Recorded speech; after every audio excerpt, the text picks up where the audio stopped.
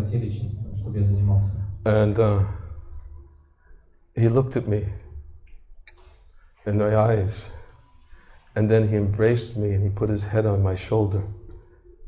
И он обнял, посмотрел мне прямо в глаза, обнял меня очень крепко и также положил свою голову мне на плечо. And he held me tightly. И очень крепко меня держал какое-то время в своих объятиях. He said, Maharaj, please teach them how to chant Shri Guru Vandana. Он сказал мне, Махарадж, пожалуйста, научите их петь Шри Гуру Вандану. That was my first instruction. Это было первое наставление, которое я получил от GBC. He's almost like tears in his eyes. Почти со слезами на глазах.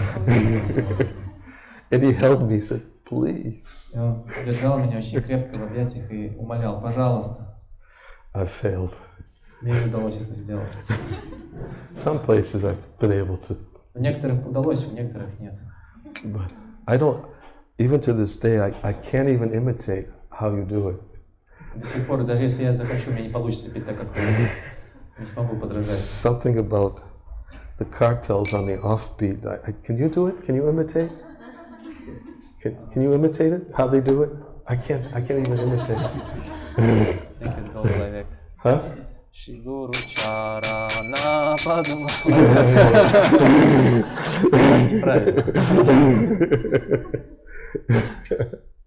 I'm sorry. Actually, when I first came here, also, after a few visits, I started to think, maybe I've learned it wrong for 20 years. На самом деле, когда я стал приезжать сюда, то через какое-то время меня стали посещать мысли, что я неправильно этому научился, я неправильно пел 20 лет. I started to get a complex. У меня стал называть комплекс неполноценности. I started to think. Anyways, I'm not going to go through the whole thing. I've given whole classes on it. На самом деле, я целые лекции на эту тему читал. But I'm not going to do that. I'm just trying to explain why I stopped 3 times. I'm just trying to explain why I stopped 3 times and finally took the cartels. Я попытался просто, хочу вам объяснить, я не хочу сейчас углубляться в обсуждение этого в деталях, но хотел объяснить вам, почему я 3 раза остановился и потом в конце концов забрал караталу. And if you are interested in learning how to lead it correctly, you might want to listen to a recording of somebody who chants it correctly. Если вы хотите научиться правильно петь Шри Гуру Вандану, то можете послушать записи тех, кто это правильно делает.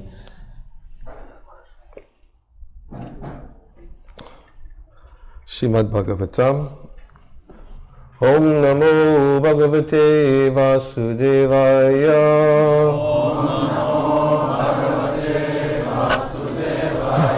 Om Namo Bhagavate Vasudevaya. Om Namo Bhagavate Vasudevaya.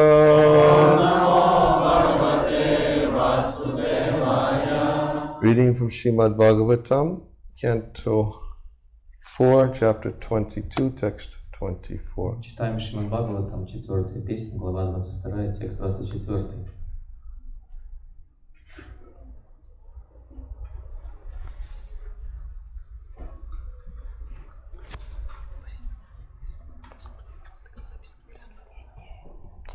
Ahimsaya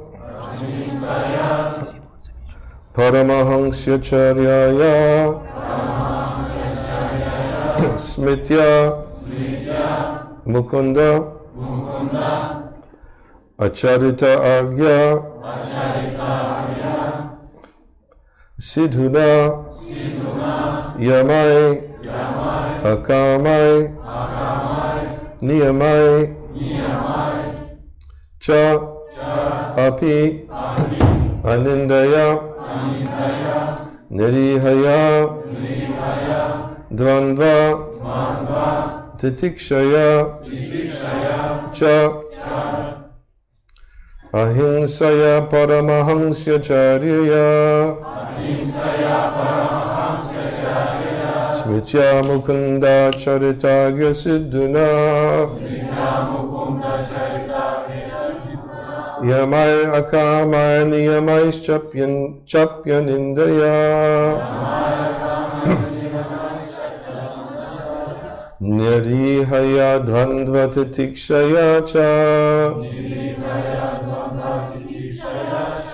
Ahinsaya paramahangsya charyaya. Smitya mukunda charidagya siddhuna. Yamai akamai niyamais chapyanandaya. Nirihaya dandvatitikshaya cha. Ahinsaya paramahangsya charyaya. Smitya mukunda charitagya siddhuna. Yamai akamai niyamais chapyanandaya. Nirihaya dvandvatitikshaya cha.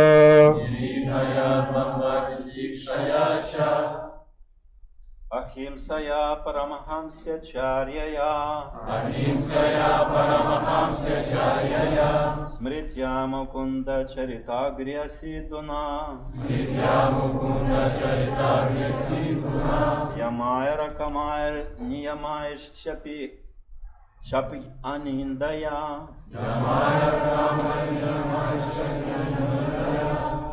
anindaya. Nirihaya dvandvatitikshaya cha.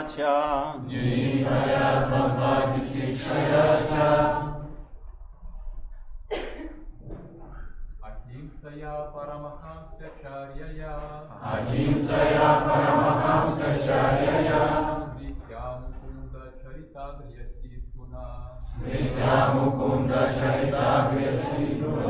Yamaya rakamaya niyamaya chap anindaya. Nirihaya dvandvatitikshaya cha.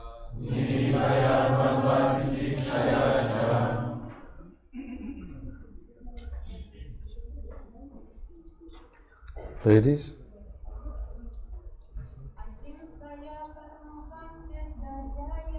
Ahimsaya paramahamsya charyaya. Smritya mukunda charitagya siddhuna. Yamaya rakamaya niyamaya chapyanandaya. Nirihaya dvandvatitikshaya cha.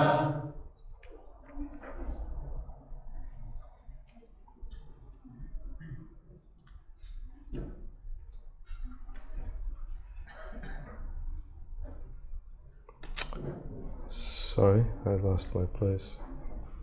What is it, 24? 22, 24.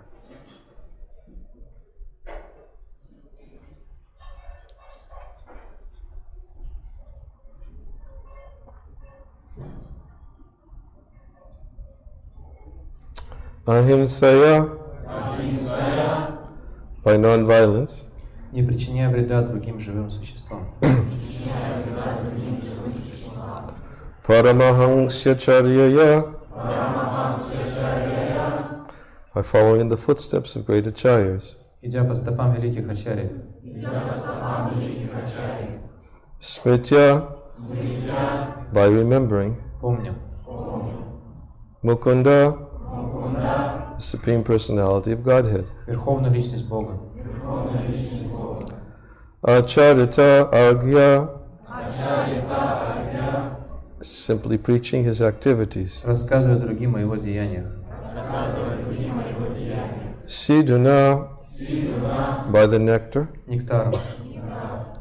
Yamai, by following regulative principles. Придерживаясь регулирующих принципов. Akamai, without material desires. Лишенный материальных желаний. Niyamai, by strictly following the rules and regulations. Строго соблюдая правила и предписания. Cha, also. Также. Api, certainly. Несомненно. Anindaya, without blasphemy. Не злословие. Nirihaya, living simply, plain living. Живя просто и скромно. Dvandva, duality. Двойственность.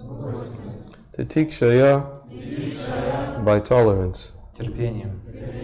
Cha, and. И. Translation.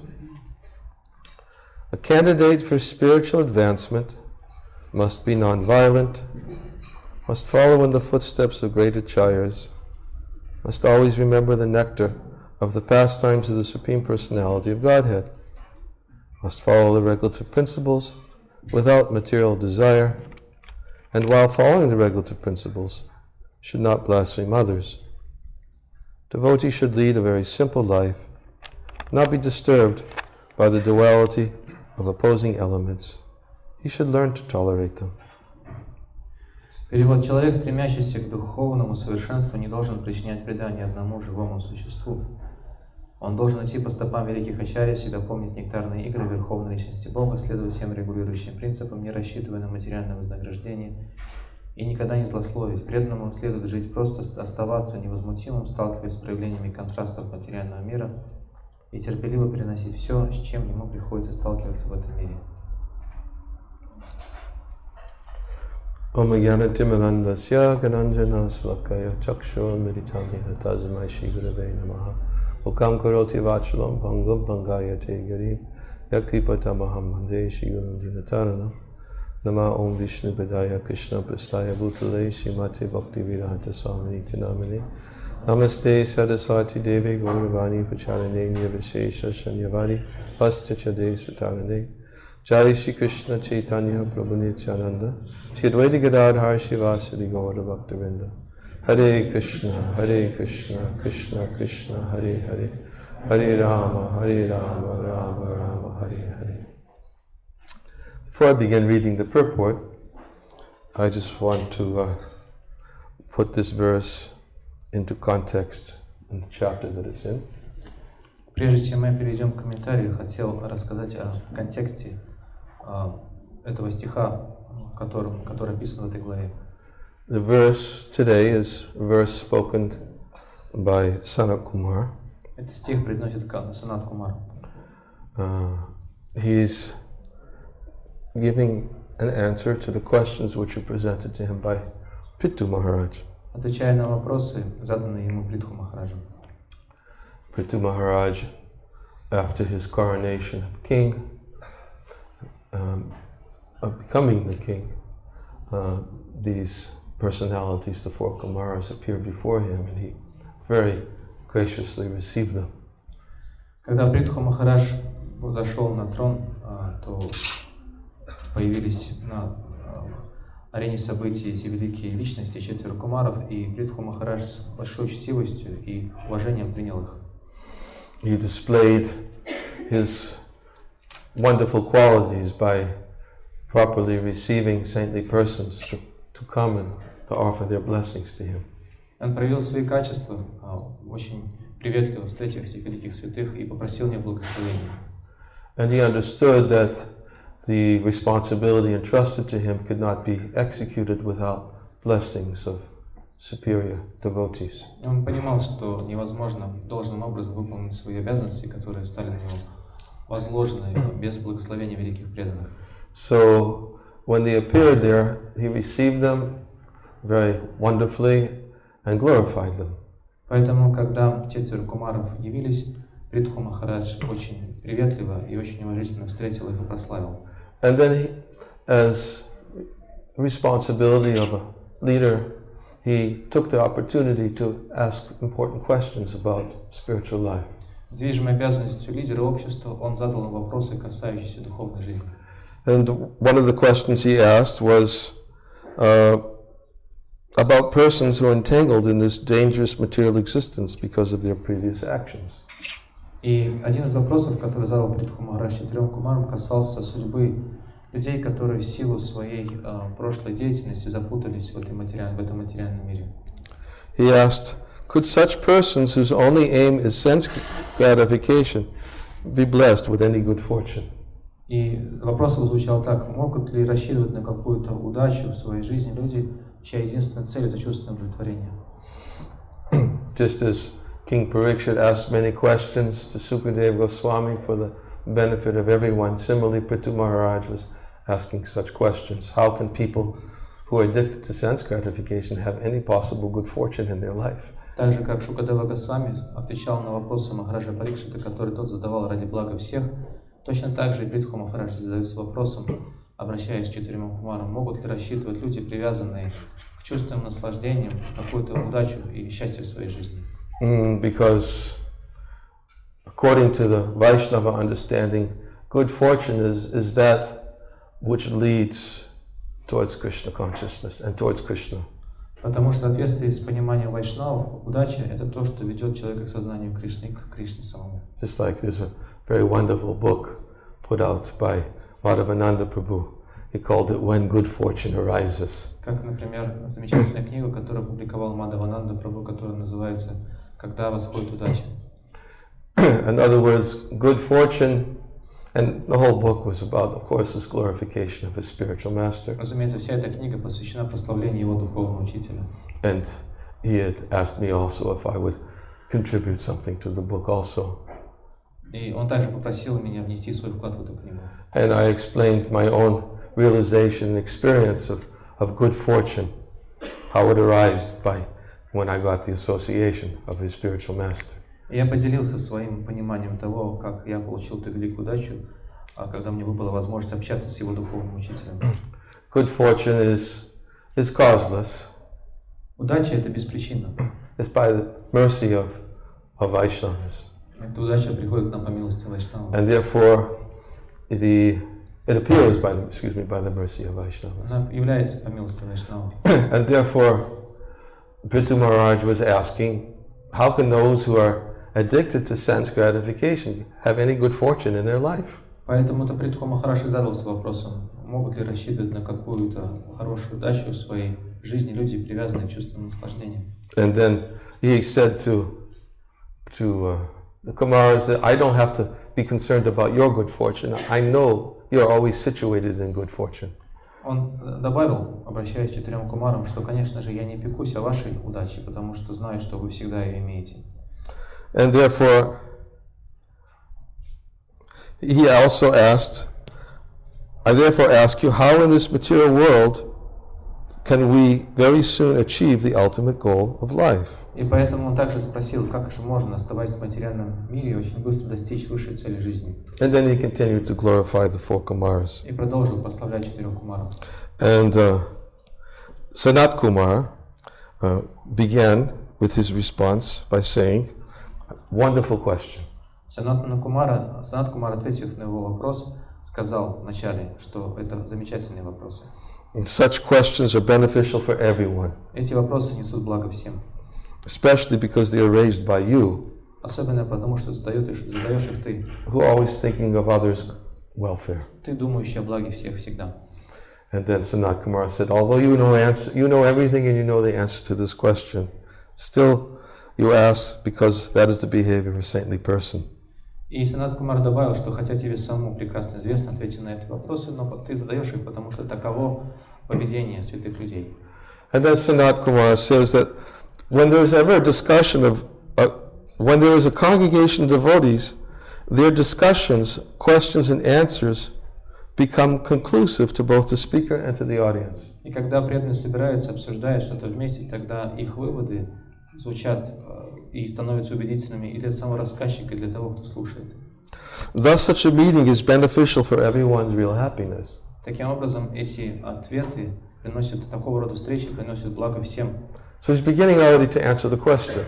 То есть он уже начал отвечать на этот вопрос. The question is, how can those who are addicted to sense gratification get good fortune?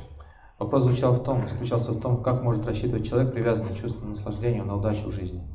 And now he's beginning to give his answer that wherever there's a discussion amongst devotees, their questions and answers are beneficial for both the speaker and the audience. И ответ он сказал, что когда преданные собираются и когда они обсуждают такого рода вопросы и слушают ответы, то это обсуждение и ответы приносят благо и тому, кто рассказывает, и тому, кто слушает. And not only are they beneficial for the audience, anyone who hears them, but they're beneficial for everyone's real happiness. И они не только несут благо тому, кто слушает ответы на эти вопросы, но и всем остальным. Они приносят им удачу, настоящее процветание. In other words, what he's saying is the discussion that we're about to have right now, everyone can benefit from it. Другими словами, он сказал, отвечая на вопрос, что от беседы, которая нам предстоит, принесет благо всем. Beginning of Bhagavatam. Muniyat sadupishtoham bhavabhya loka mangalam. Sutta Goswami said to the sages of Naimisharanya, O sages, I have been justly questioned by you. Как в самом начале Шримад Бхагаватам, Сутта Госвами в этом стихе говорит: «О, мудрецы, вы задали замечательные вопросы». Your questions are glorious. Это славные вопросы. Because they are beneficial for everyone in the entire world. Потому что они несут благо всем во всей вселенной. He was glorifying the persons who asked the questions. Они несут благо и тому, кто задает эти вопросы. Right? Sutta Goswami was glorifying the sages. Fantastic questions. Why are they fantastic? Because they're connected to Krishna. Сутта Госвами говорит, это просто потрясающие вопросы, которые вы мне задали. Почему они такие потрясающие? Потому что связаны с Кришной. Even your question is auspicious for everyone. То есть даже сами вопросы несут благо всем. What to speak of the answer? Про ответы мы даже не говорим. So he's saying here that now, wherever there's devotees are gathered, whatever they talk about, everyone can get good fortune from hearing about it. Поэтому, когда преданные собираются, обсуждают такие вопросы, то все, кто слушает такого рода беседы, получают благо. And then he goes on, Sanat Kumar goes on to glorify Prithu Maharaj. И Санат Кумар продолжает прославлять в ответ Притху Махараджа. For asking such a good question. За то, что задал такие замечательные вопросы. And then now, in this verse, excuse me. Before we get to this verse, he says, attachment for the Supreme Lord can be increased by practicing devotional service. Он говорит в предыдущих стихах о том, что attachment what? For the Supreme. И привязанность к преданным, к Господу можно увеличить или углубить благодаря преданному служению. Inquiring about the Supreme Personality of Godhead. Задавая вопросы о Верховной Личности Бога. Applying Bhakti Yoga in life. И применяя принципы Бхакти-йоги в своей жизни. Worshipping the Yogeshwara. Поклоняясь Егешу, Верховной Личности Бога. And by hearing and chanting about the glories of the Supreme Lord. А также слушая и пересказывая повествования, прославляющие Господа. These actions are pious in themselves. И все эти занятия благочестивы по своей природе. And then, the next verse, which is the verse just before today's verse, he says one has to make progress in spiritual life by not associating with persons who are simply interested in sense gratification and making money. И в следующем стихе, который предшествует прочитанному нами сегодня, Санат Кумар говорит, чтобы ничто не мешало духовному развитию преданному, ему не следует общаться с теми, кого интересует только чувство удовольствия и деньги. In other words, what he's saying is that if a person wants good fortune, then they have to be very careful not to associate with those who brings what's bad fortune. I can't think. Misfortune. Misfortune.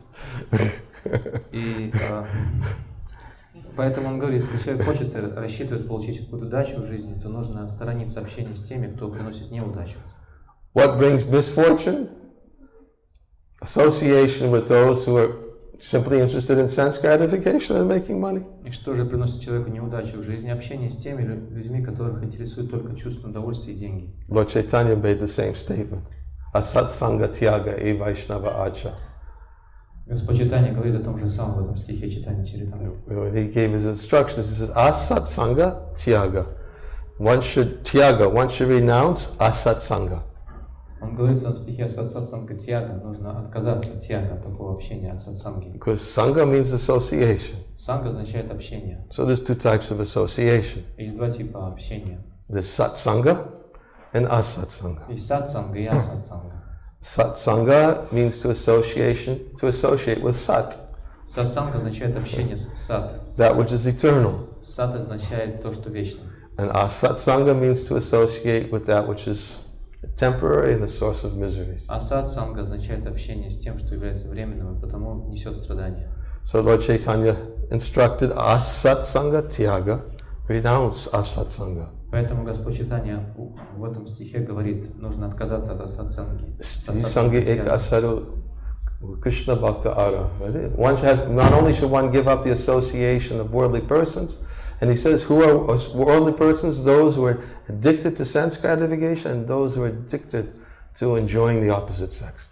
И он говорит о том, что означает асатсанга тяга. Нужно отказаться от мирского общения. Мирское общение означает общение с людьми, которые привязаны к чувственным наслаждениям, и общение с противоположным полом.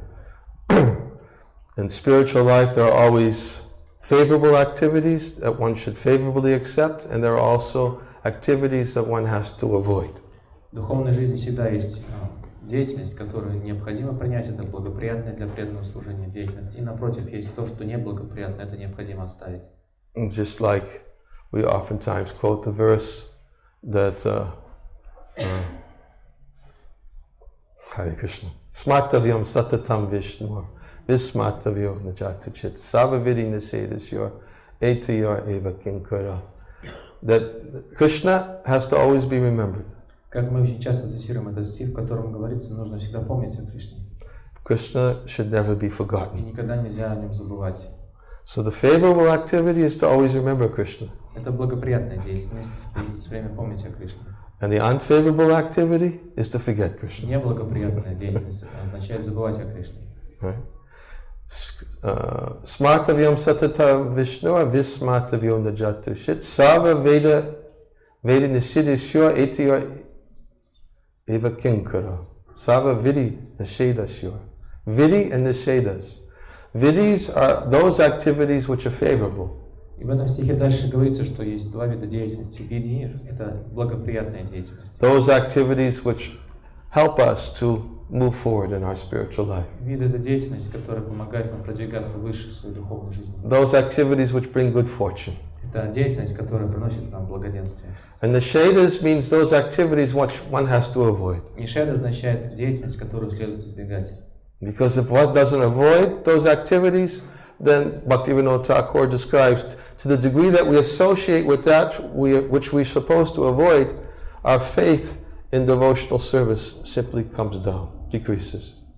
И нужно избегать этих видов деятельности. Шрила Бхактивинода Тхакур говорит, что если мы не избегаем таких видов деятельности, то пропорционально тому, насколько мы не избегаем неблагоприятный вид деятельности, с которым мы должны иметь ничего общего в преданном служении, настолько вера в преданное служение у нас будет уменьшаться.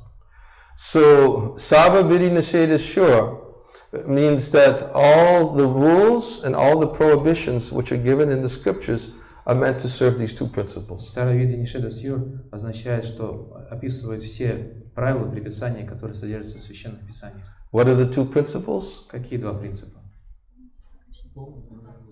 What are they? А что за два принципа, о которых идет речь?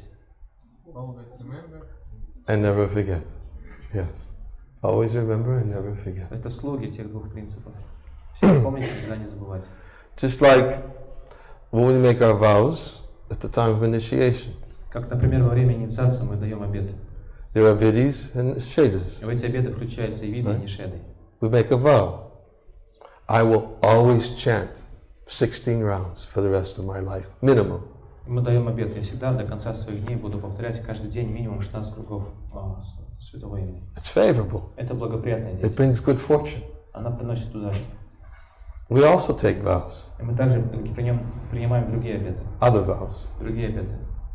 I won't break the regulative principle. Я не буду нарушать 4 регулирующих принципа. Why? Because it brings misfortune. Почему? Потому что нарушение этих принципов навлекает на человека неудачу. Right? So there are vidis and nishedas, even at the time of initiation. Поэтому даже во время инициации мы начинаем следовать виде и нишеды. The vidi is, I will always chant Hare Krishna. Виде заключается в повторении Nishedas, Харе Кришна. I will not break any of these principles because they only bring misfortune. И нишеда означает, что я не буду нарушать ни один из этих 4 принципов, потому что это приносит неудачу. In fact, I oftentimes explain in the commentary to this verse, Smartavyam Satata Vishnu, that there is a commentary which gives us a deeper understanding of the meaning of this verse. Часто комментирую этот стих и объясняю, что есть к этому стиху определенный комментарий, которым дается более глубокое понимание этого стиха. The deeper understanding is the verse is Satatam Smartavya Satatam Vishnu. Always remember Krishna. В этом стихе говорится Самартавья Садатам Вишну, нужно всегда помнить о Вишну. Now, if somebody always remembers Krishna, now why do they have to worry about forgetting him? Если человек уже постоянно помнит о Кришне, зачем ему нужно беспокоиться о том, чтобы его не забывать? They're always remembering him. Они же всегда его помнят. So, and if they're always engaged favorably in serving Krishna, then why do they have to absorb their minds in the things that they're not supposed to do? Если они всегда помнят о Кришне и благоприятным образом размышляют о нем, зачем нужно беспокоиться о том, чтобы не думать о том, что неблагоприятно и что они не должны делать? Isn't it a fact? Разве это не так? If you're always engaged favorably, then isn't it just it's a distraction to think about what are the things I'm not supposed to do? Если вы и так уже заняты благоприятным образом, то даже думать о том, что вы делать не должны, является отвлечением от этих благоприятных видов деятельности. Why should we distract ourselves with things we're supposed to do if we're always doing everything in Krishna consciousness? Отвлекаться на то, чтобы помнить о том, что мы не должны делать, если мы и так уже полностью поглощены сознанием Кришны. Yet this verse gives vidis and nishedas. Однако в этом стихе перечисляются и виды, и нишеды. Why? Почему? And therefore the explanation that is given, that both vidis and nishedas are given because it's for people who can't always remember the Lord. В этом комментарии к этому стиху объясняется, что и виды, и нишеды упоминаются в этом стихе, потому что стих предназначен для людей, которым не удается постоянно думать о Боге. Because if you always remember if you can't always remember the Lord, then you have to be conscious of those things which are going to make you forget. Потому что если вы не можете постоянно помнить о Господе, тогда необходимо помнить о том, что вам мешает о нем помнить. If I do that, it's going to lead me to forget. Потому что мы помним, если я сделаю это, то я забуду о Господе. So we need to know what the nishedas are. Поэтому мы должны знать о том, что является запретом. Because if we're not conscious of them, then we'll forget. Нишеды, то есть если мы не осознаем, что является запретом от нишеды, то мы забудем. We might find ourselves indulging in those activities which will not bring good fortune. И вдруг мы сами того не заметив, начнем заниматься деятельностью, которая принесет нам неудачу. Therefore, Vishwanath Chakravarti Thakur says the word satatam generally means always. Поэтому Шрила Вишванатха Чакраварти Тхакур говорит в комментарии к этому стиху, что слово сататам обычно означает всегда. Just like Krishna says satatam kirtayanto mam. Как Кришна говорит, сататам киртаянту мам. Always chant my glories. Всегда воспевай мою славу. Bowing down before me. И склоняйся передо мной. He said, but in this verse, satatam doesn't mean always. Но Вишванатха Чакраварти Тхакур говорит, что слово в этом стихе слово сататам не означает всегда. Because if one's always remember Krishna, he doesn't have to worry about forgetting him. Потому что если человек и так уже помнит, как Кришна всегда, ему не нужно беспокоиться о том, чтобы его не забывать. He said in this verse, the word satatam means every day. Поэтому он говорит, что в этом стихе слово сататам означает каждый день. Every day. Каждый день.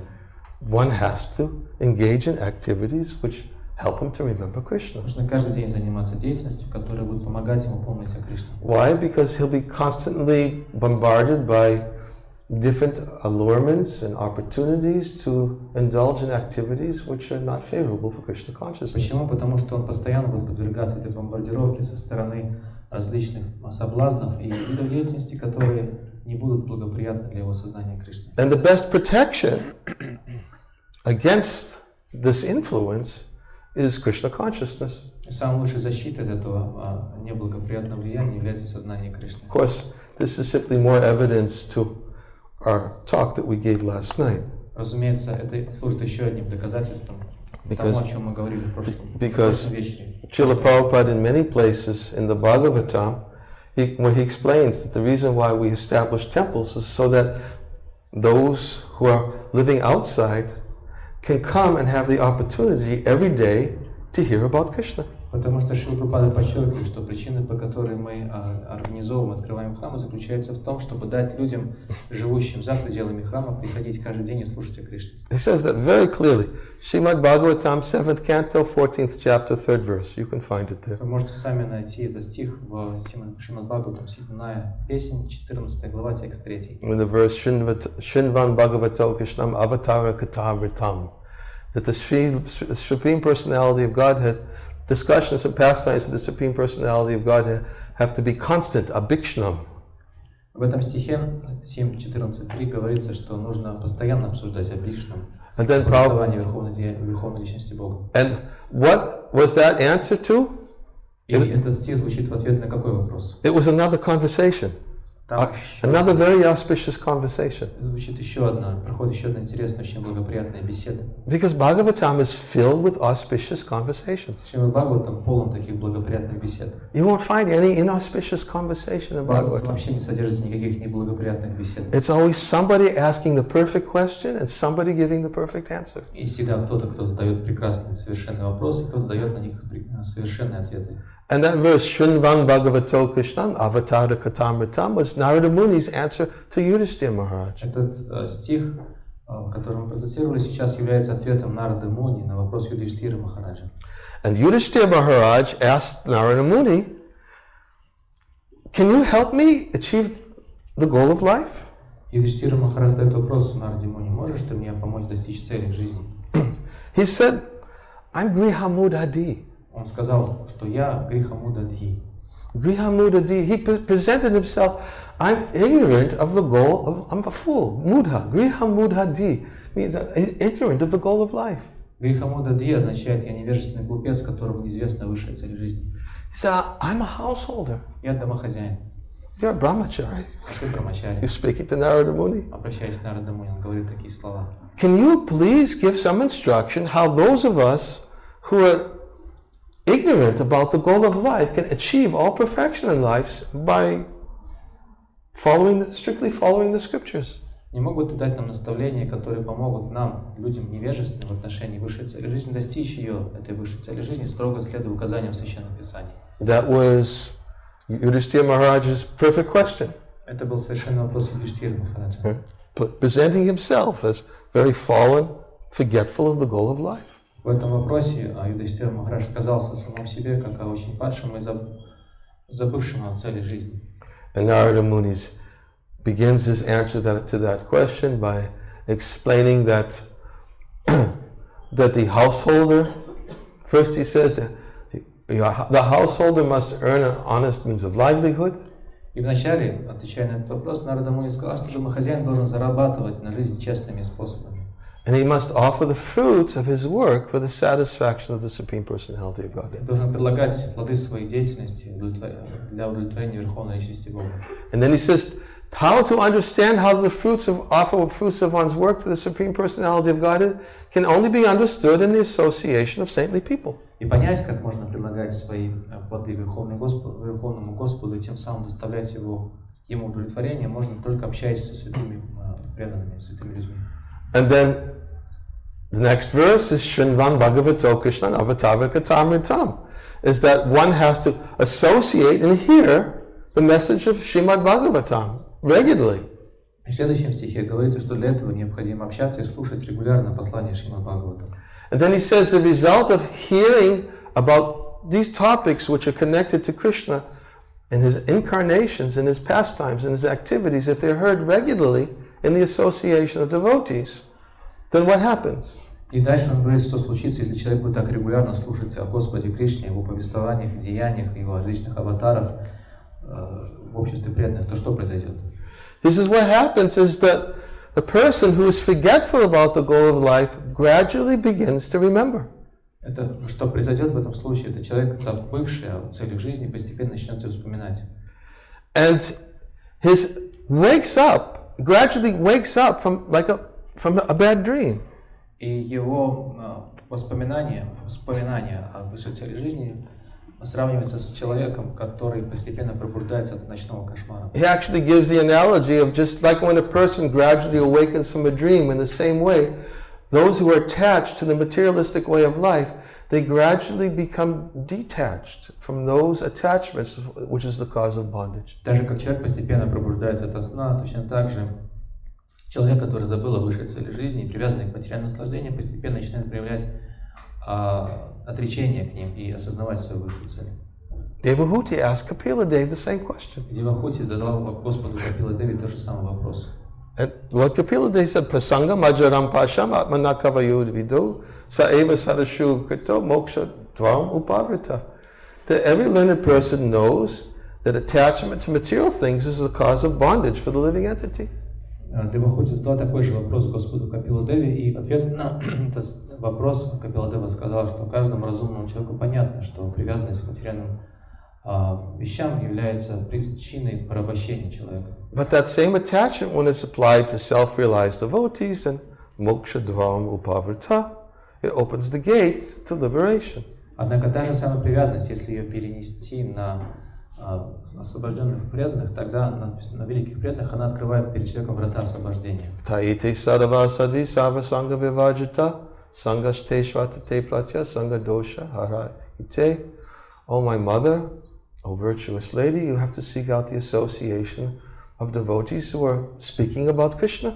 И в следующем стихе он говорит, что моя мать, благочестивая, праведная женщина, ты должна всегда искать общение с теми преданными, которые всегда говорят о Кришне. Become attached to hearing from them about Krishna. И привяжись к слушанию повествования о Кришне из их уст. And this will counteract the pernicious effects of your material attachments. И вот эта привязанность будет нейтрализовать тлетворное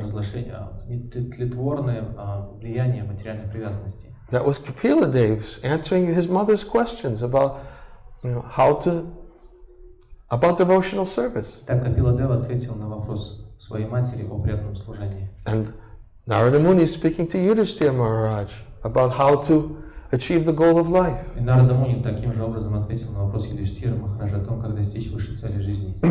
And Prabhupada explains in the commentary of that verse, Shinvan Bhagavato Krishnam Avatar Katamritam. He says, we have established these temples all over the world for householders. И Шрила Прабхупада, комментируя этот стих, говорит о том, что мы организуем или открываем по всему миру храмы специально для домохозяек. So that whenever they come to the temple, they will only hear about Krishna. Так, чтобы, когда бы они ни приходили в храме бы могли слышать только о Кришне.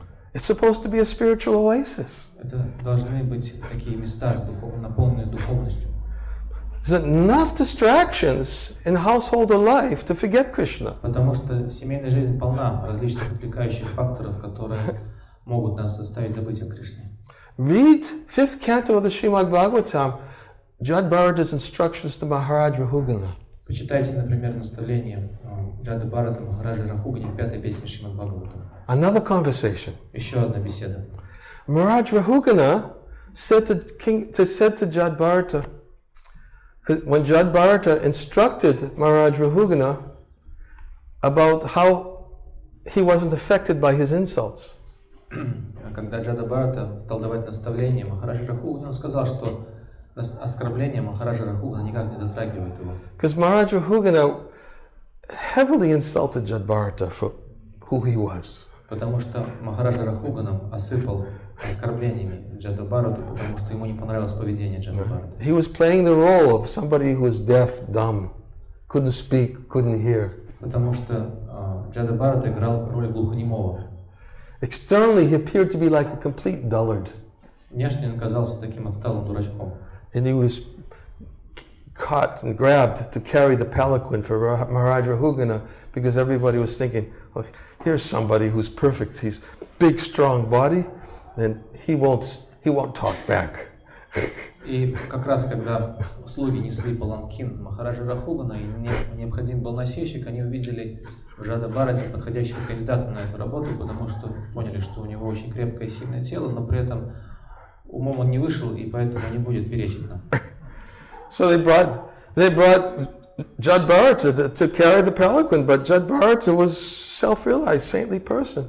And he was trying to avoid the ants on the road, and the palanquin was bouncing up and down. Поэтому они заставили Джада Бхарату нести паланкин, но поскольку Джада Бхарата был самосознавшей святой личностью, он не хотел во время пути наступать на муравьев, поэтому старался избегать наступать на них, и паланкин раскачивал в разные стороны. And the king, who was very proud, said, "You fool! What are you doing? Stop this!" and began insulting Jadbharata. И царь, который сидел в этом паланкине, поскольку он очень кичился своим положением, стал осыпать ругательствами Джаду Бхарата. Говорит: ты глупец, что ты делаешь? Перестань немедленно так нести паланкин. Felt very inconvenienced by this fool who was trying to avoid the ants, and his pelican was bouncing here and there. Его так укачало там, потому что глупец пытался, то есть он шел неровно, и поэтому паланкин раскачивал в разные стороны. But Jadbharata was playing the role of deaf and dumb. Но Джада Бхарата играл роль глухонемого. But of course he could hear. Но он мог слышать, конечно. So he heard everything that Maharaj Rahugana said. Он все прекрасно услышал, что сказал Махараджа Рахугана. And then he began speaking. И стал ответ ему говорить. He began explaining that actually you're insulting me, but I'm not this body. Сказав, что ты меня пытаешься оскорбить, но на самом деле я не являюсь этим телом. And he began explaining how he could be affected by insults because his spirit soul has nothing to do with these insults. И он стал объяснять ему, что на него, как на духовную душу, все эти оскорбления Махараджа Рахугана в принципе не могут подействовать. Then he began instructing the king how he was so proud. И затем стал говорить царю, что он слишком загордился собой. You completely think that you're a king. Ты мнишь себя царем. You're completely absorbed in the bodily conception of life. Ты полностью поглощен телесными представлениями о жизни. And began instructing the king in such a way that the king was shocked when he heard these things. Он стал такие резкие слова говорить царю, что царь пришел в оторопь. But then the king confessed to Jadbharata and said, "You know, you're discussing very high topics with me. Но затем царь признался Джаде Бхарате, что ты обсуждаешь очень возвышенные темы со мной. But I'm addicted to sense gratification. Но я привязан к чувственному наслаждению. You have to say something which is more understandable to somebody who's addicted to sense gratification." Поэтому нужно, чтобы ты сказал мне какие-то слова, которые более понятны людям, привязанным к чувственному наслаждению, как я. I definitely identify with my body, identify with my position, identify with enjoyment. Я считаю себя и своим телом, и положением, которое я занимаю, и с теми чувственными наслаждениями, которыми я занимаюсь. So then Jadbharata began describing the forest of sense enjoyment. И в ответ Джада Бхарата стал описывать царю лес материальных наслаждений. Verse after verse after verse, detailed, very detailed description of those,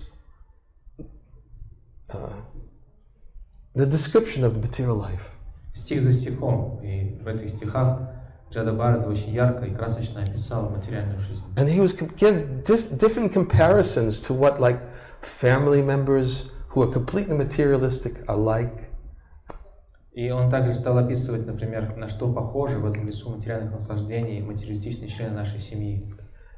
Talked about backbiting and compared them to wasps and drones. Он сравнивал их с осами и шершнями и описывал их грызню друг с другом. And he very, very bleak picture of the material world. Он очень неприятную картину материального мира нарисовал в этих стихах. And if one reads this, one begins to think, I thought Srimad Bhagavatam is supposed to be transcendental. И когда мы читаем эти писания, можно задаться вопросом, мне-то казалось, что Шримад Бхагаватам должен быть трансцендентным.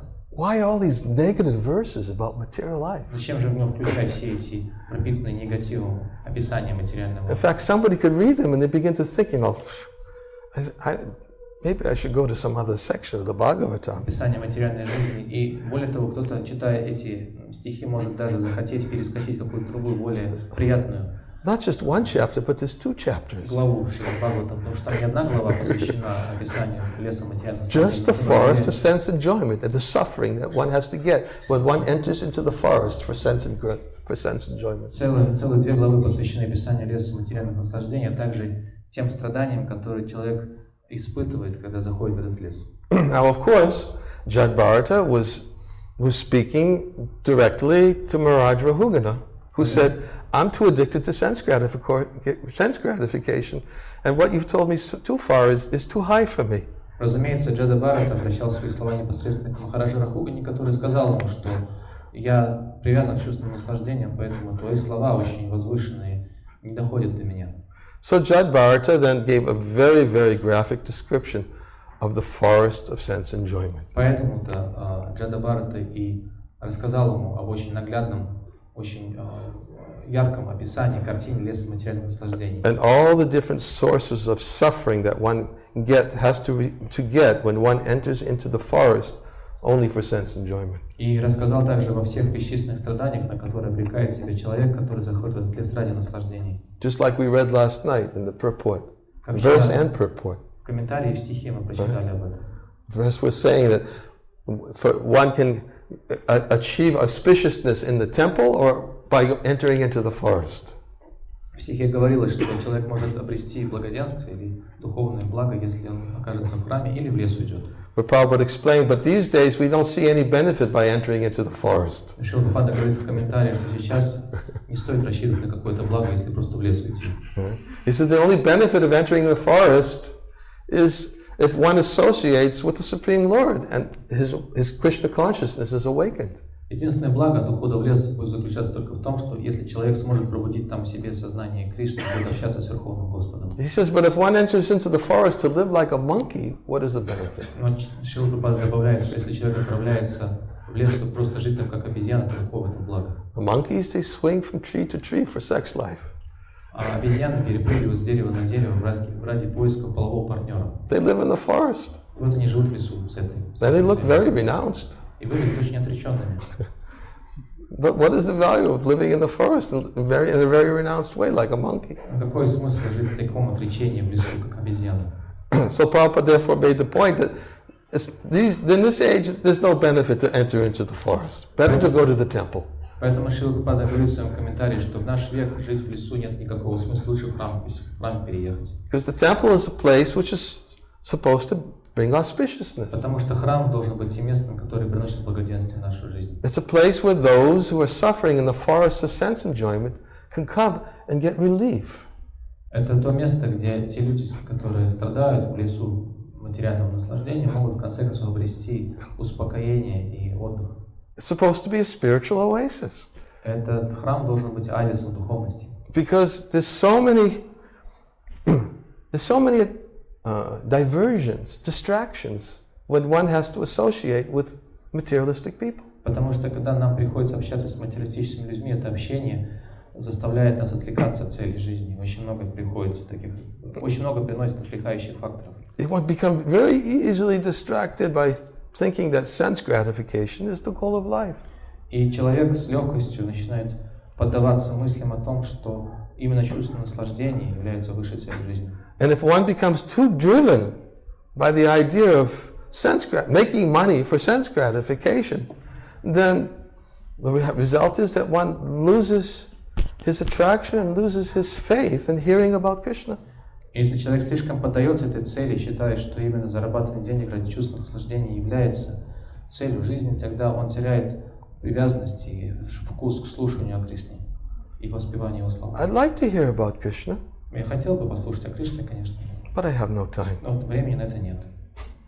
Anybody ever experienced that У before? кого-то есть такой опыт? I'd like to, but Я хотел бы послушать о Кришне. I've got this obligation, that obligation, this person expecting money from me, these people expecting money from me. Но у меня вот эта обязанность и эта обязанность есть. Вот тот ждет от меня денег, и та ждет от меня денег.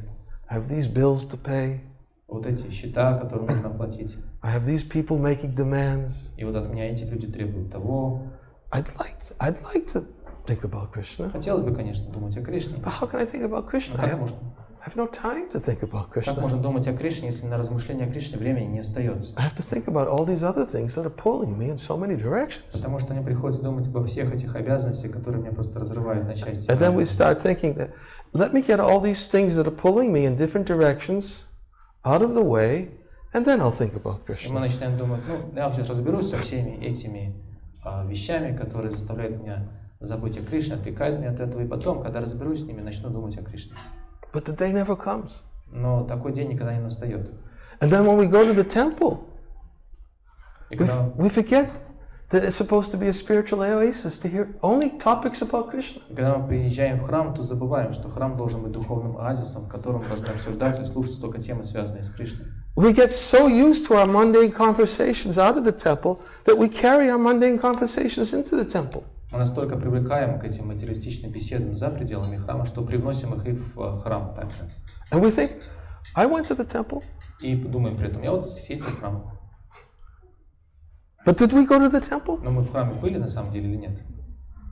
We have to think, did we actually go to the temple? Мы должны задаться этим вопросом, посетили ли мы по-настоящему храм? I associated with devotees. Я там пообщался с преданными. But what were we discussing? А о чем мы с ними общались, с этими преданными?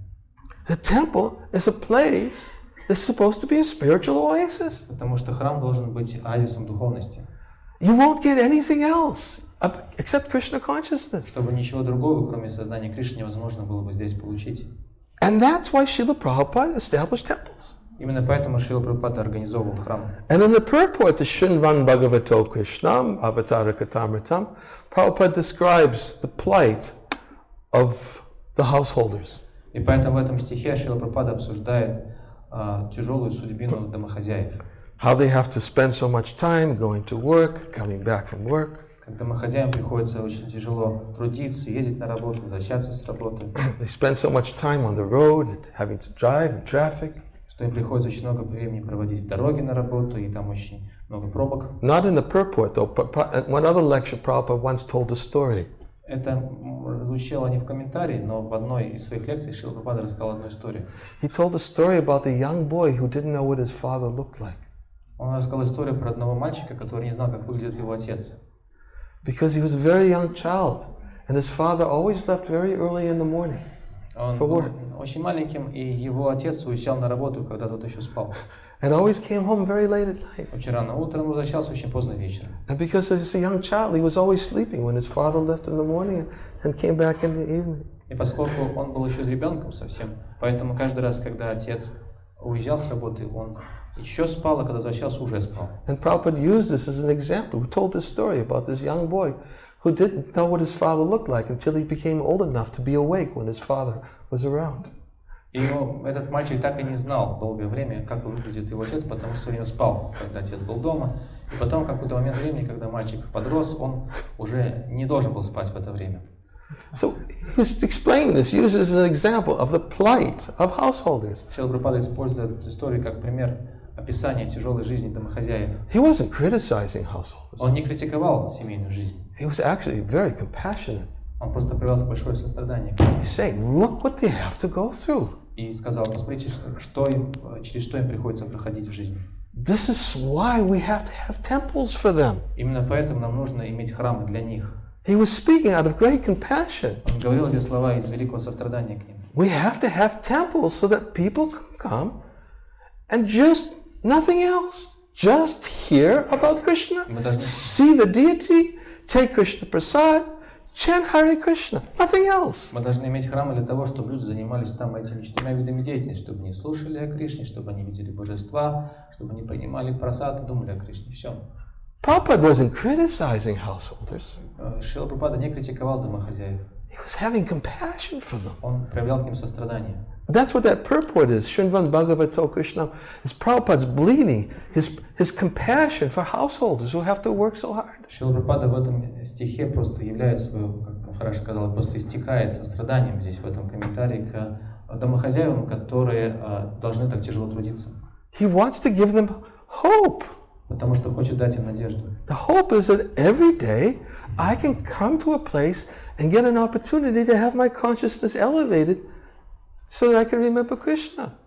И надежда заключается в том, чтобы у этих людей появилась возможность приезжать в то место, где бы они могли возвышать свое сознание, думая о Кришне.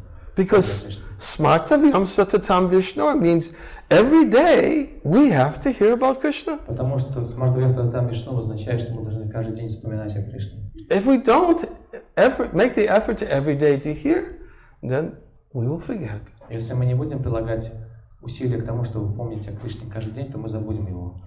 So we've already cited several conversations right in the Srimad Bhagavatam, spoken by perfect questions and perfect answers. Мы же ссылались на несколько бесед на страницах Шримад Бхагаватам, которые состоят из совершенных вопросов и совершенных ответов. We can cover many more, even on this one topic about the importance of hearing. И даже на эту тему о важности слушания мы могли бы процитировать еще очень много такого рода бесед. And this is what this verse today. This is. Although we probably won't get to it till what time is it? 9:45. 9:45. Okay. this verse was Sanat Kumar's answer to Prithu Maharaj's question. Хотя мы не дошли еще до сегодняшнего стиха, но в этом стихе Санат Кумар отвечает на вопрос Махараджа Притху. How can those who only know sense gratification have any good fortune in their life? Как же человек, который ничего не знает в своей жизни, кроме чувственного наслаждения, может рассчитывать обрести удачу? Good fortune can only arise by associating with those who are speaking about Krishna. Потому что удача в жизни человека появляется только благодаря общению с теми, кто постоянно говорит о Кришне. One has to understand the great fortune, right? Brahmanda Brahmate Kona Bhagyavan Jeev. Lord Chaitanya quotes this verse, that by great fortune, after wandering throughout the entire material world, if one comes in contact with a devotee of Krishna, then this is great fortune. Господь Чайтанья говорит в этом стихе, что благодаря своей великой удаче человек или душа, которая скитается по всей вселенной, встречается с преданными Господа. This is how good fortune arises.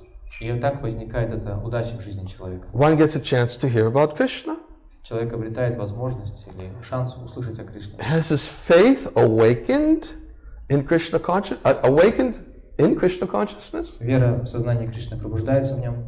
Because that's what Brahmanda Brahmate Kona Bhagavan Jeev Guru Krishna Prasadi Bhakti Lata Bija. That Bhakti Lata Bija means the seed of faith is awakened to hear about Krishna. Бхакти Лата Биджа в этом стихе означает, что в сердце такого человека появляется семя веры в слушание Кришны. Prabhupada also gives another analogy. He says that Bhakti Lata Bij means an awakening of a taste for Krishna consciousness. Шрила Прабхупада также сравнивает Бхакти Лата Биджу с пробуждением вкуса к сознанию Кришны. That is the Bhakti Lata Bij. Называется Бхакти Лата Биджа. It's awakening of faith to hear about Krishna. И вот пробуждается вера в слушание о Кришне. But then after Lord Chaitanya says this to Rupa Goswami, then what does he say? И затем Шри Чайтанья Махапрабху говорит в группе Госвами. He says that after this seed has been planted within the heart, then one has to go on hearing. Что когда это семя оказывается посаженным в сердце, нужно продолжать слушать. The hearing is the watering process. Это слушание сравнивается с процессом орошения. Excuse me, I'm looking for something. But I want to read something in this connection. I found it. В этой связи хотел бы вам кое-что прочитать. Prabhupada talks about what is the watering process. И Шрила Прабхупада говорит о том, что представляет из себя этот процесс орошения. And he quotes these verses by Lord Chaitanya to Rupa Goswami. Он ссылается на эти стихи, которые произносит Господь Чайтанья в беседе с Рупой Госвами. And this is Prabhupada's paraphrasing, summary of these instructions of Lord Chaitanya to Rupa Goswami of what happens when the Bhakti Lata Bija is planted. И Шрила Прабхупада пересказывает своими словами беседу между Шри Чайтаньей Махапрабху и Рупой Госвами, в которой Господь Чайтанья описывает, что происходит дальше после того, как семя оказывается посаженным в сердце. Because he says when a seed is planted, it needs continuous watering. Шрила Прабхупада говорит о том, что когда в сердце оказывается семя преданного служения, оно нуждается в постоянном орошении. If it's not watered, it won't grow. Если сердце не орошает, то это семя не прорастет. Not only will it not grow, but it may actually die. Оно не только не прорастет, но может даже погибнуть. Семя. So it's not that just as the seed is planted and then that's it. I've got the Bhakti Lata Bij. Не то, что так высаживаем в сердце и сразу моментально из него вырастает Бхакти Лата. The seed needs to be watered. Нет, необходимо поливать это семя. And Prabhupada describes this whole, and then he goes on to explain, Lord Chaitanya goes on to explain, that when the seed is being watered, the weeds are also growing. И затем Шри Чайтанья Махапрабху объясняет, что когда мы орошаем это семя, то вместе с этим семенем воду получают и сорняки. Just like I just was speaking with my godbrother who lives in Kiev, Ladvamsi Prabhu. Недавно я беседовал с моим духовным братом Ладвамши Прабху, который живет в Киеве. And every year he works on a garden. И каждый год он работает на своем приусадебном участке. But he had to move his garden this year to another place, to a devotee's home where there were so many weeds. Но ему пришлось перенести свой огород в этом году на приусадебный участок другого преданного, и там оказалось очень много сорняков. And previously this devotee had planted strawberries, and the strawberries were coming up. Потому что раньше у этого преданного на грядке росла клубника, и клубника там приносила плод. He said, but the garden hadn't been taken care of for so long, for so many years, that the weeds were just like huge, and nothing could grow properly. And he had to go and had to pull out the weeds. Но вот вам Шапру объяснил, что поскольку за этим участком долгое время не ухаживали, многие годы, там все разросло сорняком, и ничего другое расти там не могло в принципе. And because the weeds had been there for so long, so many seeds fell into the soil, and constantly new weeds were always coming up. И ему приходилось пропалывать эти сорняки, однако выяснилось, что поскольку сорняки росли там многие годы, они уже засеяли все своими семенами, и ничего кроме сорняков там уже не росло. And he was telling me how he had to spend so much time every day, always just pulling out weeds. И рассказывал мне, как каждый день ему приходится заниматься только пропалыванием этих сорняков. And Lord Chaitanya uses that as an analogy. И Господь Чайтанья использует это как пример. That when the watering of the Bhakti Lata Bija is taking place, then the weeds, they grow faster and bigger than the plant. Что когда мы орошаем Бхакти-лату, то вместе с этим начинают расти сорняки, и сорняки растут быстрее и заглушают. And if one is not careful to distinguish between the weeds and the plant, then the weeds can choke the growth of the plant. И если человек неосмотрительный и не проводит различия между той культурой, которую он взращивает, то есть Бхакти-латой, и сорняками вокруг, то сорняки могут просто заглушить Бхакти-лату. And therefore he says that a person who's advancing, he has to learn to discriminate between what is the weed and what is the plant. Поэтому Господь Чайтанья говорит, что человек, который желает продвигаться в духовной жизни, должен научиться проводить различия между сорняками и Бхакти-латой. Vidis and Nishedas. Называется види нишеда. Without knowing what the weeds are, one may actually choke the growth of the plant. Не зная, как выглядят сорняки, человек может позволить им заглушить растения. So one should know what the weeds are. What is it that can choke the growth of the devotional creeper? Поэтому нужно знать, как выглядят сорняки, и знать, что они могут заглушить своим бурным ростом растения преданности. Anyways, I wanted to read this wonderful commentary. И поэтому я хотел прочитать этот замечательный комментарий. And Prabhupada paraphrases what happens when the seed is planted. В котором Шрила Прабхупада перефразирует описание роста этого растения преданности. He says the living entities all over the universes are enjoying the effects of the respective fruited results of their own work. Шрила Прабхупада говорит, что живые существа по всей вселенной наслаждаются последствиями своей деятельности ради плодов. Life after life. Жизнь за жизнью. Out of all of them, some may be influenced by the association of pure devotees. И некоторые из таких живых существ получают возможность общения с преданными, и на них это влияет. And thus get the chance to execute devotional service by attainment of taste. Давая им возможность заниматься преданным служением благодаря той капле вкуса, которую они получают в этом общении. This taste is the seed of devotional service. Этот вкус является семенем преданного служения. And one who is fortunate enough to have received such a seed is advised to sow it in the core of his heart. Человек, который по своей удаче получил это семя преданного служения, ему рекомендуется посеять это семя в самом сокровенном уголке своего сердца. This is the seed. Это называется семенем. It's the attainment of taste. Семенем Прабхупада называет здесь обретение вкуса. May not always be there. Этот вкус может не всегда быть у нас. But it also means the attainment of faith. Но нам необходимо также получить каплю веры. Both taste and faith. Taste and faith. То есть нам необходимо получить и веру, и вкус. That I have faith that if I simply go on hearing about pure devotional service, Даже если вкус мы не испытываем, должна быть вера в то, что если я просто буду продолжать заниматься преданным служением, then even somebody who has so many attachments as I have in my heart can become purified. даже такой человек, как я, хранящий так много привязанности в своем сердце, может очиститься. So it's the attainment of faith. Это необходимо, мне для этого необходимо обрести веру. Like we oftentimes give the example, Shraddha, faith, is like the birth of a newborn baby. Как мы часто приводим пример, который объясняет, что шрада или вера — это как новорожденная девочка. When a newborn baby takes birth, parents are always very careful to protect. Когда у родителей рождается такая девочка, маленький младенец, то они очень бережно ее оберегают.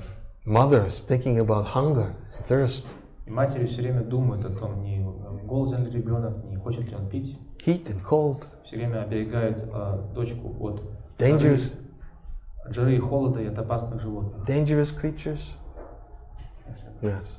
So the mother is always very eager to protect the child, especially when it is newborn. Поэтому мать тщательно оберегает своего ребенка всех этих опасностей, особенно если ребенок совсем недавно родился. Always conscious, isn't Всегда it? осознает это. Child is always with you. Потому что ребенок всегда с вами. Child is crying. Why is the child crying? Если ребенок заплакал, почему он заплакал? Is child hungry? Может, он захочет кушать? Something else, maybe? Что-то, Something. может быть, еще какие-то проблемы, испытывают трудности. Parents are very conscious of the newborn child. Родители все время осознают состояние своего ребенка. Why? Because the child is helpless. Новорожденного ребенка, потому что ребенок беспомощен в этом состоянии. Child is dependent. И целиком зависит от них. So Bhaktivinoda Thakur says this Shraddha, this faith, when it takes its birth, it's like a new child. Бхактивиданта Тхакур говорит, что шрадха сравнивается, или вера, когда она рождается, все человек, она сравнивается с таким новорожденным ребенком. That Shraddha is very dependent. И эта шрадха очень сильно зависит от окружающих факторов. It's dependent on hearing about the activities which could disrupt its growth. Она очень зависит от That could disrupt its growth. То есть она очень сильно зависит от того, о чем, например, слушать человека. Есть виды слушания или деятельности, которые может, наоборот, уничтожить эту шрадху или помешать ее росту. Such as karma and jnana. Например, слушание кармы и гьяни. Right? Sense enjoyment, fruitive activities. Чувство наслаждения и стремление к плодам. Mental speculation. Различных философских умствований. Right? And just as the mother also protects the newborn child from these dangerous elements, the mother nurses the child to give it strength. И мать одновременно хранит ребенка от таких опасных влияний и внешних факторов, также она одновременно и питает его. Because the more the child is nourished, the more the child will get strength to stand up and grow healthy, to be able to withstand the influences of heat and cold. Hunger and thirst. Чем больше ребенок получает должное питание, тем больше он становится крепким, здоровым и сильным, и тогда самостоятельно сможет уже устоять перед различными вредными воздействиями, такими как голод и жажда, и жара, и холод, и прочее. In the same way, Shraddha needs to be protected by the guardians of devotional service. Точно так же хранители преданности должны бережно охранять нашу, то есть веру Шрадху. That faith, that Shraddha, it's just awakened, but it needs to be protected. Эта вера Шрадха только пробудилась, но нуждается в защите. One has to hear topics related to Krishna to keep the faith and pure devotional service strong. Поэтому необходимо слушать о темах, связанных с Кришной, чтобы хранить веру в преданное служение очень сильной и крепкой. If one becomes too busy by hearing about other topics which are not really connected to Krishna, если человек слишком увлекается слушанием о других темах, которые не так уж связаны с Кришной, then one's faith gets weaker and weaker. Тогда вера человека постепенно становится все слабее и слабее. And just as a newborn child, if it doesn't get that nourishment, they become sick. И точно так же, как ребенок, если не получает должного пропитания, если его не докармливают, он становится больным. And Prabhupada goes on to explain in this section of Chaitanya Charitamrita, there are different types of bijas that one can receive in the heart. Шрила Прабхупада также объясняет в этом разделе Чайтанья Чаритамриты, что есть различные виды бидж или семян, которые могут оказаться в нашем сердце. Bhakti-lata bija is the most auspicious seed. Самое благоприятное это Бхакти-лата биджа. But there's karma bijas, there's jnana bijas. Но существует карма биджа и гьяна биджа. There's so many different types of bijas, and the more we hear about these other topics, then Bhakti-lata bija will not be nourished. Существуют эти гьяна биджи и карма биджи, и чем больше мы будем слушать о таких темах, тем меньше питания будет получать Бхакти-лата биджа. If we water these other plants, it's like watering the weeds. Если мы будем орошать эти другие растения, то все равно, что орошать сорняки на своем огороде. What person who has a garden thinks, I want to go and water the weeds? Какой человек в трезвом уме будет на своем огороде поливать сорняки? It's enough work to get rid of the weeds. То есть от них избавиться очень сложно, без полива. Because you want the fruit, you don't want weeds. Вы хотите получить плод ваших усилий на огороде, а не сорняки. What do weeds give you? Зачем сорняки? Что они вам дают? They only give you suffering. Дают вам только страдания. That's what these other weeds will do. They only lead to suffering. Вот эти сорняки приносят только страдания, ничего больше. They don't lead to the real happiness of the soul. Они не приводят душу к истинному счастью.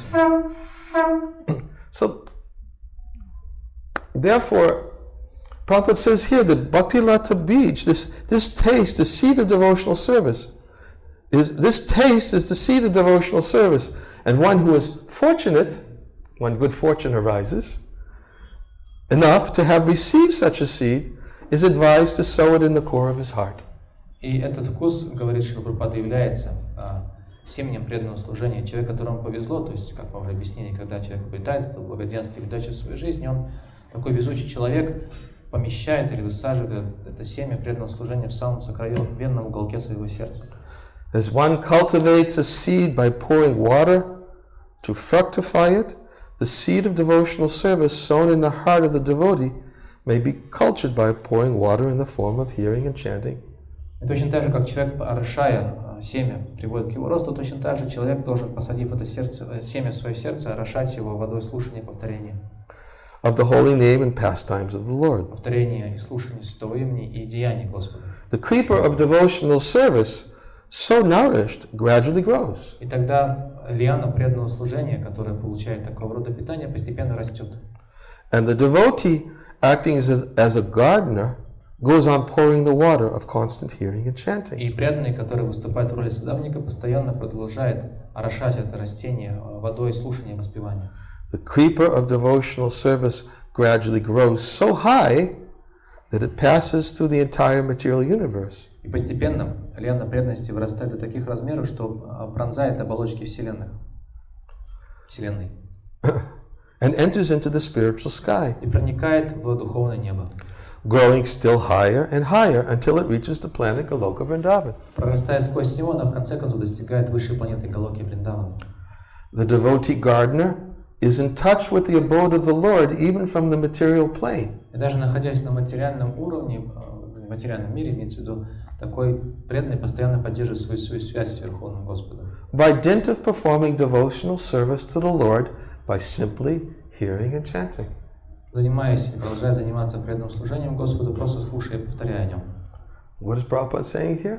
Что Прабхупада здесь говорит? So the devotee, although he's still here, he's in touch with the spiritual world. Хотя преданный постоянно, по-прежнему живет в материальном мире, но поддерживает свою связь с миром духовным. Simply by contact with the devotional service of hearing and chanting. Просто благодаря своей связи с преданным служением в форме слушания и воспевания. This is why the temples are supposed to be the spiritual world. Именно поэтому храмы должны быть духовным миром. This is the only kata that goes on in temples. Чтобы в храмах звучало только катха. This is how to keep contact with the spiritual world. Вот так можно поддерживать контакт с духовным миром. So Prabhupada says he's in touch with the abode of the Lord even from the material plane by dint of his hearing and chanting. И Шрила Прабхупада говорит, что такой преданный продолжает поддерживать свою связь с обителью Верховного Господа, пусть даже и оставаясь в материальном мире, благодаря слушанию и воспеванию. And then Prabhupada gives a beautiful analogy. И Шрила Прабхупада приводит удивительную аналогию. He says, as a creeper takes shelter of another stronger tree, Он говорит, что так же, как лиана обвивается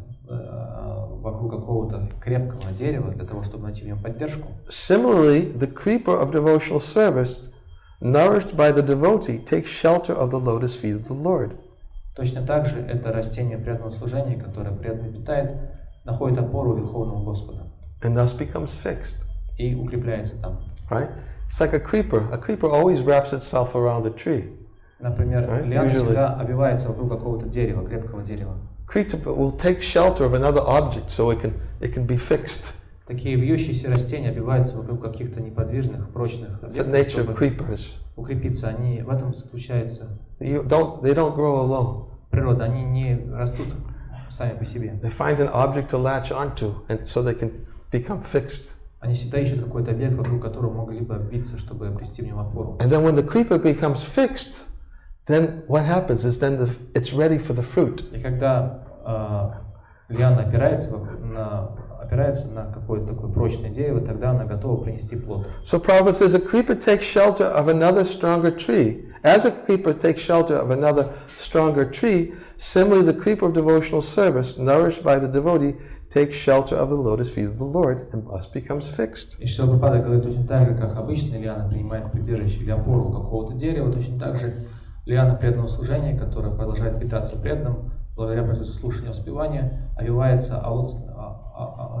вокруг лотосных стоп Господа и таким образом укрепляется. When the creeper is fixed, then the fruit of the creeper comes into existence. И когда лиана обретает такую опору, то на ней появляется плод. And the gardener who nourished it is able to enjoy this fruit of love. И тогда садовник, который ухаживал все это время за лианой преданности, может насладиться ее плодом. And his life becomes successful. Жизнь его становится успешной. Well, that's Prabhupada's purport from the third canto verse. It's a verse about Uddhava. Это комментарий Шрилы Прабхупады из третьей песни Шримад Бхагаватам к стиху, в котором говорится об Уддаве. It was a conversation between Vidura and Uddhava. Беседе между Видурой и Уддавой. Was it Vidura or Maitreya? No, it was Vidura, actually. Huh? Vidura, yes. Yes, it was Vidura. Видура и Уддава беседовали. Vidura was traveling around to different places of pilgrimage, and he came upon Uddhava. Видура странствовал по различным святым местам паломничества и встретился с Видурой. And when he saw Uddhava, Vidura began asking about all the devotees. Когда Видура встретился с Уддавой, то стал задавать ему вопросы про разных преданных. Because Vidura had been traveling for so long to different places of pilgrimage. Потому что Видура очень долго странствовал по различным местам паломничества. But Vidura was so fixed on the lotus feet of Krishna that he wasn't even conscious. Uddhava was so, he wasn't even conscious. He was with Krishna in the spiritual world. Но Уддава был так поглощен мыслями о Верховном Господе, что даже не осознавал, где он находился. Он всегда находился с Господом в духовном мире. But then when Vidura came and inquired from him, then Uddhava, who was remembering Krishna in the spiritual world, he then came back down to consciousness so that he could speak to Vidura and tell Vidura answer his questions. Но когда Видура задал вопросы Уддаве, то Уддаве пришлось очнуться от своего транса, пребывания с Господом в духовном мире, и он как бы снизошел снова на этот уровень и смог ответить, придя во внешнее сознание, на вопросы Видуры. One of the things Uddhava told Vidura moved Vidura to tears. И то есть в его словах прозвучало то, что Видуру растрогало до слез. Because Uddhava was explaining how Krishna instructed Uddhava so that he could repeat what he heard from Krishna to someone else.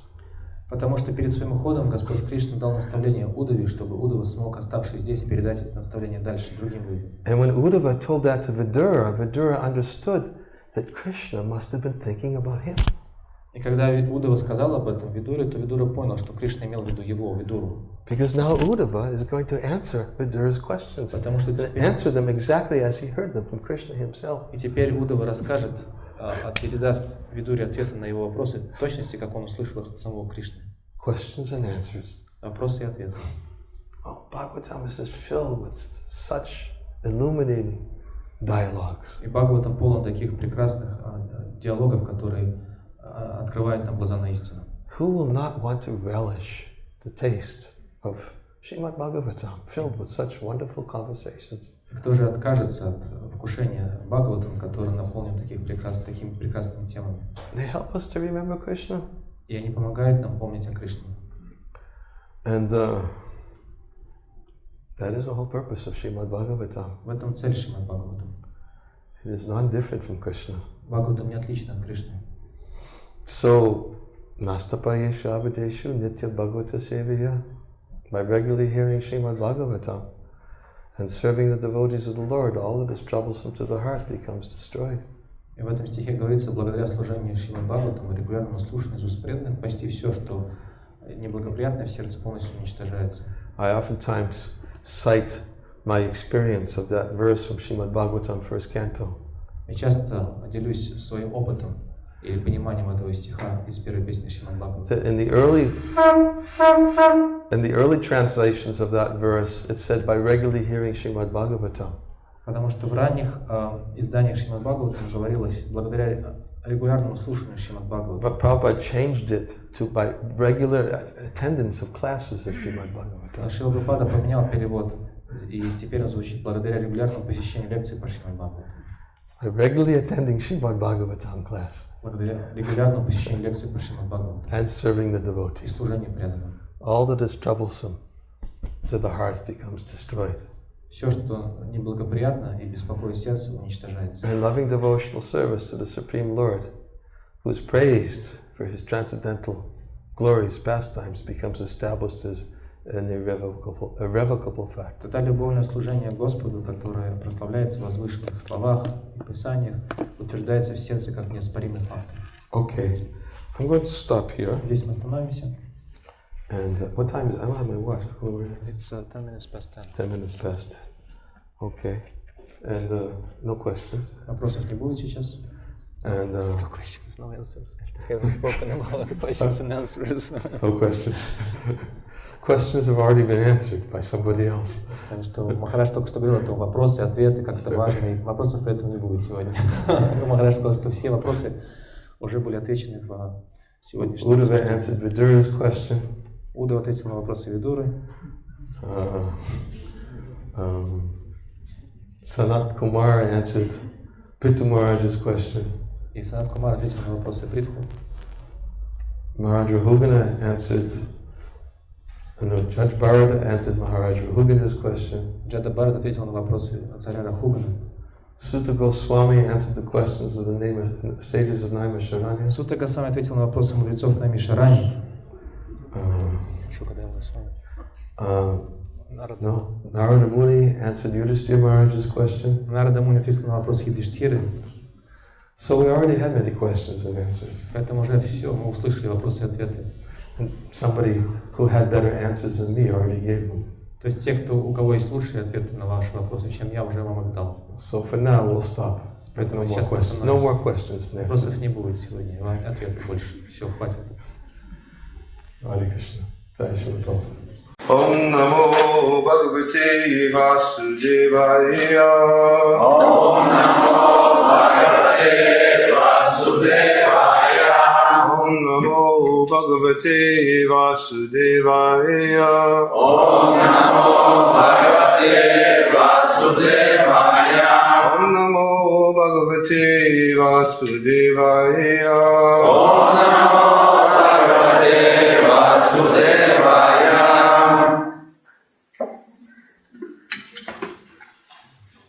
Before I begin, is there anyone here for the first time today?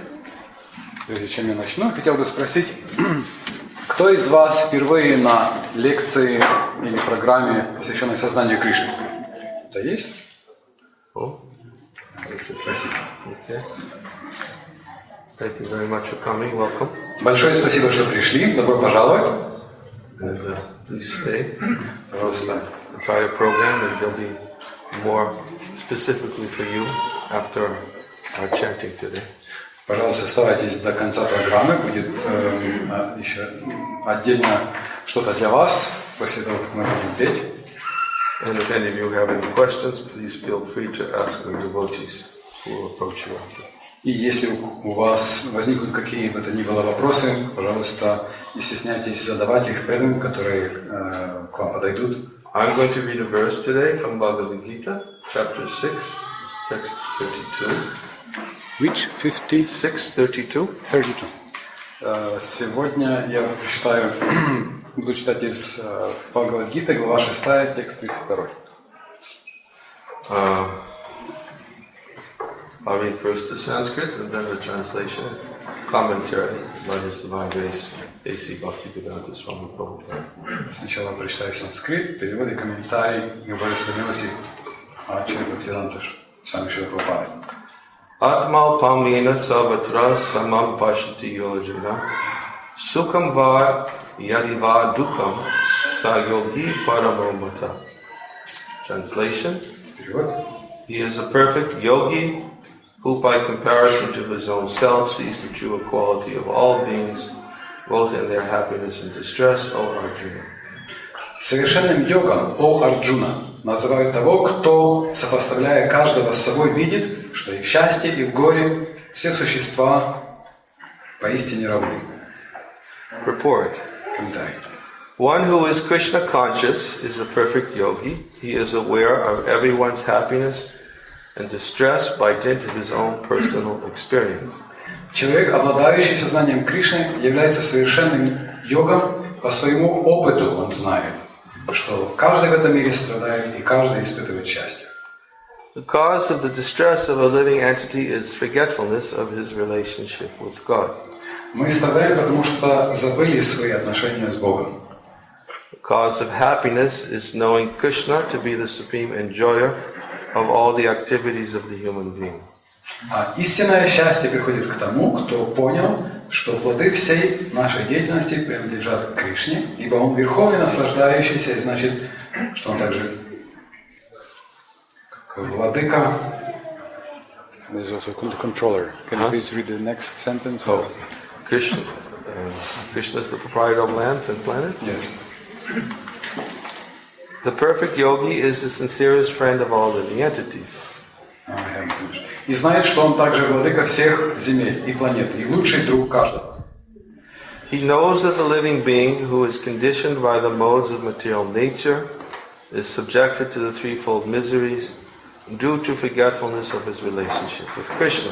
Совершенный йог понимает, что живое существо, порабощенное гунами материальной природы, испытывает тройственные страдания только потому, что забыло свои отношения с Кришной. Because one in Krishna consciousness is happy, he tries to distribute the knowledge of Krishna everywhere. И поскольку тот, кто обрел сознание Кришны, становится счастливым, он стремится принести знания о Кришне в каждый уголок земли. Since the perfect yogi tries to broadcast the importance of becoming Krishna conscious, he is the best philanthropist in the world and he is the dearest servitor of the Lord. Совершенный йог старается убедить людей в необходимости обрести сознание Кришны, поэтому он самый лучший благодетель и самый дорогой слуга Господа. In other words, a devotee of the Lord always looks to the welfare of all living entities, and in this way he is factually the friend of everyone. Иными словами, преданный Господа неустанно заботится о благе всех существ, и потому является истинным другом каждого. He is the best yogi because he does not desire perfection in yoga for his personal benefit, but tries for others also. Он лучший из всех йогов, ибо стремится к совершенству не ради собственного блага, но ради блага других. Does not envy his fellow living entities. Он никогда не враждует с другими живыми существами. Here is a contrast between a pure devotee of the Lord and a yogi interested only in his personal elevation. Такова разница между чистым, преданным Господа и йогом, заинтересованным лишь в собственном совершенстве. The yogi who has withdrawn to a secluded place in order to meditate perfectly may not be as perfect as a devotee who is trying his best to turn every man toward Krishna consciousness. Йог, который уходит в уединенное место в поисках идеальных условий для медитации, может не быть столь возвышенным, как преданный, старающийся изо всех сил привлечь каждого человека к сознанию Кришны. Om Jnana Timirandasya Ниранджана Свами Чакшура Unmilitamena Tasmai Shri Gurave Namaha Ukam Karoti Vachalo Pangam Nangayate Garim Yat Kripata Mahamade Shri Janandina Tarana Nama Om Vishnu Padaya Krishna Prasaya Bhutale Shrimati Bhaktivedanты Swami Namane Namaste Saraswati Devi Gauravai Pracharane Nirvishesha Shanyavari Paschachade Satarane Jai Shri Krishna Chaitanya Prabhu Nityananda Shri Advaita Gadadhar Srivasadi Gaura Hare Krishna Krishna Krishna Hare Hare Hare Rama Rama Rama Hare Hare.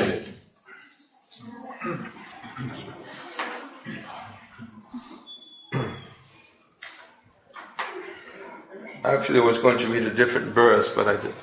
Just a few minutes before coming here, I thought this would be a good verse to speak from, and I will explain why. На самом деле, я собирался прочитать другой стих, но буквально за несколько минут перед тем, как сюда прийти, я решил, что это очень хороший стих, чтобы прочитать его сегодня. И сейчас я объясню почему. I was thinking that because just a few days ago was an auspicious day for all of us who are members of the International Society for Krishna Consciousness, that I would try to tie this verse together with that event. Несколько дней назад мы праздновали одно событие, которое очень благоприятно для каждого члена Международного общества сознания Кришны.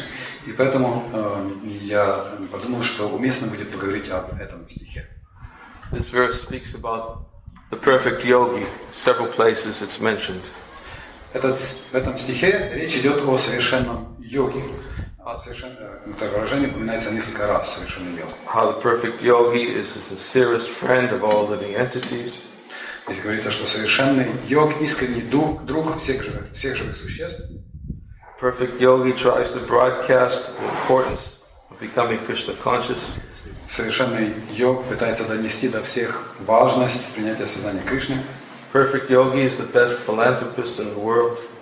Совершенный йог является лучшим филантропом в этом мире. The perfect yogi is the dearest servitor of the Lord. Совершенный йог является самым дорогим слугой Верховного Господа. These and more are actually described in this commentary about someone who is a perfect yogi. Так описан совершенный йог в этом комментарии. Таким образом, и еще приводится несколько описаний. Because the verse specifically speaks about the perfect yogi, потому что стих конкретно упоминает совершенного йога, who sees the true equality of all living beings in both their happiness and distress. Который видит истинное равенство всех живых существ, как в счастье, так и в страдании. This chapter, this 6th chapter of Bhagavad-Gita actually describes the yogic practices. 6 глава Бхагавад-Гиты описывает практику йоги. And wherein Lord Krishna describes the type of meditation that is required in order to become successful in yoga.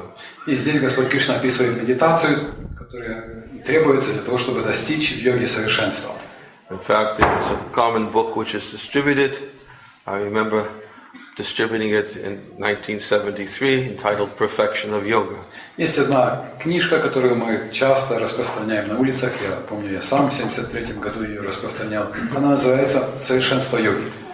And although I had distributed that book, Perfection of Yoga, in 1973, I had also been introduced to the concept previous to my even coming to Krishna consciousness. И хотя я эту книгу распространял в 1973 году, я познакомился с этим понятием еще до того, как пришел к сознанию Кришны. And in fact, in 1972, when I acquired a copy of Bhagavad-Gita as it is, it was a picture of a yogi sitting in meditation, which attracted me to purchase the book. И в 1972 году, когда я приобрел Бхагавад-Гиту, как она есть, купить ее вдохновило меня изображение йога, который сидит в медитации. And I remember seeing this picture of a yogi sitting in austere-looking yogi sitting in trance meditation, and how he was exiting the body and entering into a spiritual realm by the yogic process. На этой картинке я увидел, как аскетичного вида йог сидит в медитации, в трансе и оставляет тело для того, чтобы войти в духовное царство, в трансцендентное царство. And because I had this particular concept of a yogi at that particular time, the painting which I studied upon opening this Bhagavad-Gita as it is was very attractive. Поскольку у меня было определенное представление о йоге в то время, когда я открыл Бхагавад-Гиту и увидел это изображение, то это изображение в точности соответствовало моим представлениям и очень привлекло меня. And it actually was that painting which was the catalyst which prompted me to purchase the book. И импульс приобрести эту книгу дало мне именно это изображение. Of course, after studying the book for an extended period of time, I began to realize that it wasn't entirely about the subject matter of yoga in the way that I had conceived of it prior to purchasing the book. И после того, как я изучил эту книгу, в какой-то степени я пришел к выводу, что йога, которая здесь описывается, не совсем соответствует тем представлениям о йоге, которые у меня были до того, как я ее приобрел. But nonetheless, I wasn't disappointed. Тем не менее, я не был разочарован. Maybe someone might have been disappointed, thinking that actually it wasn't exactly what they thought it was. Кто-то мог бы разочароваться, подумав, что это не совсем то, что они ожидали. But the reason why I wasn't disappointed because I felt that the author was speaking directly to me. Причина, по которой я не чувствовал разочарования, заключалась в том, что я ощущал, будто автор обращается напрямую ко мне. That was my deepest impression. Это было мое самое глубокое впечатление. And that this author somehow knows everything that I'm thinking about and is asking the question, answering the questions even before I'm asking them. И у меня возникло ощущение, что каким-то образом этот автор знает все, о чем я думаю, и отвечает на мои вопросы еще до того, как я их успеваю задать. And I had read many books on yoga. До этого я уже прочитал много книг, посвященных йоге. Tell you all the books I read on yoga, it would probably continue the list for the next 30 minutes at least. Если я начну перечислять все книги по йоге, которые я на этот момент прочитал, то, наверное, перечисление этого списка займет последующие полчаса. But in that decade, and especially in the late 60s, there were many, many books about yoga. Тогда, в 70-е, особенно в 60-е, вышло очень-очень много книг, посвященных йоге. And although I hadn't read them all, it's pretty close. И хотя я не прочитал их все, мне не хватало достаточно малого, чтобы это читать. So actually this verse very nicely explains what I experienced when I read Bhagavad-Gita as it is. И этот стих очень точно выражает то, что я ощутил, прочитав Бхагавад-Гиту, как она есть. That I felt that here's somebody who's given Bhagavad-Gita, a book, by the way, which I had read before. Я чувствовал, что вот человек, который преподносит Бхагавад-Гиту, причем Бхагавад-Гиту я до этого уже читал. I had read it maybe 2 years previous to that by a different author.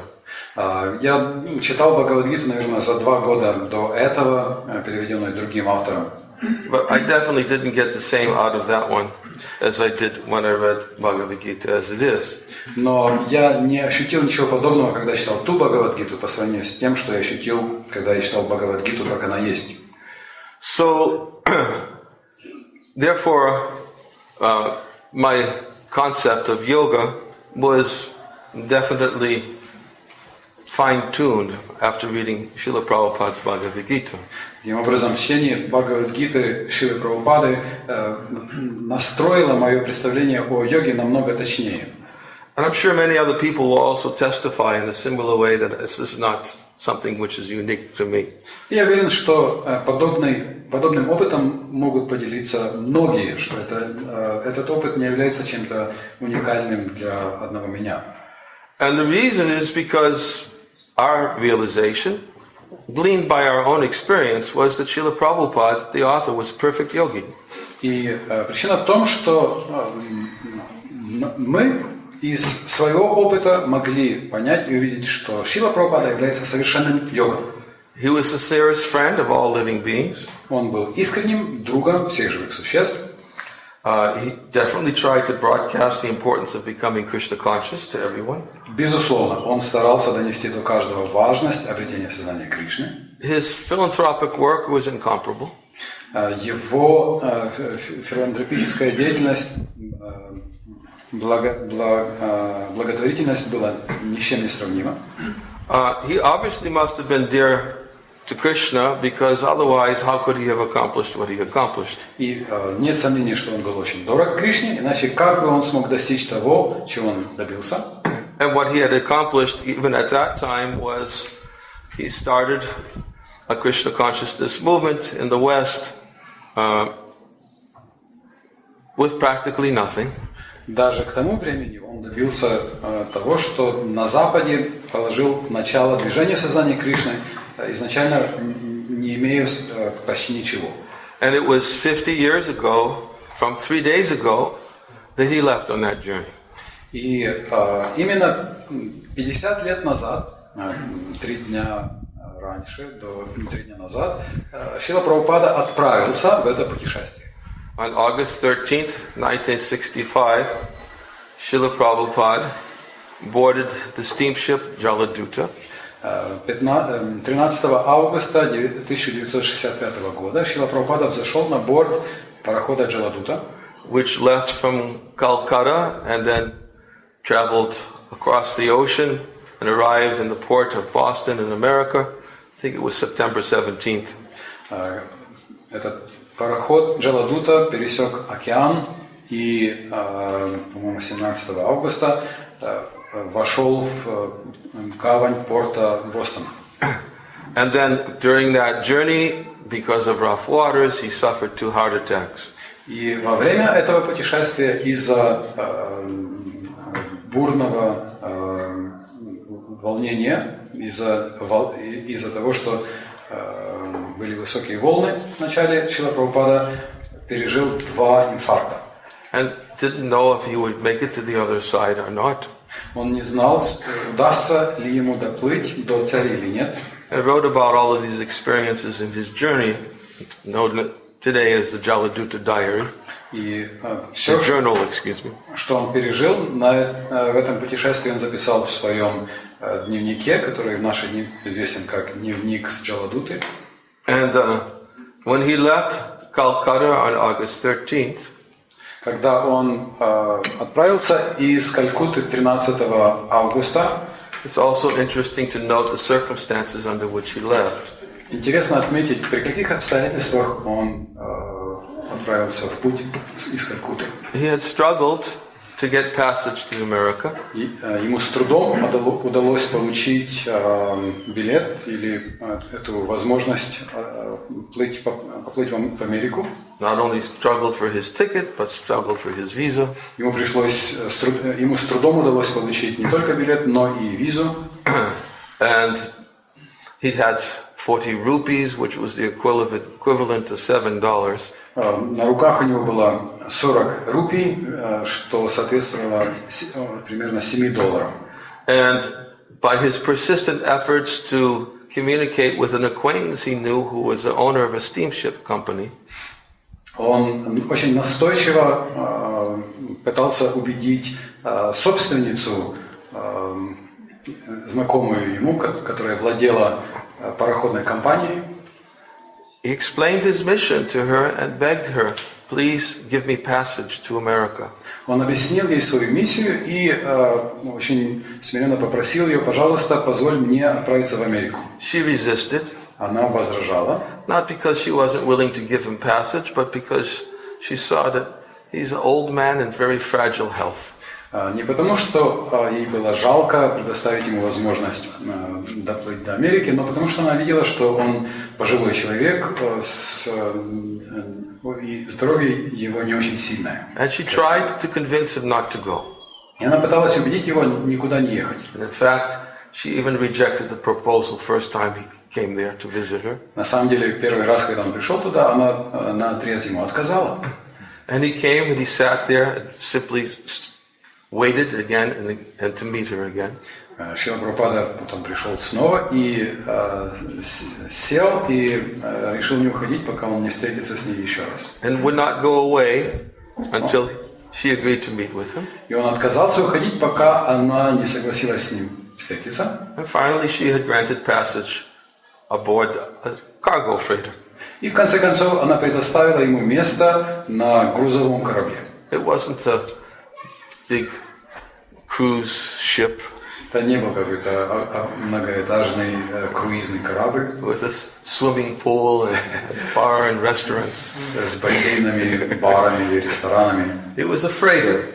Это был грузовой корабль. And he was given a small cabin to stay in there. И ему была дана маленькая каюта, где он мог жить. And when he arrived in Calcutta 2 weeks before the freighter was scheduled to leave, Он прибыл в Калькутту за 2 недели до отправления этого грузового корабля. he came there because he had to wait for the freighter to go, and there was no place for him to stay. Он приехал в ожидании отправки этого грузового корабля, у него не было где остановиться. He contacted somebody that he had met quite some time before that, named I think it was Bhattacharya, Shishya Bhattacharya. Он попытался связаться с человеком, которого он встретил перед этим, Шрила Бхаттачарья, кажется, его звали, and asked him if he would be able to arrange some preaching engagements for him before his departure to Calcutta, from Calcutta. И он спросил у него, сможет ли он организовать для него какие-то проповеднические программы до того, как он отправится в путь из Калькутты. Of course, Srila Prabhupada, Mr. Bhattacharya immediately realized that he could arrange preaching engagements, but Srila Prabhupada had no place to stay. И, конечно, мистер Бхаттачарья догадался, что проповеднические программы он организовать может, но у Шрилы Прабхупады негде жить. But Srila Prabhupada didn't ask for a place to stay. He asked for, please, can you give me some opportunities to preach? Однако Шрила Прабхупада не просил предоставить ему жилище, он попросил помочь ему организовать проповеднические программы. Another characteristic of the perfect yogi.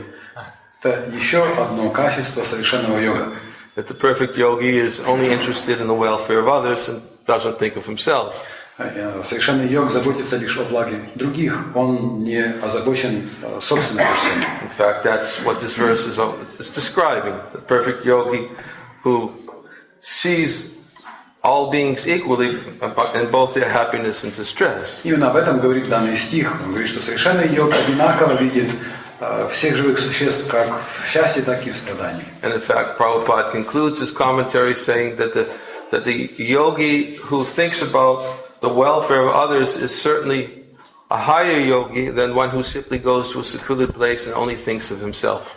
И Шрила Прабхупада в заключении комментария говорит, что йог, который старается помочь другим, намного лучше йога, который отправляется в уединенное место, только чтобы позаботиться о своем благе.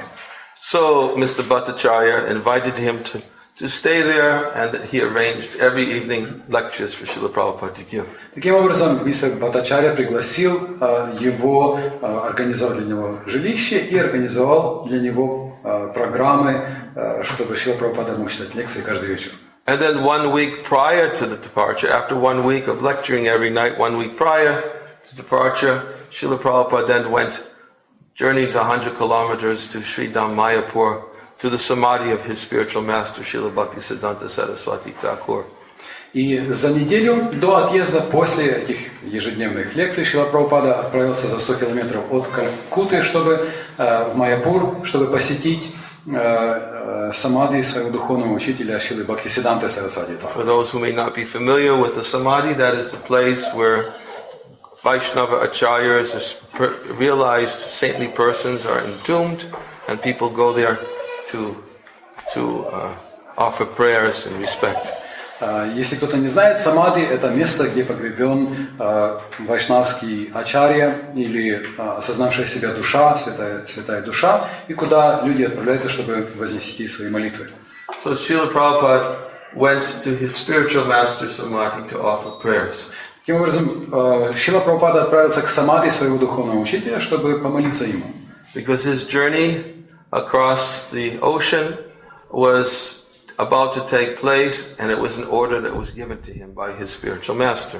Потому что через несколько дней должно было начаться его путешествие через океан, и он отправлялся в это путешествие, выполняя наставление, наказ духовного учителя. And then it was also revealed sometime later that Srila Prabhupada had also visited a place called Shantipur. А спустя несколько лет оказалось, что в то же время Шрила Прабхупада посетил еще одно место, которое называется Шантипур. And in Shantipur there's also another place, a very sacred place. Шантипур тоже очень святое, известное место. And Srila Prabhupada went there and sat and he prayed very, very intensely, chanting Hare Krishna.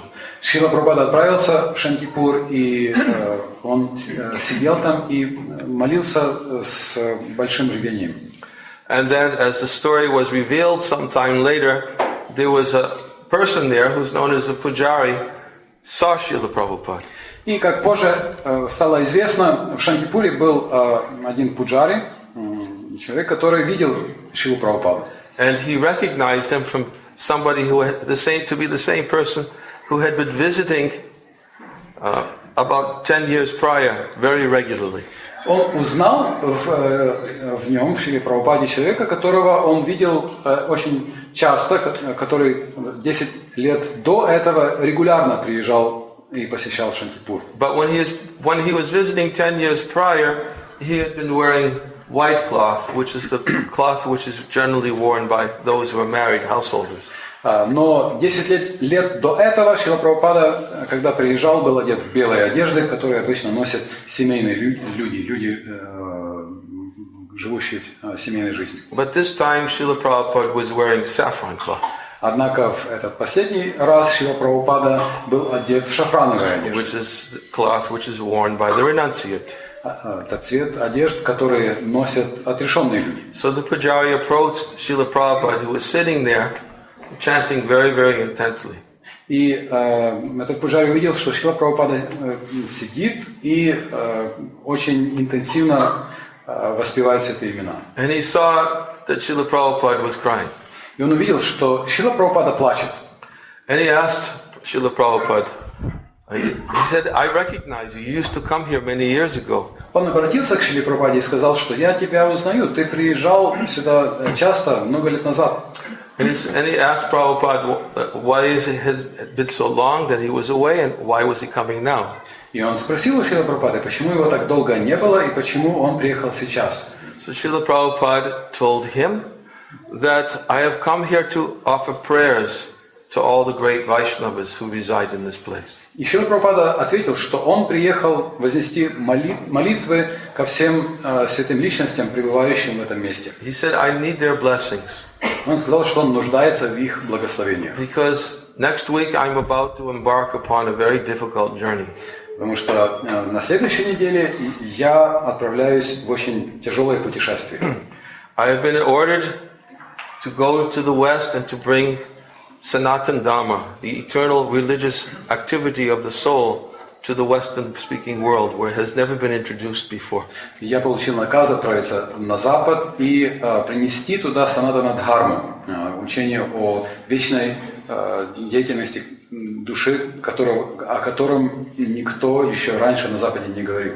And for me, this almost seems like an impossible task. И мне эта задача кажется почти невозможной. Now, Srila Prabhupada had been living in Sri Vrindavan Dham. Шрила Прабхупада жил в Шри Вриндаван-Даме. But he left Vrindavan Dham in order to go to the West. Однако он оставил Шри Вриндаван-Дам для того, чтобы приехать на Запад. In fact, usually when people go to Vrindavan at old age, they go there because Vrindavan is considered to be such a sacred place that if you die there, you'll get immediate salvation. Обычно в пожилом возрасте люди, приезжающие во Вриндаван, стараются оттуда не уезжать, потому что Вриндаван считается настолько святым, что оставивший тело во Вриндаване уже не вынужден будет рождаться снова. So even today, many people go to Vrindavan at the later stage of their life because they want the opportunity to die in Vrindavan and get quick exit. И до наших дней люди приезжают во Вриндаван в пожилом возрасте для того, чтобы оставить свое тело во Вриндаване, умереть во Вриндаване, потому что, умерев во Вриндаване, они получают быстрый выход из материального мира. And Srila Prabhupada had been living there for quite some time, and he was working on writing his books and preparing to bring Krishna consciousness to the West. Шрила Прабхупада жил во Вриндаване какое-то время, он писал, подготавливал свои книги, которые он хотел привезти на Запад. Which in itself is a very stark contrast to most people who go to Vrindavan. Это уже показывает большой контраст между Шрилой Прабхупадой и многими другими людьми, которые приезжают во Вриндаван. Most people go to Vrindavan at a later stage of life for the reasons we've explained. Большинство людей на последней стадии жизни приезжают во Вриндаван по причинам, которые мы только что описали. Srila Prabhupada, at a later stage of life, he went to Vrindavan to prepare to go on a journey which nobody ever does. Шрила Прабхупада в преклонном возрасте приехал во Вриндаван для того, чтобы подготовиться к путешествию, в которое никто не отправляется. Not only was he preparing himself for a journey to leave Vrindavan, он не только готовился к путешествию, для которого ему пришлось бы уехать из Вриндавана, but he was preparing himself to cross the ocean, which is also something that's never done. Кроме того, он собирался пересечь океан ради этого путешествия, чего тоже никто никогда не делает. So again, the symptoms, the characteristics of the perfect yogi. Опять это еще один признак, еще одно качество совершенного йога. Whereas most people go to Vrindavan to withdraw themselves from the external world and to absorb themselves completely in Krishna at the later stage of life. Если большинство людей отправляется в Вриндаван для того, чтобы оторваться от внешнего мира, для того, чтобы погрузиться внутрь на последней стадии жизни, his absorption in Vrindavan was to bring Krishna to the West. Цель, которую Шрила Прабхупада преследовала в Вриндаване, заключалась в том, чтобы принести Кришну на Запад. To bring Krishna in the form of transcendental books. Для того, чтобы принести Кришну в форме трансцендентных книг. To bring Krishna in the form of the holy name. Принести Кришну в форме святого имени. And therefore, when he was sitting there in Shantipur and he was praying, and this pujari was asking them, why you come here? И поэтому, когда он сидел в Шантипуре, молился, и пуджари подошел к нему и спросил, почему вы приехали? He said, 1 week I will be going on an impossible journey. Шрила Прабхупада ответил, что через неделю я отправляюсь в невозможное путешествие. I want the blessings of all the saintly persons who would regularly come to this sacred place. И я хочу получить благословение всех святых личностей, которые часто посещали это святое место. And I ask you, please, give me your blessing too, that I may be successful in my efforts. И я прошу вас тоже, пожалуйста, дайте свои благословения, чтобы я достиг успеха в своих усилиях. And then Pujari left, and Srila Prabhupada just simply continued to chant with tears in his eyes. Шрила Прабхупада, пуджари отошел, а Шрила Прабхупада продолжал воспевать святые имена со слезами на глазах. Now, to make the story understandable, I'm going to jump ahead about 20 years. Чтобы эта история немного прояснилась, я перепрыгну через 20 лет. And then we'll go back again. А потом мы вернемся опять к этому моменту во времени. But it's important that we put everything in perspective. Но очень важно увидеть все это в перспективе.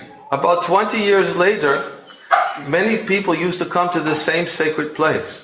Спустя 20 лет в то же святое место стало приходить много людей. People that this pujari, who was still there, had never seen before. Это были люди, которых этот пуджари, который все еще продолжал оставаться в этом месте, раньше никогда не видел. Because many people were coming and they had white skin. They did not have dark skin like people in India. Это были люди, у которых была белая кожа, не темная кожа, как у людей в Индии. And they were wearing cloth like this, saffron, some white. Они были одеты в такие одежды, у некоторых была шафрановая одежда, у некоторых белая. And they would come to that sacred place and they would be chanting the holy names of the Lord. Они приходили в это святое место и воспевали святые имена Господа. So because the pujari was by nature inquisitive, и поскольку пуджари по своей природе был достаточно любопытным, he decided to approach these foreigners and who appeared to be adopting the same practices that he himself had grown up in his whole life. Он решил подойти к этим чужестранцам, которые, по всей видимости, приняли те же формы практики, которые он лично практиковал всю свою жизнь. And he asked one person, I said, "Where have you come from?" И он спросил у одного из этих гостей, откуда вы приехали? And the person then began to explain, "Oh, we have come here from the west." И этот человек сказал, мы приехали с запада. And he gave the pujari a magazine, which was called Back to Godhead. И подарил этому пуджари журнал, который назывался «Обратно к Богу». Of course, Back to Godhead was the magazine that Srila Prabhupada himself first started printing in 1944. Конечно, этот журнал «Обратно к Богу» начал печатать сам Шрила Прабхупада еще в 1944 году. But it was continued to be published for many years afterwards by his followers. Однако этот журнал продолжали издавать через много лет последователи Шрилы Прабхупады. So the pujari then, he opened up the magazine. After the devotees left, he actually set it aside, but after the devotees left, he opened up the magazine and looked and then saw a picture of the same Swami. И этот пуджари положил журнал куда-то, а потом, когда гости ушли и уехали, он спустя какое-то время снова открыл этот журнал, и вдруг внутри он увидел фотографию с тем же Свами. He said, "That's him." И он сказал, это та же личность. That's the Swami I saw before. He came here, who was chanting and praying about going to the West. Это тот же Свами, которого я видел, и который молился и воспевал святые имена перед своим путешествием на Запад. So then he immediately looked inside the magazine for addresses and found that there was a temple in Sri Mayapur. Он просмотрел этот журнал, нашел адрес ближайшего центра и увидел, что есть храм в Шри Майяпуре. So he went the short distance from Shantipur to Mayapur, and then he found this temple with many devotees there, and he approached the devotees and said, he did it. He did it. Он отправился из Шантипура в близлежащий Майяпур и увидел там храм, увидел там множество преданных. Он раскрыл журнал и стал говорить преданным, которые ходили там рядом с храмом. Он добился своего, он добился своего. And the devotees who met him said, he did what? He did what? Добился чего? Кто до чего добился? And he opened up the magazine and said, that's him, that's him, that's him. Он открыл журнал, показывал на фотографии Шрила Прабхупады и говорил, это же он, это он. That's the one who came to Shantipur. Это тот, кто приезжал ко мне в Шантипур. I saw him in 1965. Я его видел в 65 году. And he was telling me that his spiritual master had given him instruction to go to the West and to bring this Sanatan Dharma to the English-speaking world. И он сказал мне, что его духовный учитель дал ему наказ отправиться на Запад и принести англоязычному миру послание Санатана Дхармы. Of course, his faith in Prabhupada definitely increased at that moment. Естественно, что его вера в Шрилу Прабхупаду при этом сильно выросла. And of course, the devotees, their love for Prabhupada just increased exponentially. И, конечно, любовь преданных к Шриле Прабхупаде, когда они услышали об этом, тоже выросла очень сильно. Because they understood that, yes, Prabhupada did what nobody else was willing to do. Потому что они поняли, что Шрила Прабхупада сделал то, чего не желал делать никто другой. So then after going to Shantipur, Prabhupada returned, this back again in 1965, Prabhupada returned to Calcutta. И если вернуться в 65 год, то после Шантипура Шрила Прабхупада вернулся в Калькутту. And this Shishya Bhattacharya thought, when Prabhupada was getting ready to leave, that he should invite all the local newspapers to come. This is a very, very big event that India is sending its ambassador to the United States. И когда Шрила Прабхупада должен был отправляться, Шишир Бхаттачарья решил пригласить всех журналистов и репортеров с разных газет, чтобы они осветили это важное событие. Он считал, что это очень важное событие. Индия посылает своего посланника на Запад, в Америку. So he called all the local newspapers and said, we have a very, very big event. There's an Indian Swami who's leaving for America on the Jaladuta on August 13th. Please come to a press conference. Он обзвонил все газеты, он сказал, пожалуйста, приходите, большое событие. Индийский Свами отправляется в Америку 13 августа, приезжайте, сделаем пресс-конференцию. Nobody took it very seriously, nobody came. Никто не отнесся к этому серьезно, и никто не приехал. He was able to convince one small newspaper to come, who wrote one small paragraph about Bhaktivedanты Swami going on the Jaladuta to America. Ему удалось убедить одну маленькую газету, которые опубликовали маленькую заметку на один абзац, где было сказано, что Бхактиведанты Свами отправился в Америку. Instead, at the time when Srila Prabhupada boarded the Jaladuta, there was about 4 or 5 people. One of them was Srila Prabhupada's son when he was married, Vrindavan Day. Во время отправления Шрилы Прабхупады, когда Шрила Прабхупада восходил на борт Джаладуты, присутствовало 4 или 5 людей. Среди них был один из сыновей Шрилы Прабхупады, Вриндаван Д.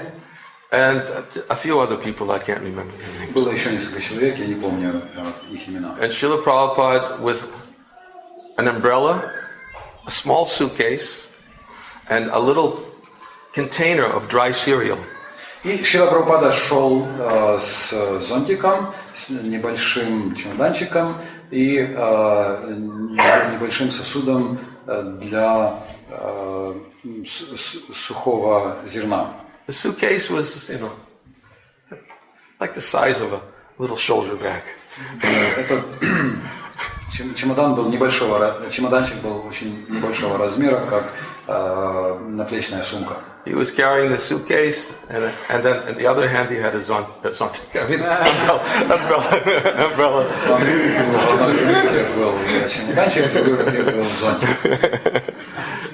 And then a little container of dry cereal. И у него тоже была небольшая коробка с специально приготовленным зерном. A strict vegetarian, he didn't know what he was going to get over there. Он был строгим вегетарианцем, он не знал, что его ожидает, если когда он приедет. Didn't know what to expect. Он не знал, чего ждать. And then he boarded Jaladuta, August 13th, 1965. И он поднялся на борт Джаладуты 13 августа 1965 года. Of course, it's also interesting to note that August 13th, 2015 was a little bit different.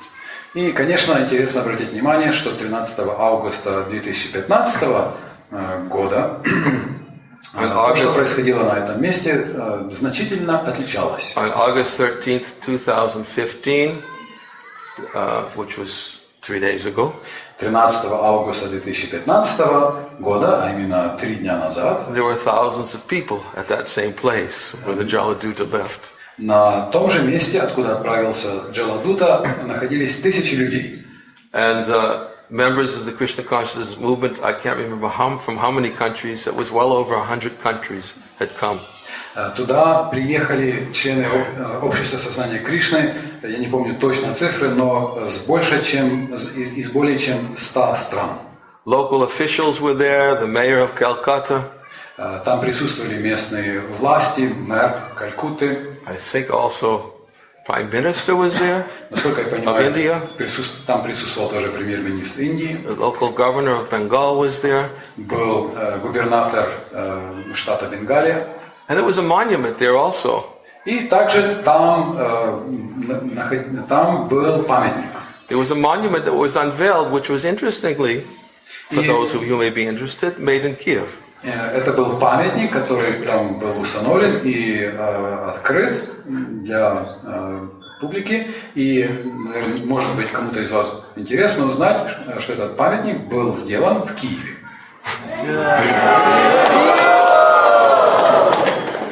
There is one devotee from Kiev who offered, let me make a monument for this event because he's made other monuments here in Kiev.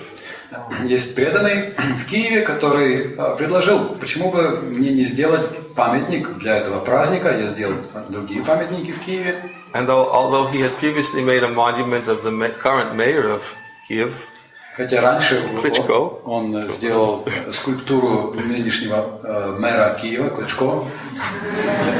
He had a lot more enthusiasm for this monument for Prabhupada. Затея сделать памятник для этого праздника, сделать памятник Шрилы Прабхупады вызвало у него намного больше энтузиазма. And therefore he volunteered, let me make a monument for Calcutta, and let me make a monument for Boston too. И поэтому он добровольно предложил, почему бы мне не сделать памятник для Калькутты, ну и заодно почему бы не сделать также и памятник для Бостона. So he made 2 monuments. Таким образом он сделал 2 памятника. One monument is of Srila Prabhupada walking up the plank to the Jaladuta, carrying his umbrella and his suitcase. Один памятник изображает Шрилу Прабхупаду, как он поднимается по трапу на борт Джаладуты с зонтиком и чемоданчиком. And the other monument is Srila Prabhupada walking down the plank from the Jaladuta. И второй памятник – это памятник, который изображает Шрилу Прабхупаду, спускающегося по трапу с борта Джаладуты с зонтиком и маленьким чемоданчиком. Which on hopefully September 17th, there'll be a big function to install that monument in the city of Boston, near Commonwealth Pier. Мы надеемся, что 17 сентября мы сделаем во время большого праздника в Бостоне, рядом с пирсом Commonwealth, этот памятник будет установлен в Бостоне. And the mayor of Boston has also been invited to participate. The governor of Massachusetts has been invited, and they're expecting many dignitaries, local dignitaries, to come. На праздник приглашен мэр Бостона, приглашен губернатор штата Массачусетс, местные власти и много других известных людей. So although there was no fanfare when Srila Prabhupada left on August 13th, 1965, it was quite an event 50 years later. И хотя, когда Шрила Прабхупада отправлялся в путь 13 августа 1965 года, особых фанфар не было, спустя 50 лет праздник был очень большим. And now people are coming to recognize what a great yogi Srila Prabhupada was and still is. И люди начинают понимать, насколько великим йогом Шрила Прабхупада был и есть. That Srila Prabhupada's yoga, perfection of yoga, was that he was concerned for the welfare of others. Люди начинают понимать, что совершенство йоги Шрилы Прабхупады выражалось в том, что он заботился о благе других. He could not be satisfied in his own spiritual perfection. Его не удовлетворяло собственное совершенство. He actually had a mood very similar to many other great saintly persons in our Vaishnava tradition. Он проявлял настроение, характерное для многих великих святых в традиции вайшнавов. And that he was willing to undergo any personal inconvenience, and even if it meant having to come back again and again and again, to do what he felt was a service which was most dear to Krishna. Он проявил готовность идти на любые трудности и неудобства, и был готов приходить снова и снова для того, чтобы выполнять то, что является служением Кришне. But because he was a perfect yogi, it's not only that he did it because it was most dear to Krishna, but also because he had compassion. Но поскольку он совершенный йог, он делал это не только потому, что это было дорого Кришне, но также потому, что он испытывал сострадание. Because this is another symptom of the perfect yogi that he describes here. Это еще один признак совершенного йога, описанный здесь. As he says here, he is the best yogi because he does not desire perfection in yoga for his personal benefit, but tries for others also. Здесь говорится, что он совершенный йог, потому что он стремится к совершенству не просто ради себя, а прилагает усилия также для того, чтобы принести благо другим. He also does not envy his fellow living entities. Также он свободен от зависти и враждебности по отношению к другим существам, своим собратьям. This is a symptom of compassion. Это признак сострадания. That actually he feels no envy or feels no ill will towards any living being.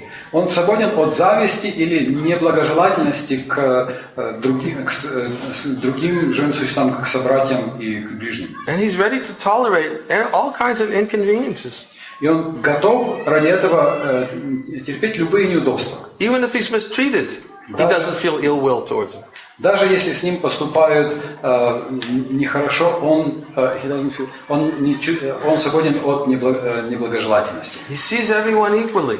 Он видит всех равным взглядом. This is the spiritual vision of a perfect yogi. Таково духовное видение совершенного йога. Because the perfect yogi not only has realized by meditation, one can realize the existence of the super soul, of the Lord within his own heart. Совершенный йог благодаря медитации может осознать присутствие сверхдуши Верховного Господа в своем сердце. But the perfect yogi also realizes that the same super soul is in the heart of every living being. Но совершенный йог помимо этого также понимает, что сверхдуша присутствует, та же сверхдуша присутствует также в сердце каждого живого существа. And therefore his vision is transcendental, spiritual vision. И поэтому видение совершенного йога трансцендентно и духовно. He doesn't see the external covering, he sees the soul and the super soul. Он не смотрит на внешнюю оболочку, он видит душу и сверхдушу. Bhagavad-Gita describes Vidyavanayi Sampane Brahmani Gabihastani Sunichaiva Sapakicha Pandita Samardarshana. that the humble sage, by virtue of true wisdom, he sees with equal vision a Brahmin, an elephant, a cow, a dog, and even a dog-eater. Бхагавад-Гита провозглашает: «Видя виная сампаны, смиренный мудрец, обладающий истинным знанием, одинаково смотрит на ученого и благовоспитанного брамана, корову, слона, собаку и собакоеда». This is a yogi. Это видение йога. He's actually realized the existence of, not only the existence of the Lord within his own heart, Он осознал, что Господь присутствует не только в его сердце. and having realized the existence of the Lord within his own heart, he also follows the direction of the Lord within his own heart. Осознав присутствие Господа в своем сердце, он также следует указаниям Господа из сердца. But he sees the same Lord in the heart of all living beings. Но помимо этого, он видит того же Господа в сердце всех живых существ. And therefore he sees everyone with equal vision. И поэтому он одинаково смотрит на всех. This is true Pandita Samardarshana, seeing with equal vision. Это истинное видение, пандита самадаршина. Это истинное единое видение возвышенного. What is the equal vision he sees? Что представляет из себя равное видение, присущее такому He sees человеку? that everyone is Krishna's part and parcel. Он видит, что каждый является неотъемлемой частицей Кришны. Krishna says, Aham bija pratapita. He says, I'm the seed-giving father of all living beings. Кришна говорит: «Ахам биджа прадапита». Я отец, дарующий семя, я отец всех живых существ. All living beings are eternally parts and parcels connected to the Supreme. Все живые существа, неотъемлемые частицы Всевышнего, которые вечно с Ним связаны. And the perfect yogi sees all living beings in their true status of life. И совершенный йог видит всех живых существ в их истинном положении. He sees them as who they are. Он видит всех живых существ такими, какими они на самом деле есть. I have told this story, even myself, my experience with Srila Prabhupada, a short story. Я делился уже этой историей о своем опыте с Шрилой Прабхупадой. Это короткая история. When Prabhupada, the only time he actually really looked at me. Это был единственный случай, когда Шрила Прабхупада напрямую посмотрел лично на меня. Because I did something very foolish in the class. Я сделал глупость во время лекции. That Prabhupada was giving a class in Philadelphia in 1975. В 1975 году Шрила Прабхупада читал лекцию в Филадельфии. And I arrived late along with many other people because we had to stay very far away from the temple. И мы приехали поздно на лекцию, потому что я и несколько других людей жили вдалеке от храма. And when we arrived, there was a big group of us. Когда мы приехали, у нас была большая группа. And the temple room was already completely full. Not like this. I mean, full. Храмовая комната была забита битком. Не так, как здесь у нас сейчас, а действительно битком. So when we all arrived in the front door, there was a little hall next to the temple room, and one devotee saw what was coming, and he sort of like just closed the door. So we wouldn't try to come in.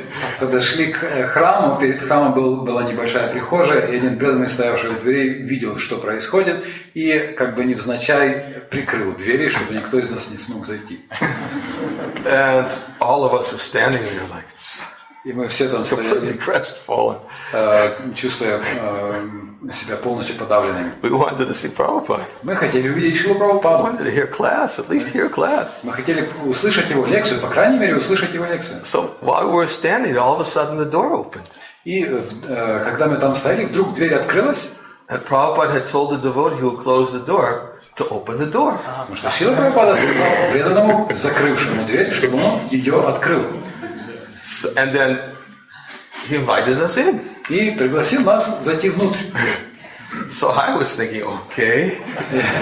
Я подумал, здорово. So I tried to come in and go as close as possible to the front where Prabhupada was sitting. Я зашел и попытался подобраться как можно ближе к месту, где сидел Шрила Прабхупада. And I had to step over many people.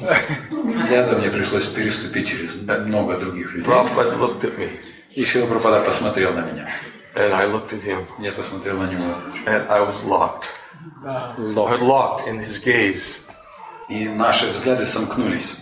And then I immediately threw my head to the floor. И я сразу же упал на землю, поклонившись, коснувшись головой земли. Because my immediate realization is that Prabhupada was looking at me, wasn't looking at this dress. И меня осенило, что Шрила Прабхупада смотрит, я почувствовал, что Шрила Прабхупада смотрит на меня лично, он не смотрит на эту внешнюю оболочку. And I can almost hear him saying, "You fool, what are you doing in the material world?" Я почти услышал непроизнесенные слова. Глупец, что ты делаешь здесь, в этом материальном мире? All I could do was just look down. Все, что я мог сделать, это только опуститься. I never made it to my destination. I just sat down right where I was. Я так и не добрался до того места, куда собирался добраться. Я сел там, где находился сразу же. And many people have the same experience. И очень похожий опыт разделяет много людей. Это не только мой личный опыт. Spiritual vision. Это духовное видение. Doesn't see the dress. He sees the soul. Не смотрит на оболочку, он смотрит на душу. And because he sees the soul, he understands that the soul can only be happy in relationship with Krishna. И поскольку он видит душу, он понимает, что душа может быть счастлива только когда связана с Кришной. And he knows that. Он это знает. How does he know it? Как он это знает? By dint of his own realization, he knows. Благодаря собственному опыту он знает это. Not only am I part and parcel of Krishna, but everyone else is part and parcel of Krishna. Не только я неотъемлемая частица Кришны, все остальные тоже неотъемлемые частицы Кришны. Not only is Krishna in my heart, but Krishna's in everyone's heart. Кришна присутствует не только в моем сердце, он присутствует в сердце каждого. And therefore, out of compassion, he tries to tell everyone, Krishna's in your heart. И поэтому из сострадания каждому он пытается всем сказать: Кришна в вашем сердце. Just turn to Krishna. Просто поверните свой взгляд к Кришне. He wants to have a relationship with you. Just turn to Krishna. Кришна желает восстановить отношения с вами. Просто повернитесь к Кришне. He's journeyed with you in every single body you've accepted in this material universe from so many births. Он путешествует с вами все время, находясь рядом с вами в каждом из этих бесчисленных тел, которые вы получали в этой материальной вселенной. It's right there, right next to you. Он все время рядом с вами, сразу же рядом.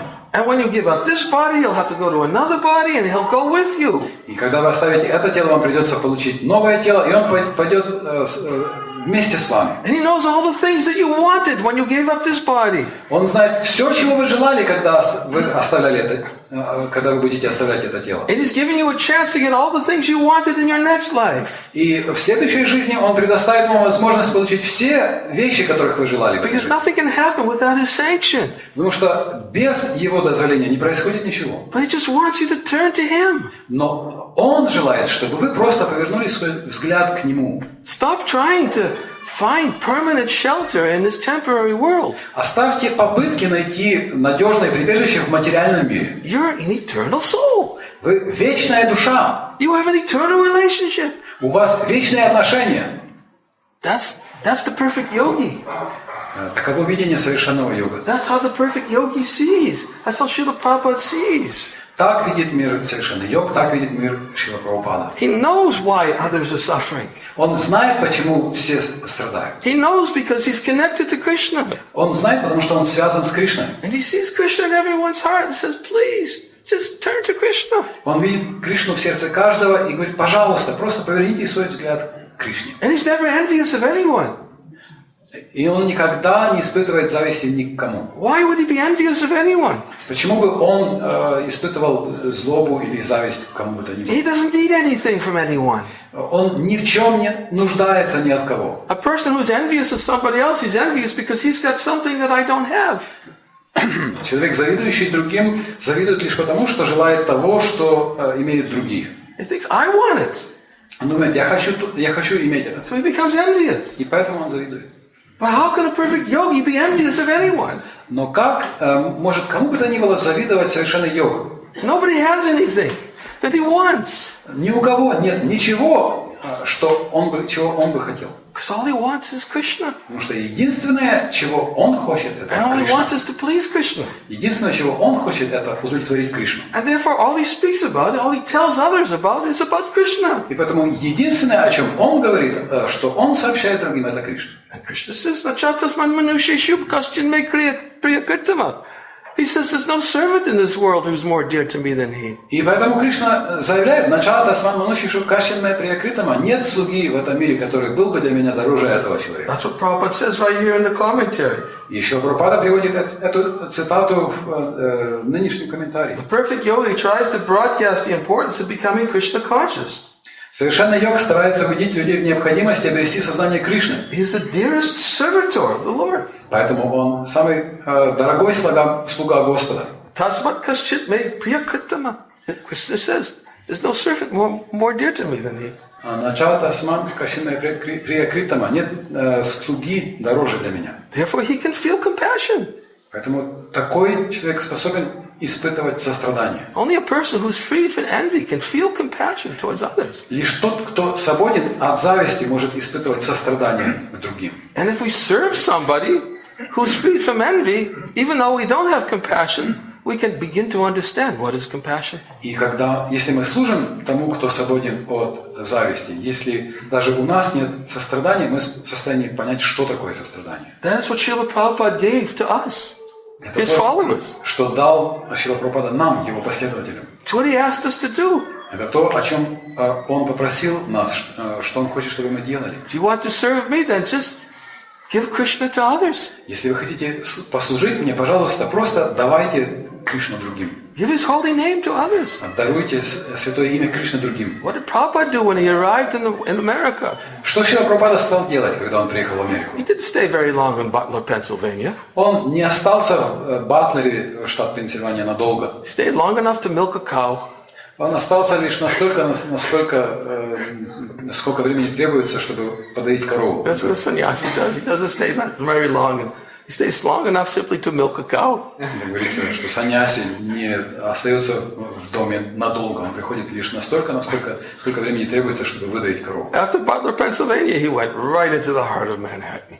После Батлера в Пенсильвании он сразу же отправился в само сердце Манхэттена.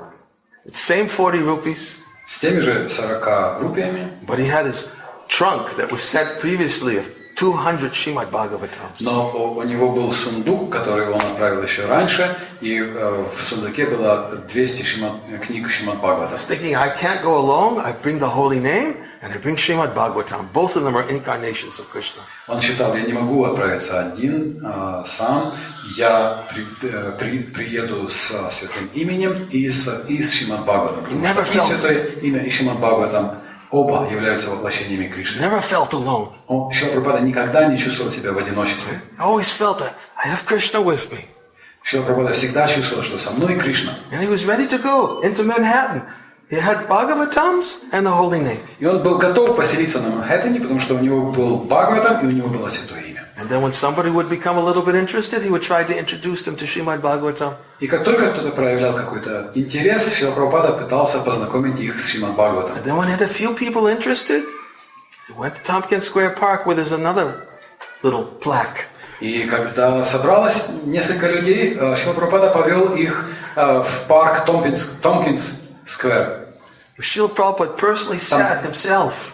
Тоже есть небольшая памятная табличка, потому что это место, где Шрила Прабхупада лично садился. With his little bongo drum. С небольшим барабаном бонго. Not a mridanga, a bongo drum. Это не было мриданга, это был бонго. Bongo drum. That's all. У него было только этот барабан бонго. And with a few people. Hare Krishna, и с горсткой людей. Hare Krishna, Krishna Krishna, Hare Hare, Hare Rama, Hare Rama, Rama Rama, Hare Hare. Prabhupada was there. Шрила Прабхупада был там. With the same tears in his eyes. И в глазах у него были те же слезы. But this time his tears in his eyes was filled with compassion. Но в этот раз слезы в его глазах выражали его сострадание. Prabhupada was appreciating how wonderful Lord Chaitanya is. Шрила Прабхупада чувствовал восторг, восхищаясь великолепием Господа Чайтаньи. One day Prabhupada wrote into his diary. Однажды Шрила Прабхупада написал в дневнике. This is a different diary. There was the Jaladuta diary, and this was the New York diary. Тоже другой дневник. Есть дневник с Джаладуты, а это дневник с Нью-Йорка. Prabhupada, that was the day that Prabhupada went and did a recording of the Hare Krishna mantra. Это был день, когда Шрила Прабхупада сделал запись Харе Кришна мантры.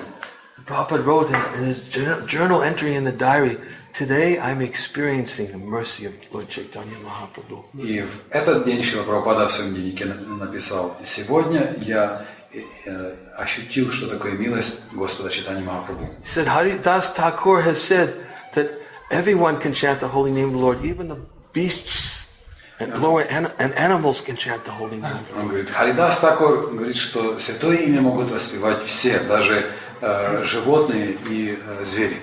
He said, today I have witnessed Lord Chaitanya's mercy. Сегодня я оказался свидетелем милости Господа Чайтаньи. He said, it is not my doing. Он сказал, это не моя заслуга. It is all Lord Chaitanya's doing. It is His mercy. Это достижение Господа Чайтаньи, это милость Господа Чайтаньи. Today I have personally witnessed the fulfillment of Haridas Thakur's statements. Сегодня я оказался очевидцем того, как осуществляются слова Харидаса Такура. Even those who were previously addicted to all kinds of sinful activities, whose life was no different than animals. Даже те, кто до этого были привержены всевозможным грехам, кто вел жизнь, подобную жизни животных, Are chanting Krishna's holy names. все пели имена, святые имена Кришны. And becoming lovers of God. И превращались в людей, которые любят Господа. This was Prabhupada. This is the perfect yogi. Таково видение Шрилы Прабхупады. Это видение совершенного йога. He didn't think it, look what I've done. Он не думал, посмотрите, чего я достиг. He said, I'm simply servant. Он считал, я просто слуга. I'm simply serving the superior order, the will of the Lord.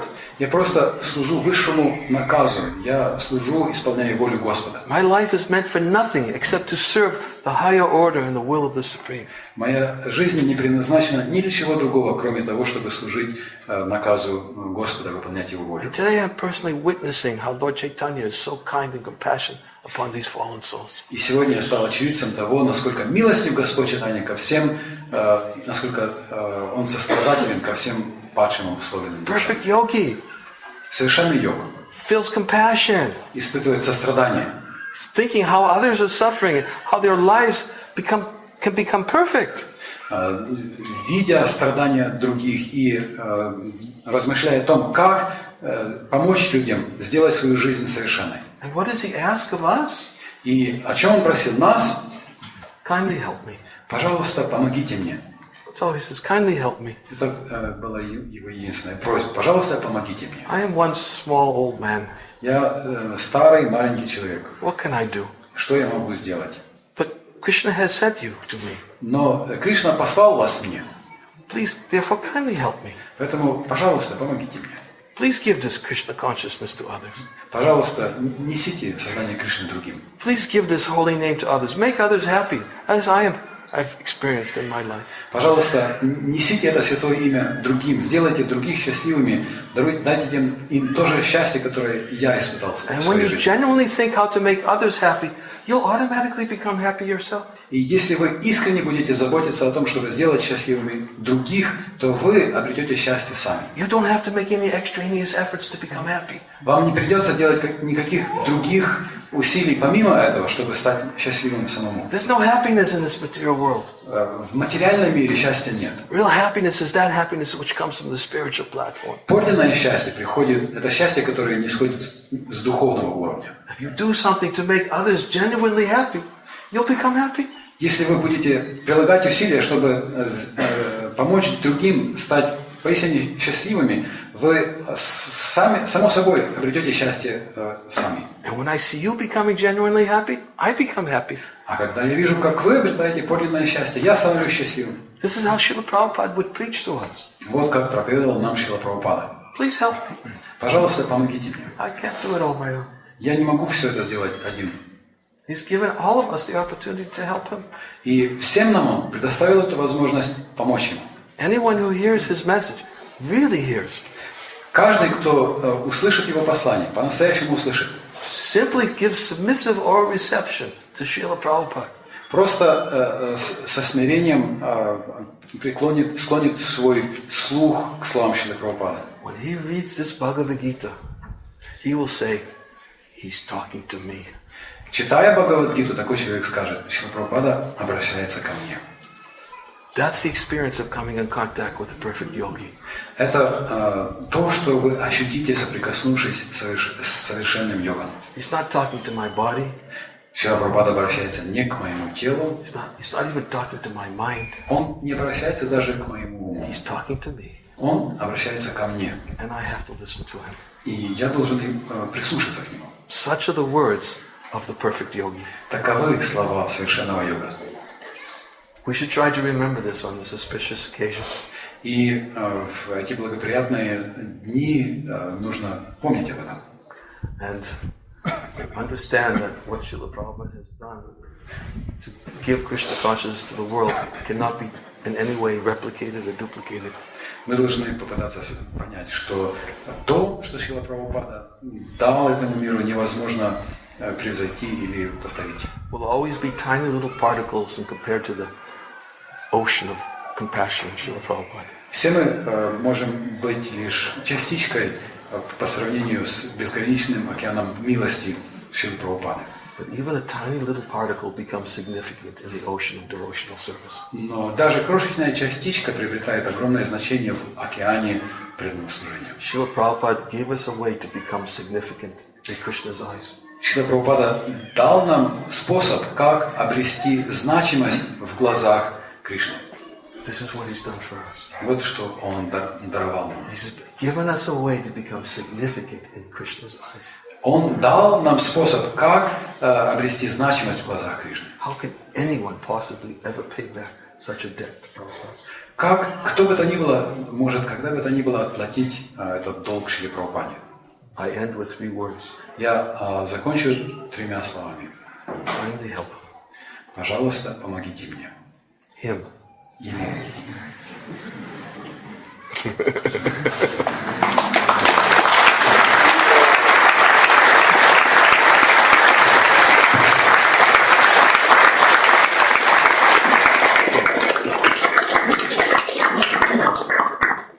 Thank you very much. Now we'll chant Hare Krishna. Спасибо большое. Сейчас мы будем петь Харе Кришна.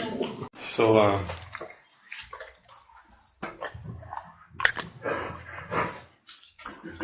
I'm going to continue speaking this evening on a topic I began just before I arrived here.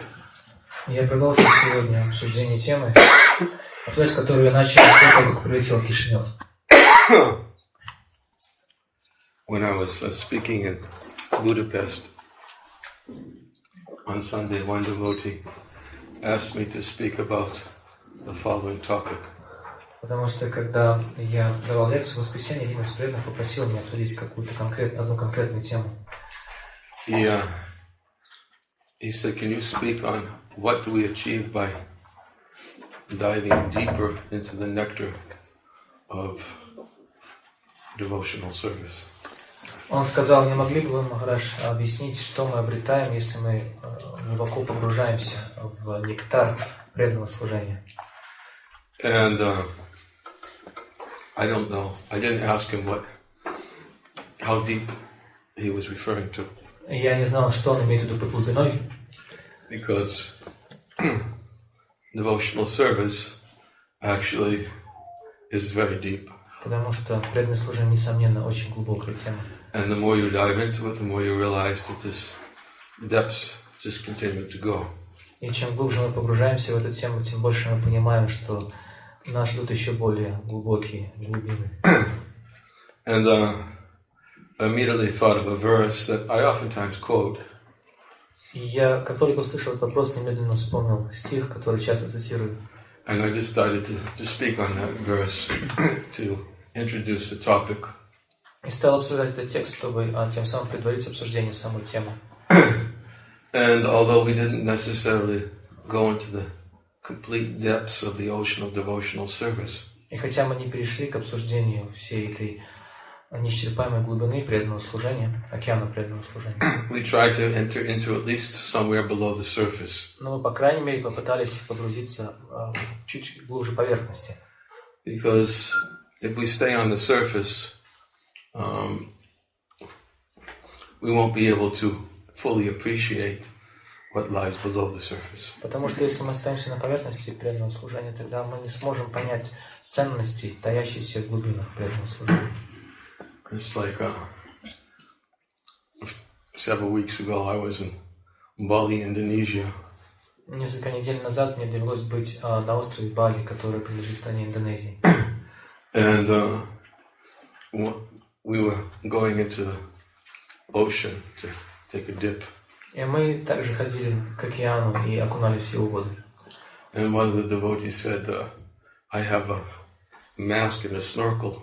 Maybe you want to go down and see what's below the surface. И один преданный сказал мне: Махарадж, у меня есть плавательная маска и трубка для погружения, поэтому, может быть, вы захотите посмотреть, что там под поверхностью океана. So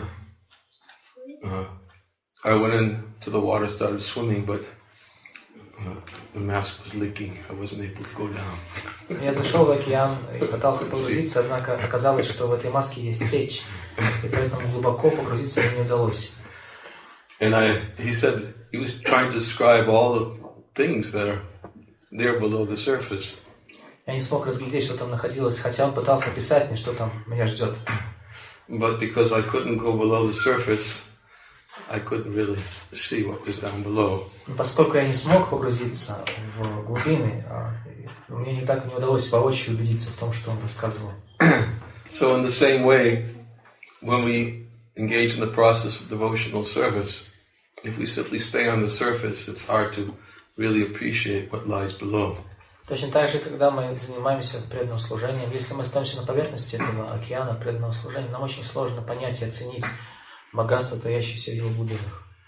And therefore we chose this verse from the 11th canto of the Srimad Bhagavatam to discuss a little bit what's below the surface. Поэтому выбрали этот стих из Шримад Бхагаватам, из 11 песни, чтобы попытаться обсудить, что же нас ждет под поверхностью океана. So I'm going to read from Srimad Bhagavatam 11:42.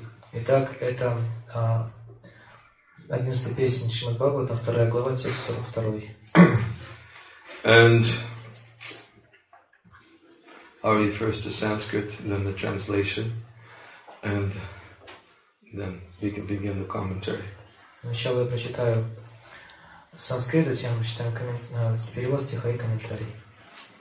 Bhakti pareshanubhavo viraktir anyatra chaishatrika ekakala prapadyamanasya yatashnatasyus tushti pushti kshudapayam nugasam. Translation.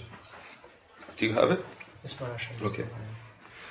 Devotion, direct experience of the Supreme Lord, and detachment from other things.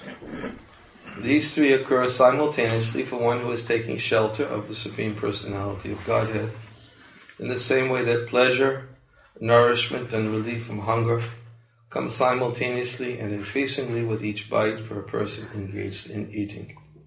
В этом стихе говорится, что преданность Верховной Личности Бога, непосредственное восприятие Верховной Личности Бога и отречение от всего материального сами собой приходят к тому, кто занимается преданным служением, точно так же, как человеку, который приступает к трапезе, сами собой приходит освобождение от голода, насыщение и питание тела. Purport. Srila Jiva Goswami has explained this analogy as follows. Шрила Джива Госвами объясняет эту аналогию следующим образом. Bhakti or devotion may be compared to tushti, satisfaction, because they both take the form of pleasure. Бхакти или преданное служение, оно сравнивается в этом примере с тушти или удовлетворением, потому что и то, и другое принимает форму удовлетворения или счастья. Pareshanubhava, experience of the Supreme Lord, and pushti, nourishment, are analogous because both sustain one's life. Паришанубхава или непосредственное восприятие верховной личности Бога, а также пушти или питание тела сравниваются друг с другом, потому что и то, и другое поддерживает жизнь в теле. Finally, varakti, detachment, and shuddhapaya, cessation of hunger, may be compared because both free one from further hankering, so that one may experience shanti, or peace. И точно так же сравниваются друг с другом избавление от голода и чувство отречения, потому что и то, и другое качество, придя к человеку, избавляет его от необходимости искать дальнейшее удовлетворение или поисков счастья или покоя. A person who is eating not only becomes uninterested in other activities, but increasingly becomes uninterested in the food itself according to his satisfaction. Человек, который занимается едой, постепенно теряет интерес не только к другой деятельности любого рода, но постепенно теряет интерес к самой пище, потому что насыщается. On the other hand, according to Srila Jiva Goswami, although one who is experiencing the blissful personality of Godhead, Krishna, becomes uninterested in anything other than Krishna, his attachment to Krishna increases at every moment. Однако, с другой стороны, в соответствии со Шрилой Дживой Госвами, хотя человек может непосредственно воспринимать исполненное блаженство Верховную Личность Бога, Господа Кришну, и тогда теряет интерес ко всем другим темам, предметам, кроме Кришны, тем не менее его привязанность к Кришне возрастает с каждым моментом. Therefore, it is to be understood that the transcendental beauty and qualities of the Supreme Lord are not material, since one never becomes satiated by relishing the bliss of the Supreme Lord. Из этого следует, что трансцендентная красота и качество Верховной Личности Бога не являются материальными, поскольку человек никогда не пресыщается наслаждением блаженства Верховной Личности Бога.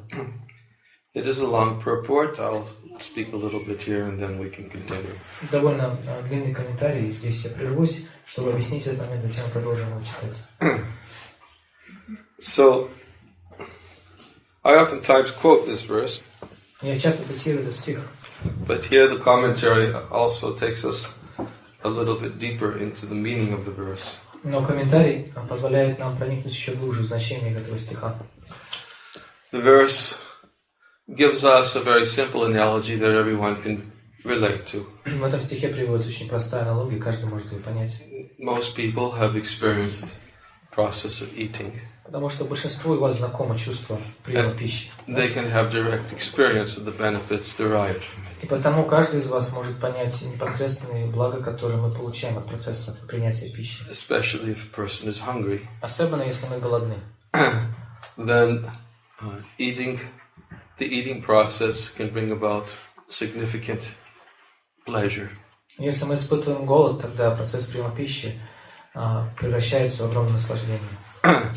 And also nourishment, as one gets strength from eating.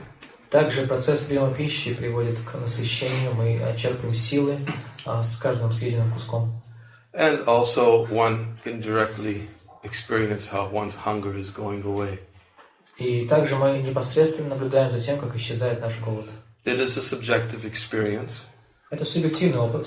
And as we oftentimes explain when quoting this verse, it is not something that we have to rely upon others' opinion to understand. И поскольку он субъективен, как мы часто объясняем, цитируя этот стих, нам не приходится спрашивать чего-то еще мнения, чтобы понять благо, которое мы получаем от этого процесса. We don't have to ask somebody else, is my hunger going away? Нам не приходится спрашивать других, что я наелся или нет. With each bite, we know our hunger is going away. Потому что с каждым куском съеденной пищи мы чувствуем, как голод уходит. We don't have to ask somebody else, does it taste good? Нам не приходится спрашивать у других, а вкусно это или нет. We directly experience the taste ourselves. Потому что если мы едим, то мы непосредственно воспринимаем вкус пищи. We can directly perceive the pleasure that we get from eating. И также мы непосредственно можем ощутить наслаждение, которое испытываем от еды. And also, nourishment is also a subjective experience that we can have ourselves without having to rely upon somebody else's opinion. И также питание или чувство насыщения и пролив сил мы испытываем сами, и нам не приходится полагаться на чьё-то еще мнение, чтобы понять, насыщаемся мы или нет. So, Srila Jiva Goswami explains in his commentary to this verse Шрила Джива Госвами в комментарии к этому стиху объясняет, that bhakti or devotion is compared to tushti or satisfaction. Что в этой аналогии бхакти или преданность сравнивается с тушти или удовлетворением. Because they both take the form of pleasure. Потому что и то, и другое воспринимается как форма наслаждения. In other words, if one is engaged in devotional service, Другими словами, если человек занимается преданным служением, one of the things that lies below the surface is satisfaction. одно из свойств преданного служения, которое находится под поверхностью этого океана, это удовлетворение, которое мы испытываем от него. And the satisfaction comes from the activity itself. И это удовлетворение берется из самой деятельности. We don't have to ask somebody else, am I feeling satisfied from devotional service? Нам не приходится вопрошать других, чувствую ли я удовлетворение, занимаясь преданным служением. And just as pleasure increases as one eats for a hungry person, И точно так же, как человек, который голоден, испытывает возрастающее чувство удовлетворения, когда он ест. one of the symptoms that somebody is engaged in devotional service is that his devotion increases. Точно так же признаком человека, который по-настоящему занят преданным служением, является увеличение его преданности по мере занятия этим процессом. And how can he perceive that his devotion is increasing? И как он может понять, что его преданность возрастает? Just as a person who is eating sees that his hunger is going away, Например, человек, который ест, он чувствует, что голод его постепенно утоляется. a person whose devotion is increasing is also directly sees how his attachment to material things is decreasing. Но человек, который занимается преданным служением, продолжает заниматься им, чувствует, как в нем постепенно исчезает привязанность к материальным вещам. One can directly experience within, Мы можем чувствовать это непосредственно внутри. and therefore one can gradually begin to perceive the benefits derived from being engaged in devotional service. Так человек может непосредственно воспринимать благо, обретаемое благодаря занятиям преданным служением. Although it is interesting that this analogy has some limit. Однако интересно заметить, что в этой аналогии есть определенный предел. And the limit that Srila Jiva Goswami points out in this analogy is as follows. И Шрила Госвами указывает на пределы применимости этой аналогии следующим образом. That when a person is eating, he not only becomes uninterested in other activities, Что человек, который ест, он на это время забывает не только о всех других видах деятельности. just like a hungry person when he's eating, don't disturb him. Если голодный человек получил в конце концов еду и начинает есть, лучше его не беспокоить. Is it very hot in here or is it me? Что только мне одному жарко Are we здесь, supposed to be deprived of air for a или particular что reason? нам нужно все лишать себя кислорода по какой-то конкретной причине.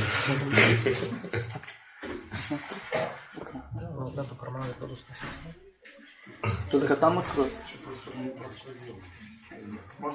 He's afraid of drafting because Huh? once they open these windows, you may catch a cold. Well, any window will do. But they'll open the response. Okay.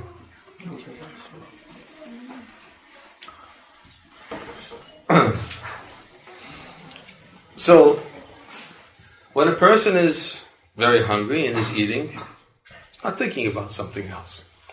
Если человек проголодался и получил в конце концов пищу, начал есть, то он вообще ни о чем другом не думает. Of course, unless, of course, somebody else is trying to take his food away from him. Ну, разумеется, если кто-то не пытается забрать у него ту пищу, которую он получил. I recently saw this at Mayapur. Я недавно видел это в Майапуре. There was right by the building where I was staying, there was a place where everybody throws the garbage and the dogs were always there waiting for the prasadam. В том здании, где я жил неподалеку, располагалась мусорная яма. Туда выбрасывали тарелки с остатками, тарелки сделаны из листьев с остатками пищи, и там собирались голодные собаки в ожидании просада. And every time I would walk by, there would always be a group of dogs and somebody would dominate И там каждый раз, когда я the available food. проходил мимо этой мусорной ямы, там всегда была стая голодных собак, однако одна собака обычно доминировала над всеми остальными и в своих лапах держала контроль над пищей. Oftentimes it was the biggest dog. Обычно это была самая большая собака, ей все доставалось. And then when the other dogs would try to come and take, the dog was very much absorbed in the food, but when the other dogs tried to come and take, this one dog who had possession of it would immediately become very angry. Как только эта собака была, самая большая собака, она была поглощена этим просадом и ела, не отвлекаясь. Однако, если другие собаки подходили к ней и пытались урвать кусочек, собака сразу чувствовала, что на ее пищу покушаются, и начинала проявлять признаки гнева. Why? Because they were so absorbed in that food that they wanted to make sure they had total possession of it. Потому что она была так поглощена, не только была поглощена этой пищей, но она также пыталась удостовериться в том, что никто другой на эту пищу не покусится. And then, other than that minor distraction of another dog that was interested, the dog wasn't interested in anything else. И кроме этих других собак, которые пытались урвать у нее ту пищу, до которой она добралась, ее больше ничего не интересовало. So in the same way, when we're eating very hungry and we're eating food that's very pleasurable, Точно так же, если мы очень голодны, нам в конце концов дали очень вкусное блюдо, we don't think of anything else. мы больше ни о чем не думаем. But then the analogy falls short because the nature of food is that the more you eat, gradually you become less interested in the food. Но на этом аналогия кончается, потому что природа пищи такова, что чем больше мы едим, даже если мы очень голодны, постепенно у нас пропадает интерес к самой пище. Isn't that true? Не так ли? When you're hungry and you look at this plate, prasad, all these different preparations there. Если вы голодны и вам ставят поднос с просадом самых разных рассортов и видов, Your mind is just totally focused on all the different preps. то ум сосредотачивается на этих блюдах, которые поставили And you перед start вами. thinking, so what do I take first? И начинаем думать, так, с чего начать? And then the more you eat, you get some pleasure. И чем больше мы едим, тем больше мы испытываем удовлетворение. But then when you get to a certain point that you've eaten all that you can eat, Но затем мы достигаем определенного предела, мы съели все, что смогли. enthusiasm for honoring that prasadam is not at the same level as it was when your stomach was empty. И поэтому энтузиазм, почти этот просад, уже не тот былой энтузиазм, который был у нас, когда мы приступили с голодным желудком. So eventually what happens is that not only are you disinterested in everything that surrounds you, but gradually become disinterested in the food itself. И поэтому вы теряете интерес не только ко всему происходящему вокруг вас, но и к самой пище. So that analogy is being used also for devotion to Krishna. И эту аналогию используют, чтобы иллюстрировать преданное служение Кришне. But the reason why the analogy falls short is that the more one's devotion to Krishna increases, Однако эта аналогия имеет свой предел или ограничение, потому что если мы занимаемся преданным служением, то по мере занятия преданным служением наша преданность Кришне увеличивается. the more that one serves Krishna, Чем больше мы служим Кришне, then the impetus to serve Krishna increases. чем больше мы служим Ему, тем больше у нас разгорается желание служить. It's not that when you serve Krishna really with your mind, body, and words, that all of a sudden you think, well, I've done it. What's next? Не наступает такого момента, если вы полностью посвящаете служению Кришне свое тело, ум и речь, то не наступает такого момента во время, когда вы говорите, ну все, хватит, я уже все достаточно сделал служение. Because this is the nature of Krishna. Потому что такова природа Кришны. In fact, later in this commentary, one verse is quoted from Rupa Goswami. Дальше в этом комментарии Рупа Госвами будет цитировать один стих. Iha yasya haryadasya kamana manasa gira nikala papipasta su jiva mukta su uchite. That anyone who engages in devotional service completely with his body, mind, and words is a liberated soul, even while still within the body. В этом комментарии будет цитироваться стих Рупы Госвами, в котором говорится, что если человек посвящает преданному служению Господу свое тело, ум и речь, то он считается освобожденным, хотя и находится в материальном теле. This is the result of full absorption in service to Krishna with mind, body, and words. К такому результату приводит полная поглощенность служением Кришне, когда мы даем этому процессу свой ум, тело и речь. Is that one becomes liberated or detached from the material body. Такой человек становится освобожденным от материального тела или перестает испытывать к нему привязанность. But as also, as Srila Jiva Goswami explains here in what we just read, Также Шрила Джива Госвами объясняет в этом абзаце, отрывке, который мы только что процитировали, that the transcendental beauty and qualities of the Supreme Lord are not material, since one never becomes satiated by relishing the bliss of the Supreme Lord. что трансцендентная красота и качество Верховной Личности Бога не являются материальными, поскольку человек никогда не испытывает пресыщения, наслаждаясь блаженством Верховного Господа. And the nature of the Supreme Lord is also described elsewhere in the Srimad Bhagavatam, Atmaramascha Muniyo Nigranta Apirukame. И в другом стихе Шримад Бхагаватам описывается, что природа Господа Кришны такова, что that all different types of Atmaramas, что все различные типы атмарам, including those who are completely freed from all varieties of material bondage, включая тех, которые полностью свободны от любых разнообразных проявлений порабощенности материальным миром, they desire to render devotional service to the Supreme Personality of Godhead. даже такие освобожденные души горят желанием заняться преданным служением Верховной Личности Бога. This means that the Supreme Lord possesses transcendental qualities which can attract everyone, including liberated souls. Это означает, что Верховная Личность Бога имеет особые трансцендентные качества, которые привлекают к Нему всех, включая освобожденные души. So the nature of Krishna is such is that he can attract even those who are liberated from material bondage.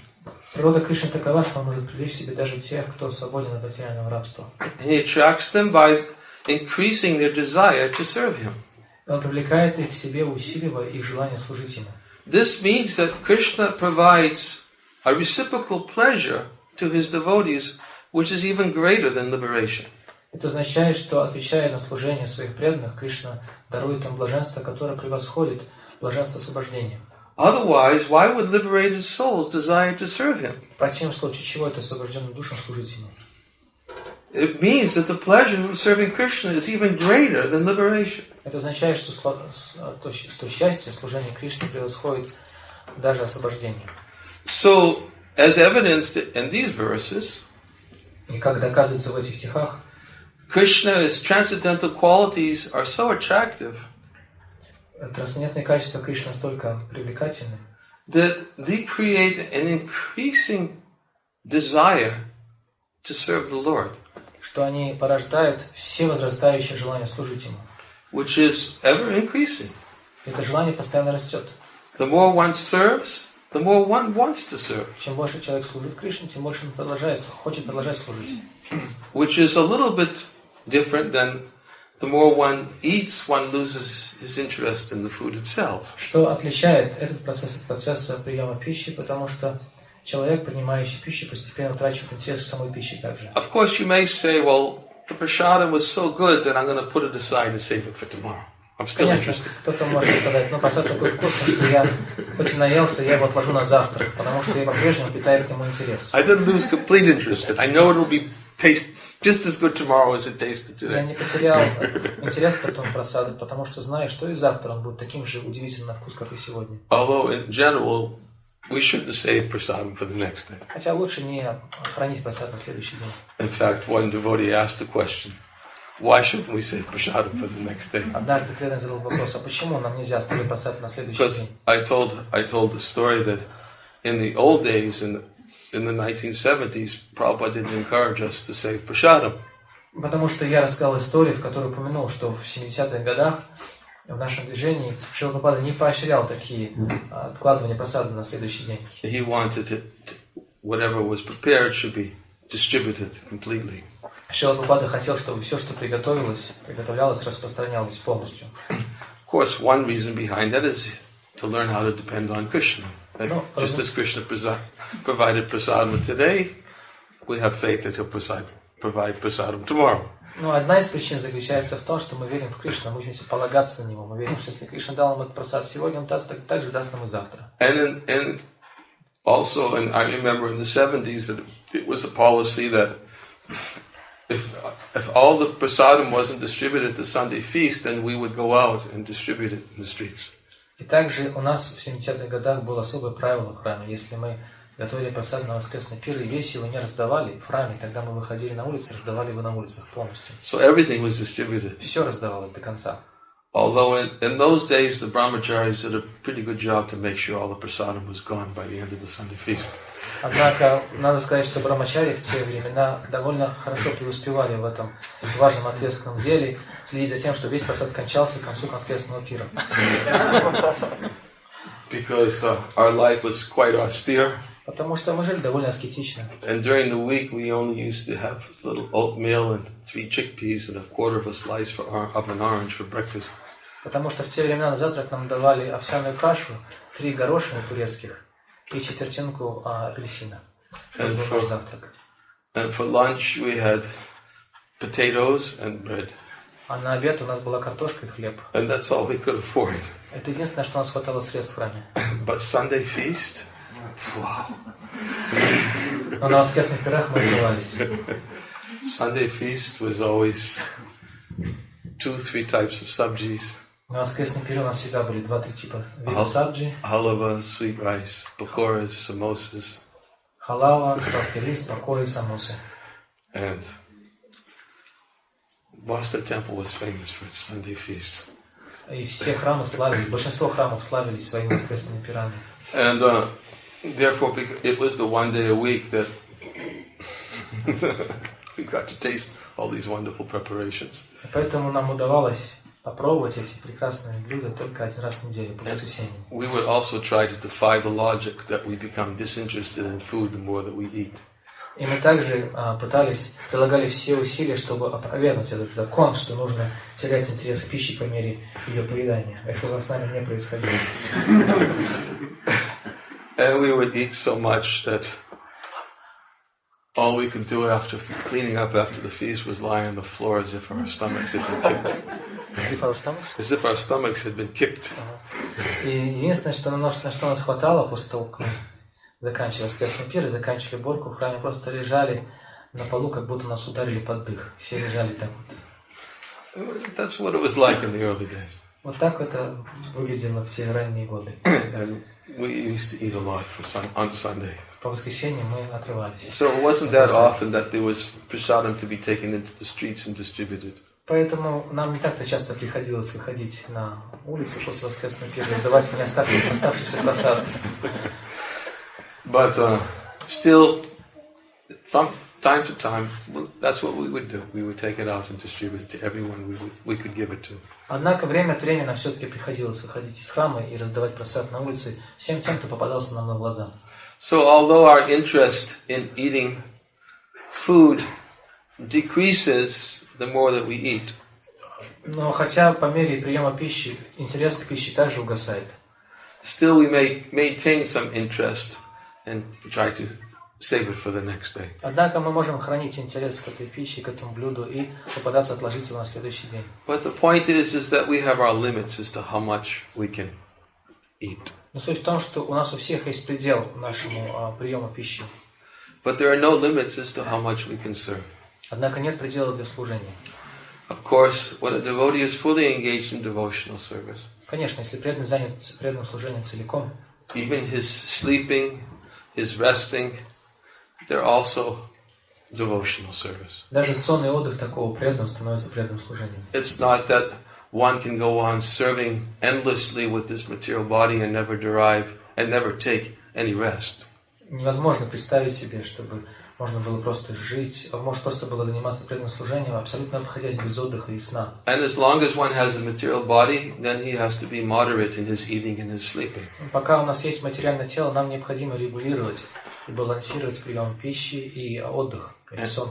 And as Krishna says, one shouldn't eat too much or eat too little, sleep too much or sleep too little. Как Кришна сам говорит, нельзя слишком много или слишком мало спать, или слишком много или слишком мало есть. He does whatever is necessary to maintain body and soul together so he can utilize his body for the service of the Lord. Человек должен делать все необходимое, чтобы поддерживать свое тело и душу вместе, чтобы можно было продолжать занимать это тело в служении Кришне. And when he maintains his body for that purpose, then even maintenance of the body is devotional service. Если он поддерживает свое тело ради этой цели, тогда даже поддержание тела становится преданным служением. Just as Srila Prabhupada used to give the analogy that sense gratification is like salt. Шрила Прабхупада приводил пример, о котором он говорил, что чувственное наслаждение похоже на соль. He says every cook knows that you need a little salt to bring out all the other spices. Любой опытный повар знает, что нужно добавить немного соли в блюдо, чтобы соль проявила вкус всех других специй. But if you use too much salt, it spoils the whole preparation. Однако, если слишком много соли насыпать в блюдо, то блюдо оказывается безнадежно испорчен. So in the same way, the body requires some gratification for service to the Lord. Точно так же это тело требуется определенная доля удовлетворения, чтобы оно продолжало служить Кришне. And a little gratification for maintaining the body is necessary. И это небольшое удовлетворение, которое необходимо, чтобы поддерживать тело в здоровом состоянии, требуется. To maintain body and soul together for the service of the Lord. Оно необходимо, чтобы поддерживать душу и тело вместе ради служения Господу. But too much sense gratification spoils the whole preparation. Но слишком много чувственного наслаждения все портит безнадежно. It spoils the whole goal of human life. Это портит всю цель человеческой жизни. Therefore, for a devotee who is engaged in devotional service, Поэтому для преданного, который занимается преданным служением, he is always, because of the pleasure he derives from the service itself, he is always eager to diminish, fulfilling the demands of the body. поскольку он черпает в этом преданном служении такого удовлетворения, он всегда горит желанием свести к минимуму все другие потребности этого тела. That is the symptom of devotional service. Таков признак преданного служения. The symptom is that the pleasure derived from devotional service is so superior to material pleasure.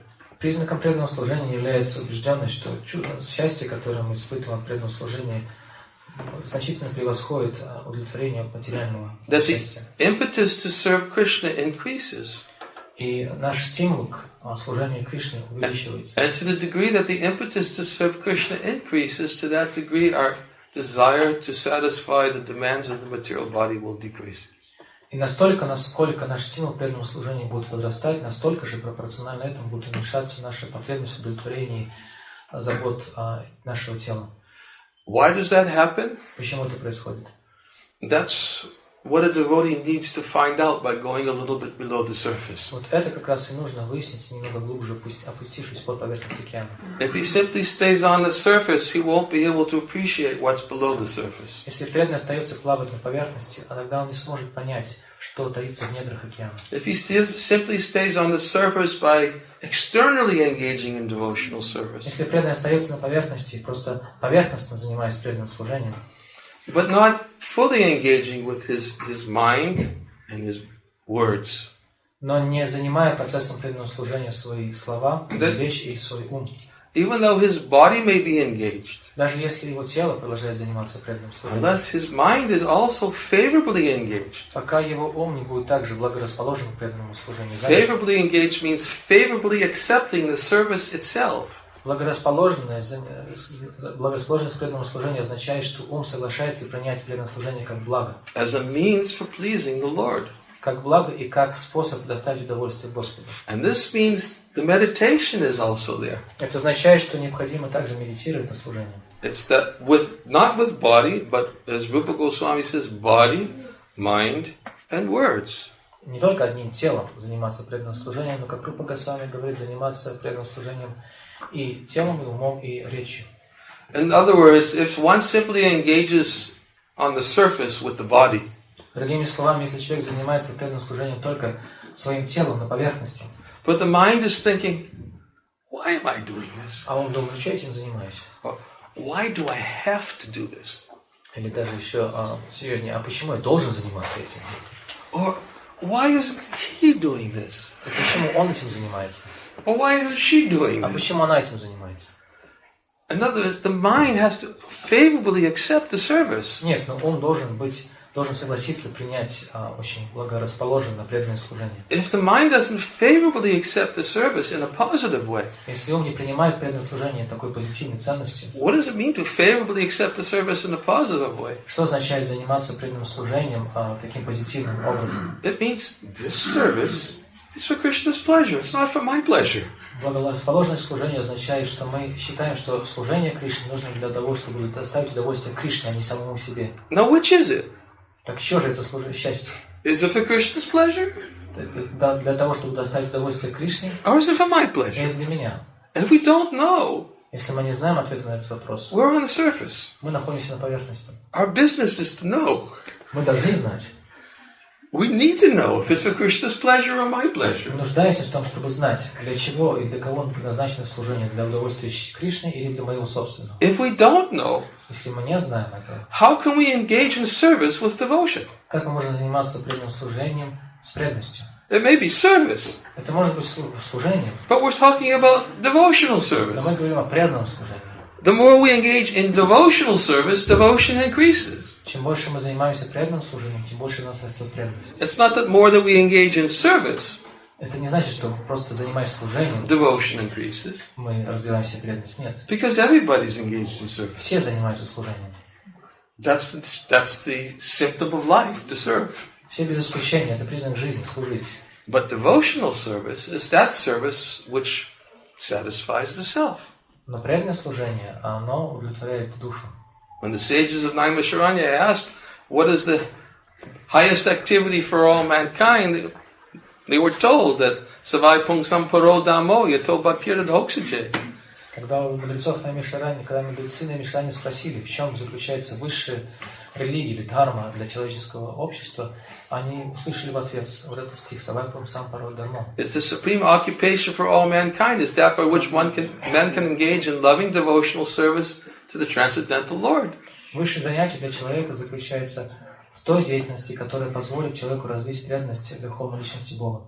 Devotional service must be unmotivated and uninterrupted in order to satisfy the self. Это преданное служение должно быть бескорыстным и непрерывным, чтобы полностью удовлетворить душу. Therefore, we have to fix our mind on service for Krishna's pleasure. Именно поэтому мы должны сосредоточить свой ум на служении Кришне, ради того, чтобы доставить ему удовольствие. Then the mind is also engaged. Тогда и ум занят служением.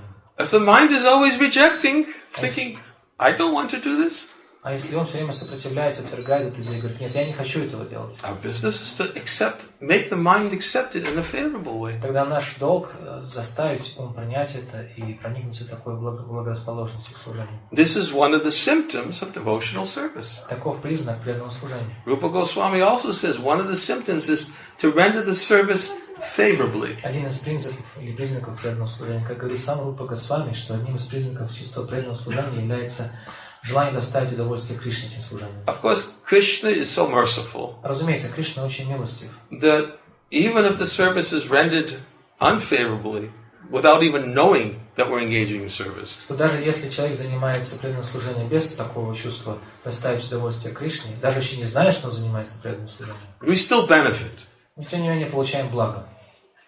Akama sava kamava moksha kama udaraditi vena bhakti yogina yajita purusha para. Whether one is filled with material desires, Неважно, полный ли человек материальных желаний, whether one has no material или desires, полностью свободен от них, or whether one is desiring liberation. или стремится к освобождению. One who has broader intelligence must by all means worship Krishna. Человек, отличающийся широтой взглядов, должен всегда поклоняться Кришне с этим желанием. So even if we still have material desires, Поэтому даже если у нас по-прежнему сохраняются материальные желания, and even if the mind is not favorably engaged in service to Krishna, даже если наш ум еще не соглашается заниматься преданным служением Кришне there could позитивно, be some benefit from the service rendered even unknowingly. будет благо даже от неосознанного преданного служения. But if one wants to go deeper below the surface, Однако, если человек хочет погрузиться глубже и уйти в глубины, if one doesn't want to always stay on the surface and not be able to appreciate what's below the surface, если человек не хочет довольствоваться просто плаванием на поверхности, лишенной возможности понять, что же таится в недрах океана, then one also has to engage the mind favorably in service to Krishna. для этого необходимо научиться занимать и ум таким позитивным образом служения Кришне. Body, mind, and words. Итак, тело, ум и речь. Words also should be engaged favorably for the service of the Lord. Слова тоже должны быть заняты очень позитивно в служении Кришне. The more we speak about Krishna and we speak about Krishna's service, Чем больше мы говорим о Кришне, о служении Кришне, the more our tongue becomes controlled, чем больше нам удается контролировать наш язык, and the more we actually begin to experience pleasure from the subject itself. и чем больше мы начинаем испытывать счастье от обсуждения самой этой темы. As we said, Krishna is so attractive that he gives pleasure even to those who are completely liberated souls. Как мы уже сказали, Кришна настолько привлекателен, что дарует наслаждение даже совершенно освобожденным душам. And the pleasure that he gives from those who serve him favorably. И то блаженство, которое Кришна дарует тем, кто занимается позитивным служением ему, is so attractive настолько привлекательно, that even liberated souls, they want to serve Krishna. даже освобожденные души проникаются желанием служить Кришне. Some people think liberated soul is self-perfection. Кто-то может подумать, что положение освобожденной души уже само в себе таит совершенство. Liberation, perfection. Это же уже освобождение, уже совершенство. But what does liberation mean? А что такое освобождение? Does liberation mean let me just enjoy being liberated? Неужели человек, который освобожден, обречен просто наслаждаться своим освобождением, ничем больше? What does a liberated soul do? Что делают освобожденные души? That is also below the surface and needs to be researched. Да, и вот это вопрос, о котором можно ответить только опустившись глубоко в недра. И нужно искать ответы на этот вопрос. What do liberated souls do? Чем занимаются освобожденные души? Of course, there's different types of liberation. Есть разные виды освобождения, разумеется. Some liberated souls desire to merge into the impersonal effulgence. Некоторые освобожденные души хотят слиться с безличным сиянием. And they simply want to get the pleasure of not having to suffer. И единственное счастье, к которому они стремятся, это счастье свободы от страданий. Because there's some pleasure in not having to suffer. Потому что, несомненно, свобода от страданий несет в себе какое-то счастье. It's relief. Есть определенное облегчение в этом. Prabhupada explains in the commentary in one verse in the Bhagavad-Gitу. В одном из комментариев Бхагавад-Гиты Шрила Прабхупада объясняет. He says that when persons who do not have the proper understanding of the Supreme Lord hear that a liberated soul is somebody who continues to live forever, he becomes afraid. Он говорит, что человек, который не является освобожденной душой, страдает, слышит о том, что освобожденные души продолжают жить вечно, он начинает пугаться этого. Because he thinks to live forever means I have to be like this forever. И он такой человек думает, но если я продолжаю жить вечно, то, наверное, я буду жить в стаде вечно. You mean I exist eternally? Я вечно живу. That means after I've given up this body and liberated, I go on existing. Что я, даже освободясь, даже оставив материальное тело, буду продолжать существовать вечно. Like this? Вот таким образом. If it's like this, better I don't exist. Если я буду таким образом находиться вечно, лучше жить вечно, лучше я вообще не перестану существовать. They become afraid when they hear they're eternal. Когда люди слышат о том, что они вечны, они пугаются этого. And they think, better I don't exist, I'll be a lot happier. И думают, нет, лучше вообще не существовать, я буду гораздо счастливее, если не буду существовать. At least I won't have to suffer. Потому что, по крайней мере, страдать я не буду вынужден. And that's their concept of liberation. В этом их концепция освобождения. But a devotee is somebody who wants to go below the surface. Однако преданный – тот, кто хочет погрузиться в глубины. Who wants to know what is beyond liberation. Который хочет понять, что за гранью освобождения. What is beyond relief from suffering. Что находится за гранью облегчения страданий. The nature of devotional service is such that he can experience that pleasure even before he gives up the body. Но природа преданного служения такова, что такой преданный может испытать это блаженство еще до того, как он оставит свое тело. That is the excellence of bhakti. В этом заключается превосходство бхакти. The excellence of bhakti is he doesn't have to wait to give up the body before he understands what happens beyond the body. Превосходство бхакти заключается в том, что для того, чтобы понять, что находится за гранью существования в этом теле, тело оставлять вовсе не обязательно. Krishna says, Raja Vijay Raja Guyam Papitamitam Mudamam Patikshabagamam Damyam Shushukam Kartam Aviyam. This knowledge gives direct perception of the self by realization. Кришна говорит в этом стихе Бхагавад-Гиты, что это знание дает человеку непосредственное восприятие собственной сущности благодаря опыту. Therefore it is everlasting and joyfully performed. Поэтому такое счастье длится вечно, и преданное служение всегда сопряжено со счастьем. That is the result of engaging devotional service. One gets direct perception of the self by realization before one gives up the body.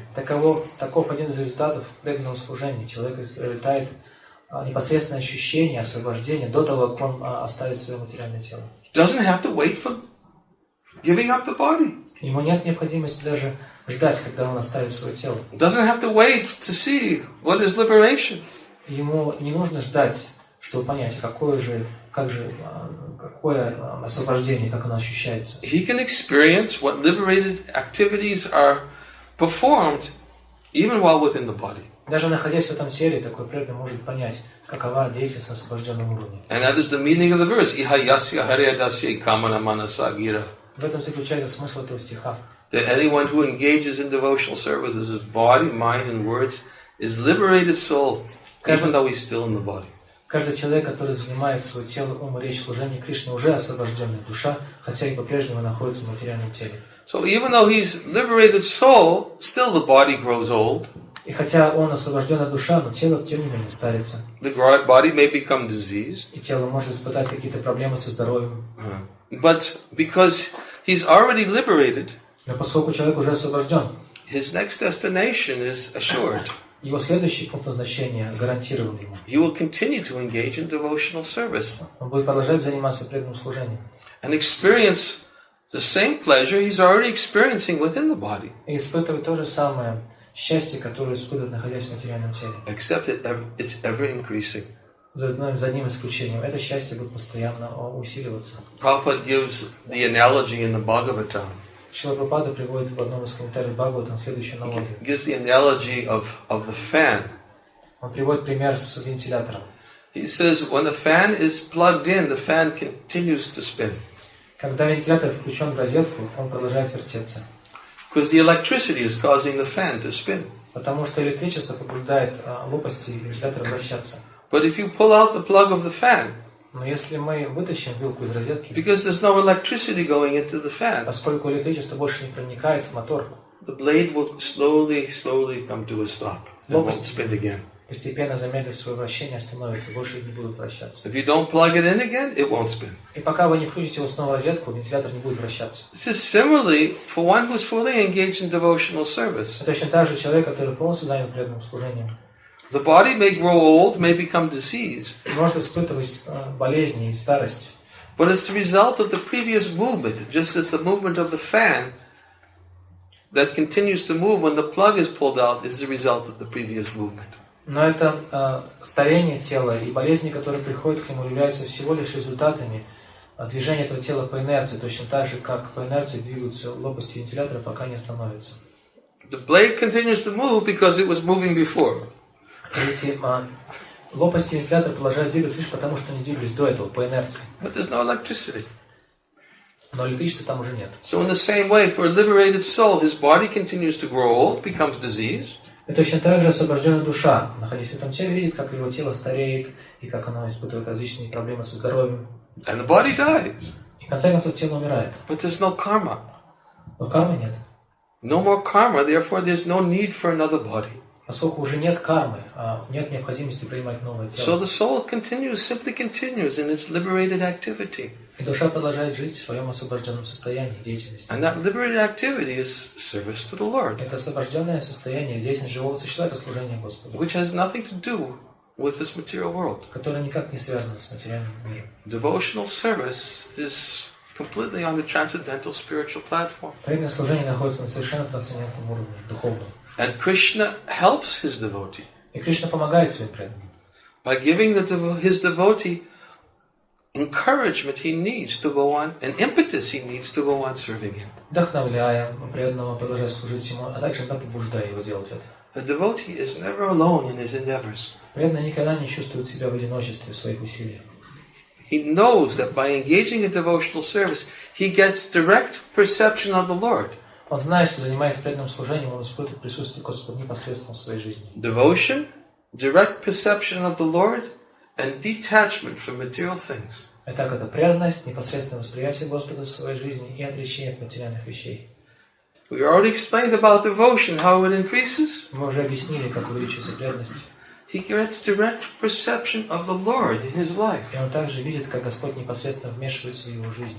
And this direct perception of the Lord also is tangible. He experiences it. Это непосредственное присутствие Господа в его жизни, ощутимо и зримо. Jiva Goswami says that the experience of the Lord is called pushti, or nourishment. В этом комментарии говорится, что это присутствие, непосредственное восприятие Господа в жизни преданного называется, сравнивается с пушти, прошу прощения, или с питанием тела.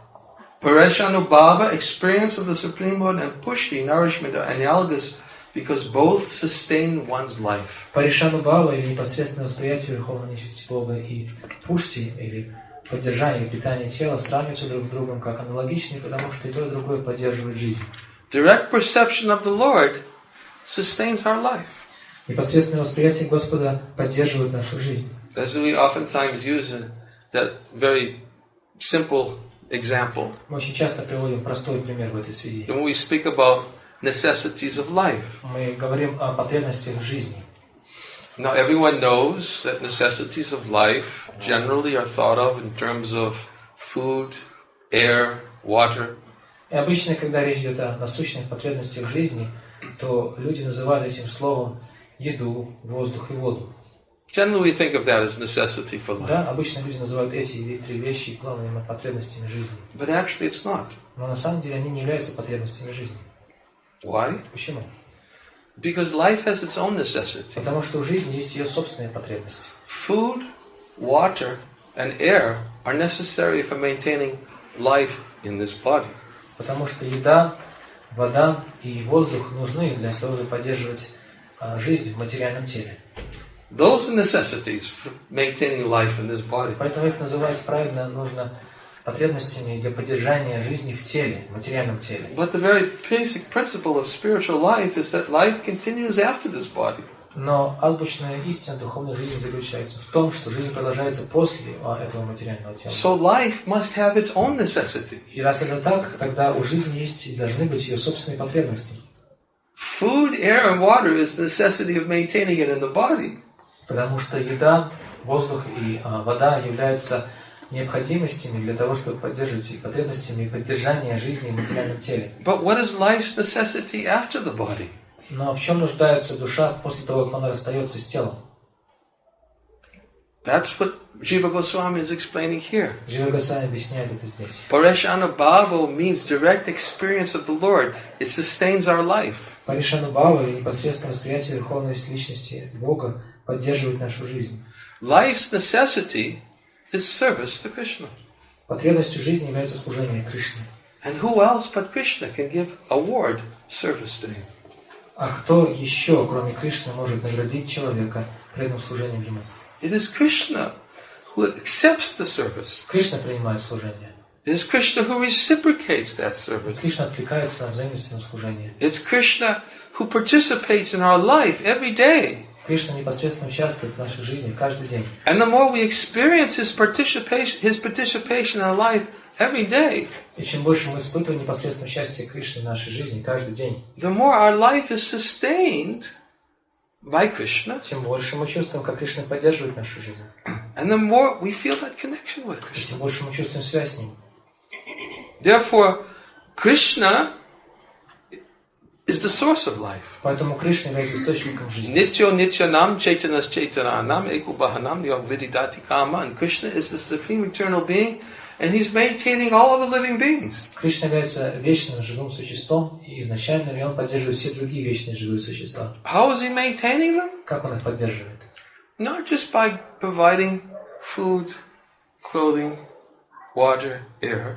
Не просто обеспечивая их питанием, водой, воздухом и одеждой. He maintains them by engaging them in His service. Он поддерживает их, позволяя им заниматься преданным служением себе. Therefore, Govinda Das, in his song, Bhajahurimana, he says, Eidana Yovana Putra Parijana Itiki Achipara Titire Kamala Dala Jala Jivana Dalamala Bhajavan Hari Parinitire. He says that wife, sons, youth, family, just as a drop appears in a lotus leaf, such is this life. Поэтому Говинда Дас в этом замечательном баджане Баджахуремана говорит, что жена, дети, молодость и семья, все они похожи на зыбкие капли росы на листе лотоса. So let me take up the service of Lord Hari, Shri Hari, the only necessity. Поэтому я буду заниматься служением лотосным стопам Господа Хари, единственной потребностью моей жизни. That is the necessity of life. Это потребность жизни. So, this is what sustains our life, is this direct experience of the Lord. Это поддерживает нашу жизнь, непосредственное восприятие Господа. But if we want to experience that direct experience of the Lord, We have to get his attention. Однако, если мы хотим по-настоящему испытать присутствие Господа в нашей жизни, мы должны привлечь Его внимание к себе каким-то образом. Otherwise, how are we going to experience him in our life? В противном случае, как нам, на что мы можем рассчитывать, чтобы испытать Его присутствие в нашей жизни? We get his attention, again, by cultivating the desire to please him. И мы привлекаем к себе Его внимание, взращивая в себе желание служить Ему, удовлетворить Его. It's not our wealth. It's not our austerities. И удовлетворить Его мы можем не только, то есть не богатством, не It's not by аскезом, sacrifices. не каким-то самопожертвованием. These things will not awaken his attention. Нет, эти все вещи Его внимание не привлекут. If we want to get his attention, then we get his attention by rendering service with a desire to please him. Нет, для того, чтобы привлечь к себе Его внимание, мы должны заниматься служением Ему с желанием удовлетворить Его этим служением. Of course, sometimes it is very difficult to know what is pleasing to the Lord. Конечно, иногда очень сложно понять, что же Господа порадует. Sometimes it's very difficult to make the final decision. Is this for Krishna or is this for me? Иногда нам очень сложно решить, а для чего и для кого это предназначено, для того, чтобы Кришна порадовать или себя самих. And devotees, many times they remain in a very bewildered state about what is for Krishna. И очень часто преданные остаются в таком состоянии замешательства. What is for me? Что для меня, что What для is for Кришны, somebody else? что для кого-то еще. Who am I doing this for anyways? И вообще, для кого все это делаю? But our business is to find out. Вот этим-то мы должны заняться, найти для кого. That is our primary business in this life. Это более того главная задача нашей жизни. Is to find out what is the service that will be pleasing to the Lord. Понять, что же, в чем заключается то служение, которое порадует Верховную Личность Бога. Otherwise, how can we ever remember Him? В противном случае, как мы можем рассчитывать, помнить о Нем? How can we ever depend upon Him? Как мы можем зависеть от Него? How can we think of Him? Как мы можем вообще думать о Нем? As soon as something is difficult, if we think, well, this wasn't for Krishna anyways. Как только, например, что-то становится сложным в нашей жизни, мы говорим, это же не для Кришны все равно. I'm not going to do it, it's too difficult. Уже это слишком сложно, это не для Кришны, поэтому делать это я не буду. It's not for Krishna anyways. Это же не для Кришны. If it's not for Krishna, why am I doing it? А чего это? Если это не для Кришны, зачем мне этим заниматься? Everything should be for На Krishna. самом деле все должно быть для Кришны. Even maintaining our family should be done in the service of the Lord. Поддержание нашей семьи должно выполняться как служение Господу. Maintaining our body should also be done in the service of the Lord. Забота о своем здоровье и теле мы должны делать как преданное служение Кришне. It can all be done as a support to our service to the Lord. Мы должны выполнять это все как поддержку или как опору для нашего служения Господу. Therefore, our primary service to the Lord Поэтому наше главное служение Кришне is to properly hear about devotional service to the Lord. это правильно слушать о преданном служении Господу. And the more one hears about devotional service to the Lord, И чем больше человек слушает о преданном служении Кришне правильно, engages his mind in hearing the glories of the Lord, занимает свой ум слушанием о славе Верховного Господа, his tongue in speaking the glories of the Lord in devotional service to the Lord, и занимает свой язык прославлением Верховного Господа и преданного служения Ему, engages his ears in hearing the glories of the Lord, занимает свои уши слушанием о славе Господа, pastimes of the Lord and the holy name of the Lord, слушанием игр Господа и Его святого имени, then this gives complete justification for maintaining this body. вот тогда наше поддержание собственных тел полностью оправдано. Because with this tongue, with these ears, with these senses, I can use them in the service of the Lord. Потому что тогда я могу использовать свои чувства, свой язык и свои уши в служении Господу. And therefore, immediately this body has great value. И тогда это тело немедленно обретает большую ценность. And therefore, Bhagavatam says, what is the value of a prolonged life which is wasted by years, inexperienced by years in this world? Бхагаватам говорит, какой смысл долгой жизни, потраченной в годах, пустую, потраченных за погоней за чувством наслаждения. What is the value of the body if it's not used for service of the Lord? Какой смысл в этом теле, если оно не используется в служении Господу? Prabhupada says that it's like the bellows in the blacksmith shop. Шрила Прабхупада сравнивает такую жизнь с мехами в кузнице. It breathes, Потому что меха в кузнице тоже дышит, but there's no life. но в них нет жизни. Real life is service. Настоящая жизнь в служении. And therefore, this is what lies below the surface for those who are engaged in devotional service. Вот это находится ниже поверхности океана для тех, кто занят преданным служением. what lies below the surface is the pleasure derived from devotional service. Что находится под поверхностью океана? Это счастье, которое мы испытываем от служения. The nourishment one feels by direct perception of the Lord. И питание, которое мы испытываем, когда занимаемся, когда видим верховную силу Бога непосредственно вмешивающуюся в нашу жизнь. And the peace one experiences when one no longer hankers for the pleasures, the low pleasures of this material world. И умиротворение, которое испытывает человек, перестав гнаться за этими низменными удовольствиями этого мира. These experiences are all accessible Весь этот опыт доступен нам in this life. в этой жизни. One doesn't have to wait. И нет необходимости долго ждать. They're all accessible in this life, Все это доступно нам прямо сейчас, в этой жизни. in this body, В этом теле. with these senses, И с этими чувствами. with this mind. С этим умом. And that is the excellence of bhakti, or devotional В service to этом the Lord. заключается превосходство бхакти или преданного служения Господу. The excellence is that when one comes in contact with the Lord, Превосходство бхакти заключается в том, что когда мы соприкасаемся с Господом, the Lord reciprocates with his devotee in such a way Господь отвечает взаимностью на чувства своих преданных таким образом, to help his devotee come to him. чтобы помочь преданному прийти к Нему. Whereas in all other processes, without devotion, В то время как во всех других процессах, без этой преданности, there is no intervention of the Lord. Господь вообще не вмешивается. He does not personally give Он pleasure. лично ничего не дает, никакого счастья. He's only personally involved when there's devotion. Он лично вступает, лично вмешивается в жизнь преданных только когда есть преданность. I was listening to a lecture today. Srila Prabhupada was speaking in 1966 on Chaitanya Charitamrita. В 1966 году Шрила Прабхупада в лекции по читанию Чаритамрити, я слушал его сегодня утром, он говорил. And Prabhupada was speaking on a very, very wonderful, very simple point. И Шрила Прабхупада обсуждал одну очень простую, удивительную вещь. He was saying that devotional service, he was describing the excellence of devotional service to Krishna. Он описывал превосходство преданного служения Кришне. And he says devotional service is so far superior to anything else. Он говорил, что преданное служение настолько превосходит все другие процессы. He says it's not just that one simply believes in God. Что человек не просто верит в Бога. He said, yes, believing in God is good. It's better than an atheist.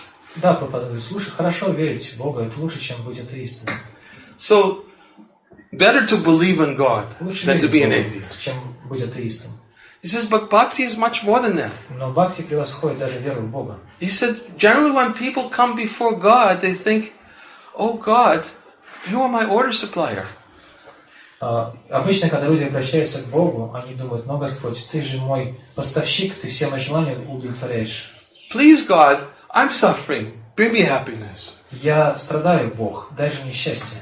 Please God, give me this, give me that. Дай мне это, дай мне то. And he said, this is not bhakti. Это не бхакти, говорит Шрила Прабхупада. He says, it's not that we should be dependent upon God for our necessities of life. Это не бхакти, и мы не должны в зависимости от Бога для осуществления наших потребностей. By demanding Him to give these things to us. Требуя от Него осуществления или обеспечения всех наших потребностей. He says, bhakti means that God becomes dependent upon us. Нет, бхакти означает, что Бог начинает зависеть от нас. He said, this is bhakti. Вот это бхакти. He said, you should think like Вы this. должны думать таким образом. He said, the Supreme Lord is becoming dependent on you. Верховный Господь начинает зависеть от тебя. If you don't feed Him, He won't eat. Если ты его не покормишь, он останется голодным. He is dependent on you. Он от тебя зависит. He places himself in a dependent relationship with his devotee. Он помещает себя в зависимое положение по отношению к своему преданному. So that the devotee thinks, yes, God is depending on me. Чтобы преданный начал думать, да, Господь зависит от меня. He said, this is bhakti. Это бхакти. This is real bhakti. Это настоящая бхакти. Bhakti means is that if I don't do this, then it won't happen for Krishna. Потому что если этого не сделаю, Кришна этого не получит. He's depending on me to do Он it. зависит от меня, в осуществлении He has asked me to do it. Он просил меня об этом. How can I not do it? А как же я могу пренебречь этим долгом по отношению к нему? When the devotee is serving the deity, Когда преданный служит божествам, the devotee is thinking, if I don't give according to time, prasadam, he won't eat. если преданный думает, если я не покормлю горнитай, они будут голодными. Should I wait until I'm hungry before I feed him? Так что, мне нужно ждать, пока я сам проголодаюсь, чтобы их покормить? No, he's hungry. Нет, он уже голодный. We should feed him when he's hungry. Мы должны кормить его, когда он голодный. He's depending on Он me. от меня зависит. In all of our service, we should be thinking, the Lord is depending on me. Во всех наших видах служения мы должны задумать, что преданность Кришны зависит от меня. And Prabhupada was explaining that point. That is bhakti. И Шрила Прабхупада объяснял, что это бхакти. Bhakti begins when one thinks of the Lord first. Бхакти начинается, когда преданный думает о Господе в первую очередь. And how the Lord is so kind И как Господь настолько милостив, that He lets us serve Him in this way. что Он позволяет нам служить себе таким образом. By making Himself dependent on us.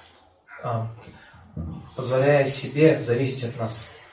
He can do everything. Он может сделать все, что угодно. He doesn't need our service. Он не нуждается в нашем But He's служении. so kind Но по своей милости that He makes Himself dependent upon us for service. ставит себя в подчиненное положение от нашего служения. And this way, everyone has an opportunity to serve Him. И таким образом у каждого появляется возможность служить Ему. This is bhakti. Это бхакти. And this bhakti is what awakens the pleasure of the Lord. Вот это бхакти пробуждает радость и удовольствие Господа. It is this type of bhakti where one begins to experience bhajandiya paramasuka matrasa sukhatvam. In direct relationship to the Lord's increase of pleasure, our pleasure will increase. И вот в таком состоянии бхакти мы начинаем испытывать, как говорится в этом стихе, как то счастье, которое мы доставляем Кришне, оборачивается в наше собственное счастье. That's what lies below the surface. Вот это находится под поверхностью океана. On the surface, it's always like, what can I do to make me happy in bhakti? А на поверхности все время нас одна мысль точит. А что же мне сделать такого, чтобы стать счастливым в бхакти? How can I be happy in bhakti? Как же мне обрести счастье в бхакти? Pick and choose. Мы начинаем выбирать вот это или то. Open the bhakti catalog. Так, у нас открываем перед собой каталог бхакти, к этому Pick and служению. choose. Начинаем How will I выбирать, be happy in bhakti? подстраивая под свои вкусы, так как мне поудобнее устроиться в бхакти. But below the surface is Krishna's pleasure. Но под поверхностью находится удовольствие Кришны. And that comes down. Оно снисходит на нас. It doesn't start here. It Оно comes down. начинается с нас, Through disciplic succession. снисходит на нас по цепи ученической Comes преемственности. down through parampara. Оно приходит к нам по парампаре. From those who actually can understand what is pleasing to Krishna. Приходит к нам от тех, кто по-настоящему понимает, как можно порадовать Кришну и чем. Therefore, the more we associate and we hear from devotees, И поэтому, чем больше мы общаемся с преданными, чем больше слушаем and we learn what is bhakti, и учимся, что такое бхакти, to that degree we can begin to go below the surface and see all the very nice things that are below the surface. настолько мы сможем погрузиться и идти в глубины, чтобы начать изучать все эти богатства, таящиеся там. And then because those nice things are so attractive И поскольку эти замечательные богатства так привлекательны and so satisfying, и так удовлетворяют нас, then one will want to dive even deeper and deeper. это побуждает нас погружаться все глубже и глубже. Because there are many very valuable jewels lying in the depths of the ocean. Потому что там, на дне океана, таятся несмертные богатства, замечательные драгоценные камни. And they're all waiting for us to be mined. И все они ждут нас, когда мы придем и добудем их оттуда. When we can begin diving deep, Они ждут того часа, когда мы научимся нырять достаточно глубоко. we have to be careful. That's what happens if you dive too deep too fast. What's that thing that disease that you get? Huh? What is it? No, Кессонные болезни. there's a I forget what it's called when you go too deep too fast. Как называется, когда мы слишком глубоко погружаемся. It's called ИСККОН disease. The nitrogen gets absorbed in the body. It's got an intoxicating effect, and people become dizzy and exhilarated. Yes. So we have to progress slowly. Если мы слишком быстро погружаемся, слишком глубоко, наступает кессонная болезнь, когда человек чувствует опьянение, и голова мне кажется, что может погибнуть. Поэтому нужно погружаться постепенно. And the deeper we go, then the more we want to become qualified to go even more and more deep. Но чем глубже мы погружаемся, тем больше у нас появляется желание стать достойным, погрузиться еще глубже. So this is a little bit of the meaning of this verse, Bhakti Pareshana Bhava Virakti. Итак, это несколько слов о значении этого стиха. There is as we said, there's a lot more to the commentary. И как мы уже сказали, комментарий на этом не заканчивается. We can maybe continue reading it the next time we have class. И может быть в следующий раз, когда нам доведется читать лекцию, здесь мы продолжим обсуждение этого текста. Anybody have any questions or Есть ли comments? вопросы или комментарии? Satyarupa? Шрила Свами Махарадж вам за недавнюю лекцию. Я хотела спросить, Шрила Прабхупада в нектаре преданности, он сравнивает океаны преданных, океаны нектара. Шрила Прабхупада compares devotees to the sharks which go deeper in the depths of the ocean of service. Why are they compared to sharks? Why the sharks? Because they can swim deep. Почему акулы? Потому что они очень могут быстро плавать. It's better sharks than octopuses. Поэтому лучше акулы, чем осьминоги. Point is they can swim deep. Суть в том, что они могут очень быстро плавать. Prabhupada also gives another analogy elsewhere. И Прабхупада дает другую аналогию в другом месте. He says, just like, he said, like an elephant, because the elephant hasn't taken shelter of the water. Он говорит, что слон, поскольку он не принимает прибежище в воде, then the elephant can be completely overwhelmed by the strong currents of the water. Поскольку не принимает прибежище в воде, слон, если он вступает в сильный водяной поток, он может быть просто сбит с ног и унесен. But even a little fish can swim against the current because it has taken shelter of the water. Но даже маленькая рыбка может плыть вверх по течению, потому что принимает прибежище воды. So it doesn't make any difference the size. То есть размер значения не имеет. The point is, having taken shelter of the water, and one can go deeper and deeper. Что имеет значение, так это возможность, это способность принять прибежище в воде и двигаться глубже и глубже. So that's my understanding. The sharks, they can go deep. Поэтому I don't know any other reason why. Может быть, другие есть причины, почему акулы, но вот это мое объяснение таково, что они очень глубоко погружаются. Yeah. Скажите, пожалуйста, а можно так воспевать Святое Имя, и как это делать, чтобы Кришна начал зависеть от нашего воспевания? Can we learn how to chant the holy name in such a way that Krishna starts being dependent on our chanting? Is it bhakti? Krishna is dependent on our chanting? Зависим от нашего воспевания. Кришна, да? Это произошло. How does it happen? How does it happen? Well, as we said, bhakti means when Krishna places himself in a position which is dependent upon us. Бхакти, как мы уже сказали, означает, что Кришна соглашается занять положение зависимости от нас. But that's one of the characteristics of pure devotional service. Но это лишь одна из характеристик чистого преданного служения. Before we can get to the pure devotional service, the stage of pure devotional service where we have Krishna fully depending upon us. Но то есть до того момента, когда мы поднимемся до такого уровня преданного служения, чистого преданного служения, когда Кришна будет полностью зависеть от нас. We have to establish a relationship with the devotee of Krishna. Мы должны научиться заводить отношения с преданными Кришны. And that devotee of Krishna who takes responsibility for helping you to make progress in spiritual life. And that devotee of Krishna who takes responsibility of helping you make progress in spiritual life. Мы должны развить отношения с теми преданными, которые берут на себя ответственность за то, чтобы занимать нас в преданном служении Кришне. He is depending on you to chant Hare Krishna. И он зависит от того, чтобы вы повторяли Харе Кришна. Otherwise, how can he help you? Если он не будет зависеть от того, как вы правильно повторяете это имя, как он может вам помочь? So that is the first stage. Это первый уровень. Is that somebody is taking responsibility to help me, to bring me to Krishna. Другими словами, мы должны, то есть должен быть кто-то, кто берет на себя ответственность за то, чтобы привести нас к Кришне. Before Krishna becomes completely dependent upon me, перед тем, как Кришна станет полностью зависим от меня, I have to make a connection with a devotee who will also depend on me to chant Hare Krishna. Мы должны установить связь с тем преданным, который также будет соглашаться зависеть от того, как я правильно повторяю Харе Кришна. And that's what takes place when one takes vows at initiation. Вот именно это происходит, когда преданный дает обеты во время Spiritual Master is saying, I'm depending on you to chant at minimum 16 rounds Hare Krishna every day.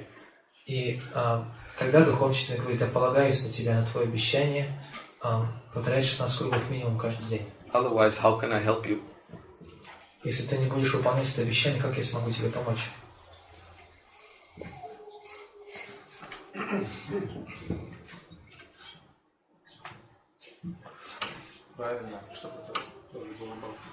How do we introduce Srila Prabhupada's books while distributing them so it also becomes bhakti?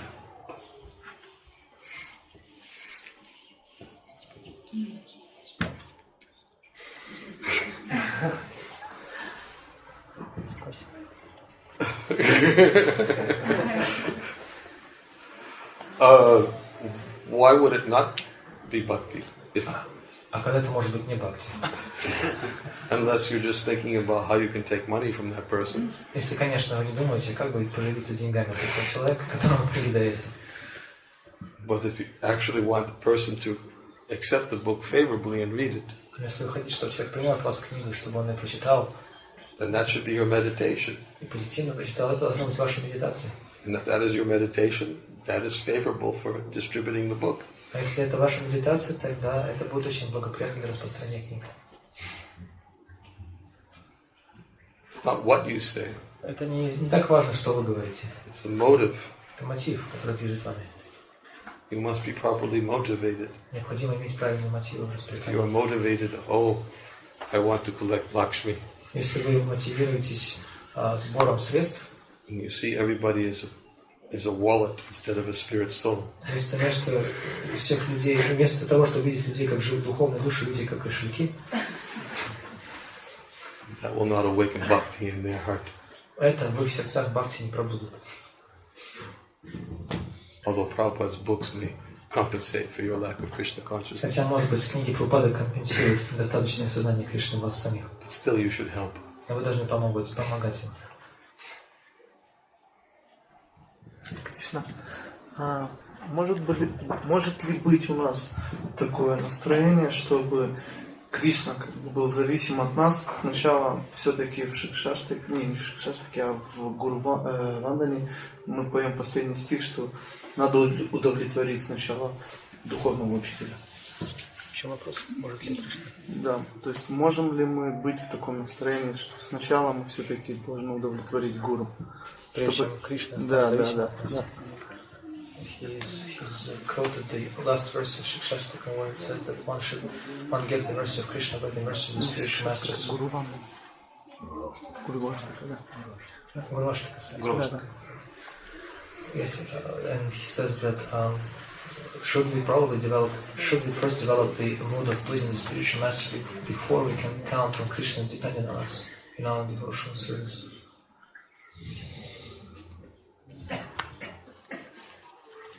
That's just the foundation of spiritual life. Да, это основа духовной жизни. That is how we can approach Krishna. Так мы можем приблизиться к Кришне. Anyone who tries to approach Krishna directly, Krishna says, anyone who says he's my devotee is not my devotee. But one is the devotee, my devotee. That is who I accept as my devotee. Кришна говорит, что тот, кто считает себя моим преданным, на самом деле моим преданным не является. Но тот, кто считает себя преданным моего преданного, тот по-настоящему предан мне. So we should try to please a devotee. Поэтому мы должны стараться удовлетворить преданного. And a devotee is one who's a devotee of his Krishna's devotee. А преданный тот, кто является преданным преданного Кришны.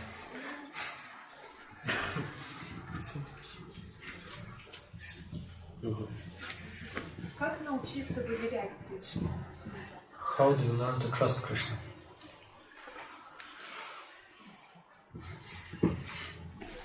By taking a step to him. Нужно шагать к нему навстречу. If we don't take a step, how will we know? Если мы не сделаем первый шаг, как мы узнаем? We have to make some step towards him. Мы должны сделать шаги по направлению к нему. Just like we oftentimes use the analogy that if you want to go skating on the river in the winter. Как, например, мы часто используем такую аналогию. Если вы хотите на коньках кататься по замерзшей реке, do you run and just jump on the ice? Ну что, разбегайтесь, прыгайте со всего размаху на лед. Be foolish if you did. Будет глупо. You might go right under the ice and never come out again.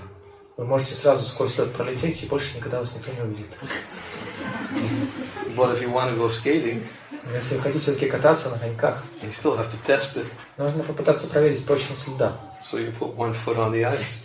Вначале вы ставите одну ногу на поверхность льда, Keep the other foot on the land. а вторую держите на берегу. See if it still holds you. И пробуйте весом.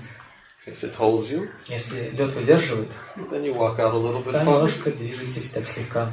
If it still holds you, если по-прежнему выдерживает, you walk out a little farther. Двигайте чуть дальше. If it still holds you, по-прежнему держит ваш вес, you jump a little. можете попрыгать. Still holds you, jump a little harder. Если по-прежнему держит вас, тогда вы можете попрыгать повыше. And when you're convinced, если вы убеждены, put on your skates. Тогда вы одеваете коньки. So it's the same thing. Точно так же с Кришной. If you want to trust Krishna, you have to. Хотите научиться доверять Кришне, попытайтесь начать с чего-то. There's some risk for him. Примите какой-то риск ради него. Right? Так? And then when you see, oh yes, he's holding me. И когда вы убедитесь в том, что он держит меня, a little more. Можете перевести больше веса.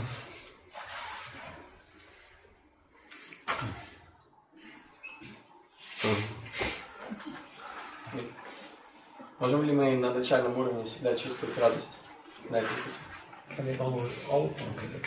Can we always experience bliss or pleasure in the beginning, initial stages of devotional service? Can we what? Experience pleasure in the beginning stages of devotional service. Yes. Да. But it's not complete. Но не полное удовлетворение. Krishna, in the beginning stages, Krishna gives us some taste to encourage us. Да, вначале Кришна дает нам какой-то вкус, чтобы побудить нас. But if we're not careful and we continue to commit offenses, then но если мы не осмотрительны и продолжаем совершать оскорбления, in the beginning, Krishna overlooks our offenses. Вначале Кришна смотрит на наши оскорбления сквозь пальцы. Because we don't know. Потому что мы не знаем. But as we advance, we're supposed to know what the offenses are and be very careful to avoid committing. Но по мере нашего роста мы должны научиться отличать оскорбления и тщательно избегать их совершения. And therefore, Krishna will not overlook as easily as he does in the beginning stage. Поэтому на более зрелой стадии преданного служения Кришна уже не будет относиться к нашим оскорблениям так легковесно, как в начале. So we do feel some bliss in the beginning. Да, мы чувствуем какое-то блаженство обычно в начале. And that helps us to keep on going. Но это помогает нам продолжать. Gives us a little taste. И это дает нам какой-то вкус. So that we know there's more to be obtained. И мы тогда начинаем понимать, что есть еще какие-то достижения, к которым можем подойти. But still we have to surrender and give up our attachments. Но мы должны, тем не менее, предаться Кришне и избавиться от привязанности. And sometimes that can be painful. Иногда этот процесс может быть очень болезненным. Yeah. Скажите, пожалуйста, как правильно практиковать, чтобы не обманывать себя в том, что это служение для моего удовлетворения или для служения все-таки для удовлетворения Кришны? How do we make sure and not cheat ourselves in terms of who that service is meant for my pleasure, for Krishna's?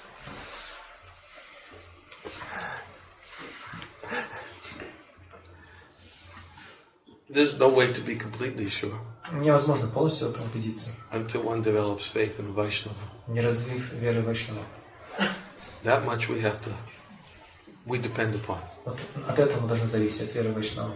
And therefore, part of our daily prayer should be, please give me the association of a Vaishnava I can trust.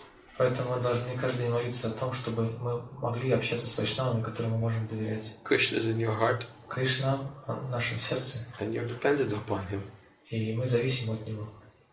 So Krishna will help by revealing to you somebody you can trust. И Кришна может открыть вам того, кому вы можете доверять.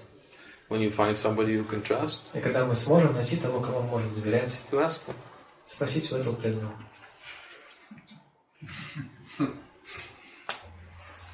Тандака. Без благословения духовного учителя можно ли научиться любить Кришну? Without the blessing of spiritual master, is it possible to develop one's love?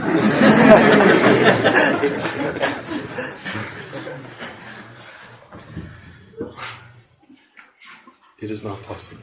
Невозможно. One has to seek the blessings of a Vaishnava. Нужно стремиться получить благословение Вайшнава. You must not any Vaishnava, a Vaishnava who can give us Krishna. Not any Vaishnava, but It could be any Vaishnava. любого Вайшнава, который может дать нам Кришну. But it should be a Vaishnava who can give us Krishna. Любого Вайшнава, который может дать нам Кришну. We can accept all Vaishnavas as Guru. Мы можем принять всех Вайшнавов как наших гуру.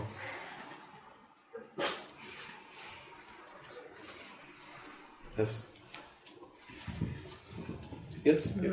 А санкиртан на 100% для удовлетворения Кришны?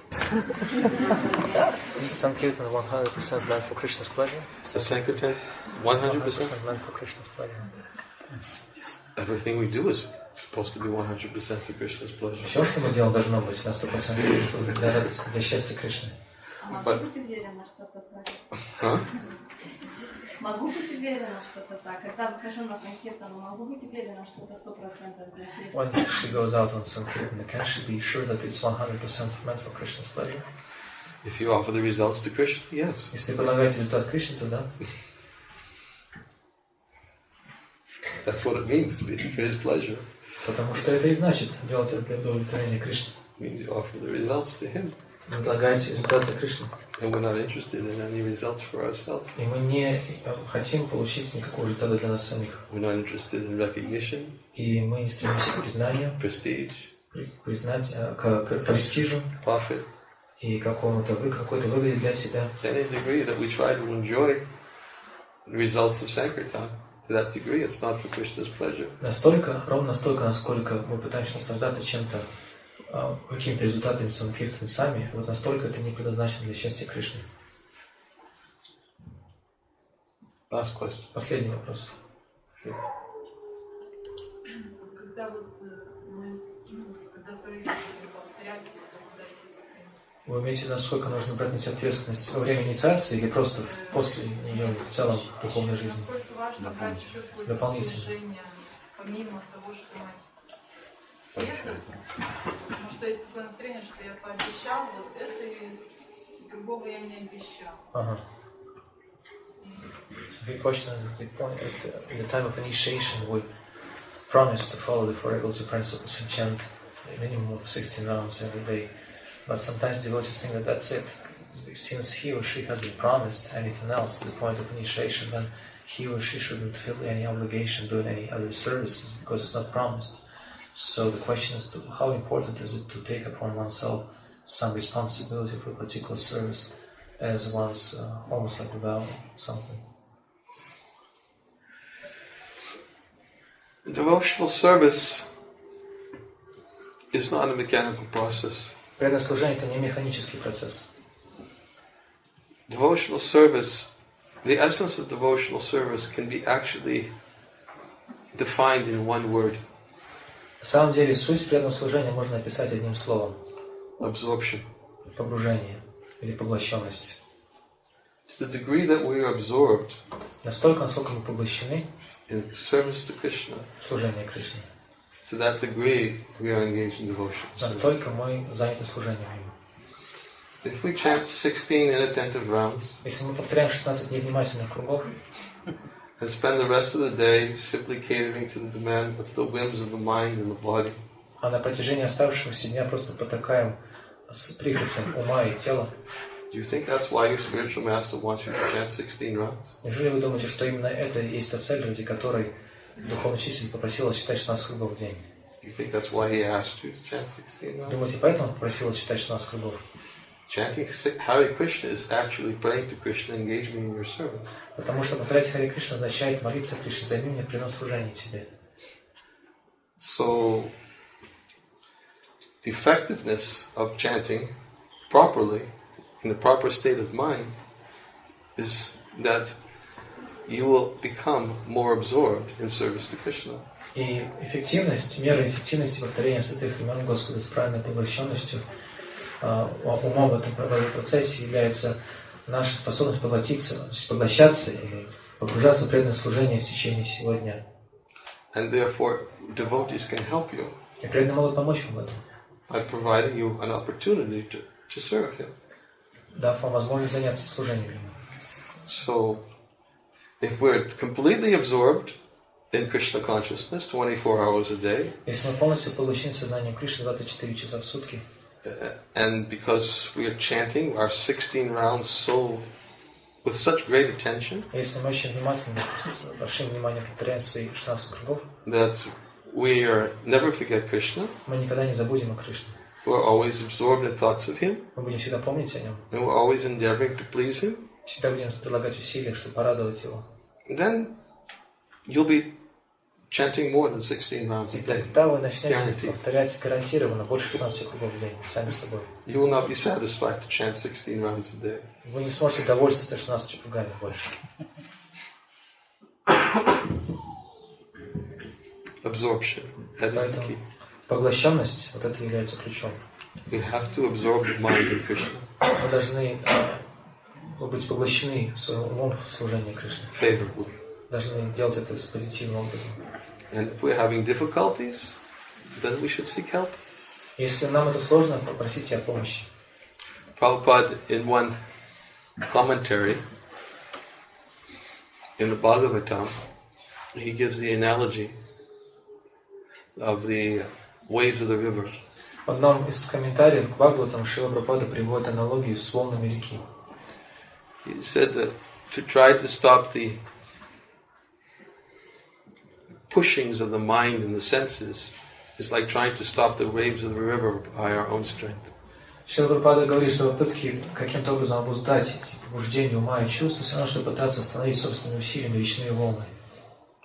He says, but when the waves of the river enter into the ocean of the ocean are more powerful and push back the influence of the waves of the river. Однако, когда река докатывается до океана, волны в океане гораздо могущественнее, сильнее, чем волны в реке, поэтому они дают им отпор. So he compares the waves of the ocean to be like engagement in devotional service. И он сравнивает эти волны в океане с занятостью преданным служением Господу. And Prabhupada says that the waves of the ocean are just like the person whose mind is always absorbed in making plans for Krishna's service. И Шрила Прабхупада говорит, что эти волны в океане сравниваются с человеком, который все время думает и строит планы на служение Кришне.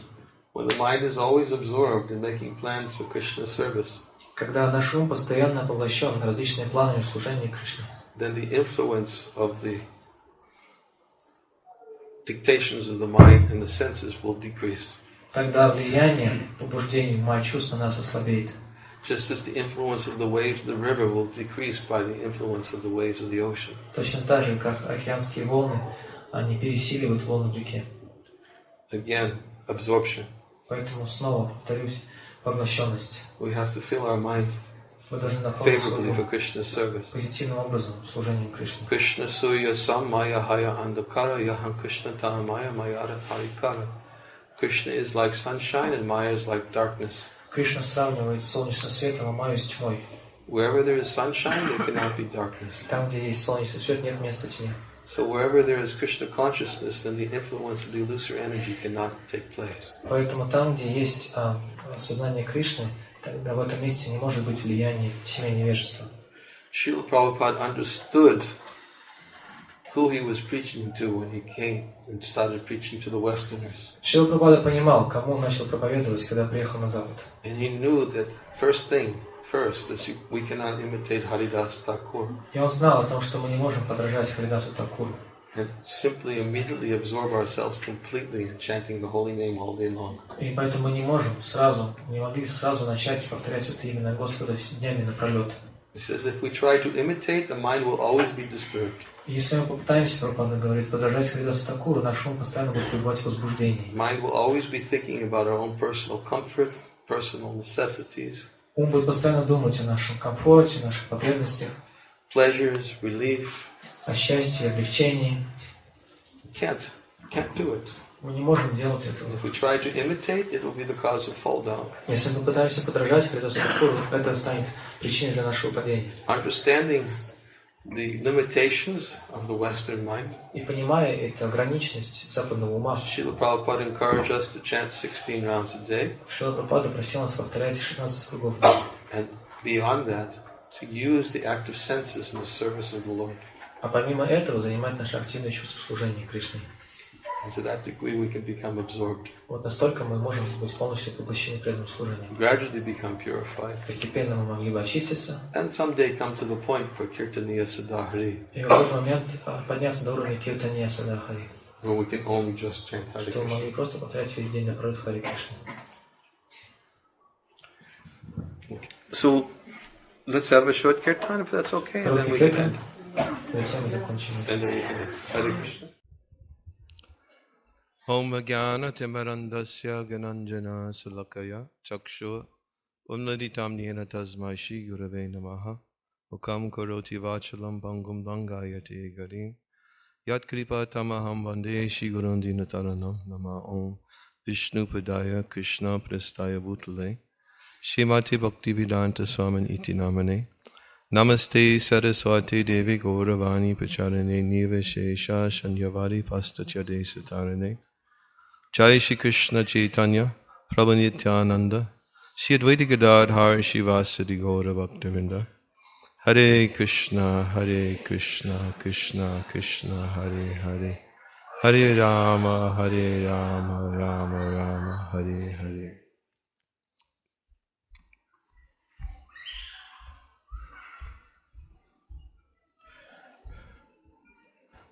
Miracles. I'm really allergic to these marigolds. I'll just sit here and my eyes will cry. And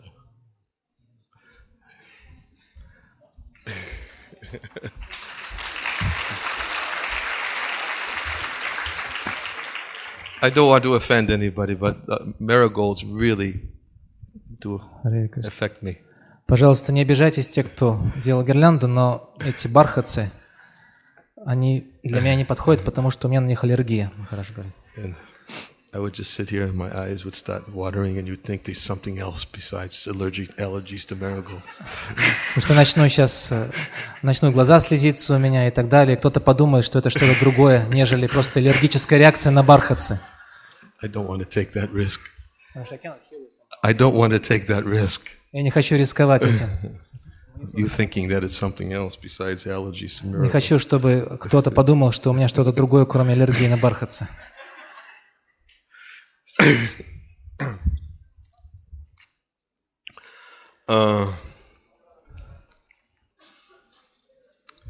Anyways, this is the first time I've been able to attend this festival since 2004. I think it's been 10 years.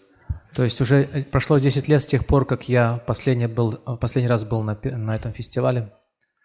I'm very happy to see how nicely it's developed over this time. И я очень рад видеть, как он замечательно вырос за эти годы.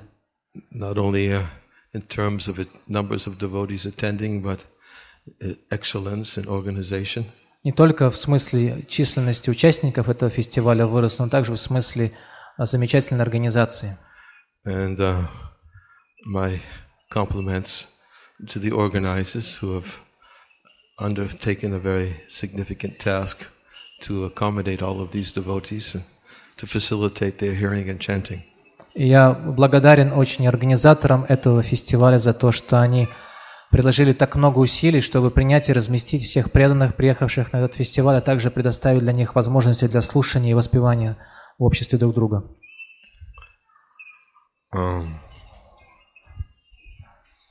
Можно чуть-чуть микрофон погромче сделать для Махараджа?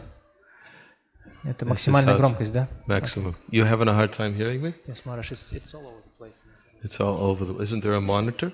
А монитор здесь есть как-то поближе для Махараджа, чтобы можно было слышать его? Вот монитор чуть усилить, если можно, с микрофона Махараджа. Should I try now? Is that better? Better. Better. Okay.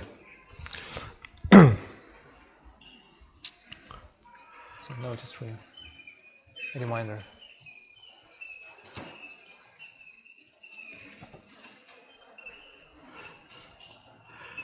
I'll say it afterwards. But don't let me not say it.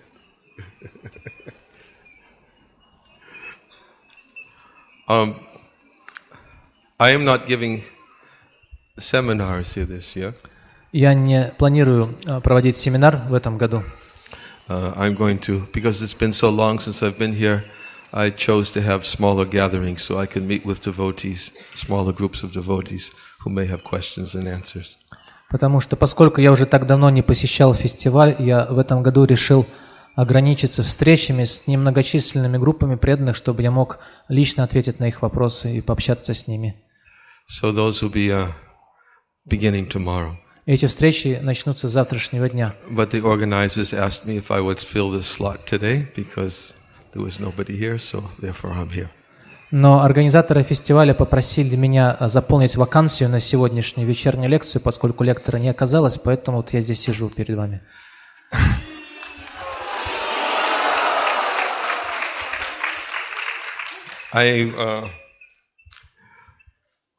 Just before coming, I was thinking, what should I speak about? Перед тем, как прийти сюда, я думал о том, какую тему выбрать для обсуждения. And I chose to speak on a subject that I oftentimes speak about. Я выбрал тему, на которую я часто говорю. Sometimes devotees think it's a subject that I like to speak about, and that's why I choose it. Некоторые преданные думают, что эта тема просто мне лично нравится, поэтому я каждый раз ее выбираю. But I prefer it to be a topic that I feel I need to speak about. Однако я хотел бы сказать, что это тема, на которую я считаю нужным говорить. And therefore, from time to time, I do bring this topic up. Поэтому время от времени эта тема становится предметом обсуждения. And it relates to the verse Trinadapi Sunichina Toro Iva Sihishnana Amani Namadadena Kirtaniya Sadahari. Эта тема связана со стихом Господа Чайтаньи Махапрабху Тринадапи Суничина. And I feel the need to speak about it because I feel that this verse is actually the essence of our advancement in spiritual life. И я считаю нужным говорить на эту тему, потому что этот стих представляется мне сутью нашего прогресса в духовной жизни.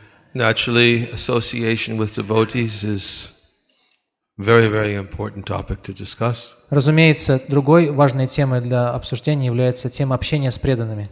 And Krishnadas Kaviraj Goswami says that one has to hear about the truth and beauty of the Lord's holy names by hearing the revealed scriptures from the mouths of Vaishnavas.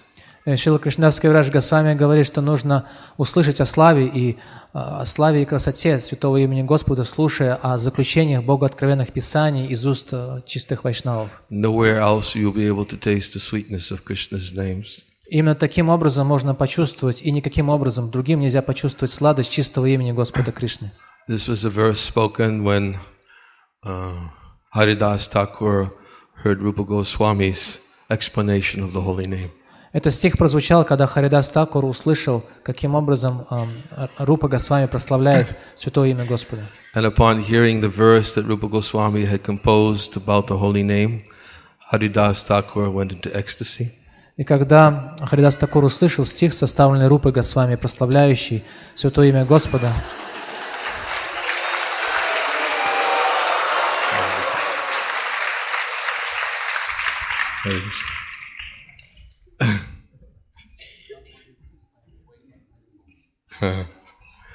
and it was Krishnadas Kaviraj Goswami who cited this verse that to taste the sweetness of Krishna's name, one has to hear the revealed scriptures from the mouths of Vaishnavas. И он погрузился в состояние экстаза, когда услышал славу святого имени из уст Рупы Госвами. И Кришнадас Кавирадж Госвами говорит по этому поводу, что нужно понять славу или сладость святого имени Господа Кришны, услышав о нем из уст вайшнавов. So certainly by association of devotees and by hearing their topics related to the glories of the holy name of the Lord, one can make progress along the path of devotional service. Таким образом, человек может прогрессировать по пути преданного служения, общаясь с вайшнавами и слушая из их уст о славе святого имени Господа. Srila Bhaktivinoda Thakur also explains in relationship to the verse of Trinadapi Sunichina, he says that actually that one who chants the holy name of the Lord offensively becomes ornamented with these four qualities. Шрила Бхактивинода Такур говорит, объясняя этот стих Шринада Писанична, что каждый, кто повторяет без оскорбления святые имена Господа, то он автоматически развивает в себе эти 4 качества, описанных в этом стихе. Он начинает считать себя ниже соломы, валяющейся на улице. Он лишен любого чувства ложного престижа или самомнения. И готов оказывать всяческое почтение другим. И не желает принимать в свой адрес никакого уважения или прославления.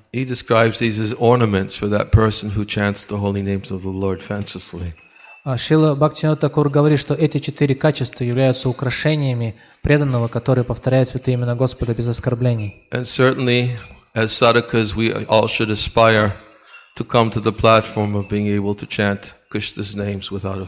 И как садаки мы, конечно же, должны прилагать все усилия к тому, чтобы научиться избавляться от оскорбления при повторении святых имен Господа. So I wanted to read a quote from Srila Bhaktisiddhanta Saraswati Thakur about this chanting. Поэтому я хотел прочитать высказывание Шрилы Бхактиведанты Сарасвати Такура, в котором он описывает повторение святых имен.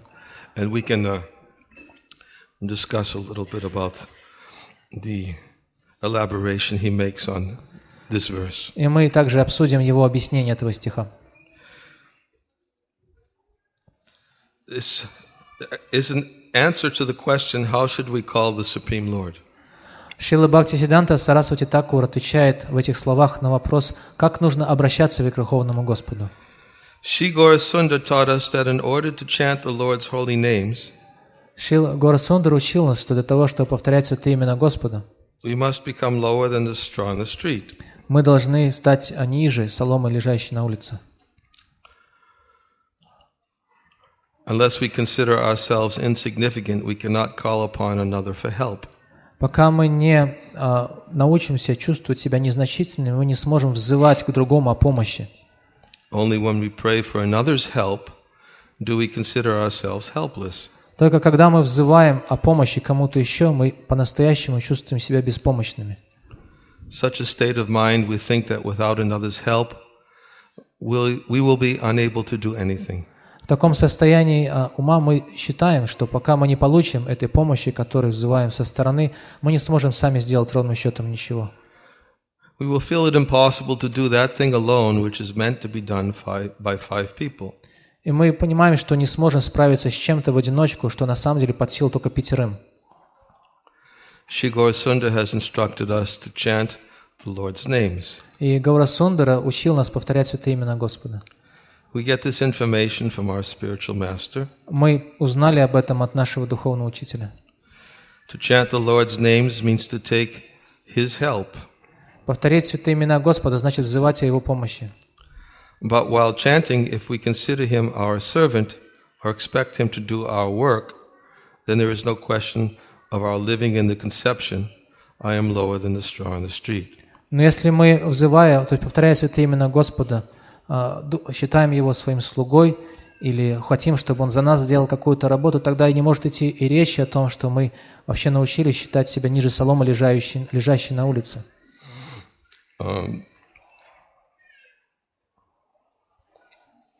I thought of another quote in this connection, and I'm just going to read part of another quote.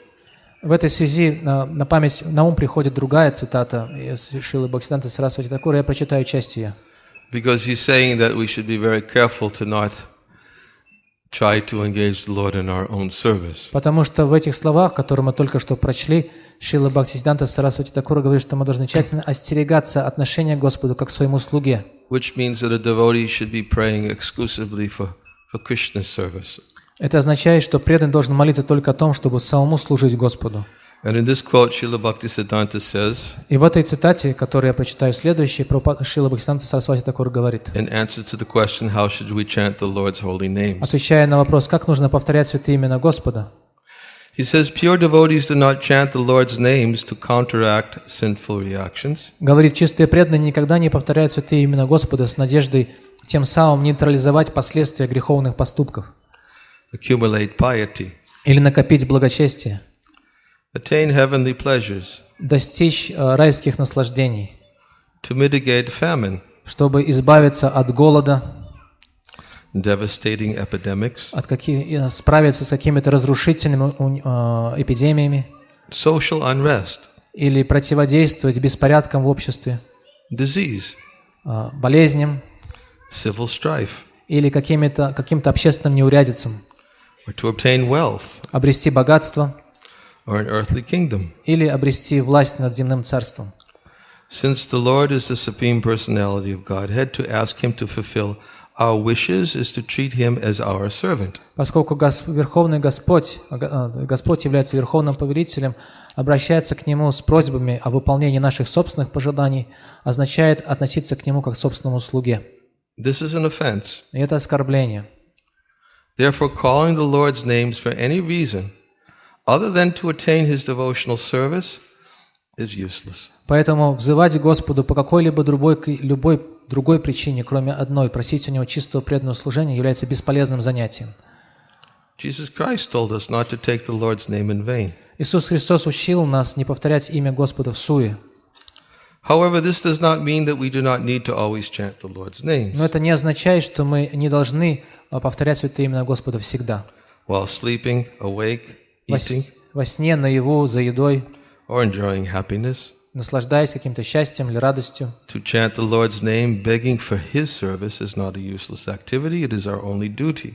Во всех этих занятиях и состояниях повторять святое имя Господа не является бесполезным, напротив, это наша единственная обязанность. But to make a show of chanting for some other purpose, но разыгрывать спектакль, что мы повторяем святые имена, но при этом преследуем какую-то корыстную цель. In other words, to fulfill our own desires is useless. Другими словами, чтобы исполнить какие-то собственные желания, вот это бесполезно. We should not take to the chanting of the Lord's names uselessly. Мы не должны заниматься повторением святых имен бесполезным образом. We should not chant to attain religiosity, economic development, sense gratification or liberation. Мы не должны повторять святые имена Господа, рассчитывая обрести мирское благочестие или религиозность, наслаждение чувств, удовлетворение собственных потребностей и освобождение. Instead, we should always chant to attain the Lord's service. Мы должны повторять вместо этого просто с одним желанием обрести служение Господу. So, in this quote, Srila Bhaktisiddhanta Saraswati Thakur explains that to chant for any other reason than for the service of the Lord is useless. В этой цитате Шрила Бхактиведанты Сарасвати Тхакур объясняет, что повторение святого имени Господа по какой-либо другой причине является бесполезным занятием. We should understand the meaning of the word uselessness in this connection. И необходимо правильно понимать значение слова «бесполезно» в этой связи. And we should understand that it's useless for attaining pure love of God. Это бесполезно для того, чтобы обрести чистую любовь к Богу. For instance, there's a verse in Srimad Bhagavatam which states that anyone whose work does not elevate him to religious life.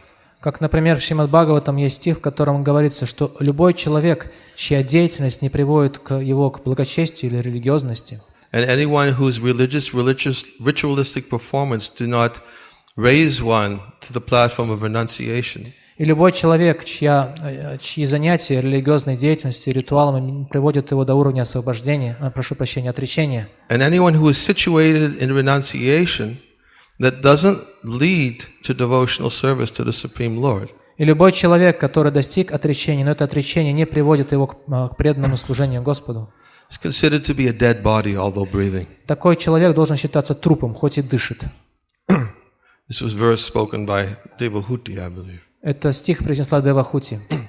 She said that if ultimately our activities do not lead to devotional service to Krishna, then it's like a dead body, although breathing.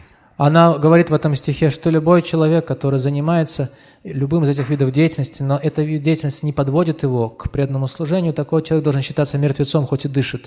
Just like Bhagavatam says, what is the value of prolonged life which is wasted by many years in this world? Better one moment of full consciousness. Как в самом Бхагаватам также говорится, что какой смысл в долгих годах жизни, если они не приводят человека к высшей цели? Лучше прожить один миг в полном сознании. In other words, what is the value of maintaining breath in a body for hundreds of years? Какой смысл поддерживать дыхание в теле в течение сотен долгих лет? Because that people try to maintain their breath, life in the body for many, many years. И также люди поступают, они стараются поддерживать дыхание в теле в течение долгих лет.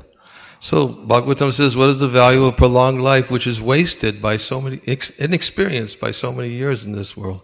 Поэтому Бхагаватам задается вопросом, какой смысл такой долгой жизни, которая просто тратится впустую, прожженная фактически. More valuable than hundreds of years of breath is one moment of full consciousness. Гораздо ценнее, чем сотни лет дыхания, просто один момент, прожитый в полном сознании. So a life which hasn't come to the platform of devotional service is a wasted life. Поэтому жизнь, которая не привела к человеку к преданному служению, является прожитой впустую. So in that sense it's useless. В этом смысле она бесполезна. So in the same way, Srila Bhaktisiddhanta Saraswati Thakur says that if we chant for the purpose of engaging the Lord in our own service, it's an offense, and therefore it's actually useless. Поэтому Шрила Бхактивиданта Сарасвати Такур говорит, что если мы повторяем святые имена Господа какой-то другой цели, кроме чистого преданного служения, то это является оскорбительным и поэтому бесполезным. Therefore, a devotee should be very conscientious when chanting the holy name of the Lord, not to chant for any other purpose.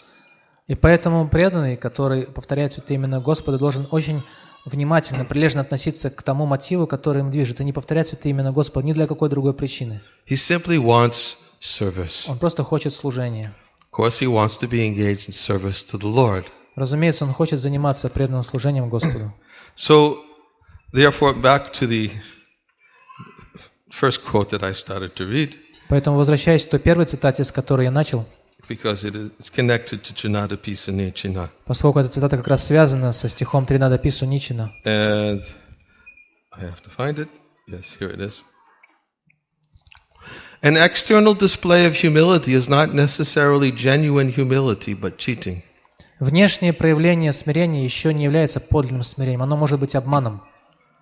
Our call will not reach the Lord if we call him as a master calls his servants. Our call will not reach the Lord. Наши мольбы и взывания не достигнут ушей Господа. If we call him as a master calls his servants. Если мы зовем его, как Господин зовет своего слугу. He is supremely independent and not under anyone's control. Потому что он в высшей степени независим и никому не должен подчиняться. Unless we transform our false ego and become sincerely humble, our prayers will not reach the supreme independent Lord. Пока мы не преобразуем свое ложное эго, не проявим настоящее подлинное смирение, наши молитвы никогда не достигнут Верховного Господа. One more point. И более того, we have to remember that while humbly chanting the Lord's name, мы должны помнить, что смиренно повторяя святые имена Господа, if we do not become tolerant, если мы при этом не проявляем терпения, our chanting will remain imperfect. Наше повторение не станет совершенным. Now, listen to how he defines intolerance. Давайте теперь послушаем, как Шрила Бхактивиданта определяет терпение. If we display our intolerance by being greedy for particular objects, если мы проявляем нетерпение, проявляя алчность к какому-то конкретному объекту наслаждения, then we are opposing the principle of humility. Тогда мы тем самым противоречим принципу смирения. If we have complete faith that the Supreme Lord is the absolute truth, если мы имеем полную веру в то, что Верховный Господь является абсолютной истиной, and by chanting His names we will not experience poverty, we will have no lack of tolerance. И поэтому мы, повторяя Его святые имена, никогда не столкнемся с бедностью, тогда мы не будем проявлять нетерпение. As soon as we become greedy and try to exhibit our impatience or our own skill, we cannot call the Supreme Lord properly. И если мы проявляем, напротив, нетерпение и пытаемся каким-то образом... I'm sorry. As soon as we become greedy и жадность, and try to exhibit our impatience or our own skill, или пытаемся кичиться своими собственными возможностями, we cannot call the Supreme Lord properly. Тогда мы не сможем по-настоящему взывать Верховному Господу. Now these are in relationship to Lord Chaitanya's instructions on the verse Trinada Pisa Nichina. Все это сказано в отношении наставления Господа Чайтаньи в стихе Тринада Пису Ничина. In fact, I noticed it's when Lord Chaitanya began to expand on this verse of Harinam, Harinam, Harinam eva kevalam kalo nasteva, nasteva, nasteva gatiranyata. Когда Господь Чайтанья стал объяснять значение этого стиха, написанного справа на сцене Харирнама, Харирнама, Харирнама Эва Кевалам. In the Chaitanya Charitamrita Adi Lila, it describes how Lord Chaitanya began to explain this verse. В Ади Лиле Чайтанья Чаритамрит описывается, как Господь Чайтанья стал объяснять значение этого стиха. And he was explaining that this verse emphasis is given 3 times, that there is no other way in this age. Шри Чайтанья Махапрабху объясняет, что в этом стихе акцент на том, что нет другого пути в этот век, делается 3 раза. And he said that in order to be able to chant the names properly, one has to be tolerant like a tree. И Господь Чайтанья объясняет в этой связи, что для того, чтобы научиться правильно повторять святые имена Господа, человек должен научиться быть терпеливым, как дерево. That the tree is so forbearing that even if somebody comes and breaks its branches, it doesn't complain. Например, дерево настолько терпеливо, что даже если человек подходит к этому дереву и начинает обламывать его ветви, дерево не жалуется. And even if it's drying up, it will never ask anyone for water. И даже если дерево иссыхает, оно ни у кого не попросит воды. And he says that a devotee is so forbearing that even if somebody chastises him or rebukes him, he will never seek vengeance. И преданный также настолько терпелив, что даже если кто-то будет оскорблять его или каким-то образом поносить, тогда преданный при этом никогда не проявляет мстительности, не пытается ответить тем же самым. And he says that when one chants the holy name of the Lord in this attitude, и когда человек повторяет святые имена Господа в этом состоянии сознания, that he will never ask anybody for anything for himself. Он никогда ни у кого не будет просить чего-то для себя. He says if somebody offers, he will accept. Если кто-то предложит, такой преданный примет. But for himself, he will never ask anything for himself, just like the tree will, even if it's drying up, won't ask for water. Но для себя он никогда ни у кого ничего не попросит, как дерево, которое никогда не просит воды, хотя и иссыхает. And he describes this is the tolerance of the living being. И вот таким образом он описывает терпение. To be more tolerant than the tree means to be satisfied with whatever the Lord provides. Быть терпеливым, подобно дереву, означает, или более терпеливым, чем дерево, означает быть довольным всем тем, что посылает Господь. And then Lord Chaitanya goes on to explain that when a devotee always chants the name of the Lord in this way, always chants the names of the Lord and engages in devotional service in this way. И затем Господь Чайтанья, продолжая объяснять этот стих, говорит, что если преданный продолжает повторять святые имена Господа в таком состоянии, this nourishes his devotional service. В соответствии с этим принципом, тогда это умонастроение питает его преданное служение. And therefore he is able to continuously chant the holy name of the Lord. И поэтому такой преданный способен постоянно повторять святые имена Господа. We often quote the verse from the first canto of the Bhagavatam. Мы часто цитируем стих из первой песни Шримад Бхагавата. Тираскрата випалабда кшапта кшита хатаха пи насятат патикурванти тат бхакта кавайопихи. The devotee of the Lord is so forbearing. В этом стихе из Шримад Бхагаватам говорится, что преданный Господу настолько терпелив, that even if he's cheated, даже если его обманывают, cursed, проклинают, neglected, и если им пренебрегают, disturbed, его как-то беспокоят, insulted, оскорбляют, or even killed, или даже убивают, he's never inclined to avenge himself. Он никогда не склонен мстить за себя. This is a symptom of a person who actually chants the holy name of the Lord with complete tolerance. Это признак того, кто повторяет святые имена Господа в умонастроении полного терпения. And full dependence on the Lord. И полной зависимости от Господа также. In other words, he doesn't ask the Lord anything for himself. Другими словами, он у Господа для себя ничего не просит. But because he's so dependent on the Lord, но поскольку он так зависит от Господа, the Lord feels so much inclined to protect his devotee.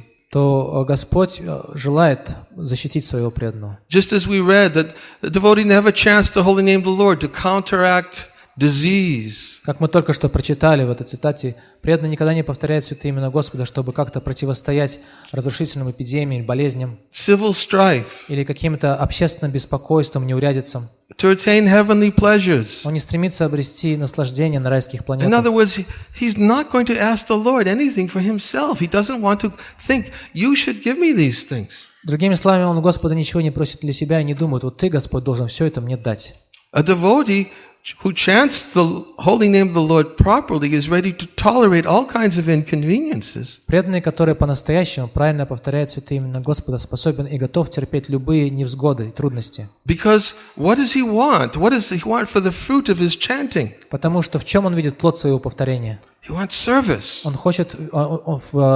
Он видит в этом служение. He wants only to be engaged in the service of the Lord. Он хочет заниматься только преданным служением Господу, ничем иным. To ask the Lord to give us something is an offense. И просить Господа дать нам что-то является оскорблением. Except for service. Кроме служения. This devotee is always very eager to ask. Вот именно этого преданные всегда хотят просить у Господа. Well, sometimes we may think, well, if you give me this, then I'll serve. Иногда мы думаем, ну, Господь, вот ты дай мне это, тогда буду служить. Or if it's too difficult, give me relief, and then when I have relief, then I'll serve. Или, может быть, тебе так слишком сложно дать мне то, что я прошу, тогда дай мне облегчение в жизни. Когда я почувствую облегчение, буду тебе служить. But the Lord knows how to serve His devotee better than the devotee knows how to serve himself. Но преданный знает, как служить своему преданному лучше, чем преданный подсказывает ему, как ему самому служить. Because when the devotee is only inclined for service, the Lord will give him whatever he needs to go on serving. Потому что если преданный хочет у Господа только служения, Господь обеспечит его всем необходимым для этого служения. And the devotee will be satisfied because he has what he wants. И преданный будет полностью удовлетворен, потому что у него будет все, что ему нужно. He has service. У него есть служение. Right? The Supreme Person in the fourth canto of the Bhagavatam, Narada Muni says, the Supreme Personality of Godhead is very dear to those devotees who have no material possessions but are fully satisfied in possessing only one thing. В 4-й песне Шримад Бхагаватам Нарада Муни говорит в этом стихе о том, что Верховный Господь очень дорог тем преданным, которые полностью удовлетворены всем тем, что у него есть, они довольствуются только одним. They have no material possessions because they're satisfied simply to possess service. У них нет никаких материального имущества и богатств, они удовлетворены только тем, что у них есть преданное служение. Indeed, Narada Muni says, the Lord relishes the activities of such devotees. И Нарада Муни говорит, что на самом деле Господь наслаждается деяниями таких преданных. The Lord takes great pleasure in the activities of such devotees. Другими словами, деяния таких преданных доставляют Господу огромную радость. It's how he derives pleasure. Вот в этом Господь черпает радость. Why does he take such great pleasure in the activities of such devotees? И почему же Господу так нравятся деяния своих чистых преданных? Because the Lord takes pleasure in serving his unmotivated devotees. Потому что Господу очень нравится служить своим бескорыстным преданным. That's how he derives his pleasure. Вот в этом он черпает свое счастье.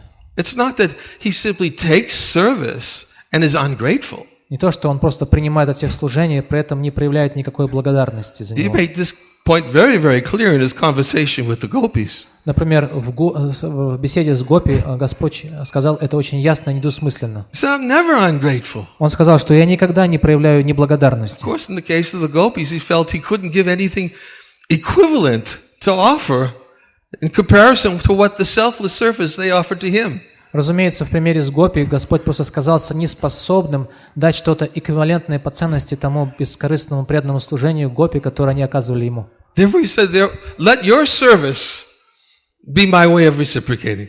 Поэтому он сказал, вот пусть это служение, чистое служение, и будет моей благодарностью, моим проявлением взаимности на ваши чувства. I'm not able to repay your selfless service. Потому что я не могу отплатить вам за ваше бескорыстное служение ничем. He felt bankrupt, incapable of repaying. Of course, he did repay later as Chaitanya Mahaprabhu. Он почувствовал себя просто банкротом. Он сказал, что я не могу ничем отплатить, у меня нет ничего, что могло бы сравниться по ценности с вашим служением. Разумеется, он потом отплатил им, когда явился как Господь Чайтанья Махапрабху. But the Lord is always grateful. Но Господь всегда благодарен. And therefore he derives great pleasure in those devotees who ask nothing from him except the opportunity to serve. И поэтому он черпает огромное наслаждение в деятельности, в деянии таких преданных, которые не просят у него ничего для себя, кроме одного — возможности служить. Do you think the Lord could neglect such a devotee? Как вы думаете, неужели Господь сможет пренебречь таким преданным? He could never neglect such a devotee who only wants service. Он никогда не сможет пренебречь таким преданным, который просит у него только служения. Therefore, as the verse goes on to explain, that the Lord relishes the activities of such devotees. И этот стих продолжает объяснять эту природу взаимоотношений, говоря о том, что Господь наслаждается деяниями таких преданных.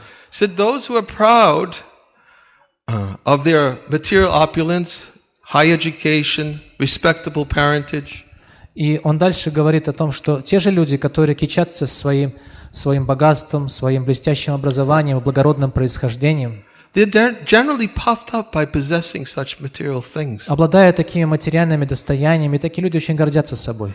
And therefore, they will oftentimes deride such devotees of the Lord. Поэтому они часто высмеивают таких преданных Господу. Even if such persons offer the Lord worship, the Lord will never accept. Но даже если такие люди предлагают какое-то поклонение Господу, Господь никогда не примет его от них. This is the danger of those who become proud of their material opulence. В этом опасность, подстерегающая людей, кичащихся своими материальными достояниями. They will deride, they'll make fun of those devotees who externally appear to have nothing. Потому что они начинают высмеивать преданных, которые с внешней точки зрения ничем не обладают. How they would make fun of devotees like Shuklambar, who was a beggar. Например, кто-то высмеивал Шукламбару, который на самом деле жил как нищий. Or how they would deride devotees like Kolavecha Shidha. Они высмеивали, также насмехались над преданными, такими как Колавеча Шидара. They would make fun of him, taunt him. You know, he's up all night simply crying out because of his hunger pains. Они высмеивали, насмехались над ним, говоря, ну вот он там воет по ночам, потому что очень кушать хочется. Can't even dress himself properly. Смотрите, ему даже одеться не во что толком. Look at the house that he lives in. Посмотрите, что за дом, так называемый, в котором он Every живет. time it rains, the water comes to the roof. Потому что каждый раз, когда идет дождь, вода сразу течет сквозь его крышу. But they would deride such persons who had devotion to the Lord. Они высмеивали этих преданных, хотя в их сердцах жила преданность Господу. So therefore, Narada Muni says, those who are proud of possessing something besides devotional service. Поэтому Нарада Муни говорит, что люди, которые кичатся чем-либо еще, кроме преданного служения, They will not be able to appreciate those who actually have devotion. Они никогда не смогут по достоинству оценить тех, у кого на самом деле есть преданность. And therefore, even though they'll try to offer something to the Lord not interested. И даже если такие люди, такие гордые люди будут пытаться предлагать что-то Господу, Господь не будет питать к их подношениям никакого интереса. Like Prahlad Maharaj tells his classmates about those who don't have unflinching unalloyed devotion. Как Прахлада Махарадж описывает в беседе со своими одноклассниками, людей, которые не имеют чистого преданного служения. He says you can't please the supreme personality of God, even if you become an expert Brahmin. Он говорит, что даже если вы станете искусственным браманом, вы не сможете порадовать ничем Верховного Господа. Even if you become advanced in etiquette or vast learning. Даже если вы научитесь следовать нормам поведения или обретете очень глубокие познания, not by austerities. Невозможно порадовать Господа своими аскезами. Great sacrifices. Невозможно порадовать Его nor by accepting vows. Великими жертвоприношениями или наложением на себя суровых обетов. None of these things will awaken the Lord's pleasure. Ничто из этого не сможет доставить Господу никакого удовольствия. The Lord is pleased only when one has unflinching, unalloyed devotional service to Him. Господа можно удовлетворить только если развить в себе бескорыстно, непрерывное преданное служение Ему. Without sincere devotional service, everything else is a show. Без такого искреннего преданного служения Господу все остальное превращается просто в показуху. If we're chanting with the purpose of getting the Lord's attention, если мы повторяем святые имена Господа, чтобы привлечь внимание Господа к себе, we should know where His attention goes. Мы должны знать, к чему Его внимание привлекается. His attention goes to those who simply want to serve Him. Он обращает свое внимание на тех, кто просто хочет служить Ему. And therefore, those who simply cultivate the desire to serve the Lord, never asking the Lord to serve themselves. И поэтому те, которые взращивают в себе это желание служить Господу, при этом никогда не прося Господа послужить как-то им, then Lord Chaitanya says they can chant the holy name of the Lord constantly. То тогда о таких людях Господь Чайтанья говорит, что именно они и могут повторять святые имена Господа постоянно. Because the goal is kirtaniya sadahari. Потому что в этом цель киртания садахари. And when Lord Chaitanya was explaining the Harinam verse, from the Bhagavad-Gita Purana, he was saying that the goal is kirtaniya sadhari, how to always chant the holy name of the Lord. Поэтому, когда Господь Чайтанья объяснял этот стих из Бриханнарадия Пураны, Харир Намаева Кевалам, он говорил, что в этом как раз цель постоянно повторять святые имена Господа, киртания садахари. And that means to be able to come to the platform of chanting without offense. Это означает, мы должны подняться на уровень повторения святых имен без оскорблений. Bahu janma kariyari shavana kirtana tabutana pai Krishna pari premadana. Even if one chants the holy name of the Lord of millions of births, he will not be able to get the love of Godhead, which is the ultimate goal of this chanting. В этом стихе говорится, что даже если человек будет повторять святые имена Господа миллионы лет с оскорблением, он никогда не сможет развить себе или обрести высший плод повторения святых имен, то есть чистую любовь к Богу. If one is infested with the offenses of chanting the holy name of the Lord. Если его повторение осквернено оскорблениями святого имени Господа. So, as we just read, the characteristic of the devotee is that he's very forbearing and very tolerant. И как мы прочитали недавно, качества преданных, они очень терпеливы, они могут приносить любые трудности. And his ability to be actually as tolerant as a tree enables him to go on chanting. И именно это терпение, подобное терпению дерева, и позволяет ему продолжать повторять святые имена. And the verse that we quoted, Tiraskrita Vipralabdak Shaptak Shitta Hatha Hapi, was a verse in relationship to Parikshit Maharaj. Это стих из Шримад Бхагаватам Тираскрита Випралабда, который мы процитировали недавно из первой песни, на самом деле описывает качество Парикшита Махараджа. Because when Shamika Rishi learned what his son had done to Parikshit Maharaj by cursing him. Потому что когда Шамика Риши узнал о том, что как обошелся с Махараджем Парикшитом его сын, который проклял его, he was so disturbed. Он очень обеспокоился этим. He said that my son has cursed a sinless devotee of the Lord. Он расстроился и сказал: мой преданный проклял безвинного преданного Господа. And therefore he began praying that Parikshit Maharaj is such a powerful Vaishnava that certainly my son will get the proper treatment if Parikshit Maharaj counter-curses him. И он сказал, что поскольку мой сын проклял этого великого преданного Господа Парикшита Махараджа, который очень могущественен, на самом деле моему сыну будет по делам, если Парикшит Махарадж просто противодействует его проклятию своим собственным. So thinking in this way, he began to feel some hope. И когда он подумал об этом, Шамика Риши увидел луч надежды. Он подумал, что вот мой сын получит по делам. But then he lost hope. Но затем он утратил эту надежду. And he lost hope because he realized that Parikshit Maharaj was a Vaishnava.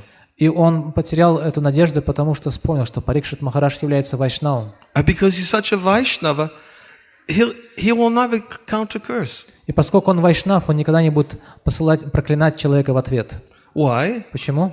Because devotees of the Lord are so forbearing. Потому что преданные Господу настолько терпеливы. That even if they're cheated. Даже если их обманывают. Cheated.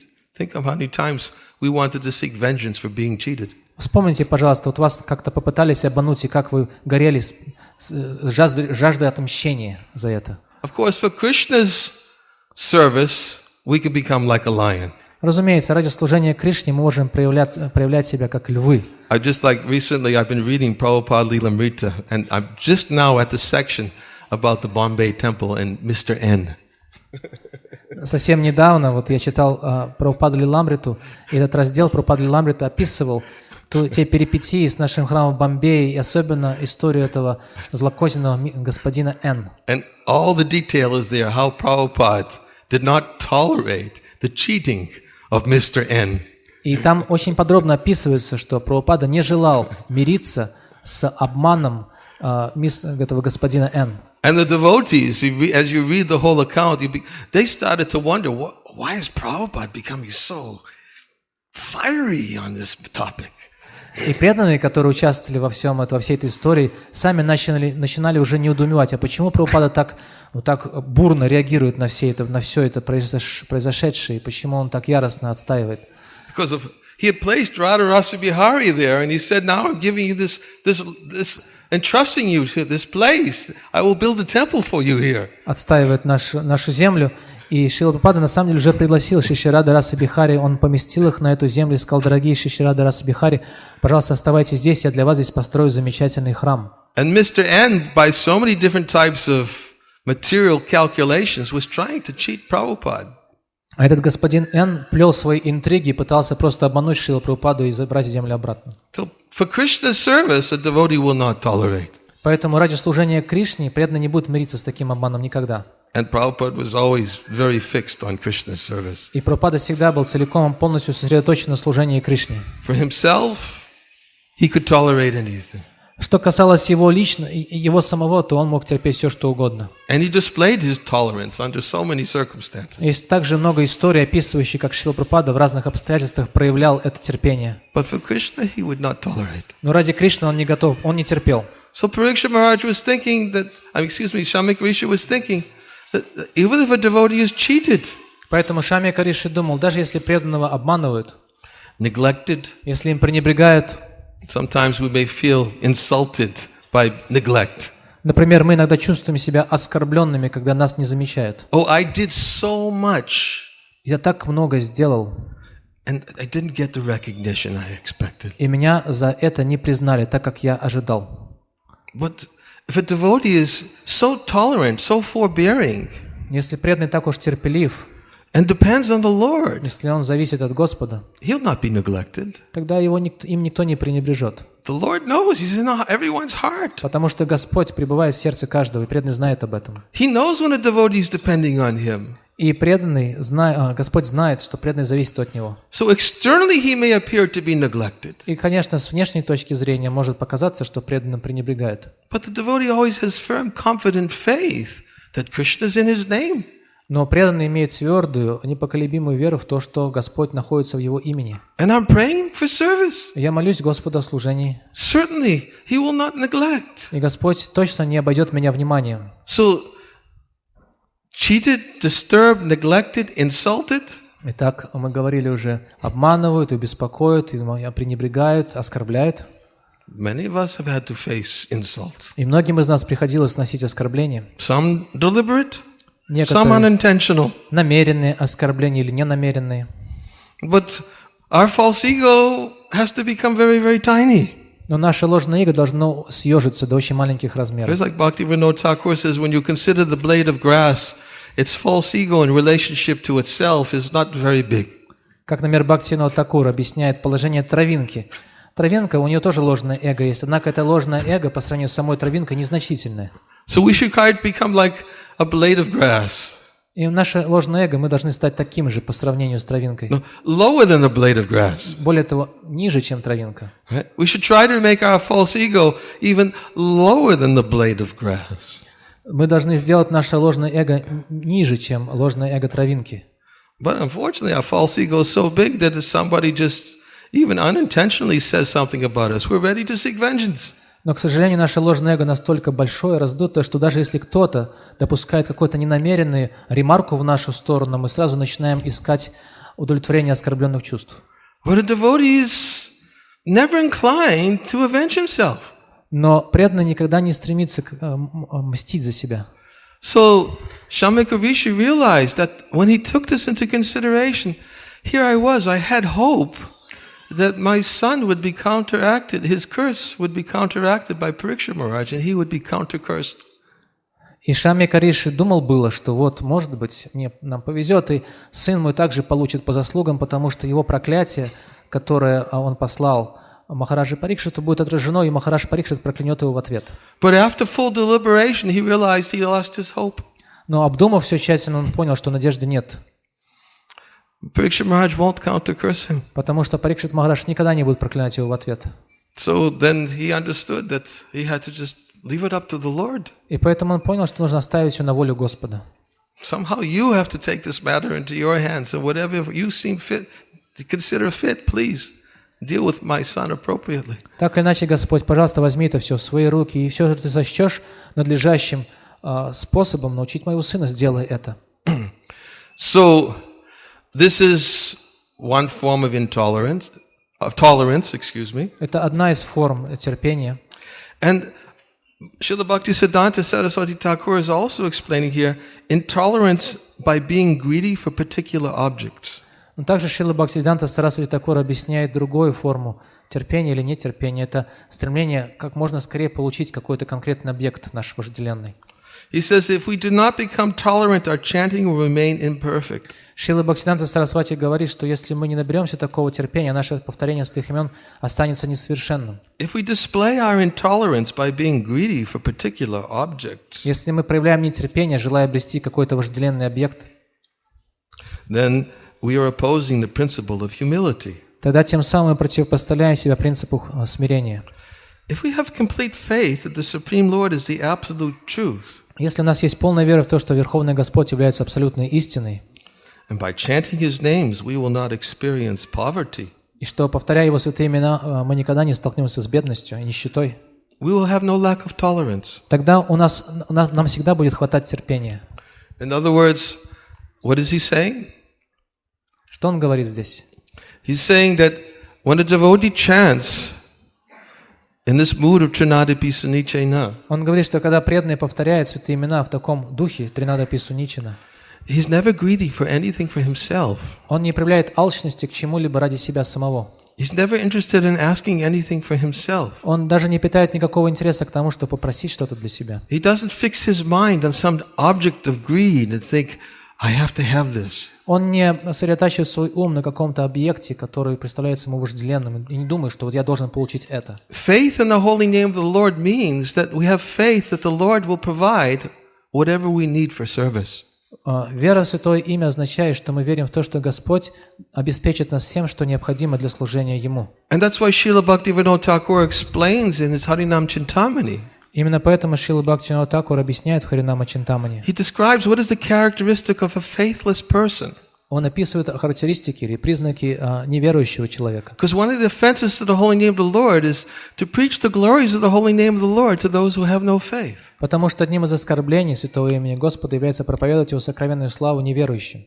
And he says a faithless person is a person who actually, a person who's faithless in the holy name of the Lord is a person who wants to get initiation so that he can get some respect and some service for himself. Шрила Бхактивинода Тхакур говорит, что таким неверующим человеком называется тот, кто хочет поскорее получить посвящение Святого Имя Господа, чтобы тем самым получить признание и уважение. Says that's the symptom of his faithlessness. Это признак неверия этого человека. Doesn't have any faith in the holy name.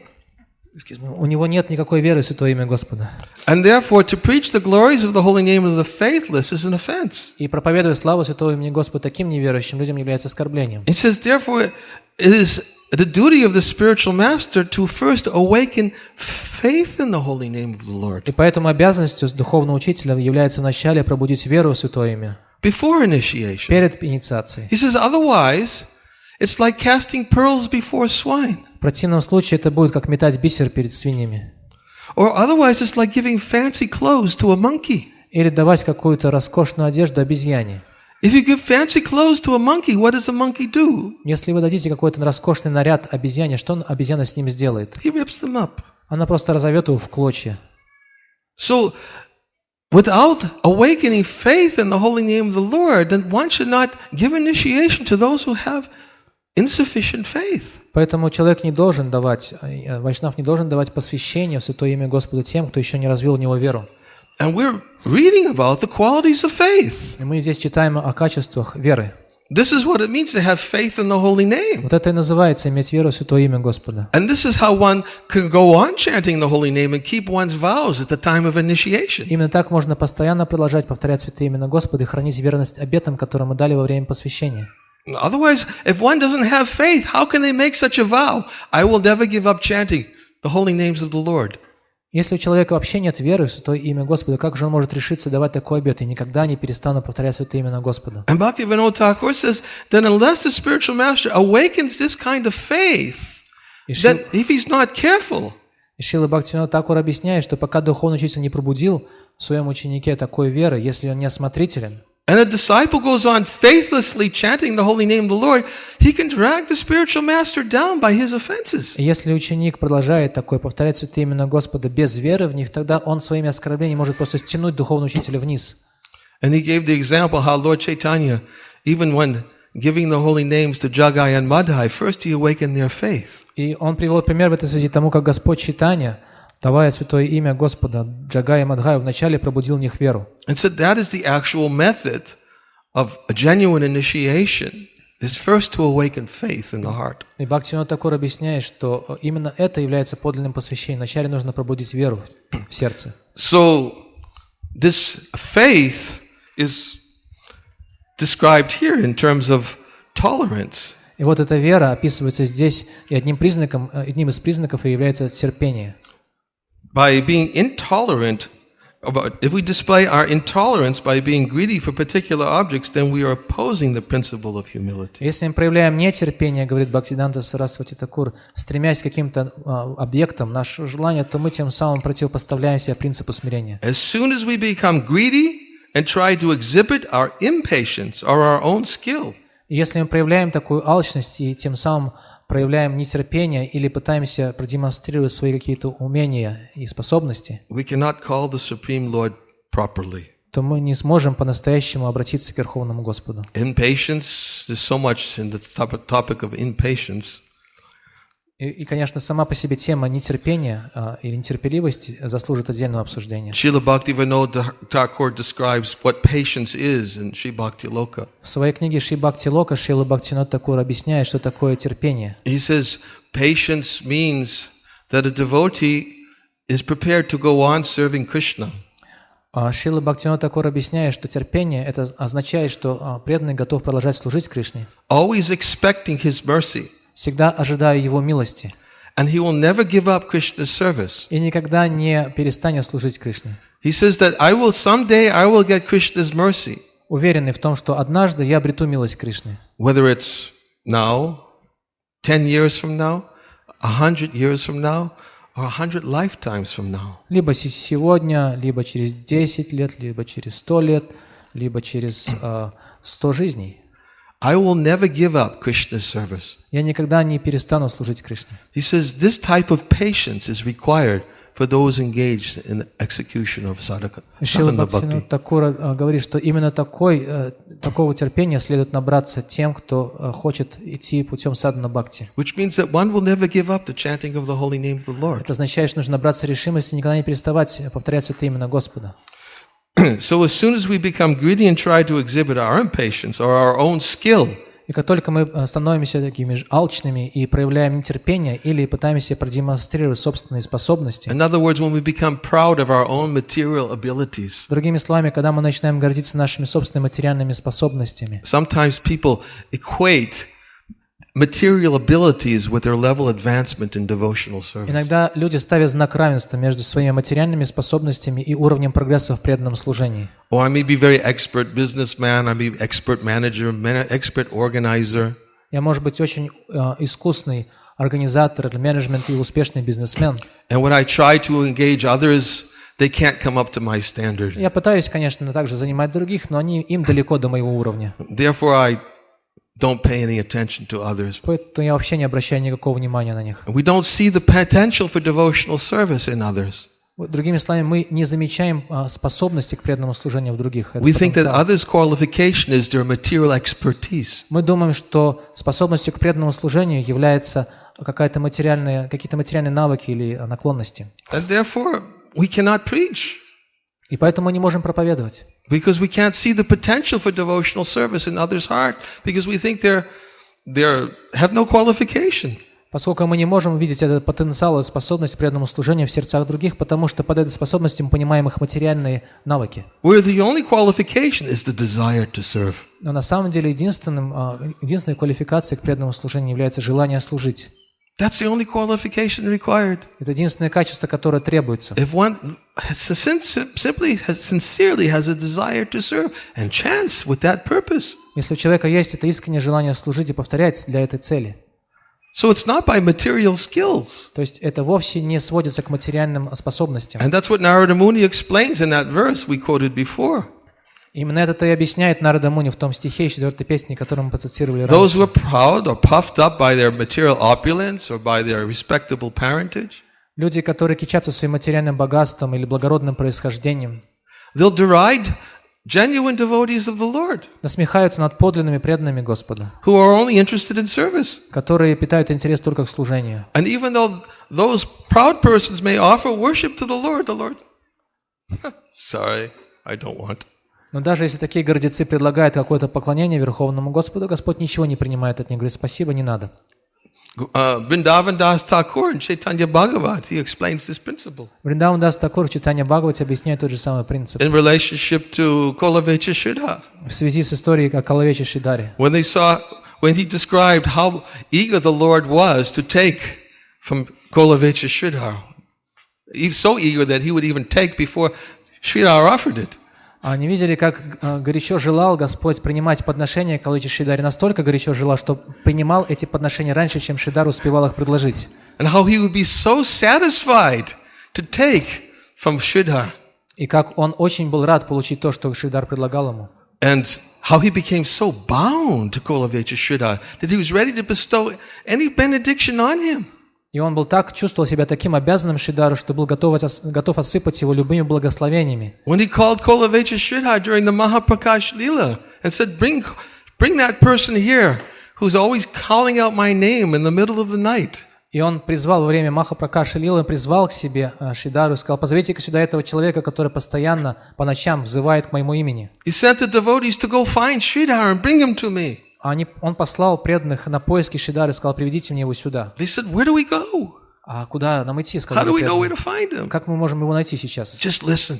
И Господь сказал, по слуху. Just follow that person who's always chanting my names, and you'll find him. Вот идите на слух, вы найдете того преданного, который постоянно повторяет мои имена. So they went and they brought Kolavecha Sridhar before the Lord. Вот они пошли, нашли Шридара и привели его Господу Чайтанье. And of course, the Lord was very much inclined to bestow benediction. Господь был очень хотел дать Шридару благословение. And the Lord tried to offer. He said, Sridhar, I can make you a king, give you a kingdom. И даже попытался ему предложить, сказав, Шридар, я могу тебя царем сделать, хочешь царство? Why do you have to live like that? Зачем жить в этой лачуге? And Sridhar said, I don't want these things. И Шридар сказал, да не хочу мне никакого царства. Why are you offering such benedictions? These things are of no value to me. Зачем ты мне все это предлагаешь, эти бесполезные благословения? I simply asked that you be my master and let me be your servant, birth after birth. Я просто прошу об одном: ты оставайся моим господином, а я буду твоим слугой, рождение в рождение. And the Lord was so inclined that he was eager to bestow such a benediction on Sridhar. Господь был рад и готов дать это благословение Шридаре. He said, "Okay, you don't want me to be your servant, but I'll be your master, and therefore I'll serve your desire." И он сказал, ну хорошо, ты не хочешь, чтобы я был твоим слугой? Хорошо, я буду твоим господином, буду выполнять твои желания.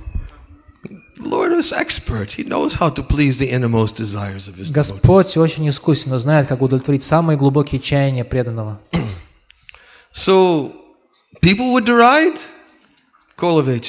И люди насмехались над Коловечей. Но Господь наслаждается деянием таких преданных.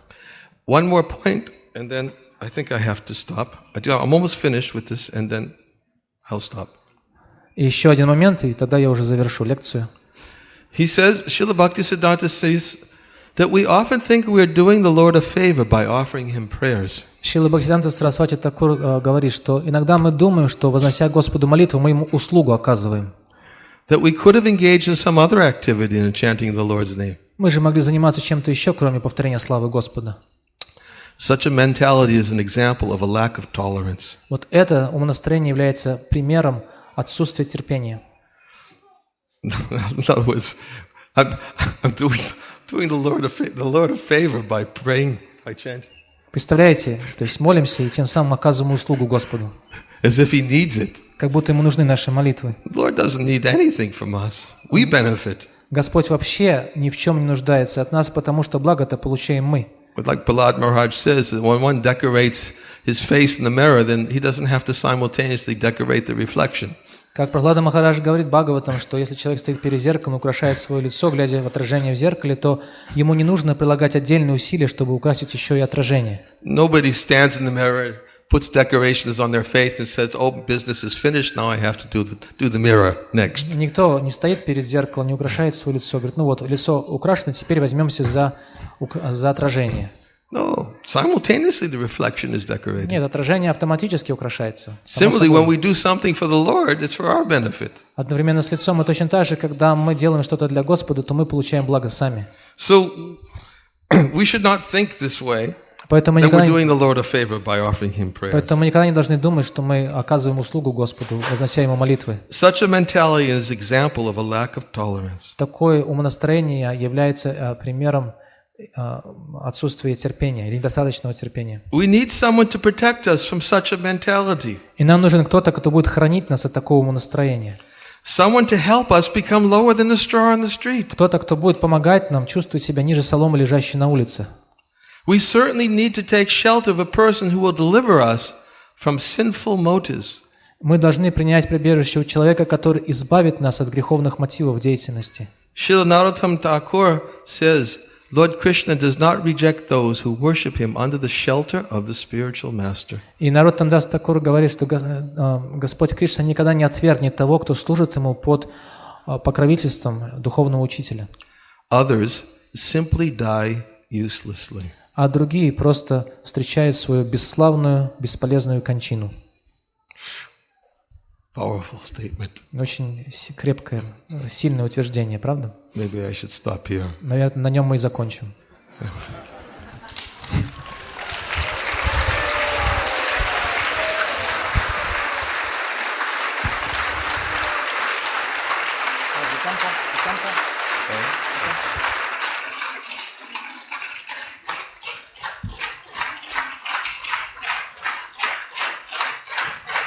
Hare Krishna.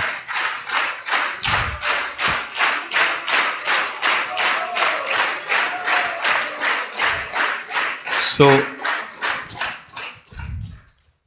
I would like to take this opportunity to speak a few words.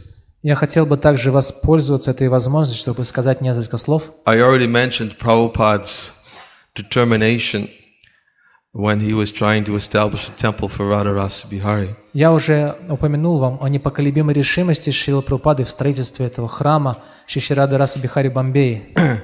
And how he was ready to undergo any kind of personal inconvenience for establishing that temple. И как он был бы готов пойти на любые неудобства ради того, чтобы помочь начать строительство этого храма. And now, although this temple has been established, Prabhupada has also left behind so many instructions about establishing the temple of understanding. Этот храм построен, но у Прабхупады также было множество наставлений, касавшихся строительства храма в Майяпуре. And Prabhupada was always telling us that we should never think that the spiritual master, by giving us some service, is giving us some inconvenience around our neck. И Шрила Прабхупада также предупреждал нас, чтобы мы не думали, что когда духовный учитель дает нам какое-то служение, тем самым он просто вешает нам на шею это тяжелое бремя в виде каких-то личных неудобств. Prabhupada once said this in relationship to the deities when he was establishing, and he installed deities, I think it was in Australia. He said, you should never think the spiritual master has left me a burden around my neck. Шрила Прабхупада, например, когда он устанавливал божества в Австралии, он предупредил своих учеников, сказав, что не думайте, что вот духовный учитель теперь повесил нам этот тяжелый камень на шею в виде этих беспокойств. So, although Srila Prabhupada left behind many instructions for us to follow, и хотя Шрила Прабхупада оставил нам множество наставлений, которым мы должны следовать, that he's definitely given so many detailed instructions about his desire for establishing this temple in Mayapur. Но он также оставил очень много наставлений и выразил свое желание о строительстве храма в Майяпуре.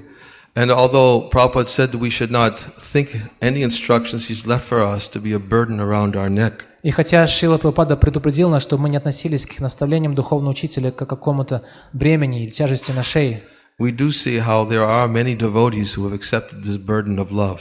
но мы видим, что есть много преданных, которые приняли эти наставления как бремя, но бремя любви. It is because of their love to see Prabhupada's vision and his dreams and desires fulfilled that they're willing to undergo and undertake all kinds of personal inconvenience. Они готовы пойти на любые лишения, любые личные неудобства просто ради того, чтобы увидеть, как воплощается или осуществляются желания и мечты Шрилы Прабхупады. And we should not think that when they are making appeals and begging the devotees to please come forward and offer something for Srila Prabhupada's temple, that they're asking us to do something for them. И мы не должны относиться к их просьбам или к их обращениям к нам о том, что мы помогли со строительством храма Шрилы Прабхупады. Мы не должны рассматривать такие просьбы, как просьбы о помощи лично им. They're asking us to do something to fulfill Srila Prabhupada's desires and his dreams. Они просят нас помочь осуществить желания и мечты Шрилы Прабхупады. And they are very kindly giving us this opportunity. Они очень милостиво дают нам такую возможность. It is their mercy. Это их милость. We should accept their mercy. Мы должны принять их милость. And reciprocate with the merciful opportunities they're giving us to serve this very, very important project. И откликнуться взаимностью на их милость и их предоставляемые нам возможности послужить Шриле Прабхупаде в осуществлении его мечты и желаний. So when you see them, get the opportunity to speak, Radha Jivan Prabhu, and they ask you, please, can you do something for Srila Prabhupada's mission, his desire to realize this temple? They are just simply being very merciful and kindly giving you an opportunity to serve Prabhupada in this way. Поэтому, если увидите Рада Дживану Прабху и других преданных, которые будут говорить вам, пожалуйста, помогите нам осуществить это желание Шрилы Прабхупады, то вы, пожалуйста, поймите, что это милость вам, и что они позволяют вам внести свой вклад в осуществление желаний и мечты Шрилы Прабхупады. And you should give from your heart. И вы должны дать от сердца. Give from your heart gratitude to Srila Prabhupada. От сердца с благодарностью к Шриле Прабхупаде. Because he's taught us everything. Потому что Прабхупада научил нас всему. Not only has he left us a mission and so many instructions, Он не только дал нам миссию и множество наставлений, but he's given us the perfect example of everything we ever preach about. Но он также воплотил в себе совершенный пример всего того, о чем мы вообще можем проповедовать. We have a debt to fulfill. Поэтому у нас есть долг перед Шрилой Прабхупадой. And these devotees are giving us the opportunity to share that debt. И эти преданные предоставляют нам возможность внести свой вклад в этот долг. So I want to just say that also. Просто хотел сказать эти несколько слов. And please kindly help by giving whatever you can for establishing the temple in Mayapur. Поэтому, пожалуйста, дайте то, что вы сможете, для того, чтобы храм в Майяпуре был построен. So I was told that we were supposed to have kirtan until 7, and Madha Mohan has to make an announcement also for future days of our gatherings. So we'll stop here. Здесь мы остановимся, сейчас будет киртан, и также будет одно небольшое объявление, касающееся учеников Шрилы Прабхупады, прошу прощения, учеников Шрила Ниранджана Махараджа. Учеников Шрила Ниранджана Махараджа. И я это объявление сделаю прямо сейчас. Дорогие преданные ученики и ученицы Шрила Ниранджана Махараджа, вот когда Махарадж начнет петь киртан, пожалуйста, выйдите сюда, вот в правую от меня, в левую от вас сторону пандала на лужайке, и мы проведем с вами очень короткую встречу, касающуюся дальнейших встреч в течение фестиваля с Ниранджаном Махараджем. И эти вопросы, которые вы задали в записках, мы ответим на них на этих встречах. Кроме того, то есть эти вопросы не будут оставлены без внимания. И ваши вопросы не будут оставлены без внимания. И кроме того, дорогие преданные, есть новая книга Шрила Ниранджана Махараджа, которая называется «Письма моим ученикам и доброжелателям». Эту книгу можно посмотреть и познакомиться с ней, приобрести там на столике у выхода из пандала. Харе Кришна.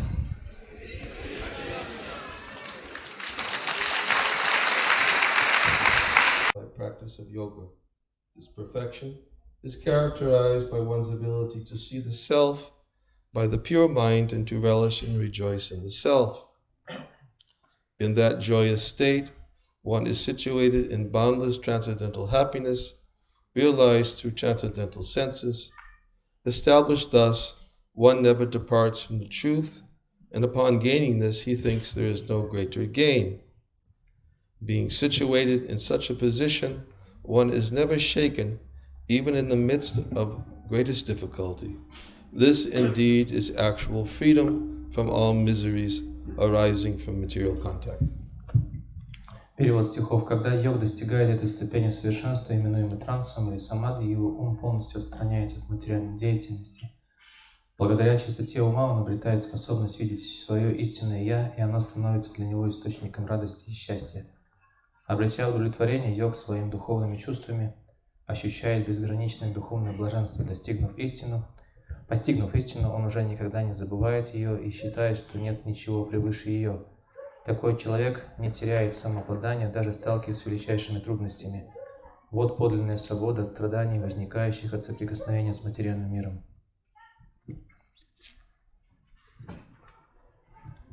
As I said, I'm going to read from transcription, part of a transcription of a lecture Srila Prabhupada gave on these verses.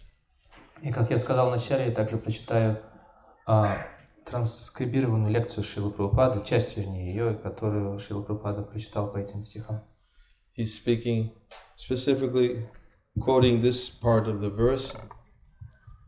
This perfection is characterized by one's ability to see the self by the pure mind. И он, Шрила Прабхупада, конкретно объясняет эту часть стиха, в котором говорится о том, что такой человек может видеть своим очищенным умом свое истинное «Я». And he's also commenting on the other part that when one is situated in that position, one is never shaken even in the midst of greatest difficulty. И оказавшись или утвердившись в своем истинном «Я», даже перед лицом больших трудностей или испытаний, человек никогда не теряет самообладание. And this is indeed actual freedom from all miseries arising from material contact. Именно это называется подлинной свободой от всех страданий, возникающих от соприкосновения с материальным миром. So I'll read first from Srila Prabhupada and then we will explain. Поэтому я вначале прочитаю объяснение этих моментов Шрилы Прабхупады, и затем мы объясним его слова. I'm sorry, I don't have something for you to read. But this joyous in the self, that means Krishna is the super self. Sorry, Maharaj, I'm going to start.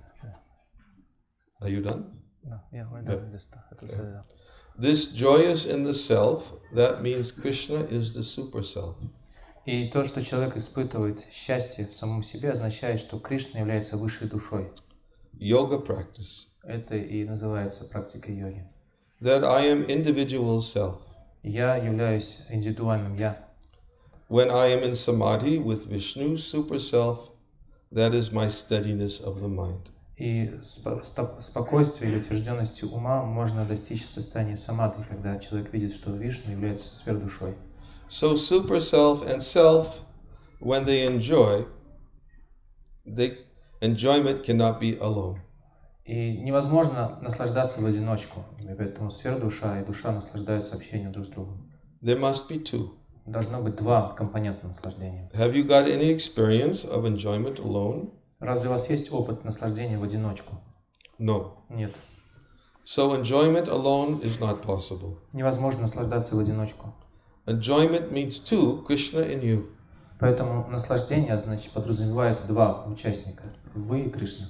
The super soul and the individual soul. Это сверхдуша и индивидуальная душа. And then there's just a little break in the transcription. Затем в транскрипции этой лекции возникает перерыв. He continues, in the greatest difficulty. И Шрила Прабхупада продолжает, даже перед лицом величайших трудностей. If you are convinced, quote, that I am part and parcel of Krishna, then even there is greatest difficulty position of your life, that is surrender. Даже если перед лицом величайших трудностей вы продолжаете быть убежденным в том, что вы слуга Кришны, его неотъемлемая часть, вот это называется по-настоящему surrender. Это предание. You know Krishna will give you protection. Потому что вы знаете, что Кришна даст вам защиту. You try your best. Вы пытаетесь сами со своих сторон изо всех сил. You use your intelligence. И используйте свой разум. But, quote, I believe in Krishna. Но при этом убеждены, что я верю в Кришну. Varasaneha pitaro nishingha. If Krishna neglects, no other remedy can protect you. Если Кришна откажет вам во внимании, ничто другое вам не сможет помочь. No other measure can protect you. Никакие другие ухищрения не смогут защитить вас. Don't think. Suppose one is diseased. Например, человек заболел. Many expert physicians treating him. И его лечат самые лучшие врачи. Nice medicine is offered. Его лечат самыми лучшими лекарствами. Is that guarantee for his life? Но разве это гарантирует ему выживание? No. That is not guaranteed. Нет, не гарантирует. Sorry, I'm looking for my tissues.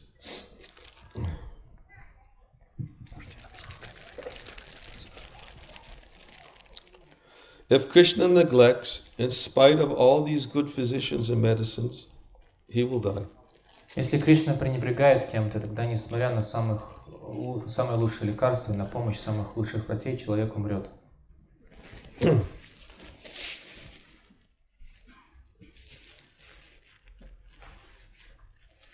And if Krishna protects him, even if he has no expert treatment, he'll still survive.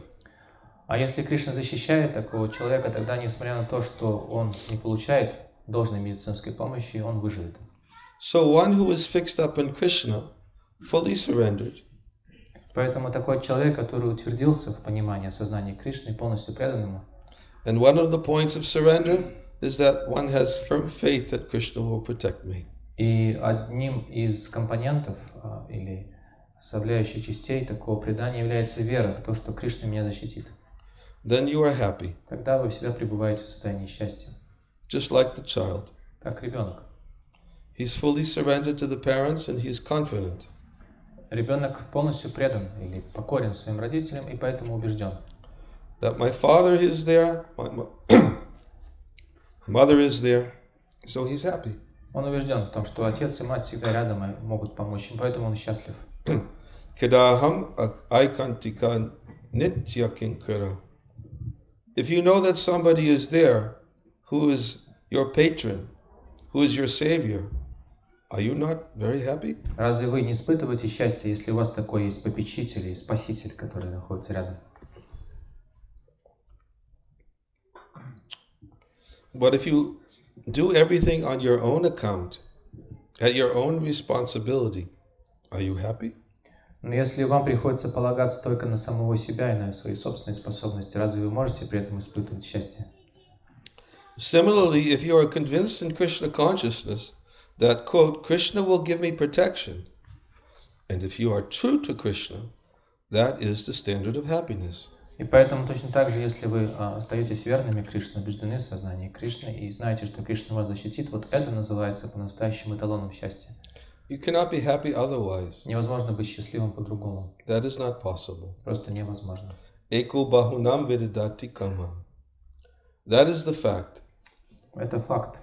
Эко бахунам видадати каман. Even in your rebellious condition, Krishna is giving you protection. Кришна защищает вас даже когда вы бунтуете против него. Without Krishna's protection, you cannot live even for a second. Без защиты Кришны вы не можете прожить даже секунду. He's so kind. Он так добр. But when you admit it, но когда вы признаете это, when you recognize it, то есть признаете, что он защищает вас, then you become happy. Тогда вы становитесь счастливыми. Now Krishna is giving you protection, but you do not know it because you have taken your life at your own risk. Кришна до сих пор защищает вас даже в этом состоянии, но вы не знаете об этом, и поэтому действуйте на свой страх и риск. Therefore, he has given you freedom. Поэтому он дал вам свободу.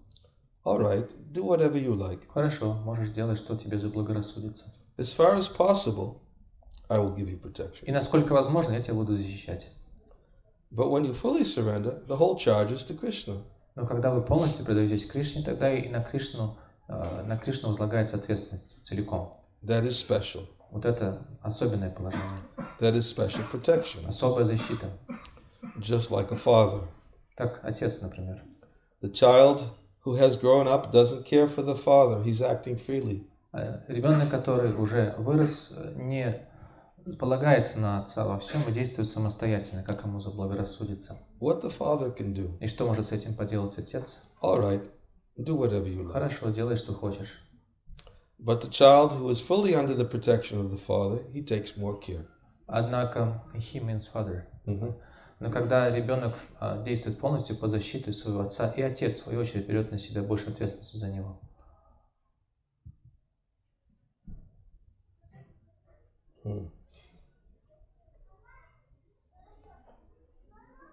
That is stated in Bhagavad-Gita. You'll find samoham samabhuteshu.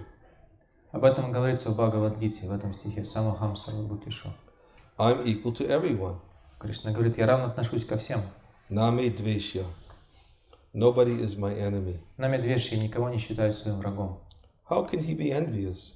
Как он может проявлять злонравие по отношению к кому-либо? Everyone is Krishna's son. Ведь все же сыновья Кришны. How he can become enemy to Krishna? И как можно стать врагом Кришны? He is son. Он же сын. That is not possible. Это невозможно. He is friend of everyone. Он является другом всех и каждого. But we are not taking advantage of his friendship. Но мы не пользуемся в полной мере его дружбой. That is our disease. В этом заключается наша болезнь. That is our disease. Это наша болезнь. He is friend to everyone. Он друг каждого. Samaham samabhuteshu. But one who is recognizing, he can understand that Krishna is giving me protection in this way. Но тот, кто признает эту роль Кришны, понимает, что Кришна таким образом защищает его. This is the way of happiness. Вот так можно быть счастливым.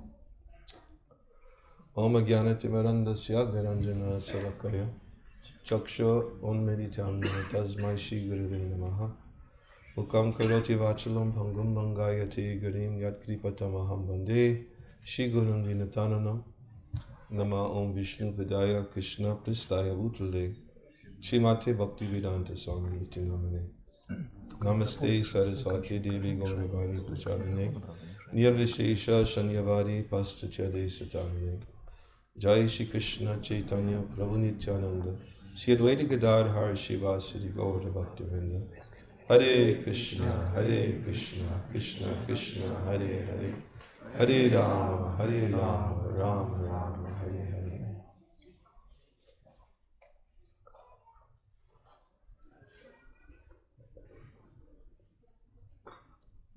When I first found this transcription, it was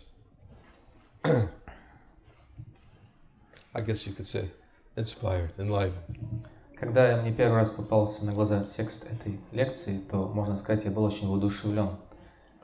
I've read it many times. I've spoken about it also. Я прочитал и перечитал этот текст лекции много раз и также использовал этот текст в своих лекциях. And I often use this excerpt from Prabhupada's lecture as an example of how down to earth and realized Шрила Прабхупада is. Я часто использую этот отрывок из лекции Шрилы Прабхупады как свидетельство того, насколько практичным и насколько глубоко практичным в своей проповеди был Шрила Прабхупада и каким глубоким опытом и пониманием темы он обладал. This is a very realized presentation of what it means to be really happy. Потому что в этом тексте, в этой лекции Шрила Прабхупада по-настоящему глубоко раскрывает эту тему, как быть по-настоящему счастливым. Because the verse is actually speaking about a person in samadhi. Потому что в этом стихе вообще-то говорится о человеке, который пребывает в состоянии самадхи. Generally we think of samadhi as a very advanced stage of perfection. Обычно под самадхи мы понимаем очень возвышенный уровень совершенства. And Prabhupada speaks a little bit about that briefly when one sees the self in relationship to the super self. И Прабхупада также коротко говорит об этом состоянии, когда человек достигает этого уровня и видит свое взаимоотношение со сверхдушой. In fact, he's speaking from another verse of Bhagavad-Gitу where Krishna says, when one conquers the mind, super soul's reached and he attains tranquility. Шрила Прабхупада ссылается на другой стих в Бхагавад-Гите, где говорится о том, что когда человек побеждает свой ум, тогда он достигает уровня умиротворения, потому что осознает сверхдушу. For such a man, heat and cold, happiness, distress, honor, dishonor, they're all the same. И для такого человека жара и холод, счастье, несчастье, честь и бесчестие одно. Krishna is speaking specifically about the person who by dint of mystic yogic practice has been able to fully control the mind. Господь Кришна говорит в этих стихах о человеке, который благодаря практике мистической йоги полностью покорил себе свой ум. And the mind, as Krishna also says, if it's not controlled, it's his worst enemy, but if it's controlled, it becomes one's best friend. Как сам Кришна говорит, человек в лице, то есть если человек не может покорить себе свой ум, тогда ум становится для него величайшим врагом, а если человек покоряет себе свой ум, то ум становится его лучшим другом. Because best friend is the controlled mind, because a fully controlled mind no longer obstructs one's relationship with the Supreme Lord. Почему такой покоренный ум является лучшим другом? Потому что перестает быть помехой в взаимоотношениях человека с Верховным Господом. And therefore Krishna says, when the mind is no longer an obstacle in one's relationship with the Supreme, then it becomes one's best friend. И поэтому Господь говорит, что когда ум перестает быть препятствием в взаимоотношениях с Всевышним, тогда он становится лучшим другом. Not that the mind no longer exists, Не то, что ум перестает существовать, but the mind is always simply absorbed in thoughts of Krishna. но в этом состоянии ум всегда поглощен мыслями о Кришне. And the Prabhupada explains in the beginning of this, what we just read, he said that pleasure, happiness comes when there's two, not just alone. И поэтому в самом начале своего объяснения этого стиха Шрила Прабхупада объясняет, что состояние счастья всегда подразумевает два участника, невозможно быть счастливым в одиночку. Just like earlier in the Bhagavad-Gita, Arjuna asked Krishna, what are the symptoms of a person who's in transcendental consciousness?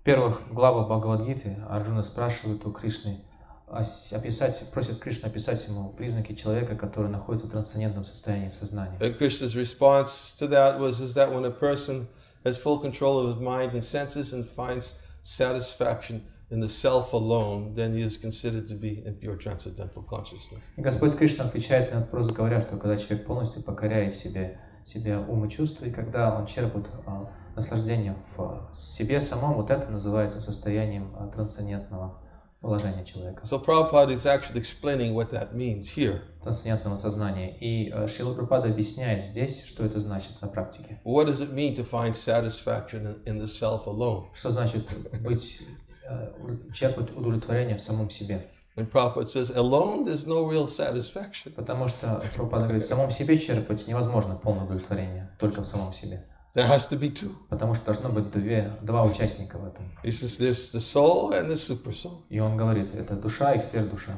So find satisfaction in the self alone means that one who's come in contact with the super self. И поэтому фразу черпать удовлетворение в самом себе нужно понимать как описание человека, который установил свою связь со сверхдушой. And Prabhupada explains also in his commentaries in these verses from the 6th chapter that when one comes in contact with super self, then what happens? И Шрила Прабхупада продолжает объяснять эти стихи в 6 главе, что возникает или происходит, когда человек устанавливает свою связь со сверхдушой. Then there's relationship.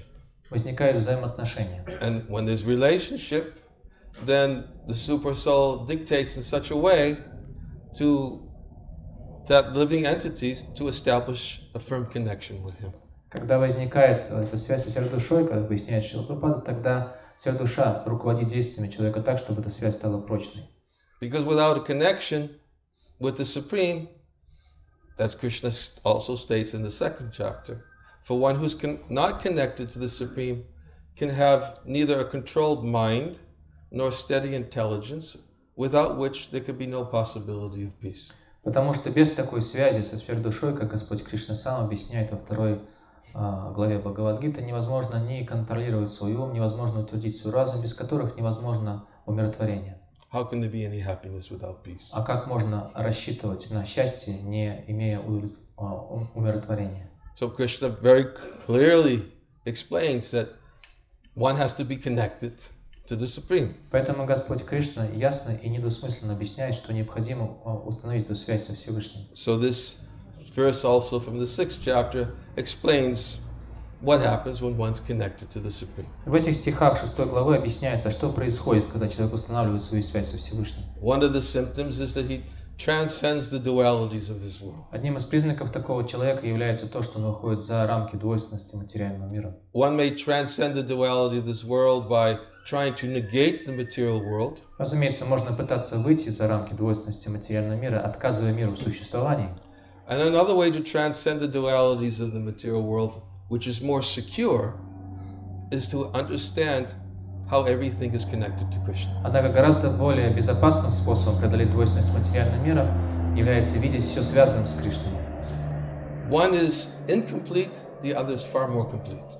Первый способ несовершенен или не полон, а второй гораздо более полон. The incomplete way is simply to by negation that I have nothing to do with this material world. Первый способ заключается в том, что человек считает, что я не имею никакой связи с этим материальным миром. Это путь отрицания. But it's incomplete because it still doesn't define who am I. Но этот способ отрицания не полон, потому что остается неопределенным твоя собственная сущность. Кто ты? And therefore, when one has found shelter at Krishna's lotus feet, transcendence of duality is complete. Но когда человек обретает прибежище лотосных стоп Господа Кришны, вот тогда процесс избавления от двойственности материального мира завершается. Why is it complete? Почему он завершается? Everything's connected to Krishna. Потому что все связано с Кришной. I'm connected to Krishna. Все оказывается связанным с Кришной, в том числе и я. All living beings are connected to И все живые существа. Material energy is connected to Krishna. И материальная энергия тоже связана с Кришной. And therefore, one sees Krishna everywhere. Поэтому человек видит Кришну повсюду. Krishna says, for one who sees me everywhere, sees everything in me, I'm never lost to him, nor is he ever lost to me. И поэтому Кришна говорит, для человека, который видит меня повсюду и все во мне, я никогда не потерян, и он никогда не потерян для меня. It's a far more complete way to transcend duality. Это гораздо более законченный, совершенный способ превзойти двойственность материального мира. Why is it more complete? Почему он более совершенный? Because connection is there. Потому что есть связь. If there's no connection, we're still incomplete. Если нет связи, тогда мы процесс не завершили. Lord Brahma, he explains this in his prayers to Krishna. Господь Брахма объясняет это в своих молитвах Кришне. Lord Brahma explains that Yenyen Rava Daksha Vimuktamaninas Tvayasta Bhavara Vishuddha Buddhya Aruya Kuchtrena Padam Padam Tata Padantyatod Yasmad Yusmad Angraya. He says, oh, lotus-eyed Lord, non-devotees, they may engage in severe austerities and penances to achieve liberation. Он говорит, о лотосоокий Господь, непреданные пускаются на тяжелые лишения, аскезы и покаяния, чтобы достичь освобождения. But they fall down from their position of imagined superiority because they still didn't make a connection with your lotus feet. Но они снова скатываются со своего положения мнимого превосходства, потому что им так не удалось установить связь со Всевышним. It's incomplete. Это несовершенное положение. Because constitutionally we're meant to be connected to Krishna. Оно не полно, потому что по своему конституциональному положению мы должны иметь эту связь с Кришной. Actually, constitutionally we are connected to Krishna. Более того, по своему конституциональному положению мы уже и связаны с ним. But what's missing is our admission of it. Но отсутствует или не хватает признания этого факта с нашей стороны. And that's what Prabhupada is talking about here. That's what the surrender is. И Шрила Прабхупада говорит именно об этом в своей лекции на эти стихи, что именно в этом заключается предание. Constitutionally, we cannot get away from it. Мы не можем избавиться от этого с точки зрения нашего конституционального положения. We're connected. Мы связаны. Some people may try so hard to avoid that connection. Люди изо всех сил, некоторые люди изо всех сил пытаются избежать этой связи. Some may try to deny that connection. Некоторые пытаются отрицать эту связь. Some people may boisterously defend their conviction that there is no such connection. Более того, некоторые люди с пеной у рта отстаивают свое убеждение в том, что вообще этой связи нет и не будет. But there's still a connection. Но связь, тем не менее, есть и остается. It can't be changed. Невозможно это поменять.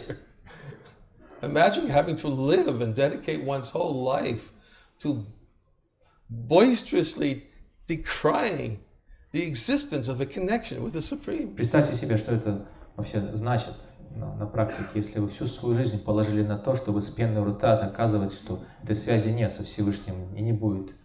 There can never be peace. И невозможно такому человеку рассчитывать на умиротворение. Krishna says one who's not connected, his mind can't be controlled, his intelligence can't be steady, without which there's no possibility of peace. Кришна говорит про таких людей, что если этой связи со Всевышним нет, тогда невозможно ни подчинить себе свой ум, невозможно утвердить свой разум, без которых невозможно умиротворение. How can there be any happiness without peace? И как можно рассчитывать на счастье, не имея умиротворения? So, constitutionally we are connected, therefore the missing element is accepting it. Поэтому изначально, наше изначальное положение заключается в том, что мы связаны со Всевышним, и то, чего не хватает, это признание этого факта с нашей стороны. And the living entity may go through many, many, many births, denying that there's a connection. И живое существо может продолжать жизнь, многие жизни, отрицая эту связь. As Krishna himself says, when one actually surrenders to me, knowing to me to be all the cause of all the causes, cause of all causes and all that is, Krishna says, Sa Mahatma Sadurlabha.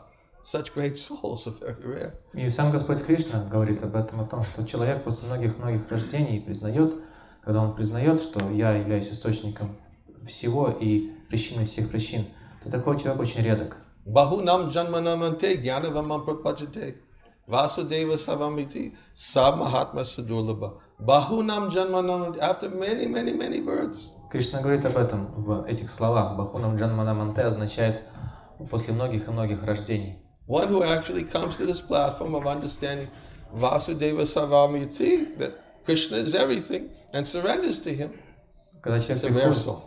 Когда человек приходит к такому выводу после многих-многих рождений, что Господь Кришна, Васудева и все, и предается мне, вот эта душа очень редко встречается. But until that surrender is there, then one has to live in duality. Но пока человек не предался Господу, он должен продолжать влачить свою жизнь в двойственности. And as long as there's duality, there's never shelter for the soul. И пока он живет в двойственности, он не может нигде найти прибежище для души. Why? Because everything has to be calculated. Почему? Потому что все время все приходится взвешивать и подсчитывать. This is good, that's bad. Вот таким образом. Это хорошо, это плохо. This is pleasure, that's pain. Это счастье, это боль. Get pleasure, avoid pain. Нужно стремиться к наслаждению, избегать боли. Right? Avoid pain. Избегай боли. Avoid pain. Избегай боли, тебе говорю. Maybe pleasure will come. Может быть, тогда придет счастье. Oh, this is pleasure. О, вот наслаждение. Why did I lose it? Почему я потерял это наслаждение? That's painful. Это очень болезненно, потерять наслаждение. That's duality. Это двойственность. That's what life is without Krishna. Вот это то, на что похожа жизнь без Кришны. One has to live in duality. Человек должен жить в двойственности. We oftentimes quote that verse from the 11th canto of the Bhagavatam. I won't go into all detail because I know I've mentioned it here before. Я часто в этой связи цитирую стих из 11 песни Бхагаватам. Не буду подробно останавливаться на разборе этого стиха, потому что уже его объяснял. Although maybe some of you haven't heard it. Здесь, хотя, может быть, некоторые из вас это не слышали объяснение. But realized souls, they help us to understand what does this duality mean. Но люди, обладающие подлинным духовным опытом, помогают нам понять природу этой двойственности. We're dependent on realized souls to help us understand what is this actual duality, because unless we're realized, we can't see it ourselves. И мы полагаемся, и зависим от опыта таких осознавших себя душ в нашем понимании двойственности, потому что пока мы не обладаем нашим личным опытом, мы не сможем даже эту двойственность разглядеть сами. And the realized soul said that duality doesn't exist. И люди, обладающие духовным опытом, видят, что этой двойственности не существует. But the conditioned soul considers it to be real due to his conditioned intelligence. Однако обусловленная душа видит эту двойственность как реальность, потому что обладает обусловленным разумом. And he says this is an imaginary experience of a world that is separate from Krishna. Это состояние воображаемого представления о мире как отделенном от Кришны.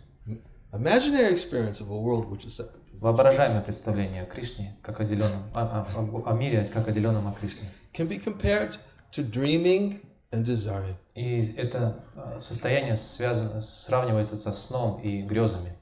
When a conditioned soul dreams of something at night, something very wonderful. Когда, например, обусловленному живому существу ночью снится сон о чем-то очень привлекательном. Or something very bad. Или о чем-то очень плохом.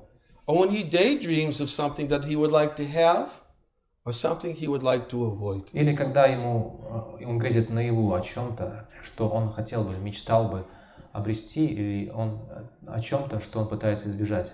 He creates a reality which has no existence beyond his own imagination. То своими грезами человек создает реальность, которая на самом деле не существует нигде, кроме его воображения. And the reason why I like this verse so much from the Bhagavatam, and because it's so realized, is everybody can relate to it. Причина, по которой мне так нравится этот стих, которое содержит описание этого опыта, заключается в том, что каждый человек может применить его к своей жизни. Например, есть ли в аудитории кто-то из вас, у кого никогда не было снов? Всем снились сны?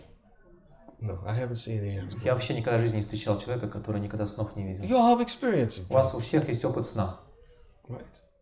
So, therefore, the realized souls, they help us to understand what is dualities in relationships to things that are within our own experience. И вот осознавшие души помогают нам понять этот опыт двойственности, опираясь на наш собственный опыт. And the analogy that they use is that when you dream of something at night, very wonderful. И для этого они используют аналогию. Например, мы ночью видим сны, и во сне мы видим что-то очень приятное. Then, or you dream of something very horrible. Или напротив, нам снится кошмар. You create a reality that has no existence beyond your imagination. То этим сном мы создаем реальность, у которой нет подлинного существования, кроме нашего воображения. Because generally, if we dream of something very wonderful, потому что если нам снятся очень приятные сны, usually what happens from a dream is you wake up. То обычно, что происходит, когда людям снятся сны, они просыпаются от снов. That's what a dream is. Потому что сон заканчивается, извините, просто. You're sleeping. Сон заканчивается, когда мы просыпаемся. And you dream of something very wonderful, then you wake up. И когда нам снится что-то очень приятное, мы пробуждаемся. And then you feel very sad. То сразу расстраиваемся. Oh, it was a dream. Всего лишь сон. I wish it was so nice when I was. Как было здорово, когда мне снился этот сон, так было здорово, так казалось все реальным и зримым. So you're sad. И мы огорчаемся. But if you have a bad dream, но если нам снится кошмар, fortunately, you also wake up. К счастью, мы просыпаемся от этого кошмара.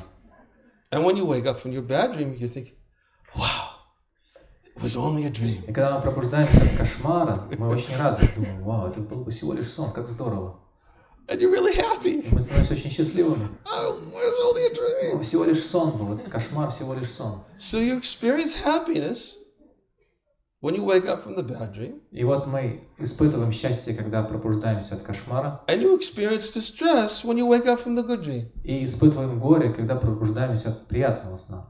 But your happiness and distress has no connection with reality. Но это горе и счастье, которое мы испытываем по пробуждению, не имеет никакого отношения к реальности. It's only connected to a dream. Потому что и то, и другое связано лишь со сном. No connection to reality at all. И никак не связано с реальностью вообще. So there's the night dream. И вот есть грезы ночью. And there's the daydream. Есть грезы наяву, днем. What is the daydream? И что же представляют себе эти сны наяву? We dream of something we would like to have. Мы мечтаем о чем-то, что бы хотели обрести. Or we dream of something we would like to avoid. Или грезим о том, чего мы хотели избежать. The only difference between the night dream and the daydream is the night dream takes place at night and the daydream takes place during the day. Единственная разница между грезами ночью и грезами днем заключается в том, что первые происходят ночью, а вторые днем. В этом разница. We daydream of those things that will make us, give us happiness, because happiness is better than pain. Мы грезим днем о тех вещах, которые могут принести нам наслаждение, счастье, потому что думаем, что счастье лучше, чем боль. But we don't even know what happiness, real happiness is. Но при этом совершенно не понимаем, что такое настоящее счастье. And we don't even know who we really are. И при этом не знаем, кто мы сами по-настоящему. But we dream of something external that we think that will make me happy, although it really not connected to me. И при этом мы грезим о том, что, как мы думаем, сделает меня счастливым в каких-то внешних вещах, при этом мы не понимаем, что это никак не связано со мной вообще. It's connected to my conception of who I think I am. Это связано с моим представлением о себе. And I think I'll be happy if I have that. И при этом думаю, что если я смогу получить вот то, я стану счастливым. So we daydream of things that we would like to have. Поэтому мы грезим днем о том, что бы хотели обрести. That will make us happy. И думаем, что станем счастливыми благодаря этому. Right? And then we also daydream of things we would like to avoid. Many of us daydream of things we would like to avoid. И также днем мы размышляем о тех вещах, которых мы хотели бы избежать. Многие из нас так делают. Usually the things that we want to avoid are those things which cause me distress. Потому что обычно мы стараемся избегать тех вещей, которые причиняют мне боль или тревогу. So we live in a dream of what life would be like without those things that I'm trying to avoid. Поэтому мы живем в этих грезах и мечтаниях, думая о том, как здорово бы зажилось бы мне, если бы я смог избавиться от тех вещей, которых пытаюсь избежать. Like disease. Например, если бы я не болел. What would life be like if I didn't have to deal with disease? Представьте себе, как бы жизнь была, если бы мне не приходилось болеть. But that's still connected to the body. Но при этом эти грезы связаны с телом, It's not connected to the cell. а не с душой. And therefore, it's not really connected with reality. И не связано никак с реальностью поэтому. Because the body is temporary. Потому что тело временно. And I'm eternal. А я вечен. So we live in these night dreams and day dreams and have happiness and distress connected to both. Поэтому мы живем этими грезами во сне и наяву, и поэтому наши представления о счастье и несчастье связаны с тем и с другим. But they're not connected to Но reality. не связаны никак с реальностью. We create a reality has no existence beyond our imagination. Мы сами плетем эту реальность, которой нет подлинного существования за рамками нашего воображения. And therefore, we live for happiness and avoid distress. И поэтому мы живем для того, чтобы обрести это счастье и избежать несчастья. And we think that's what life is all about. Думаю, что наша жизнь сводится к этому. That's it. That's life. Все, больше ничего нет в жизни, кроме этого. Get some happiness and avoid distress. Урви какое-то счастье, избегай при этом разочарования. But the difficulty with that is all that happiness and distress is only connected to me. Однако проблема в этом подходе к жизни заключается в том, что мои представления о счастье и несчастье связаны лишь с самим собой. And I've spent a whole life trying to identify myself as separate from Krishna. И я всю свою жизнь трачу на то, чтобы дать себе какое-то определение в состоянии отделенности от Кришны. But I'm constitutionally connected to him. При этом я всегда связан с Кришной неразрывно и конституционально. I can't avoid it. Я не могу этого избежать. I'm constitutionally connected to Я him. связан с ним по своему положению. But I spent a whole lifetime, it could be like that if we're not careful, spent a whole lifetime only connected to ourselves and trying to forget our connection with the Supreme. Но при этом я всю свою жизнь трачу на то, чтобы укрепляться в этом положении связи с самим собой и забываю свои связи со Всевышним. And what do we get at the end of life? И что мы получаем в конце нашей жизни? Another opportunity to do the same thing. Получаем еще одну возможность заняться снова тем же самым. In another body, В следующем теле, with another mind, с другим умом with another set of и с senses, другим набором чувств. maybe even not even the same species of life. Может быть, даже не в той же самой форме жизни при этом. But it's the same thing. Но концепции останутся теми же What does самыми. Prahlad Maharaj call it? И как Прохлада Махарадж называет это? He calls it chewing the chewed. Он называет это жеванием пережеванного. Matirna Krishne Parataksvato Vamitopi Padyeta Grihabatanam Adanta Gobya Vishitam Mishram Punak Punaschavita Chavananam. He says because of their uncontrolled senses, persons who can't control themselves, they make progress towards hellish conditions of life and they repeatedly chew that which has already been chewed. Прохлада Махарадж говорит, что люди с необузданными чувствами движутся по направлению к аду, и поэтому, находясь в таком состоянии бытия, постоянно занимаются жеванием пережеванного. Their inclinations towards Krishna can never be aroused, either by their own efforts, or by the efforts of others, or by a combination of both. И их склонность служить Кришне невозможно пробудить в них ни их собственными усилиями, ни помощью со стороны других людей, ни сочетанием того и другого. Chewing the chewed. Называется жеванием пережеванного. Tried it before, and we think this time it will be better. Мы уже жевали это в прошлом и думаем, сейчас я пожую, станет вкуснее. This time I've been able to avoid those things that I didn't want, and I know this time it will work. Я пытался избегать тех вещей, которые были нежелательны для меня в прошлом, но теперь я знаю, что это сработает. But there's still an abrupt termination to all of the pleasure and pain. Однако жизнь кладет резкий конец всем нашим устремлениям к боли и устремлениям к счастью и попыткам избежать боли. And if one hasn't made that connection with the Supreme, they have to come back again and again and again. И если мы не смогли установить эту связь со Всевышним, тогда мы вынуждены будем возвращаться к этому снова и снова и снова. Human life means to make one's connection with the Supreme. И человеческая жизнь предназначена для того, чтобы установить эту связь со Всевышним. Because once the connection is made, then as Prabhupada explains here, one becomes joyous, he becomes peaceful, he transcends duality. Потому что, как Шрила Прабхупада объясняет в этих словах, когда эта связь утверждается, человек устанавливает ее, тогда он становится радостным и умиротворенным, и может выйти за рамки двойственности. Why does he transcend duality? Because he sees reality. Почему он выходит за рамки двойственности? Потому что видит реальность. And the reality is, everything is connected to Krishna. И реальность заключается в том, что все связано с Кришной. Including me. В том числе и я. Including, I'm also connected. В том числе и я. У меня тоже есть связь. And if I simply accept it, we call it surrender. Если я просто принимаю этот факт, вот это называется преданием. But surrender sounds like this really heavy word. Однако слово предание звучит очень тяжело для нас. Right? It sounds like it's a bitter pill, you know? Surrender. Предание означает, звучит как горькая пилюля для нас, которую мы должны проглотить, предаться. It's like the troops coming in with all their guns, you know, and the cannons and the nuclear warheads saying surrender. Вот нас окружают враги, и они направляют на нас свои ружья и пушки, и даже ядерные боеголовки. И говорят, сдавайся, предавайся. As soon as we hear surrender, we conjure up these images of, oh no, surrender. Только мы слышим это слово предаться, то нам сознание наше рисует воображение рисует эти страшные картины такого предания. Вот я должен так сдаться. We see everybody coming in with ropes and balls and chains and tying us together and hauling us off to the labor camps. И нам кажется, что в этот момент что произойдет, и мы сдадимся, и нас закуют в кандалы, свяжут веревками и отвезут в концентрационный лагерь. I will never surrender. Нет, никогда не сдамся, никогда не предамся.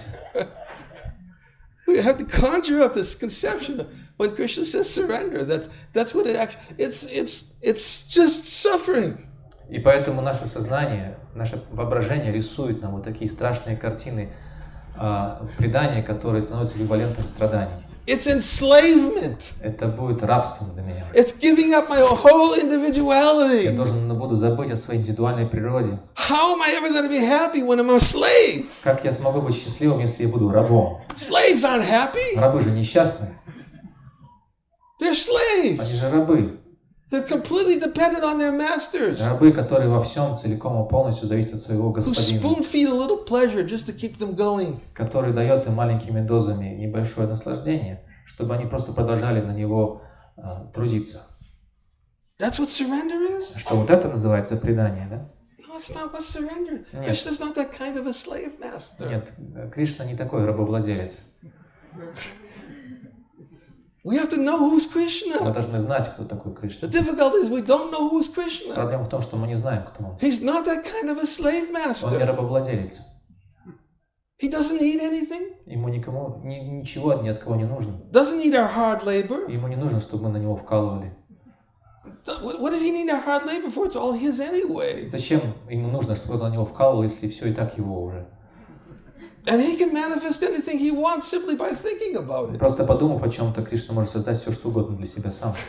Why does he need somebody else to have to manifest it for him? И не нужно никого напрягать, чтобы кто-то для него что-то сделал. Certainly doesn't need our hard И labor. он точно не нужно ему, чтобы мы на него вкалывали. He doesn't need our possessions. И не нужно ему, чтобы мы ему отдавали свои имущества. It's already his. Потому что оно уже его. Doesn't need anything. Ему ничего ни от кого не нужно. But we think of surrender, we think, I have to give up everything. Но Give it to him. мы думаем, что значит, предаться, значит, все ему отдать. But we're fools. Но мы при этом глупцы. It's already Потому his. что это уже его. And I'm suffering because I forgot that. А я страдаю, потому что забыл об этом. That's all. Вот и все. And Krishna is saying, just accept it. И Кришна говорит, просто прими это. There's no problem, just accept it. Какие проблемы? Просто прими. It's mine. Что это мое. I can do whatever I want with И it. я могу с этим что угодно сделать. I can give you whatever you need. Я могу тебе дать все, что ты хочешь. He says that in В Bhagavad-Gitу. чем нуждаешься? Он говорит об этом в Бхагавад-Гите. Ananyas chintaya tomam yejana payupashante tesham nitya bhayuktanam yogakshema vaham yaham. He says, if you meditate upon me and always think of me, then what I'll do is whatever you have, I'll preserve, and whatever you lack, I'll give it to you.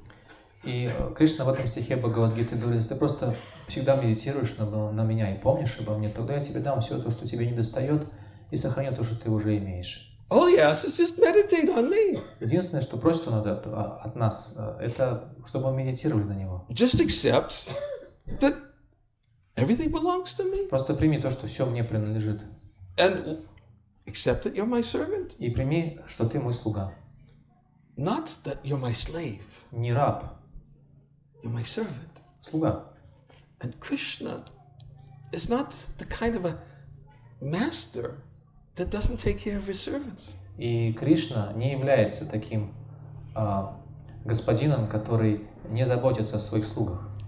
Krishna always takes care of his servants. Он всегда заботится о своих слугах.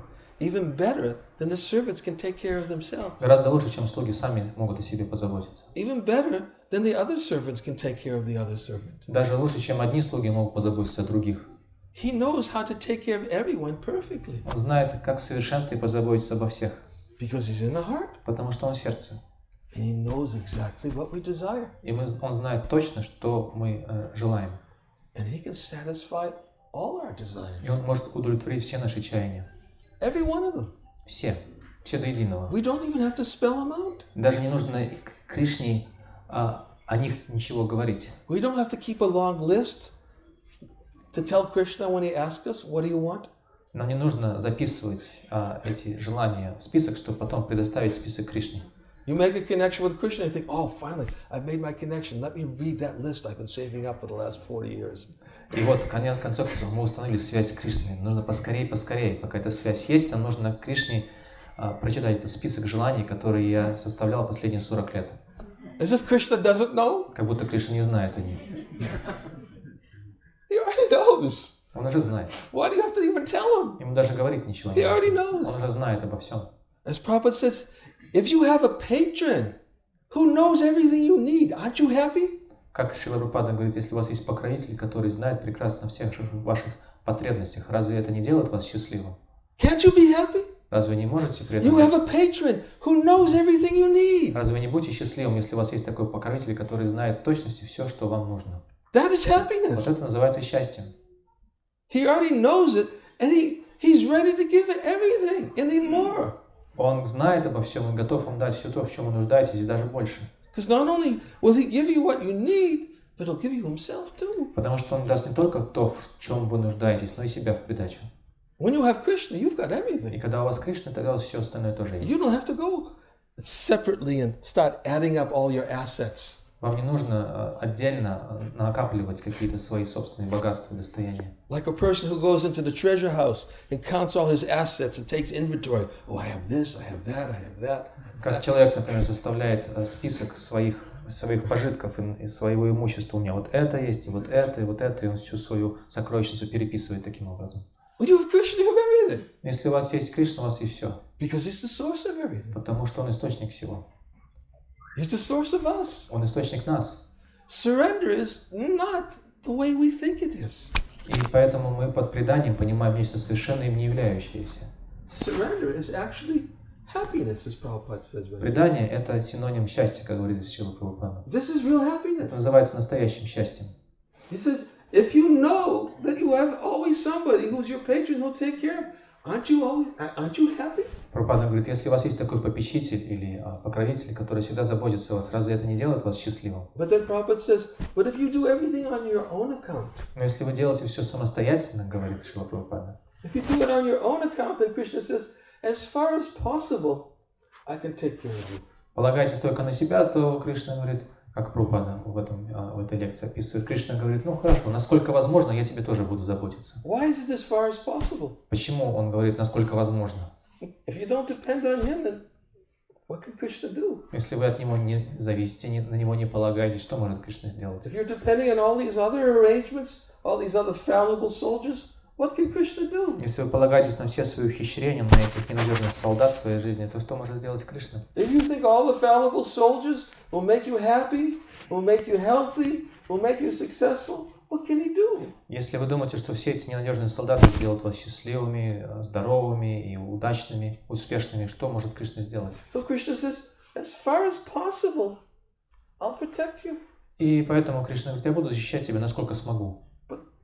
Not very possible because you don't depend on me. Но смогу немного, потому что ты от меня не зависишь. That's what Prabhupada is saying right here at the end. Поэтому Шрила Прабхупада в самом конце говорит.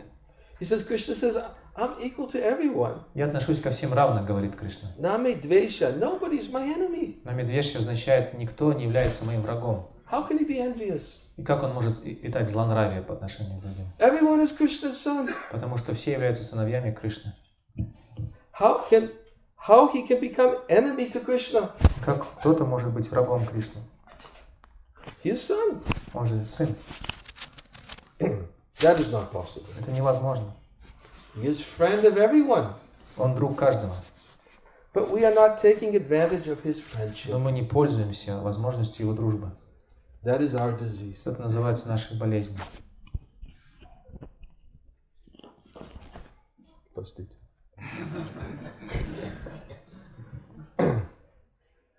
That is, he said, we're not taking advantage of his friendship. What does it mean, not taking advantage of his friendship? Что означает не пользуемся благом его дружбы? It means he's ready to do everything. Он готов, это означает, он готов сделать на все. But we think, I gotta do it myself. А мы думаем, нет, я сам все сделаю. I'm not going to depend on him. Не буду от него полагаться. I gotta do it myself.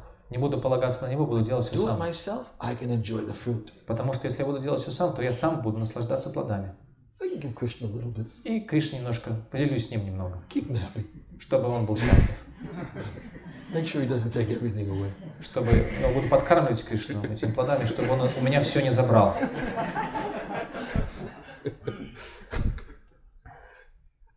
I have to do it myself. Я должен сам все делать. That's our disease, Это наше болезненное состояние, Прабхупада говорит. Krishna's our friend. Кришна же наш друг. He's our friend. It means he's ready to take care of everything. И он наш друг, и поэтому готов позаботиться обо всем сам. But we think he won't take care of me. I better do it myself. Он думает, нет, а мы думаем, он обо мне не позаботится, поэтому я должен сам по себе позаботиться. That simply means in one's consciousness. Это все находится в состоянии. That concept is in his consciousness. That concept is in his consciousness. Эта концепция существует в сознании человека. Because one who is actually Krishna conscious, it's not that he's inactive. Потому что человек, все зависит от сознания. Если человек пребывает в сознании Кришны, это означает, что он становится пассивным, бездеятельным. And he simply says, okay, well, Krishna's going to take care of everything. Go ahead. Человек в сознании Кришны не думает, ну хорошо, Кришна обещает там позаботиться обо мне, давай, Кришна, заботься. I'm waiting. Я жду. Where is it? И где забота-то? You said you'd take care of everything. Ты же пообещал позаботиться. How long am I supposed to wait? И сколько мне еще ждать? I'm getting a little impatient. Я немножко уже начинаю, так сказать, проявлять нетерпение. You said you're going to take care of everything. Ты же обещал позаботиться обо всем. I don't see it. Давай, заботься, я I не don't вижу. trust you. Я тебе не доверяю, Кришна. I tried, but I don't trust you. Я пытался тебе доверять, полагался на тебя, но теперь все. I don't see everything. Не доверяю, потому что всего не вижу, всей твоей заботы. Just see, I was right. Смотрите, я был прав, And you were wrong. а ты был неправ. You told me to surrender. Ты мне сказал предаться, But you didn't take care of everything. но при этом не позаботился ни о чем. Therefore, I have to depend on myself. Поэтому я должен полагаться на самого себя. That's our disease. Вот в этом заключается болезненное состояние. It's our disease because we don't know what it means when Krishna says he's our friend. Это наша болезнь, потому что мы не знаем, что Кришна имеет в виду, когда он говорит, что он является нашим другом. It means he knows what's best to free us from all suffering. Это значит, то, что он друг, это значит, что он лучше всего знает, что нужно для того, чтобы избавить нас от всех страданий. He knows what's best to put an end to all this duality. Он знает, что лучше всего нам поможет избавиться от всей двойственности в жизни. He knows what's best to bring that person who depends on him to his lotus feet. И он знает, что поможет лучше всего тому, кто полагается на Кришну, поможет ему прийти к его лотосным стопам. So they never has to live in duality again. Чтобы он никогда больше не погружался в двойственность. And will be eternally sheltered at his lotus feet. И обрел вечное прибежище в его лотосных стопах. Krishna is very eager to do that for everyone. И Кришна очень рад возможности сделать это для каждого. I just read the other day, Prabhupada said, Krishna is more anxious for us to go to join him than we are. Как мы недавно читали комментарий Шрилы Прабхупады, где Прабхупада говорит, что Кришна гораздо больше желает нашего возвращения к Нему в духовный мир, чем мы сами этого желаем. He's more anxious for us to go back to him than we are anxious. That was just yesterday, right? Yes, was yesterday morning in Bhagavatam class. Yes. Это было в лекции по Бхагаватам. Вчера. Then we are anxious to go to him. И он гораздо больше желает, позавчера, day before, позавчера, он гораздо больше желает, что мы вернулись к нему, чем мы сами этого Вчера, не позавчера. Извините. Я помню.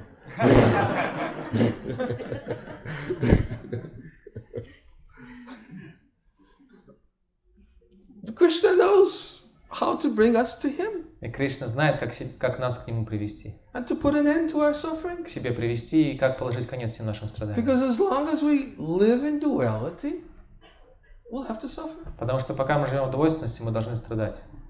That's what duality means. Вот это и значит двойственность. Happiness, pain. Двойственность означает счастье, боль. Good, bad. Хорошо, плохо. Heat, cold. Жара, холод. Honor, dishonor. Почет, бесчестие. All duality. Все это двойственность. All anxiety. И тревога.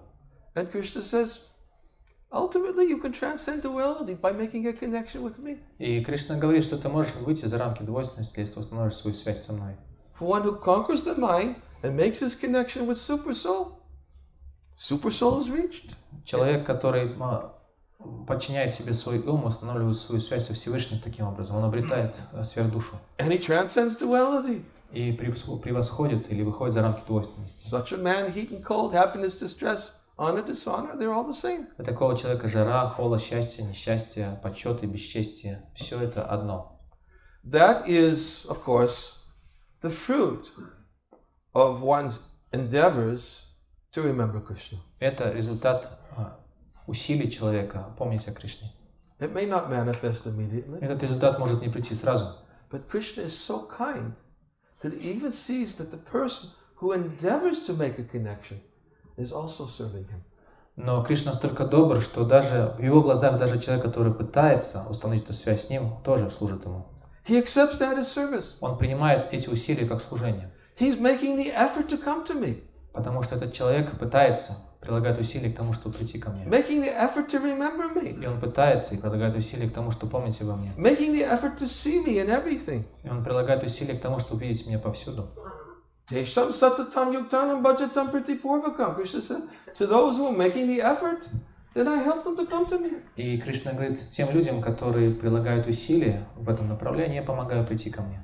It doesn't necessarily mean to be in complete Krishna consciousness is the only way to become happy. Это не означает, что единственный способ стать полностью счастливым – это пребывать в полном сознании Кришны. We can begin the process by making the effort to establish our connection. Мы можем начать этот процесс с усилий по установлению этой связи с Кришной. And then a devotee can become happy. И тогда преданный может стать счастливым. Because Krishna takes charge. Потому что Кришна берет на себя заботу о нем. And because Krishna takes charge, the devotee sees that whatever happens to me, whether it's good or bad, it's Krishna's mercy. И поэтому, поскольку Кришна берет на себя заботу о преданном, в глазах преданного, все, что происходит с ним, хорошее или плохое, является милостью Кришны. That means it's all good.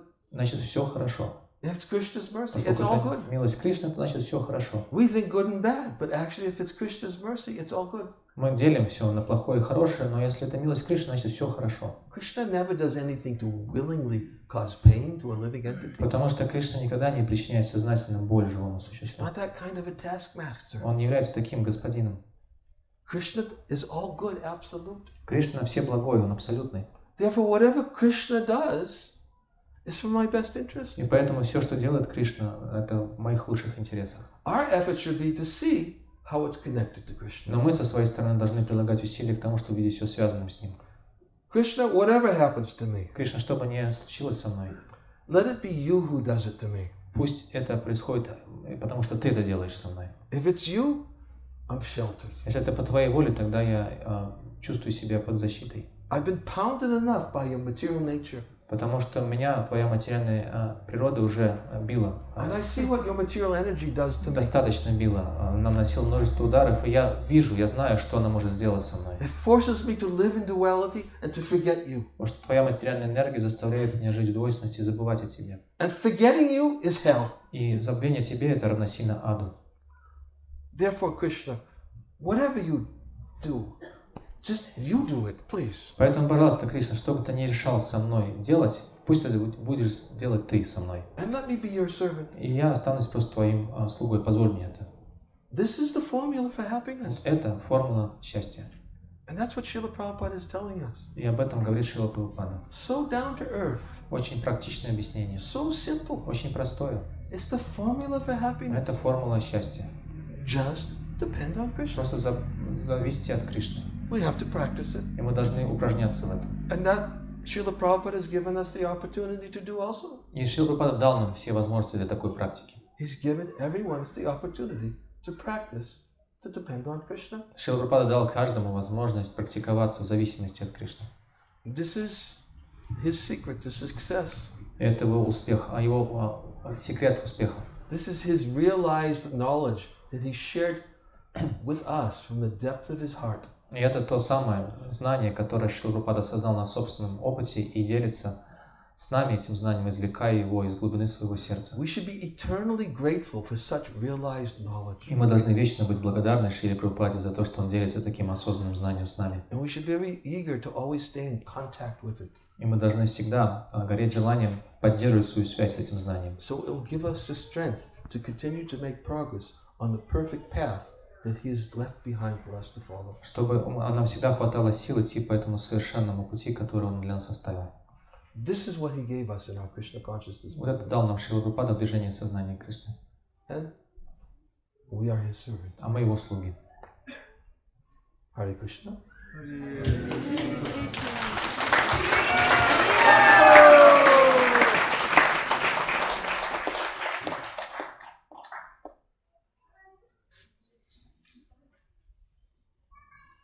Kirtan? Yes? Yes? Okay, Kirtan. Hare Krishna. Вопрос? У кого вопрос? Короткий? Хорошо.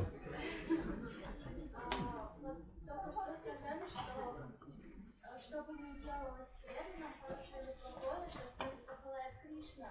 Но в этом мире же есть гуны материальной природы. И если душа спит, то получается гуна действует. И как определить тогда, где Кришна, где гуна? So the question is, you said that whatever happens to a devotee, bad or good, is all sent by Krishna. But while the living entity is sleeping in the material world, there are gunas, the three modes of material nature that act upon him, and they are also causes of his happiness or distress or good or bad. So how do we tell gunas or gunas acting on us from Krishna acting on us? That's the question. Все слышали вопрос?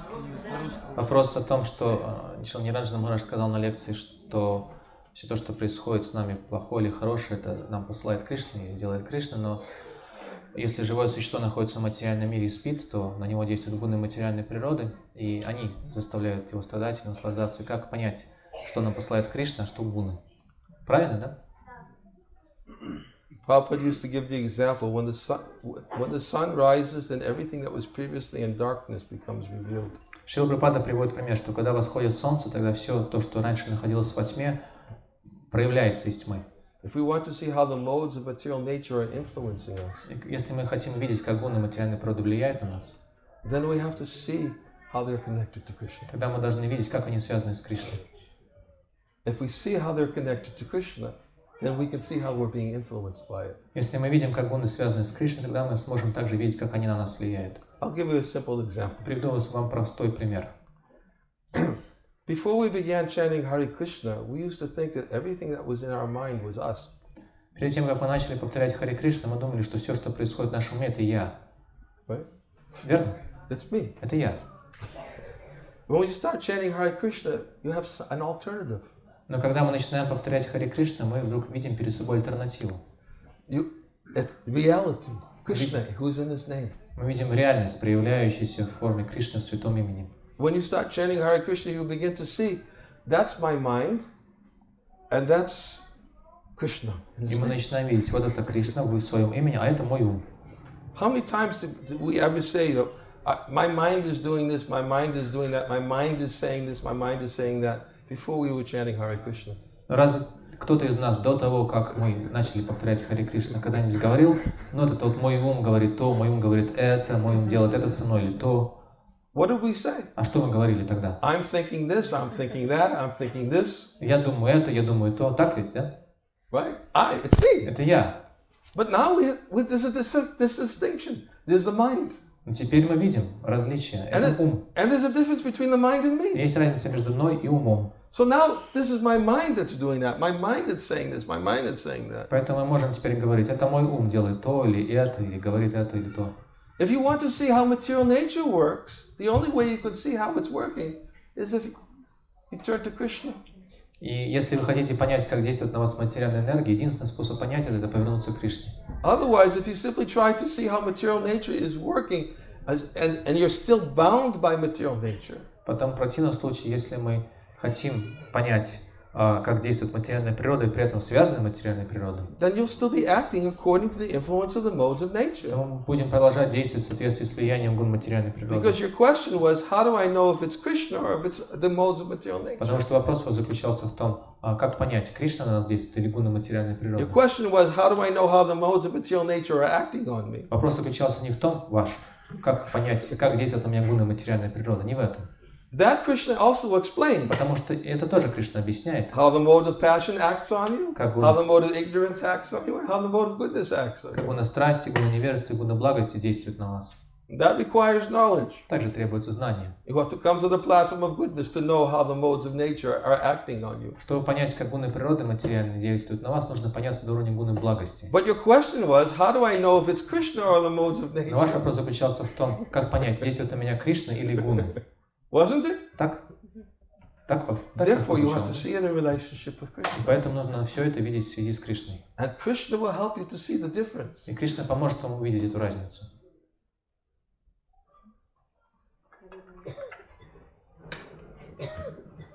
Okay. Thank you. Hare Krishna. Шрила Ниранджана Свами Махараджа ки.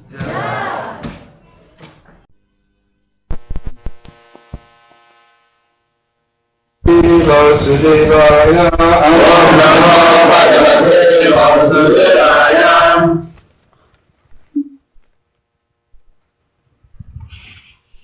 Бхактя, Уман, Jata, Viraga, Indriyat,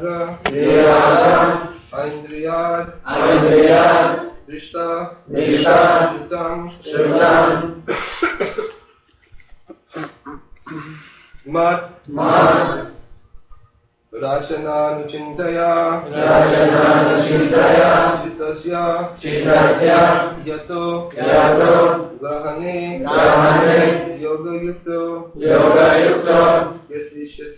Yatishyate, Lijubir, Yoga Margai, Bhaktya Pumanjati Viraga Indriyat,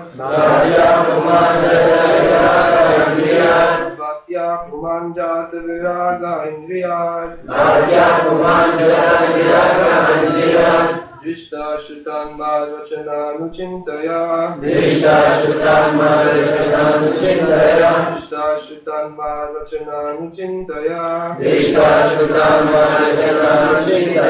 Chitasya Yato Grahane Yoga Yukto, Chitasya Yato Grahane Yoga Yukto, Yatishyate Lijubri Yoga Margai,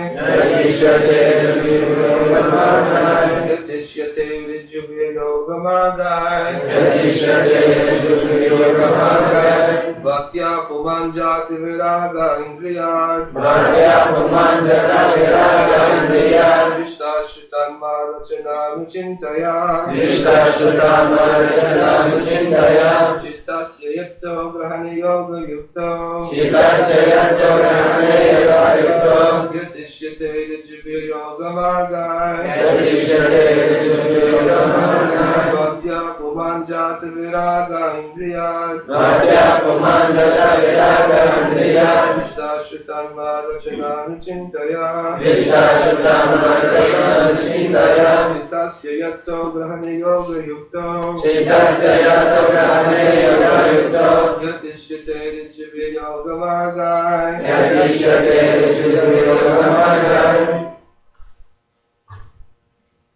Bhaktya Pumanjata Viraga Andriyat Bhaktya Pumanjata Viraga Andriyat Drishta Sutan Mat Rachananu Chintaya Drishta Sutan Mat Rachananu Chintaya Chitasya Yato Grahane Yoga Chitasya Yato Grahane Yoga Yukta Yatishyate Rajibhir Yoga Margaya Yatishyate Rajibhir Yoga Margaya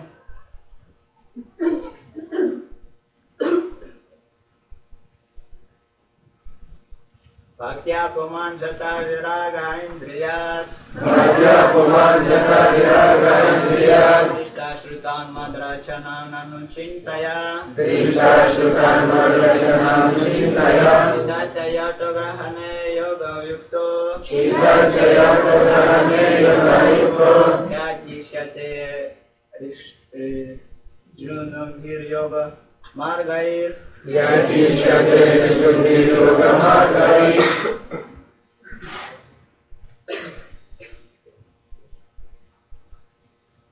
Bhaktya Pumanjata Viraga Indriyat Bhaktya Pumanjata Viraga Indriyat Drishta Madrachananu Chintaya Drishta Shrutan Madrachananu Chintaya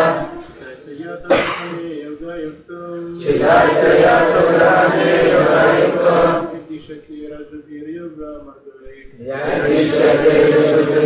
Engaged in devotional service in the association of devotees, a person gains this taste for sense gratification both in this world and in the next, by constantly thinking about the activities of the Lord. This process of Krishna consciousness is the easiest process of mystic power. When one is actually situated on that path of devotional service, he is able to control the mind. Перевод. Служа Господу, общаясь с преданными, человек утрачивает вкус не только к земным, но и к райским удовольствиям. Ибо ум такого человека всегда поглощен размышлениями о деяниях Господа. Метод сознания Кришны самый простой из всех методов развития мистических сил. Тот, кто действительно утвердился в преданном служении, обретает способность управлять своим умом. In all scriptures, people are encouraged to act in a pious way so that they can enjoy sense gratification not only in this life, but also in the next. Все священные писания побуждают людей вести праведную жизнь и сулят за это неограниченные возможности для удовлетворения чувств, как в этой жизни, так и в следующей. For example, one is promised promotion to the heavenly kingdom of higher planets by pious religious activity. В них, в частности, сказано, что, занимаясь благочестивой кармической деятельностью, человек может попасть на одну из райских планет этой вселенной. But a devotee, in the association of devotees, prefers to contemplate the activities of the Lord, how He has created this universe, how He is maintaining it, how the creation dissolves, and how in the spiritual kingdom the Lord's pastimes are going on. Однако преданные, которые общаются с другими преданными, предпочитают размышлять о деяниях Господа, о том, как Он создает Вселенную, как поддерживает, как разрушает мироздание, а также об игре Господа в духовном мире. There are full literatures describing these activities of the Lord, especially Bhagavad-Gita, Brahma-samhita, and Srimad-Bhagavatam. О деяниях Кришны повествует множество книг, и прежде всего Бхагавад-Гита, Брахма-самхита и Шримад-Бхагаватам. The sincere devotee who associates with devotees gets the opportunity to hear, contemplate the subject of the pastimes of the Lord, and the result is that he feels distaste for so-called happiness in this or that world, in heaven or on other planets. Искренне преданные, общаясь с другими преданными, получают возможность слушать и размышлять об игре Господа, что делает его равнодушным к так называемому счастью, которое доступно на Земле, а также в раю или на любых других планетах материальной Вселенной. The devotees are simply interested in being transferred to the personal association of the Lord. They have no more attraction for temporary so-called happiness. Преданные желают только одного – лично общаться с Господом. Эфемерное материальное счастье утрачивает для них свою привлекательность. That is the position of one who is yoga yukta. Человека, находящегося на этом уровне духовного развития, называют йога-юктой. One who is fixed in mystic power is not disturbed by the allurement of this world or that world. He is interested in the matters of spiritual understanding and spiritual situations. Истинного йога не прельщает соблазна той или иной материальной планеты. Его цель – обрести духовное знание и достичь духовного мира. This sublime situation is very easily attained by the easiest process, bhakti yoga. И добиться этого совсем несложно, если воспользоваться методом бхакти-йоги, самым простым из всех методов духовного самоосознания. Rijupya yoga marga. A very suitable word used here is rijubhi, or very easy. Здесь употреблено очень точное слово риджуби, самый простой. There are different processes of yoga marga, attaining yoga perfection. For this process, devotional service to the Lord is the easiest. Есть много разных методов йоги, позволяющих достичь совершенства в йоге, но метод преданного служения является самым легким. Not only is it the easiest process, but the result is sublime. Несмотря на свою простоту, этот метод приводит к замечательным результатам. Everyone therefore should try to take this process of Krishna consciousness and reach the highest perfection of life. Поэтому каждый должен воспользоваться методом сознания Кришны и достичь высшей ступени совершенства. Om Gyanatimirandasya Gyananjana Sarakaya Chaksha Aminitam Nina Tasmashi Gyanamina Mukam Paroti Vachalam Bhamam Nayati Gyanam Yakti Katamaham Naleshi Gyanamitam.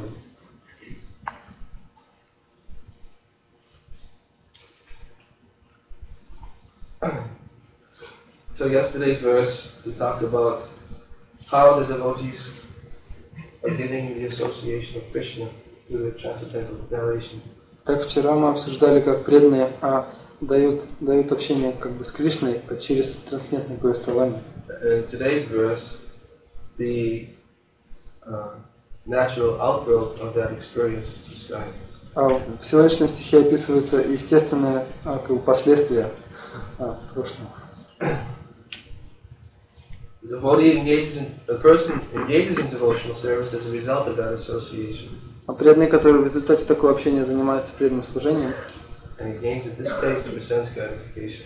Теряет вкус к чувственному наслаждению. Not only distaste for sense gratification in this world, Он не только теряет вкус к наслаждениям этого мира, but this distaste for sense gratification in the next destination as well. Но также и в следующем своем назначении. By his constant thinking about the activities of the Lord. Он теряет этот вкус благодаря постоянным мыслям о Господе. So that is the first part of this verse. Такова первая часть этого стиха. How one loses his attraction to the material world. Как человек теряет свою привязанность к материальному миру. Loses his attraction to elevation to heavenly planets. Теряет влечение к возвышению на райские планеты. He loses his attraction for fruitive gain. И к деятельности ради плодов. He loses all interest whatsoever in anything to do with this cosmic manifestation. Он полностью теряет всякий интерес со всем, что связано с этим космическим проявлением. Because he becomes interested in one thing only. Потому что его интересует только одна вещь. Narayana paraksavi nakutasana vivati svagapavagana keshvapikuna darshan. The devotees who are engaged in devotional service to the Lord. Преданные заняты преданным служением Господу. They are not fearful of any condition of life. Не боятся никаких условий жизни. Because whether they are in heaven or hell, находятся ли они в раю или в аду, or whether they have liberation, или достигли освобождения, they have one thing only in their consciousness. Они думают только об одном. That is to be exclusively engaged in devotional service to the Lord. Чтобы быть полностью занятым честным преданным служением Господу. So for the devotee, he's not interested wherever he goes. Итак, куда бы преданный не отправился, его не интересует. This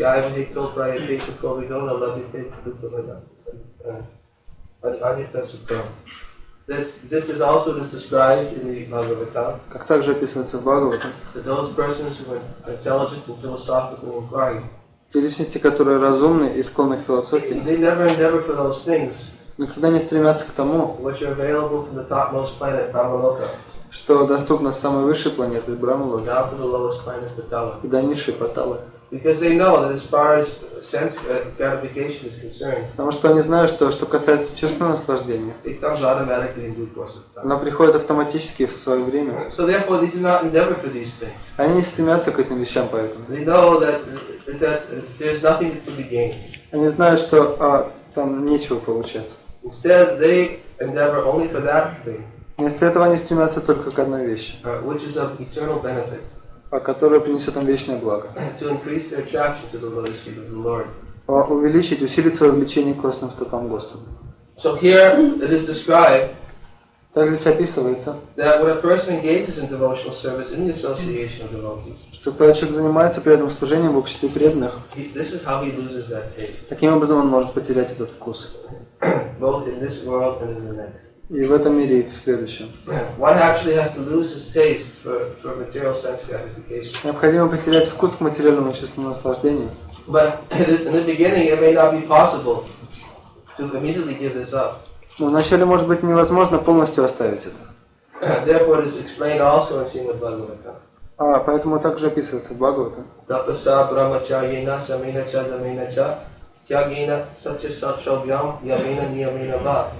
That to concentrate the mind, чтобы сосредоточить свой ум, one must observe a life of celibacy and not fall down. необходимо вести жизнь в целибате и не падать с этого. One must undergo the austerity Необходимо проходить через аскезы, of voluntarily giving up sense enjoyment. Добровольно отказываясь от чувства наслаждения. He must then control his mind and the senses. Затем нужно контролировать свой ум и чувства. He must become truthful, clean, and non-violent. Стать правдивым, чистым и не принять насилие. He must follow the regulative principles of devotional service. Такой человек должен следовать.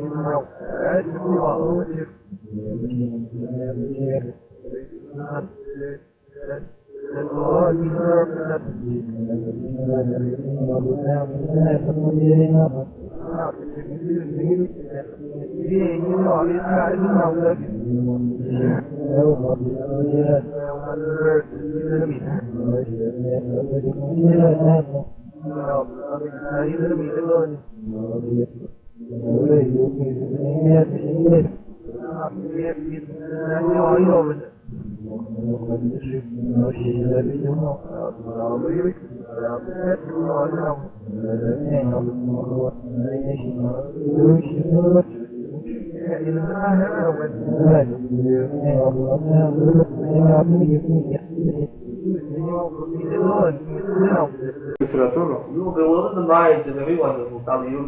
Ты сбил всех с толку в Кали-югу. They will accept that which is a concession to be ultimate religious principle. They will accept that which is a concession to be ultimate religious principle. То есть они примут как окончательные религиозные принципы то, что на самом деле является просто уступкой. Without understanding that what is the goal of all these other activities. Не понимая, в чем заключается цель всей этой деятельности. Просто опиши прославленные игры Верховной Личности Бога. И что произойдет, если ты сделаешь так? И он очень подробно объясняет, что произойдет.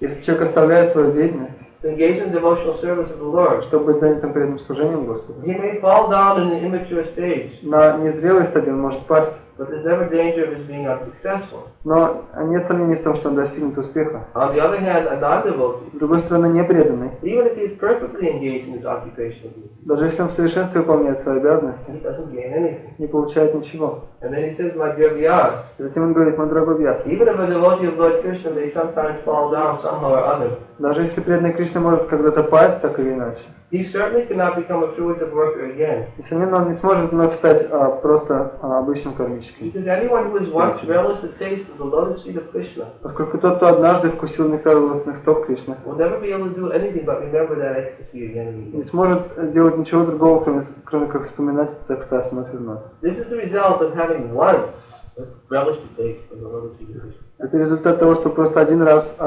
испытать этот нектар лотосных стоп Кришны. Just getting a little glimpse of his superior taste. Получить просто небольшой, так сказать, вкус этого. That's why Shukadeva Goswami explained.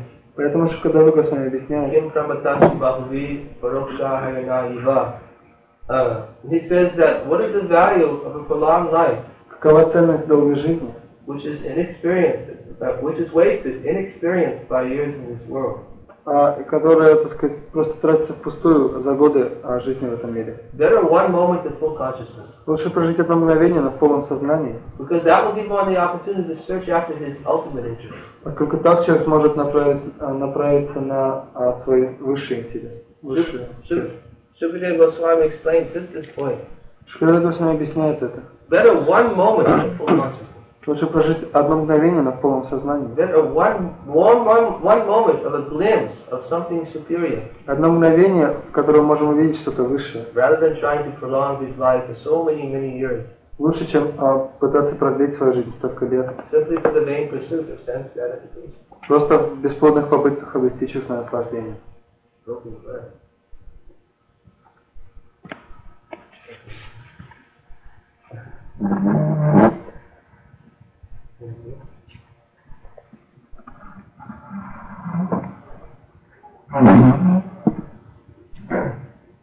So,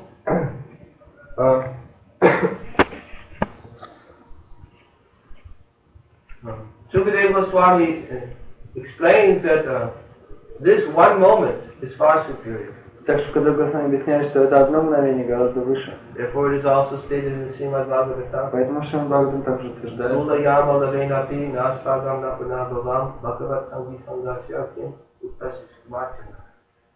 that the value of a moment's association with the devotee of the Supreme Lord ценность одного мгновения общения с чистым преданным Господом cannot be compared невозможно сравнить to elevation to heavenly planets, с возвышением на райские планеты, or to liberation from matter, или с освобождением, or from material prosperity, или с материальным процветанием, in the form of economic development, в форме экономического развития, which are for those who are actually meant for death. которые предназначены для тех, кто стремится только к смерти. So, this value of a one moment's association with the devotee Итак, ценность одного мгновения общения с чистым преданным cannot be compared to any of these other things. невозможно сравнить со всеми этими другими вещами. Even going to the heavenly planets, Даже с возвышением на райские even планеты, getting liberation. даже с освобождением. One moment's association, Одно мгновение такого общения, one little glimpse of the spiritual world, небольшой, так сказать, взгляд на духовный мир, one little entrance into transcendence, небольшой, так сказать, вкус трансцендентного, which can be revealed by the mercy of a devotee, который мы можем испытать по милости преданного, can enable one to actually see, yes, here is something superior. может позволить человеку увидеть, что вот здесь есть что-то высшее. And therefore, that's why Шрила Ниранджана Свами says at this point to Vyasadeva, И поэтому Нарада Муни указывает на это Васудеве. that if you describe the glories of the Srimad Bhagavatam, Если ты опишешь славу Шримад Бхагаватам, then persons, they may give up their worldly activities. то люди смогут оставить свою мирскую деятельность. They may completely abandon their worldly occupation Они могут полностью оставить свои мирские занятия, to engage in the devotional service of the Lord. чтобы быть занятым преданным служением Господу. But don't ever think there's any danger in just being unsuccessful. И он также говорит, не думай, что есть какая-то опасность, что они не достигнут успеха. There's never any danger. Нет такой опасности. But the point is that one should renounce these things Но необходимо отказаться от этого for the superior engagement in devotional service. ради высшей цели преданного служения. In other words, when one actually sees that which is superior, Другими словами, когда человек видит то, что выше, then he may think, yes, I'll give this up. он может решить, да, я оставлю это. Sometimes people foolishly renounce Иногда люди, так сказать, глупо отрекаются, because it's troublesome. поскольку это приносит беспокойство. Everyone is renouncing in the material world. Каждый в материальном мире от чего-то отказывается. Renunciation is not something that is uncommon. Отречение это не что-то необычное. But why does everyone in the material world renounce? Но почему все в материальном мире от чего-то отказываются? They renounce one form of sense gratification Они отказываются от одной формы чувственного наслаждения for another form which appears to be better. для другой формы, которая кажется им лучшей. We know that is the process of Bhoga and Tyaga. Мы знаем такой процесс Боги и Тьяги. Sense gratification and renunciation. Чувственное наслаждение и отречение. One person may renounce a job, Кто-то может бросить работу, although he may be so much dependent upon it. хотя он может очень сильно зависеть от But нее. why does he renounce the job? Но почему он бросает ее? Because he thinks that when I'll do it otherwise, it will give me more money. Потому что он думает, что если я буду действовать по-другому, то я могу больше заработать. Therefore he renounces the job. Поэтому он бросает свою работу. Because he's thinking, I'll get some more sense gratification. Он думает, бросив ее, я получу больше чувственного наслаждения. So his motivation for renunciation Так его мотивы к отречению is not born of the desire for superior faith. не рождаются из желания высшего вкуса. His motivation for renunciation Эти мотивы is born of the desire for further sense gratification. рождаются из желания дальнейшего чувственного наслаждения. Many people in the material world renounce on this basis. Многие люди в материальном мире отрекаются от чего-то на основе этого. A person may renounce his association with his family members, Кто-то может отказаться от общения с членами своей семьи. but he's still addicted to sex life. Но он все еще привязан к сексуальной So жизни. he's thinking, this is too much of a burden. И он думает, просто это слишком большое бремя. I've got all these family members who are just a big burden on my head. У меня есть куча этих членов семьи, которые просто большое бремя у меня на голове. Let me renounce. Лучше я брошу их. Let me find somebody who's better. Я найду кого-то лучше. Simply to have my sex life again without the same burden. Просто чтобы опять получить сексуальную жизнь без того, чтобы иметь это бремя. So renunciation is going on. Итак, такое отречение, оно идет. Everybody is motivated by these different types of renunciation. И каждый, кто делает так, он так сказать, имеет подобные мотивы. But why are they renouncing? Но почему они отказываются? And what are they accepting to replace that form of sense gratification? И что они принимают, чтобы заменить это чувственное наслаждение? Srila Prabhupada used to call it old wine in a new bottle. Шрила Прабхупада называл это старое вино в новых мехах. The same old wine, just simply in a different bottle. Это то же самое старое вино, просто его в другое налили. This bottle looks a little bit nicer. Его налили в другую бутылку, оно, так сказать, кажется немножко красивше. Prahlad Maharaj calls it chewing the chewed. Prahlad Maharaj называет это пережевыванием жеванного. Matyana Krishna Paratak Svatova Vito Vibhajeta Grihavatana Adanta Gobhya Vishitam Mishram Punat Punat Chavata Chavanana. It's because of their uncontrolled senses. Поскольку их чувства неуправляемы, persons who are very much addicted towards sense те, gratification, кто слишком привязаны к чувственному наслаждению, they make progress towards hellish conditions of life, они продвигаются к адским условиям жизни. and they repeatedly chew that which has already been chewed. И постоянно живут то, что уже было пережевано. Their inclinations towards Krishna Их склонность к Кришне can never be aroused, никогда не может пробудиться. either by their own efforts, Не при помощи их собственных усилий, by the good instruction of others, не при помощи хороших наставлений других, or by a combination of both. не при помощи того и другого. So Prahlad Maharaj is also saying, Так Пралад Махарадж также говорит об этом. chewing the chewed. Пережевывание жеванного. They've given up that which has lost its taste. Они бросили то, что уже потеряло свой вкус. It's already been chewed. Это уже пережевано. But now they think, oh, it's in a different package. Но теперь они думают, вот это уже в другой упаковочке. It's got a different body. Другое тело. This body is a nicer body. Это тело гораздо лучше. No burdens with this body. И с ним нет никакого бремени. Let me chew that which has already been chewed. И поэтому я буду пережевывать то, что уже было жевано. Chewed it before. Я это раньше Now жевал. it's time to chew it again. Сейчас вот пришло время еще раз это And therefore пожевать. Prahlad Maharaj says that because persons who are addicted to sense gratification, Поэтому Пралад Махарадж говорит, что те, кто привязан к чувственному they наслаждению, continuously engage in this process. они постоянно занимаются этим процессом.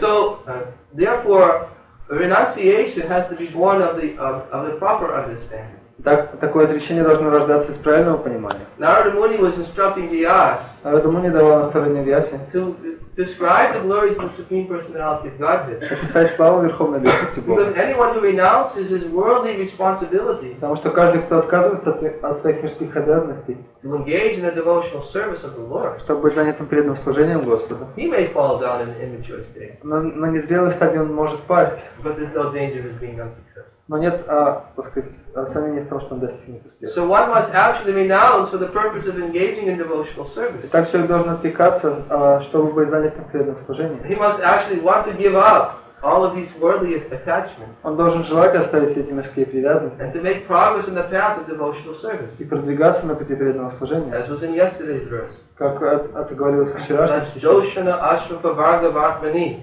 That he becomes advanced in this path of knowledge. Он продвигается на этом пути знания. And thereafter he becomes freed from all these different kinds of sense gratification. И освобождается таким образом от всех видов чувственного наслаждения. And then his attraction becomes fixed.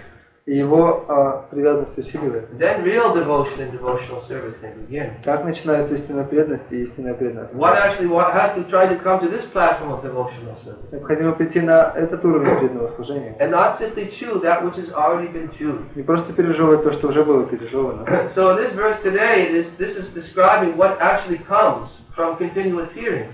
И в этом стихе описывается, что происходит вследствие постоянного слушания. And by rendering service to the devotees. Служение преданным. He says that those who are consciously engaged in devotional service. Здесь говорится, те, кто сознательно заняты преданным служением. It doesn't say those engaged in devotional service. Huh? Oh yeah. Can you say it in Russian now? Нет. То есть здесь на самом деле говорится, не просто занимаясь преданным служением, а сознательно занимаясь преданным служением. In other words, there has to be conscious engagement in devotional service. Другими словами, необходимо сознательно заниматься преданным служением. Devotional service requires consciousness. Преданное служение требует сознания. Devotional service is not simply the activity of the body. Преданное служение это не просто деятельность тела. But it is a conscious effort to make an offering to the lotus feet of the Lord. Это сознательное усилие предложить что-то лотосным стопам Господу. Therefore, in all activities one is performing, Поэтому во всей деятельности, которую совершает there must человек, be a conscious effort to satisfy the Lord by one's activities. должны быть сознательные усилия удовлетворить Господа своими действиями. Samsiriya haritoshana. To see that the Supreme Lord Hari is satisfied by one's activity. А видеть, чтобы Верховный Господь Хари был удовлетворен деятельностью человека. In other words, one must act with the aim to please or satisfy the Lord. Другими словами, мы должны действовать с целью, чтобы удовлетворить Господа. This should be the consciousness. Таково должно быть наше сознание. When one is looking for Krishna, когда человек готовит для Кришны, one should not be thinking, oh, this is some burden on my neck. Он не должен быть, это просто какое-то бремя у меня на шее. Зачем мне нужно это делать? No, he's given the opportunity to render service to the Lord. Он получил возможность служить Господу. So the devotee is immediately thinking that yes, this cooking must be done very nicely. И преданный сразу же думает, да, нужно готовить как можно лучше. In other words, one has to take the opportunity to render service. Другими словами, нужно принимать эту возможность оказывать служение позитивным образом. Devotional service means that which is favorable. Преданное служение это позитивная вещь. In devotional service, we accept everything favorable for advancing a spiritual life. В преданном служении мы принимаем все благоприятное для духовной жизни. We reject everything that which is unfavorable. И отвергаем все, что неблагоприятно. So what is it that we have to reject? И что нам нужно, от чего нам нужно отказаться? We have to voluntarily reject the idea of trying to gratify our own senses. Мы должны добровольно отказаться от идеи заниматься чувством наслаждения. This is our austerity. Такова наша аскеза. We have to be willing to accept this austerity. Мы должны желать принять эту аскезу. Therefore, Shukadeva Swami explains to Parikshit Maharaj. Поэтому Шукадев Госвами объясняет Парикшит That Махараджу, if one wants to concentrate the mind, что если человек хочет контролировать, сосредоточить свой ум, then he observes a life by observing a life of celibacy. он должен вести жизнь целибате and not falling down. И не падать с этого. Then he must voluntarily accept the austerity. Он должен добровольно принимать аскезы, Of giving up sex, которая заключается в том, чтобы оставить чувство наслаждения. then he has to control his mind and his senses. Затем он должен контролировать свое ум и чувства. And then how does he control his mind and his senses? Как он это делает? By following the regular principles of devotional service. Следуя регулирующим принципам преданного. And by regularly chanting the holy name of the Lord. Постоянно повторяя святое имя Господа. In other words, by taking to the devotional path, другими словами, вставая на путь преданности, he always keeps himself under the protection of the divine nature. Он всегда находится под защитой божественной природы. One always has to be seeking this protection. Необходимо всегда искать этой защиты. Because Krishna explains in the Bhagavad-Gita. Потому что Кришна объясняет в Бхагавад-Гите. And all activities that you do, что бы ты ни делал, just depend upon me. Просто будь зависим от меня. And work always under my protection. Всегда действуй под моей защитой. In such devotional service, you should be fully conscious of me. В таком преданном служении ты всегда должен сознавать меня. If you become conscious of me, you'll cross over all the obstacles of conditional life by my grace. Если ты будешь сознавать меня, то моей милостью ты преодолеешь все препятствия в условной But if you do not work in such consciousness, если ты не будешь действовать в таком сознании, and act in false ego, и будешь действовать под влиянием ложного эго, not hearing me, не слушая меня, you will be lost. ты просто пропадешь. So this is the danger. Такова наша это опасность. This is the danger that we may be thinking, yes, I'm doing this, doing that, working so hard. Можем думать, я делаю то, делаю это, я так тяжело тружусь. Just like the person is working so hard, thinking that yes, I'll get heavenly planets. Человек может тяжело работать и думать, я поднимусь на райский планет. So he performs so many pious activities. Он совершает столько благочестивой деятельности. It's like sometimes people give charity. Когда люди они занимаются благотворительностью. They're giving charity because they're thinking, whenever I give in charity, I'll get back 100 times in return. Потому что они думают, что что бы я не пожертвовал, я получу это в 100 раз больше. So they try to give charity as much as possible. И так они пытаются как можно больше раздать чего-то. They're thinking about giving charity, I'll become more wealthy. Потому что они думают, при помощи такой благотворительности я стану еще богаче. Even sometimes this mentality is there when people come to our temples. Даже когда люди приходят в наши храмы, может встречается такое настроение. Especially in India, it is very popular. В особенности в Индии это очень популярно. A little box in front of the deities called the hundi box. Там есть такая коробочка перед божествами, называется. And the persons come in and they think, yes, let me give a few coins. И человек приходит туда и думает, я брошу туда несколько монеток. You see them throwing their paisa. И они бросают свои пайсы туда. Thinking, yes, if I give a little something, then I'll get it back 100 times. И они думают, если я что-то дам, то я получу это назад в 100-кратном размере. It's not everybody's in that consciousness. Конечно, не все находятся в таком сознании. But this is the path which most people follow. Это такой путь, которому следует большинство людей. Dharma, artha, kama, and moksha, which means to perform religious activity for the purpose of economic development. Совершение религиозной деятельности для экономического развития. I worship God. Я поклоняюсь Богу, Because it's a better form of sense benefit. потому что это даст мне лучшую форму чувственного наслаждения. I can have better facility. У меня будут лучшие возможности. I can get a better paying job. У меня лучше оплачиваемая работа. I can chew that which has already been chewed. Я буду, так сказать, жевать то, что уже пережевано. I can get my old wine in a new bottle. Я получу старое вино в новой бутылке. And less work. И меньше работы. So why should not think about sense gratification? И человек не должен думать о чувственном наслаждении. One has to voluntarily give up this idea of sense gratification. Необходимо добровольно отказаться от этой идеи чувственного But наслаждения. how does one voluntarily give up the idea of sense Но gratification? как человек добровольно отказывается от этой идеи? That's the point that's explained right here. Именно это объясняется здесь. He loses his interest for sense gratification, Он полностью теряет интерес к чувственному наслаждению. both in this world and in the next. И в этом мире, и в следующем. He loses his interest in elevation to the heavenly planet. Он теряет интерес к возвышению на райский планет. He loses his interest in liberation. Он теряет интерес к освобождению. Krishna bhakti nishkama ataiva shanta, bhukti mukti siddhikami sakariya shanta. The devotee of Lord Krishna, he's nishkama. А преданный Кришна, он является нишкама. Which means he's given up these desires. Что означает, что он оставил эти желания. Therefore, a devotee can be peaceful. Поэтому преданный может быть умиротворен. With those who are bhaktis, those who are wanting material opulence, Однако те, кто являются мукти или желают материального богатства, those who are muktis, those who are desiring liberation, мукти, те, кто желают освобождения, those who are siddhis, those who are desiring mystic yoga, сидди, те, кто желают совершенства мистической йоги, they are kami. They still remain filled with lust and desire. все они являются ками, они полны желаний и вожделения. Sakariya shanta. Therefore, they can never be peaceful. Поэтому они никогда не могут достичь умиротворения. There's never peace. They're always hankering. То есть они не достигают мира, они всегда стремятся к чему-то. Hankering for something that they don't have and they want. Стремятся к чему-то, чего у них нет и чего они желают. And lamenting for something they've gotten, but and they don't want. И сожалеют о том, что они получили, но не желают этого. This constant hankering and lamentation is the result of material consciousness. Так в результате материального сознания проявляется только постоянное стремление и сожаление. Oh, I don't have this facility. У меня нет вот этой вещи. So therefore, the one hankers for this facility. И человек стремится к ней. And then he thinks that yes, this is my devotional service. И он думает, это мое преданное служение.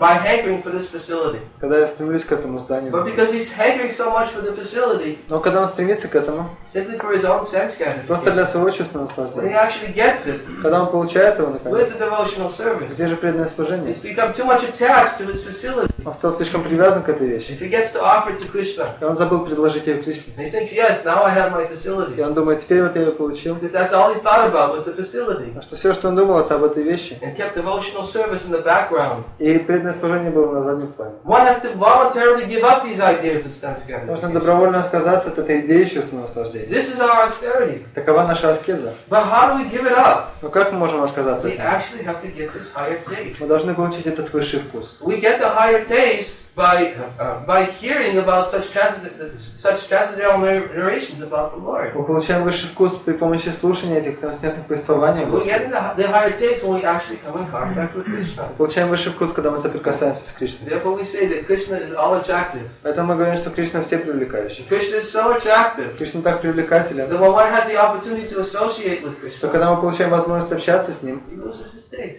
мы полностью теряем свой вкус. This is a person who's eating. Как человек, который ест, He loses his hunger. он теряет свой голод. In the same way, when a person is actually engaging in devotional service, Точно так же, когда человек занимается преданным служением, he loses his taste for sense он gratification. теряет вкус к чувственному This наслаждению. should be the test. Такова должна быть We проверка. actually have to be making the test. Необходимо проверять, Am I losing my taste for sense gratification? теряю ли я вкус к чувственному наслаждению, Or am I always hankering for sense gratification? или я постоянно стремлюсь к нему. And if I'm not losing my taste, Если я не теряю свой вкус, then I'm not hearing about Krishna. значит я не слушаю о Кришне. I'm not associating with Я не Vaishnavas. общаюсь с вайшнавами. I'm not developing my attraction to hear about the Lord in the association of devotees. Я не развиваю влечение к слушанию о Господе в обществе And преданных. therefore Bhagavatam states Поэтому Бхагаватам утверждает, that we're wasting our time. мы просто теряем свое время впустую. Dhammas panushtata pumsam vishvaksena kritasya no parya dadiratim shama evahi kevala. The occupational activity a person performs Деятельности, которые совершает человек, according to his own position, в соответствии с его положением, is considered to be so much useless activity на самом деле должна считаться полностью бесполезной деятельностью, if it doesn't provoke an attraction for hearing and chanting about Krishna. если она не дает человеку влечение к слушанию и воспеванию о Кришне. Useless activity. Это бесполезная деятельность. So how is it useless activity? И почему она We've бесполезна? already stated that anyone who gives up his material occupation, Мы уже говорили, что каждый, кто отказывается от своих материальных обязанностей, he may fall down an immature stage, на незрелой стадии он может пасть, but there's never any question of it being useless. но нет вопроса в том, что эта деятельность является Or as Krishna бесполезной. explains in the Как Bhagavad-Gita, Кришна объясняет в Бхагавад-Гите. Nihava kamo nashasti pratyavaya vidyate svapam apyasya dhamasya trayate mahato bhayat.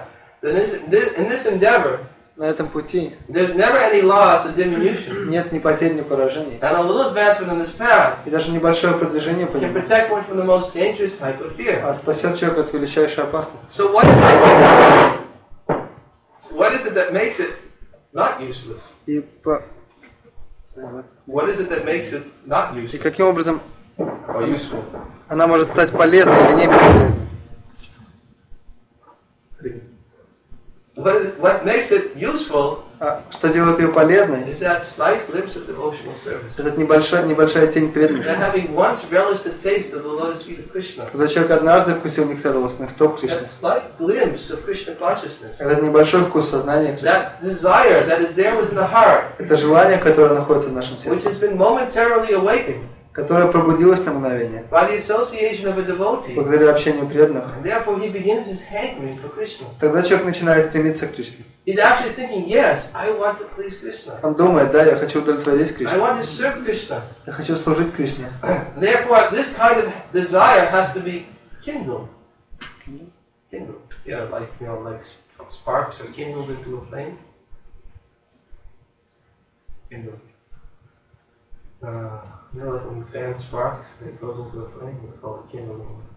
То есть и такое желание нужно раздуть.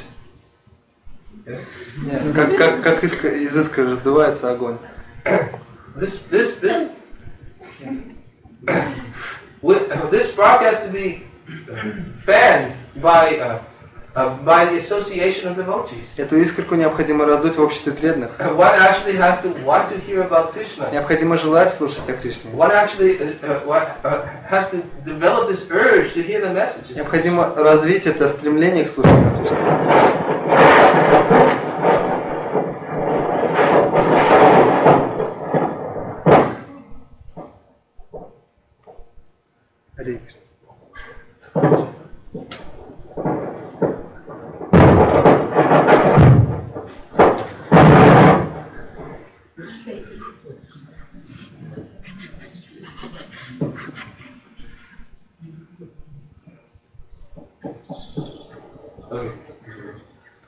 As we were explaining yesterday, как мы объясняли вчера, to develop the urge, the messages which are themselves virtuous when properly heard and chanted.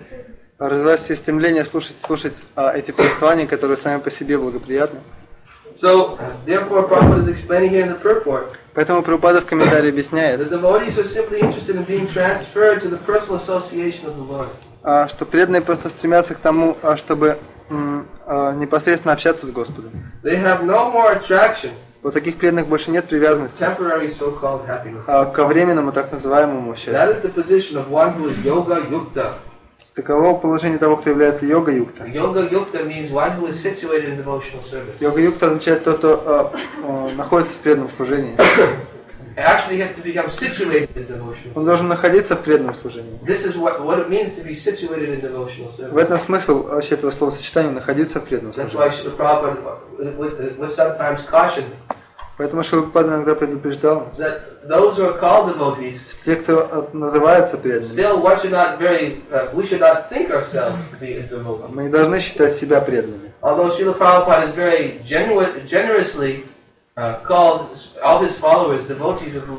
Шрила Прабхупада очень щедро называл всех своих последователей преданными Господа, мы все-таки не считаем, что мы являемся преданными. Мы пытаемся стать преданными. Нам дана возможность стать преданными. По милости общения с такими вайшнавами у нас есть надежда стать преданными. Но мы не думаем о себе как о преданных.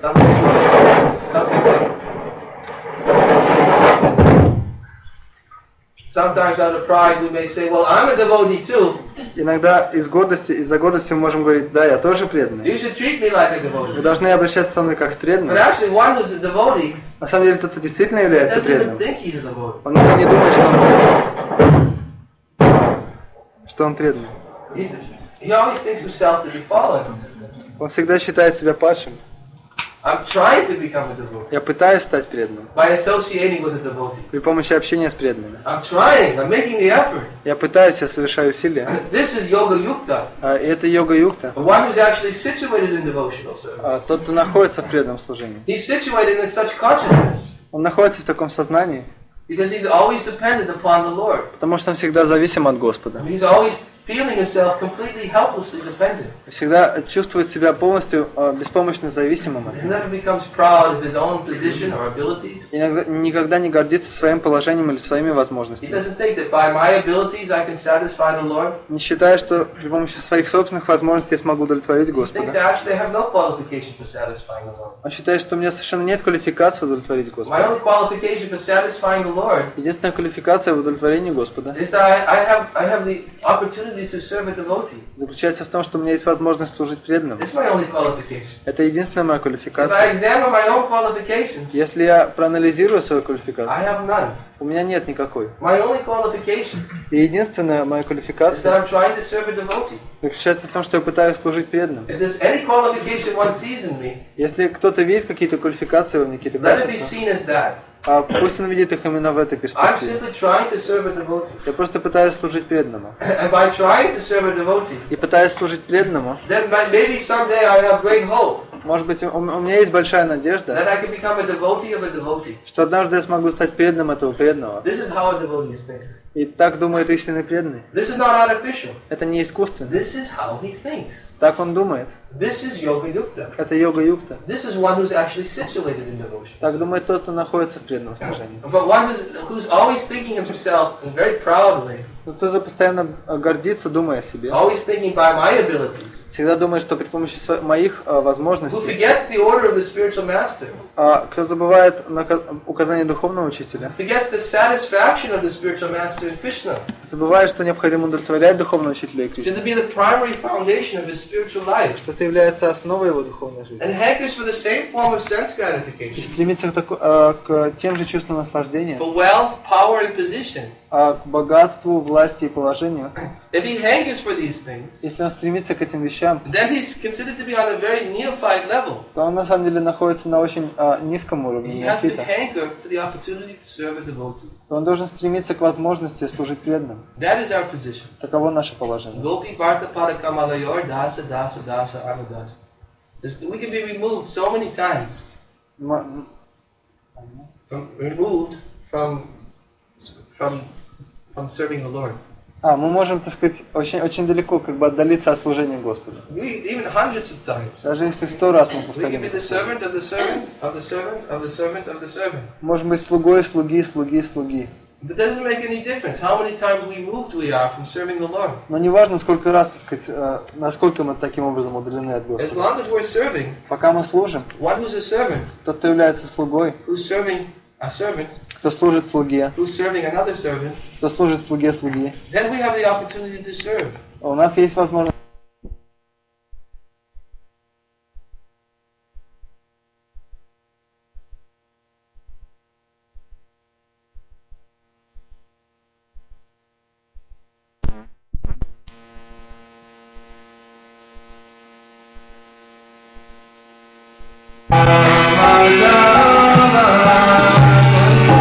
That is all that I.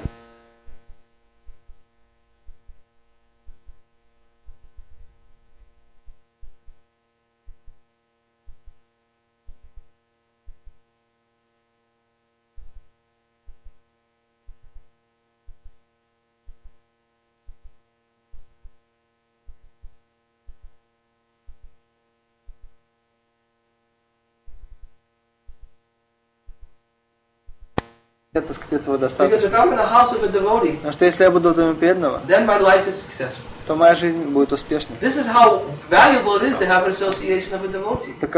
Так ценно общение с преданными. But ourselves, we never think of ourselves as devotees. Но мы никогда не думаем о себе как о преданном. We don't think, yes, I am devotee, and therefore let me give my association to everyone. Мы не должны думать, я преданный, я сейчас всем дам свое общение. No, we think, let me simply give the association of that whom I am serving. Он думает, я дам общение тех, кому я служу. He's never thinking that he's giving his association. Он никогда не думает, что он дает людям свое He's общение. actually thinking that he's given the association with his spiritual master. Он дает людям общение со своим духовным учителем, He's giving the association of Krishna. общение с Кришной. And it's the duty of the spiritual master. И обязанностью духовного The учителя duty of the spiritual master is to give Krishna. является давать Кришну. But when he gives Krishna, Когда он дает Кришну, then someone may think, yes, I'd like to have his association. кто-то может подумать, да, я хочу получить его общение. But why would one want to have his А association? почему человек хочет общаться с ним? Because by his association, I'm getting Krishna. Потому что благодаря общению с ним он получает Кришну. That's the value of association with a devotee. И в этом ценность общения с преданным. That's what one gets when he associates with a devotee. Именно это получает человек, когда он общается с преданным. Therefore, one who actually thinks himself to be the devotee of the devotee, И поэтому тот, кто считает себя преданным преданного, always thinks himself to be a servant of the Lord. всегда считает себя слугой In Господа. all activities is always dependent upon the Lord. И во всех своих действиях зависим от That Krishna Господа. says he is working under my protection. Кришна говорит, он действует под моей защитой. But if he acts to false ego, Если он действует под влиянием ложного эго, not hearing me, не слушая меня, he'll be lost. он просто падет. So we have to be very, very careful Мы должны быть очень осторожны to not become lost to the path of sense gratification. и не пропасть на пути чувственного наслаждения. Material world is very dangerous Материальный мир очень опасный and is место. offering all different forms of sense Он gratification предлагает все виды чувственного and наслаждения, all different types of packaging. все разные типы упаковок. But the best package Но лучшая упаковка is that package which has Krishna within. – это упаковка, в которой внутри находится Кришна. This is what we should be taking. Именно это мы должны покупать. This is what we should seek out in the association of devotees. Именно этого мы должны искать в обществе преданных. We should associate with devotees for the purpose of becoming Krishna conscious. Мы должны общаться с преданными, чтобы стать сознающими Кришну. And we should abandon the association of all such persons И мы должны отказаться от общения со всеми теми, who do not help us to become Krishna кто не conscious. помогает нам стать сознающими Кришну. This asat sangha tyaga, e vaishnava acha, sri sangha eka asara Krishna bhakta. Lord Chaitanya has cautioned us. Господь Чайтанья предупреждает нас. Asat sangha tyaga, that one should, the devotees of the Lord, they renounce the association of those worldly persons Преданные Господа отвергают общение с мирскими людьми, who are attached to the asat. которые привязаны к асад. Asat means that they are temporary things. Асад означает временные вещи. Such persons are very much attached to worldly opulence, to the association of the opposite sex. Такие люди очень привязаны к мирскому богатству, общению с противоположным полом. So devotees, they give up. Asat sangha tyaga. They renounce. Итак, преданные отказываются, или они, Tyaga. They renounce asat. слово тяга они отвергают. Why do they renounce asat? Почему они отвергают асад? For the association of sat. Для общения с сад. Therefore, they give up the association of such persons Итак, они отказываются от общения с такими людьми, to associate with those persons which help them to become Krishna conscious. чтобы общаться с теми, кто поможет им стать сознающими Кришну. Therefore, our temples of the Krishna consciousness movement Поэтому наши храмы движения сознания have been Кришны established for this purpose. были основаны именно для этой цели. Srila Prabhupada has always emphasized this point. Шрила Прабхупада всегда подчеркивает этот момент. That the Krishna consciousness temples are those places Храмы сознания Кришны – это те места, where people can come куда люди могут to get приходить, the opportunity to hear about Krishna. чтобы получить возможность услышать о Кришне. This is the primary purpose for all of our temples. Это основная цель существования всех наших храмов.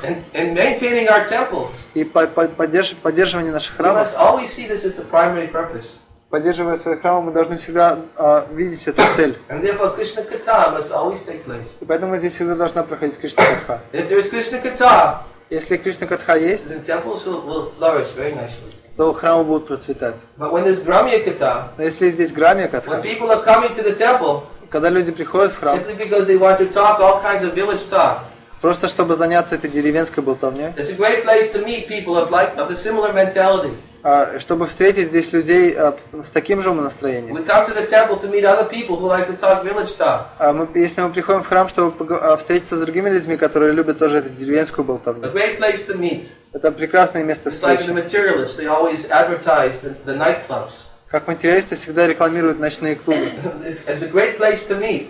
Прекрасное место встречи. To bring people together with common interests. Чтобы собрать вместе людей общих интересов. Intoxication and sex life. Интоксикация и сексуальная жизнь. So they say that yes, come to our nightclubs. It's a great place to meet somebody of the same mentality. И они говорят, приходите в наши ночные клубы, это прекрасное место встречи с теми, у кого такое же настроение. But the temples are supposed to be great places to meet devotees. Но храмы должно быть прекрасное место встречи преданных. A great place to hear about Krishna. Прекрасное место, где можно послушать о Кришне. It's a great place to hear Krishna Katha. Прекрасное место, чтобы услышать Кришна Because Катху. Krishna Katha is always being vibrated. Потому что Кришна Катха всегда произносится. The devotees are always engaged in hearing and chanting about me. Преданные всегда заняты слушанием и повторением об Кришне.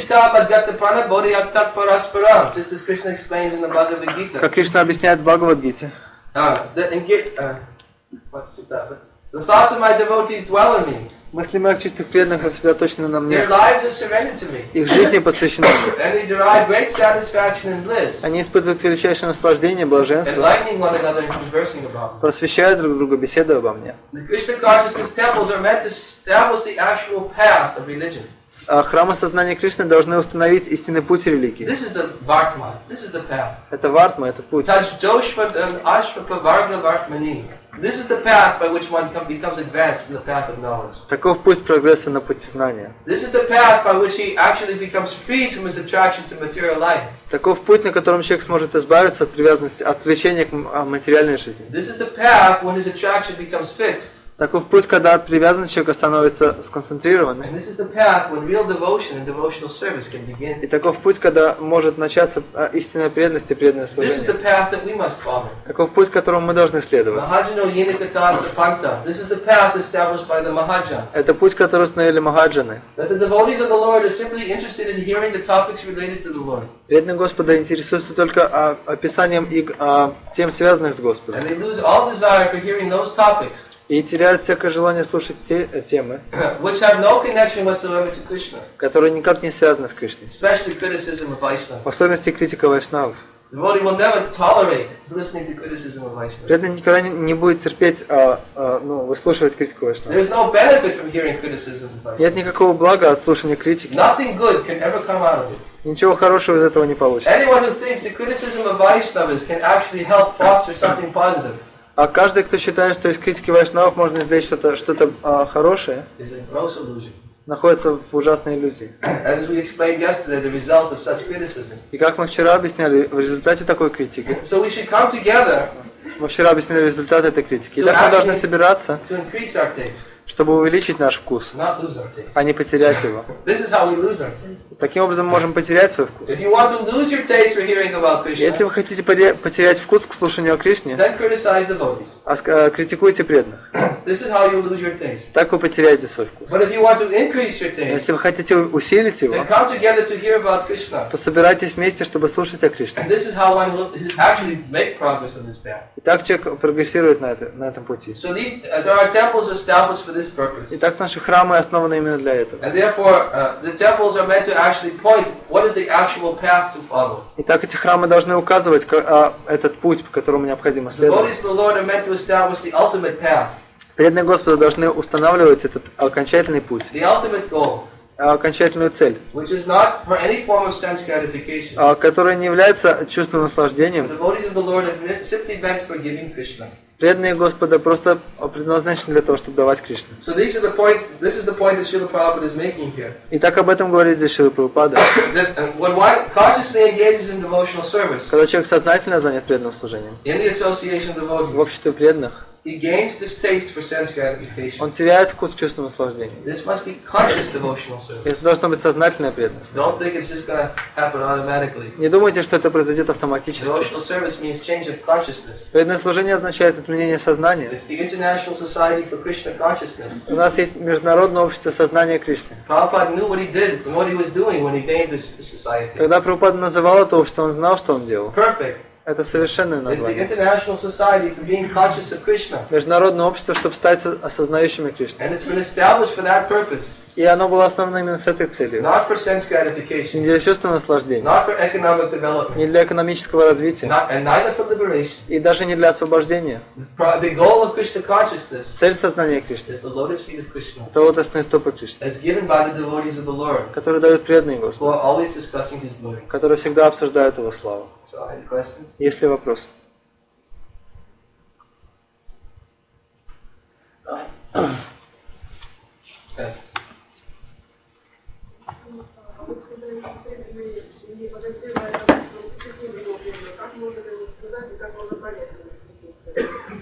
If some devotees are unknowingly criticizing Vaishnavas, he doesn't understand that he's doing that. How can we, inform them about that and help?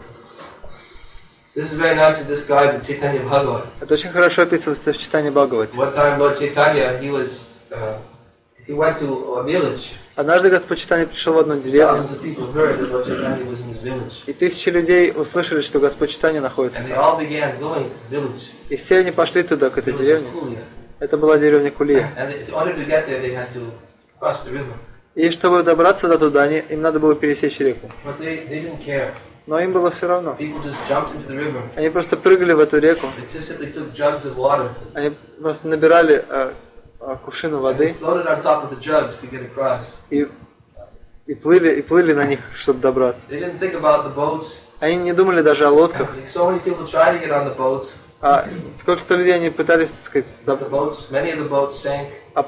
плыть на лодках, но большинство этих лодок утонуло. Just swam the rest of the way. И они просто проплыли остальную часть пути. Thousands and thousands and thousands of people were flocking to this Так, village. тысячи и тысячи людей собирались к этой деревне. Because they heard Lord Chaitanya had left the house of Vijaya Vachaspati. Потому что они слышали, что Господь Чайтанья оставил дом And he Видивачаспати was now located in this place. и теперь находится в этом месте. So when they all got there, И когда они все добрались до the туда, devotees were coming and falling at the lotus feet of the все Lord. эти преданные пришли туда и пали к костным стопам Господа. And one Brahmin who had seen Lord Chaitanya, Один браман, который видел Господа Чайтанью, he fell to the lotus feet of the Lord.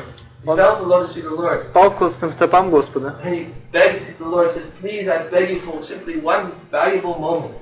И он сказал ему: «О мой Господь, я прошу тебя только об одном мгновении. He says, now having seen you, Теперь, увидев тебя, I realized that in the past, я осознал, что в прошлом that I had unknowingly criticized Vaishnava. я, не зная этого, критиковал вайшнавов. He said, one time I saw many people in the streets, Однажды я видел много людей на улицах, and they were chanting in kirtan. и они воспевали, пели киртан. And therefore I said at that time, И тогда я сказал: what is this kirtan? что это за киртан? What are these Vaishnavas? Кто такие эти вайшнавы? Who are they? Кто они такие? In a scornful way I said it like this. Таким образом я сказал это очень резко. But now having seen you, Но теперь, увидев тебя, I know that at that time, я понял, что тогда I said something which was not right. я сказал то, что не надо было Although I говорить. did not know it at that time. Хотя я не знал этого в то время. So I beg you, И, пожалуйста, я прошу тебя, explain to me, объясни мне, simply tell me, просто скажи мне, how can I be free from the reactions of unknowingly criticizing a devotee? как я могу избавиться от последствий такой неосознанной критики преданных. So Lord Chaitanya gave the example. Господь Чайтанья привел пример. He said that just like a person Он сказал, что как человек, who has drunk poison, который выпил яд, when he drinks the nectar of immortality, когда он пьет нектар бессмертия, as he continues to drink, когда он пьет его, this nectar of our immortality counteracts the effects of the poison. постепенно этот нектар бессмертия, он, как сказать, превосходит влияние этого яда, Until he has gradually become freed from the effects of the poison. пока человек постепенно полностью избавляется от влияния яда. He says your unknowing criticism of a Vaishnava Он говорит точно так же, неосознанная критика вайшнава is just like drinking poison. подобно тому, что пить яд. Therefore, you have to counteract the effects of that poison. Поэтому необходимо преодолеть влияние этого яда. And with the same tongue you use to unknowingly criticize the И Vaishnava, при помощи того же языка, который ты неосознанно использовал, чтобы критиковать вайшнава, now you must use that tongue ты должен использовать этот же самый язык, to always glorify the Lord and the devotees of the Lord, чтобы всегда прославлять Господа и Его преданных, to praise the Vaishnavas чтобы прославлять вайшнавов with transcendental hymns and poems. в трансцендентных гимнах и стихах. And this way, by your glorification of the devotees, И так, прославляя преданных, it'll be just like drinking the nectar of immortality. это будет подобно тому, что ты пьешь нектар бессмертия. And will gradually counteract the poison that you have drunk Постепенно так ты преодолеешь влияние яда, который ты by your выпил, unknowing criticism. совершив неосознанную It критику. says there is no other way to atone for such criticism. И он говорит, нет другого способа искупления такой You критики. can perform thousands of Vedic sacrifices, Ты можешь совершить тысячи ведических жертвоприношений, but they are not sufficient atonement. но это недостаточное искупление. This is the only atonement Единственное искупление таково. for one who has unknowingly criticized the Vaishnava. Искупление для тех, кто неосознанно критиковал So вайшнава. that is from unknowing criticism. Это для неосознанной критики. For one who is consciously А criticized, тот, кто сознательно критикует, knowing full well he is criticized, так сказать, хорошо понимает, что он критикует, then he doesn't get away with it that easily. он не так просто с этим может справиться. The one who knowingly criticizes Тот, кто сознательно критикует, must go back and beg forgiveness of their Vaishnava. должен пойти к этому преданному и попросить As прощения. illustrated in the point, and illustrated in the pastime Как это описывается в игре of Gopala Chapala. с Гопала Чапалой.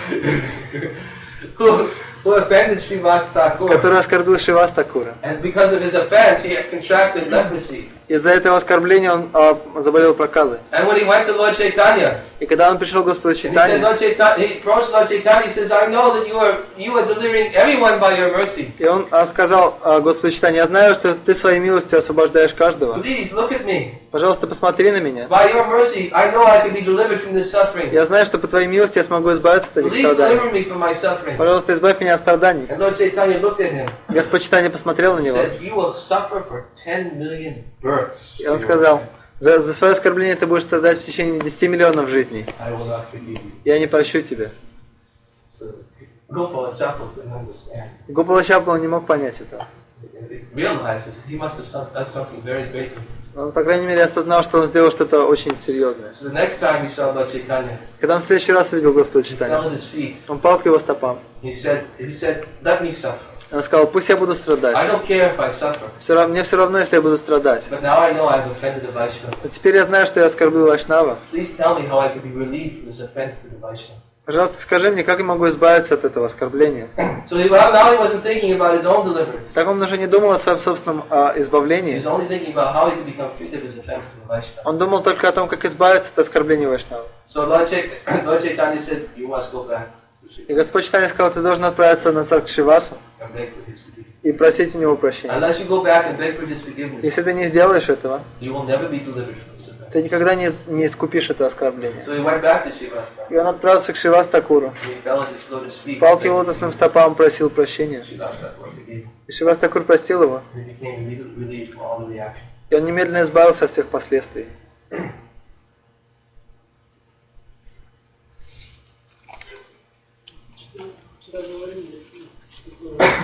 Как открыть свое сердце? Можете объяснить? Что такое означает открыть свое сердце? Если you're speaking about exposing your heart, could you explain more detail?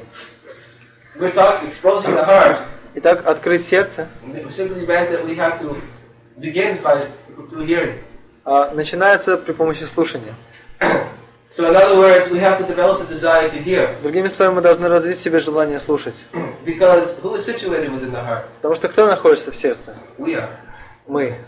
We are situated within the heart. Мы находимся в сердце, и Верховный Господь тоже там находится. And the Lord understands the desire of that person. Господь понимает желание той личности. Develops the urge to hear about him in the association of devotees. Когда она желает, хочет развить в себе желание слушать в обществе преданных. И такова природа трансцендентной звуковой вибрации. Transcendental sound vibration doesn't simply cause a vibration in the ear. А трансцендентная звуковая вибрация — это не просто какая-то вибрация в ухе. Transcendental sound vibration is shabda. Трансцендентная звуковая вибрация — это шабда, она исходит из духовных источников. И вайшнавы, которые повторяют Кришна-катху, они передают, берут эту трансцендентную звуковую вибрацию в духовном мире.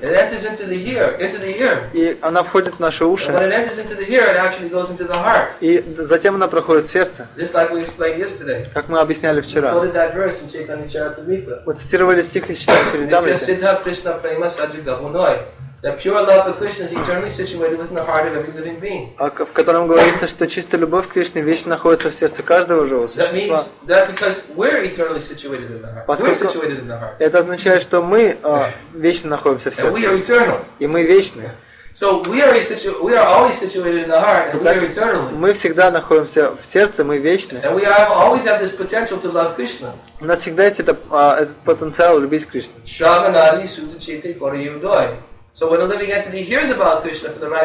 И когда живое существо слышит от Кришны из правильного источника, то живое существо, которое находится в сердце, пробуждается от своего сна. Оно лежит там.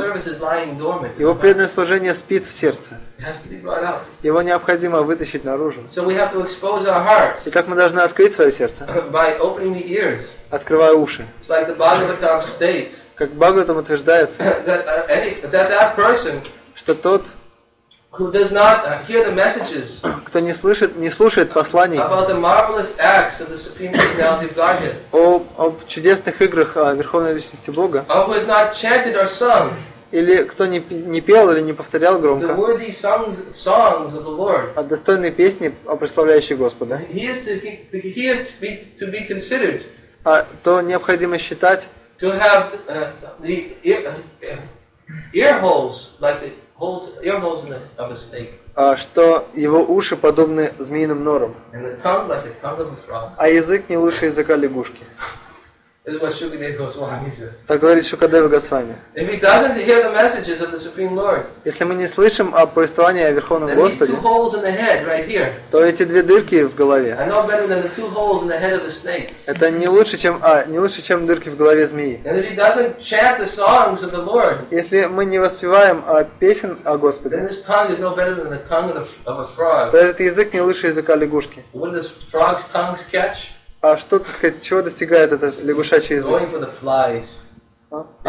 Он просто ловит мух. So it's no better than the tongue of a frog. Итак, наш язык тогда не лучше языка лягушки. So this is how it all begins. И с этого все начинается. Opening up the heart.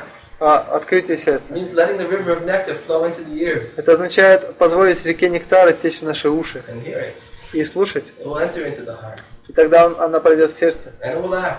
И она будет действовать. As long as we keep the ears open, а пока мы будем, так сказать, держать уши открытыми, it will act. Она будет действовать. Prabhupada gives the example. Как Прабхупада приводит пример, Just like a young child may not know, как маленький ребенок может не знать, if he touches fire, it will burn. Что если он прикоснется к огню, огонь обожжет его. But the fire does not discriminate. Но огонь не делает различий. The fire doesn't think, oh, it's only a young child. Огонь не думает, это просто маленький ребенок. No, if the child touches a fire, нет, если ребенок сунет руку в огонь, огонь обожжет его. Таким же образом мы можем не понимать, что когда мы открываем сердце Кришне, мы очищаем его. Но все равно это будет действовать. Просто нужно держать сердце открытым. Если мы будем позволять этой реке нектара постоянно течь. Преданные должны стремиться к этой реке нектара. Мы должны искать, где нектар. Где я могу слушать? Мы должны всегда искать преданных, которые говорят о Кришне. И не должны интересоваться общением с теми, кто просто говорит ерунду. И таким образом мы открываем свое сердце. Это самое лучшее открытие, которое только возможно. А чем больше, тем лучше. Потому что там грязи достаточно.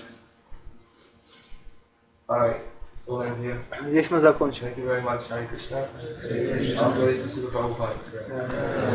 Шрила Ниранджана Махарадж ки джай.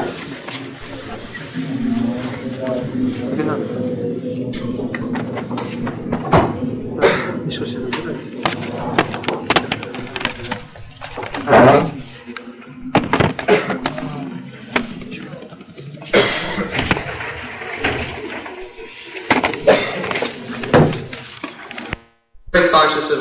Поскольку он осознавал свою обязанность. Мы уже объясняли то, что Господу нет необходимости выполнять какие-либо обязанности. Но Он принимает эти обязанности для нашего блага. И показывая нам, что если мы будем совершать выполнять эти действия, свои обязанности, то нет повода для страха. Это Прабхупада говорит в следующем выражении. Человеку долго неведомо чувство страха. Подобно тому, как могущественному человеку не страшны насмешки и оскорбления, которые осыпают его враги. Другими словами, What? Oh, you translate.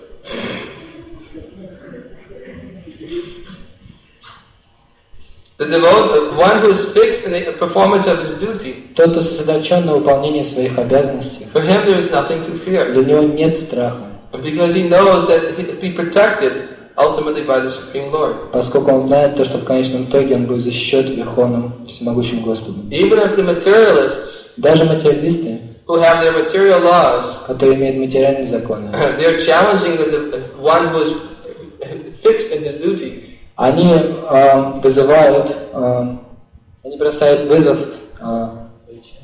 Even if the materialists challenge you, материалисты, они бросают вызов тому человеку, который выполняет свои обязанности. И преданный таким образом никогда не будет обеспокоен. Он знает, что в конечном итоге он всегда будет защищен Господом. Таким образом, точно так же, как вот сейчас утром, Ниранджана Maharaj was calling me.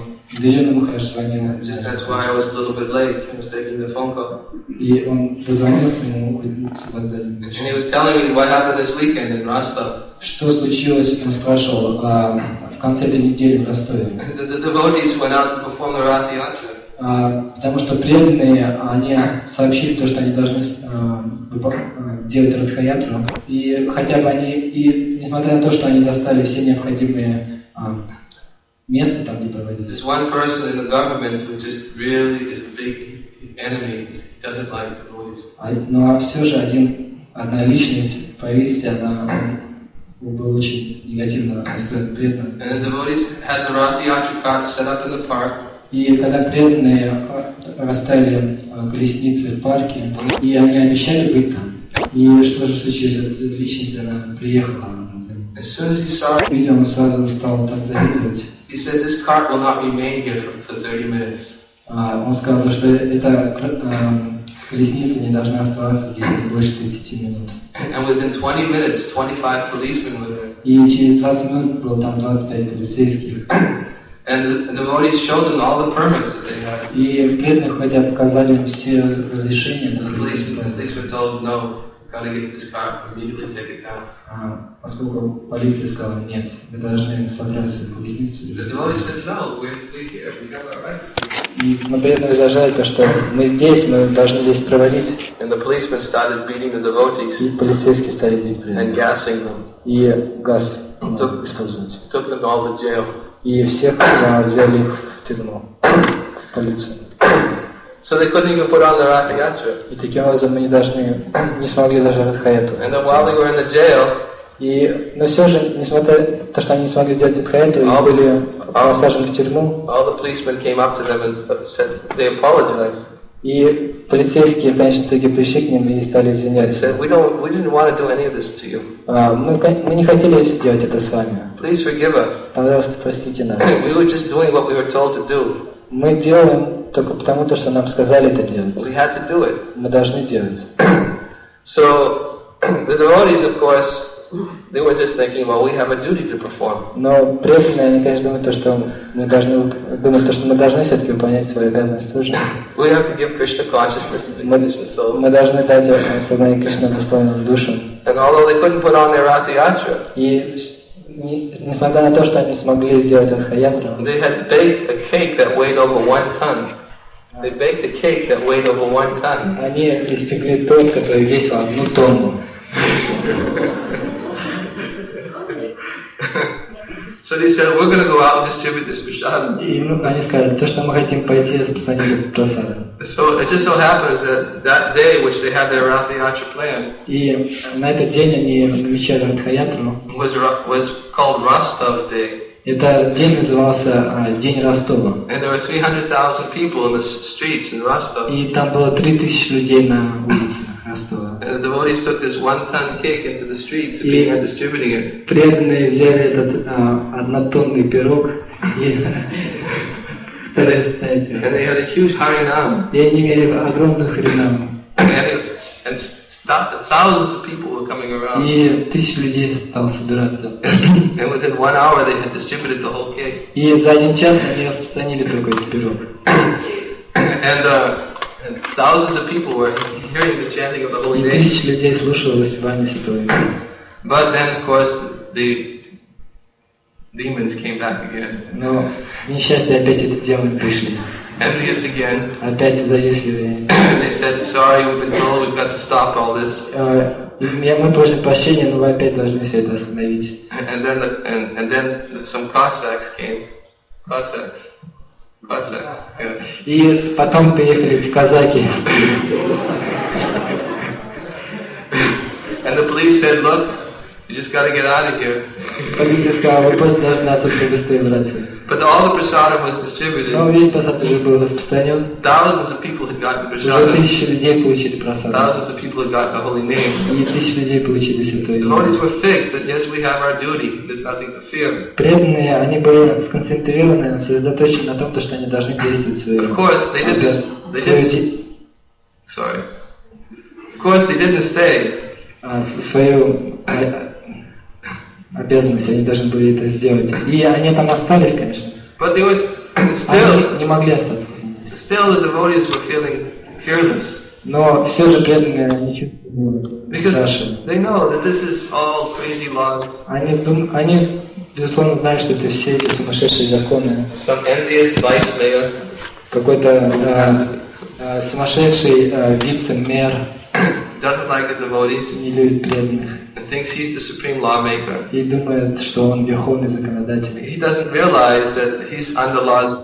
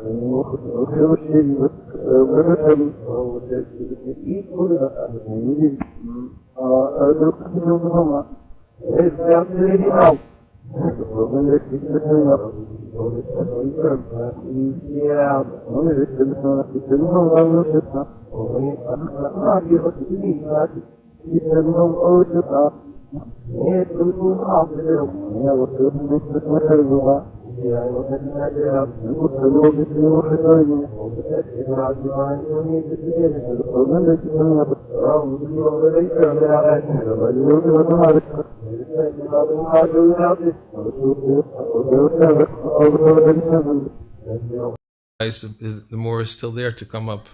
И чем больше вы получаете этого нектара, тем больше вы понимаете, что там еще больше нектара.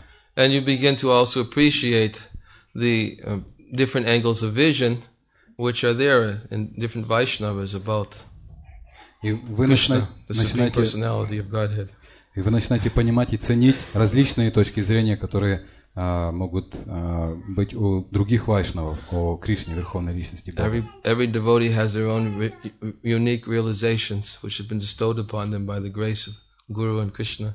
У каждого преданного есть свои уникальные, неповторимые озарения, которые дарованы ему Гуру и Кришной. And we should always be eager to extract them, to glean them. И мы всегда должны стремиться узнать об этих озарениях, услышать о них, собирать эти озарения у разных преданных. I see this quality actually in Madhava Maharaj like this. И на самом деле я отмечаю это качество у Мадхавы Махараджа. I'm sure when you ever hear Madhava Maharaj giving class, he's always quoting what this devotee said and what that devotee said. Я уверен, когда вы слушаете лекции Мадхавы Махараджа, вы можете заметить, что он постоянно цитирует, что сказал этот преданный, что сказал тот преданный, что сказал еще какой-то преданный. He quotes Bhagavatam, obviously, so many shlokas. Он, естественно, он цитирует очень много шлок из Бхагаватам. But he also quotes the different things that he hears from his god brothers. Но вместе с тем он цитирует множество разных вещей, которые он услышал от своих духовных братьев.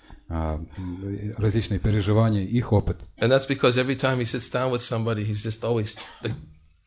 И поэтому, естественно, каждый раз, когда он встречается с кем-то, садится, он просто пытается вытянуть эти... Он пытается вытянуть все, что он может получить. Very, very eager. Он горит этим желанием. We actually have to be eager, actually, to extract the essence. Вы должны гореть желанием найти сущность. It's one of the characteristics of making progress in devotional service as a devotee tries to come and always looking for where is Shuddha Sattva? Where is pure devotion? Это на самом деле одно из качеств преданного, который прогрессирует в духовной жизни. Он все время горит желанием найти шудасаттву, где чистая преданность. Because by coming in contact with Shuddha Sattva, потому что соприкасаясь с шудасаттвой, when that desire within the heart that is there for devotional service comes in contact with Shuddha Sattva, когда желание преданного служения, которое живет в нашем сердце, соприкасается с шудасаттвой, Rupa Goswami gives the example, just like a seed when it comes in contact with the heat and light of the sun. то Рупа Госвами сравнивает это с тем, что происходит с семенем, которое соприкасается, которое получает солнечный свет и воду. What happens is that naturally it grows. Тогда что происходит? Естественным образом это семя начинает расти. The more it grows, the more it grows into a tree and bears fruit. И оно растет и постепенно превращается в дерево, которое впоследствии приносит плоды. So we should always be very, very eager how to extract the essence of devotional service. Поэтому мы всегда должны гореть желанием извлечь сущность, найти сущность преданного служения. And just as it's described in Chaitanya Charitamrita, как это описано в Чайтанья Чаритамрите, that pure devotional service cannot be had by millions of births of pious activities. Чистое преданное служение не обрести даже за миллионы жизней, посвященных благочестивой деятельности. Pure devotional service can be had only by paying one price. Чистое преданное служение можно купить только за одну цену. The intense greed to obtain it. Жадное стремление обрести его. And wherever one sees it, he should immediately purchase it without delay. И где бы человек не увидел такое чистое преданное служение, он должен немедленно купить его. And so one actually has to awaken this greed for it within his heart. Таким образом, необходимо разбудить в своем сердце это жадное стремление. And that, of course, that price that he needs to pay for it is greed and faith. Естественно, цена такого преданного служения – это жадное стремление и вера. We have to have faith in the power of the association of Vaishnavas. У нас должна быть вера в могущество общения с Вайшнавами. If we don't have that faith, then it's very, very difficult to advance in spiritual life. Если у нас нет такой веры, то прогрессировать в духовной жизни очень трудно. We often give that example of Kalidas because of his implicit faith in Vaishnavas. Lord Chaitanya bestowed so much mercy upon him. Мы часто приводим пример Калидаса. Благодаря своей непоколебимой вере в Вайшнавов он обрел очень большую милость Шри Чайтаньи Махапрабху. Because of his firm faith in Vaishnavas, благодаря его твердой вере в Вайшнавов, he had such strong faith that he was always eager to accept the remnants from any Vaishnava, whether he was a neophyte or advanced Vaishnava. Его вера в Вайшнава была настолько сильна, что он всегда жаждал получить объедки со стола любых вайшнавов, будь они очень возвышенные вайшнавы или неофиты. Whether he was Vaishnava born in Brahmin family or Vaishnava born in Sudra family, made no difference to him. Будь они вайшнавы, родившиеся в семье браманов или в семье шудр, для него не играло никакой роли. Elevated, neophyte, возвышенные или неофиты, ему было все равно. He was Vaishnava, he had faith. Если это были вайшнавы, он верил в них. So if we have faith in the association of devotees that they have something to offer.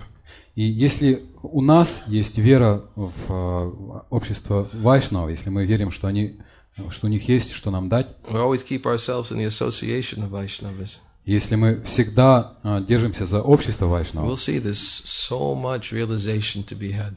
Мы увидим, что мы можем найти в их обществе очень много реализаций. So I was appreciating my discussion with Parthasarathi Prabhu about prayers of Queen Kunti. Поэтому я был очень рад этим беседам с Партасараthi Прабху о молитвах царицы Кунти. So I've been reading from it in the last week. Я читал эти молитвы на протяжении последней недели. I'll read a little bit from it tonight, and we can speak from it. И я почитаю из этой книги также сегодня вечером, и мы обсудим их. This is well-known verse. Это очень известный стих. Anybody know this one? Vipada shantu takshashva. Кто-то знает этот стих? Випадак сантутах. Татва тадра джагадгуру. Yes.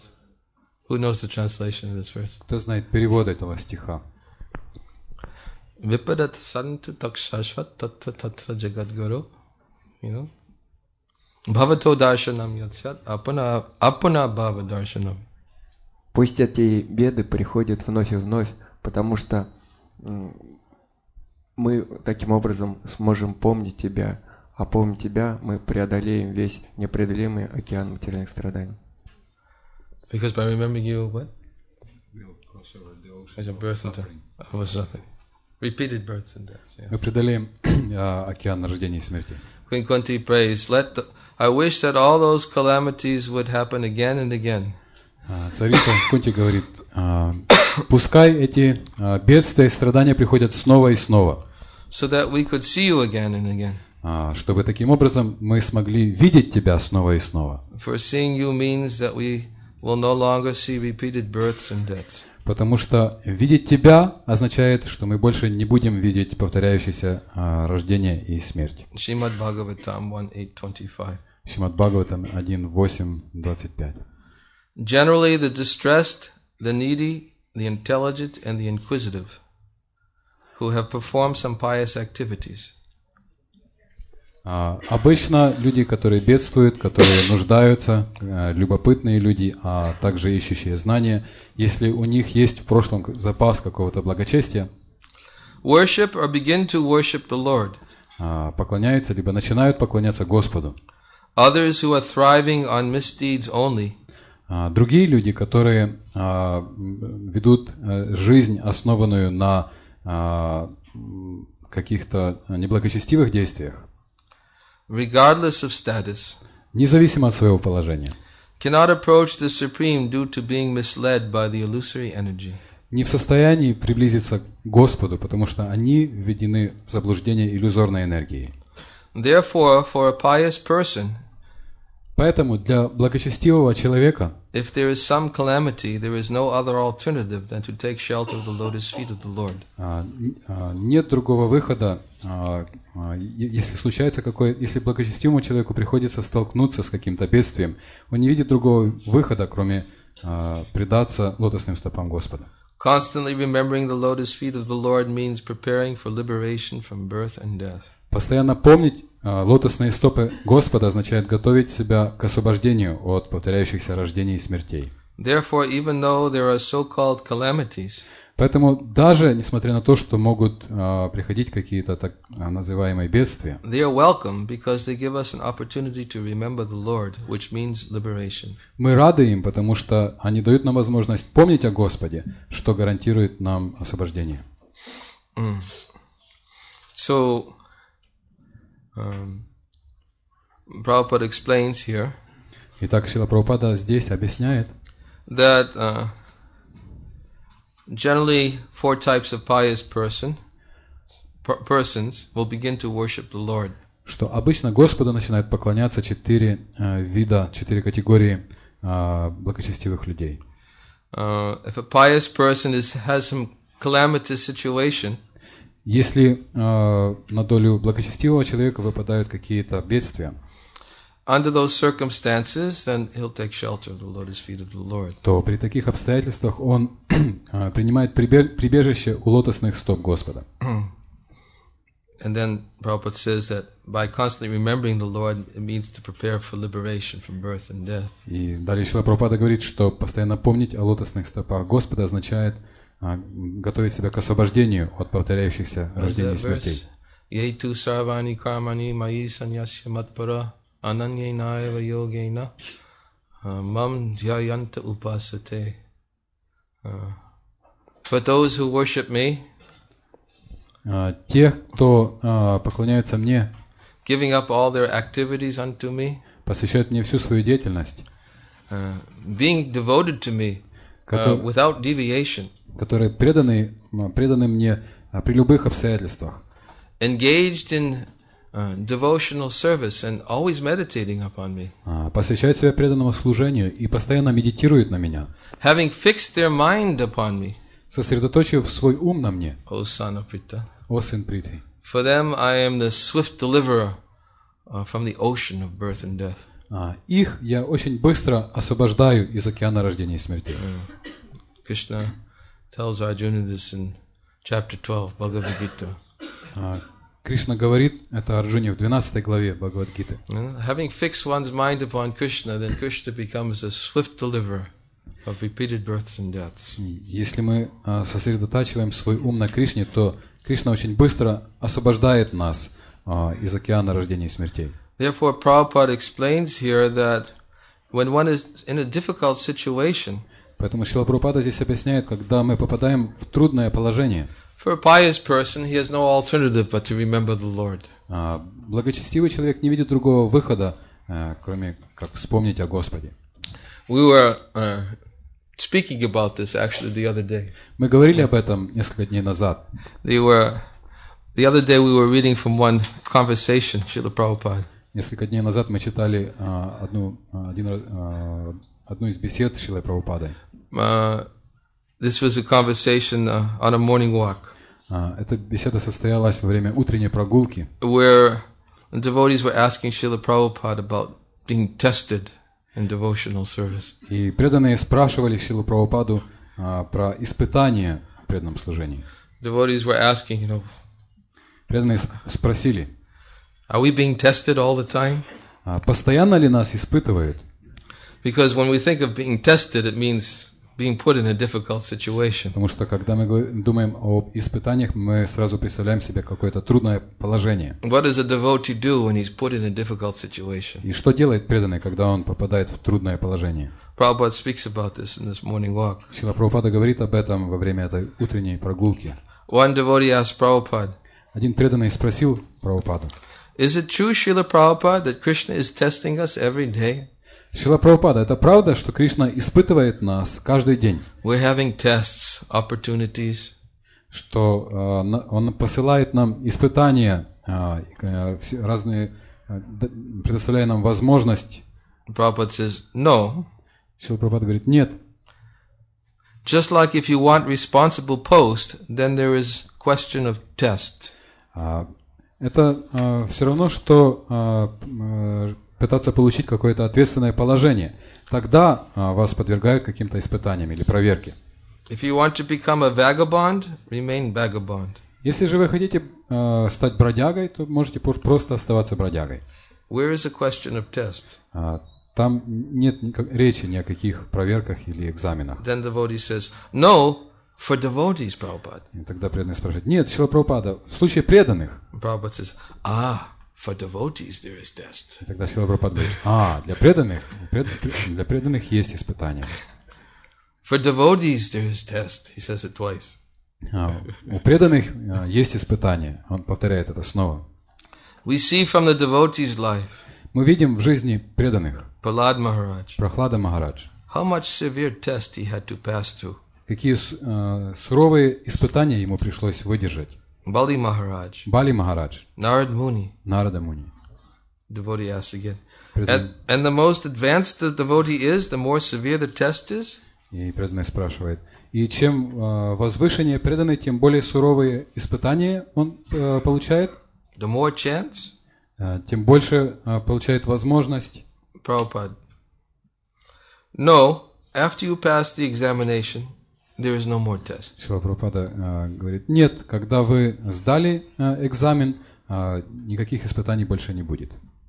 But before coming to the post of recognized devotee, но прежде чем вы подниметесь на положение признанного преданного, Krishna tests very severely. Кришна испытывает вас очень строго. That one has to pass. Это надо выдержать.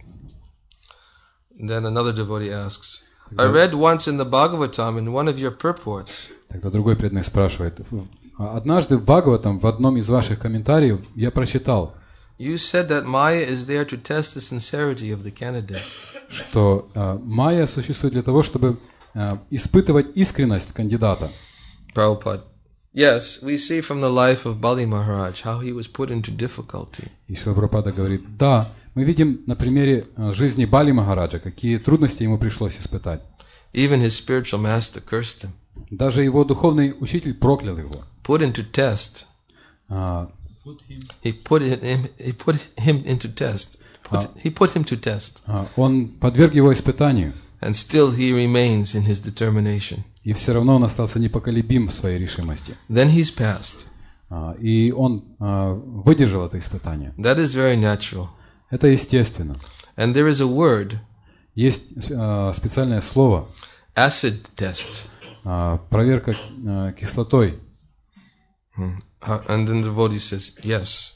И тогда преданный говорит, да. Prabhupada, for ascertaining real gold, the acid test one has to pass to become real gold. Для того, чтобы определить чистоту золота, используют проверку кислотой. И также надо пройти эту проверку кислотой, чтобы стать настоящим золотом. Then another devotee asks, тогда другой преданный спрашивает. This test depends on one's faith in Krishna?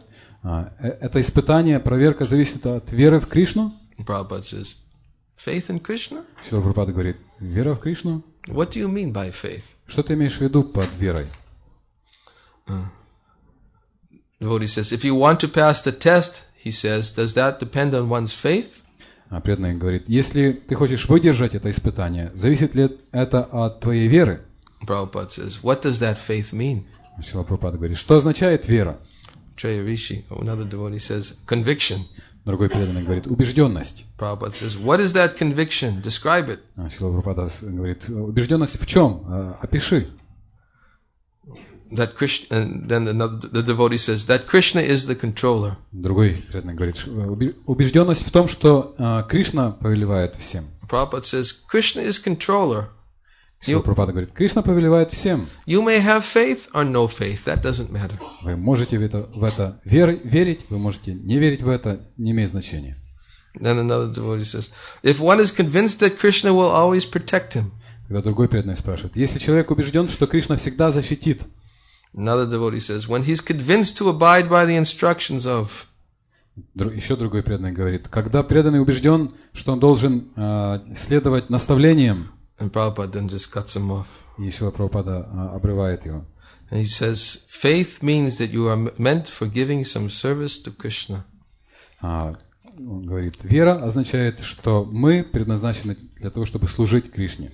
You should stick to that service. И мы должны держаться за это служение. That path. Вот таков путь. In spite of all impediments. Невзирая ни на какие препятствия. That is the passing of test. Вот что означает выдержать испытание.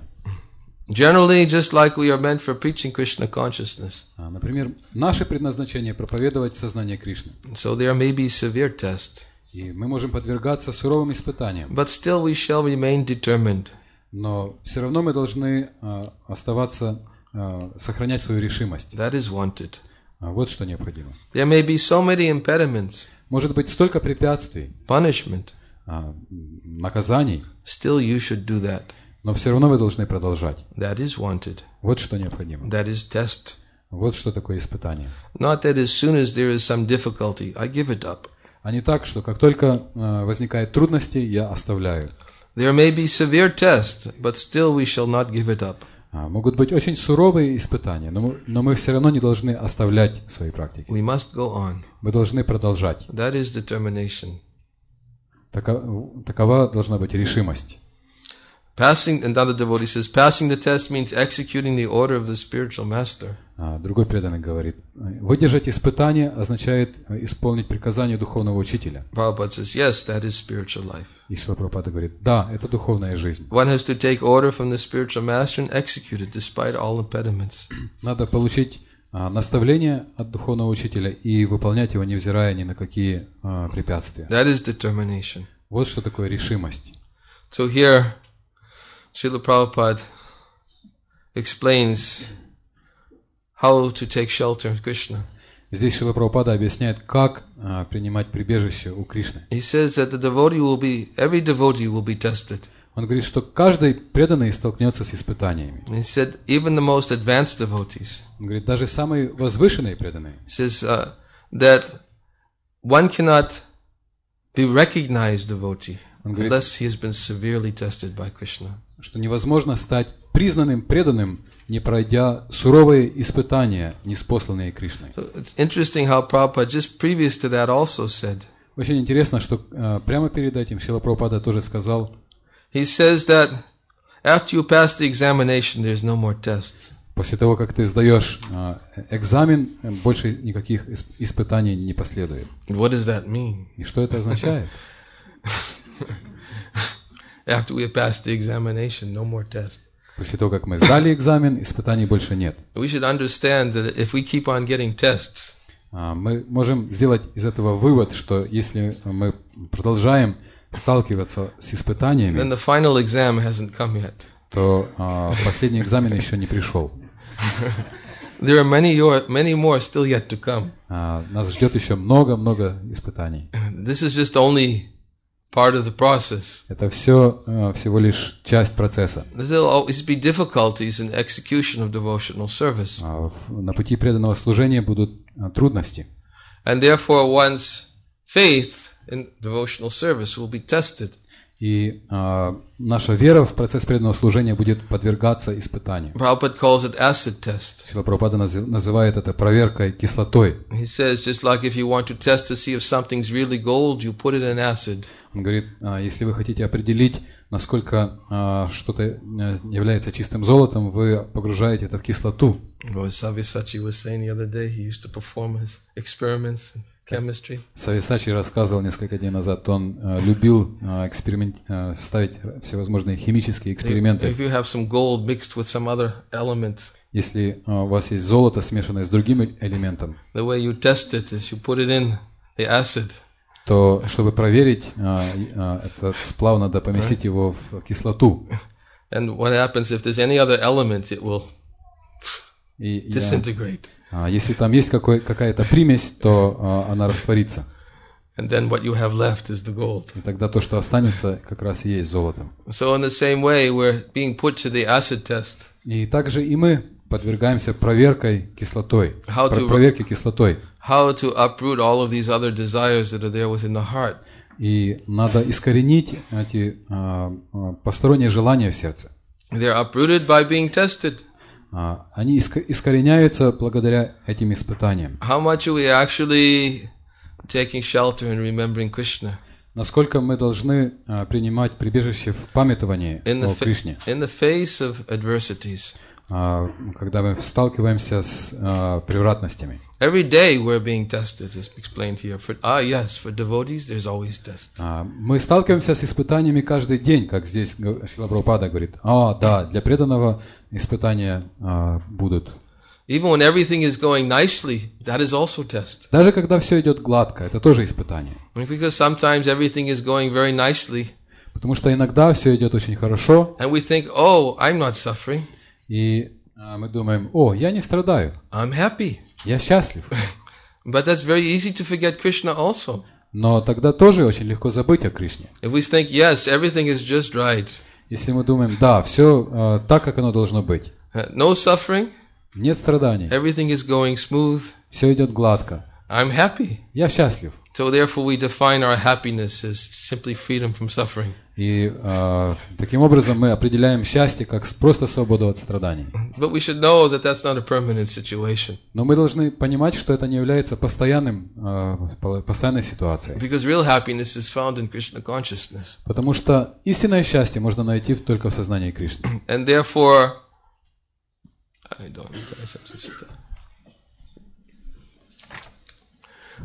if we define our happiness simply on the basis of that I'm not suffering, поэтому если мы определяем свое счастье просто на основании того, что я не страдаю, then what will happen?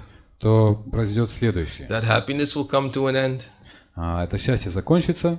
Just like Prahlad Maharaj explains, in the material world, every materialist is endeavoring for happiness and trying to avoid distress. Как Прахлада Махарадж объясняет, что в материальном мире все материалисты прилагают усилия для того, чтобы быть счастливыми и избежать страданий. And therefore he is acting accordingly. И действует в соответствии с этим. Everyone's trying to avoid distress. Все пытаются избежать страданий. But he says, actually, however, но на самом деле он говорит, as long as one endeavors for happiness, as soon as one begins his endeavors for happiness, как только человек старается стать счастливым, immediately his conditions for distress will begin. Сразу же тем самым он создает все предпосылки для того, чтобы страдать. So there's more to the goal in life than just simply avoiding distress. Поэтому есть более высокая цель в жизни, кроме этой цели, избежать страданий. There's a higher goal, and therefore we're being tested even in our happiness. Есть более высокая цель, и поэтому мы сталкиваемся с испытаниями, даже когда мы счастливы. That is also a test. Это тоже испытание. Are you going to simply be satisfied with your so-called happiness? Будешь ли ты просто удовлетворен своим так называемым счастьем? Yes, I'm comfortable now. Да, мне сейчас удобно. I'm healthy now. Я сейчас здоров. I have comfortable position now, stable, secure position. У меня удобное, постоянное, безопасное положение. No difficulties. Никаких трудностей. I'm happy. Я счастлив. Right? But actually, that's not the real definition of happiness. Но на самом деле это не является истинным определением счастья. If we enjoy that state of consciousness, если мы наслаждаемся подобным состоянием сознания, we are forgetting Krishna. Мы забываем о Кришне. Because Krishna consciousness is something more. Потому что сознание Кришны это что-то большее. The Krishna consciousness is that state when the devotee is always endeavoring to remember Krishna. Сознание Кришны это состояние, когда преданный всегда прилагает усилия для того, чтобы помнить о Кришне. He's always eager. Он всегда стремится помнить о нем. He's anxious. Его переполняет горячее желание. Just like we gave that example before, the devotee, where is как мы Чудо-саттва? Упоминали в начале, преданный всегда ищет, где Шуда-саттва. Where am I going to extract this Krishna consciousness next, so that I can fix my mind on Krishna? Где еще мне найти сознание Кришны, чтобы сосредоточить свое сознание на Кришне? Just like Prabhupada explains that the devotee must always be thinking of Krishna. Шрила Прабхупада объясняет, что преданный должен всегда думать о Кришне. Prabhupada says in that verse, Antakale chamameva smaran mukva kalevaram. В этом стихе Шрила Прабхупада объясняет Antakale chamameva. That whoever remembers me at the time of giving up this body immediately attains my nature. Каждый, кто в момент оставления тела помнит обо мне, достигает моей природы. What is this he described as this remembrance? Что здесь описывается как памятование о Кришне? He's always chanting Hare Krishna incessantly. Он говорит, что преданный постоянно повторяет Харе Кришна. In other words, he's always endeavoring to fix his mind on Krishna. Иными словами, он постоянно прилагает усилия, чтобы сосредоточить свой ум на Кришне. That is a devotee. Вот как действует преданный. A devotee who is always prepared and always endeavoring to fix his mind on Krishna, when put in the acid. Преданный, который всегда готов к этому, который всегда прилагает усилия, чтобы сосредоточить свой ум на Кришне. Когда он попадает в эту кислоту, what will come out? То что выйдет, что получится? Because the acid test will be there. Потому что эта проверка кислотой придет. The tests will come. Эти испытания придут. And when he's put in the severe test, which Prabhupada says is like the acid test. И когда преданный столкнется с суровыми испытаниями, которые Шрила Прабхупада сравнивает с проверкой кислотой. Prabhupada gave the example Bali Maharaj, Prahlad Maharaj, Narad Muni. В пример Шрила Прабхупада приводит Бали Махараджу, Прахлада Махараджу, Нараду Муни. They were severely tested. Они столкнулись с суровыми испытаниями. Bali Maharaj, such an example. Бали Махарадж, какой пример? He was insulted. Его оскорбили. He was cheated. Его обманули. And who cheated him? И кто его обманул? The Supreme Lord. Верховный Господь. The Lord himself cheated Bali. Сам Господь обманул Бали. When he asked him for 3 steps of land. Когда он попросил у него 3 шага земли. And the Lord knew perfectly well that he would take everything in 2. И при этом Господь прекрасно знал, что он отберет у Бали Махараджа все уже 2 шагами. If he knew he was going to take everything in 2, why did he ask for 3? И если он знал, что он отберет у Бали Махараджа все, что у того было просто 2 шагами, почему он попросил 3 шага? He cheated him. Он обманул Бали. But why did he cheat him in this way? Но зачем он обманул Бали таким образом? Bhagavatam explains he cheated him in this way because he wanted to show, this is my devotee who always thinks of me. Бхагаватам объясняет, что Господь обманул Бали Махараджа для того, чтобы всем показать, вот какой мой преданный, который постоянно думает обо мне. He wanted to show this example to everyone to see. Он хотел показать этот пример, чтобы все могли увидеть. This is what my devotee does, even when I cheat him. Вот как поступает мой преданный, даже когда я обманываю его. So that others can see by that example. Чтобы другие смогли увидеть этот пример. Just like the other day we were also giving the example. Как тоже несколько дней назад мы приводили еще один пример. We're giving the example of Krishna's dealings with the gopis. Это пример того, как Кришна поступает с гопи.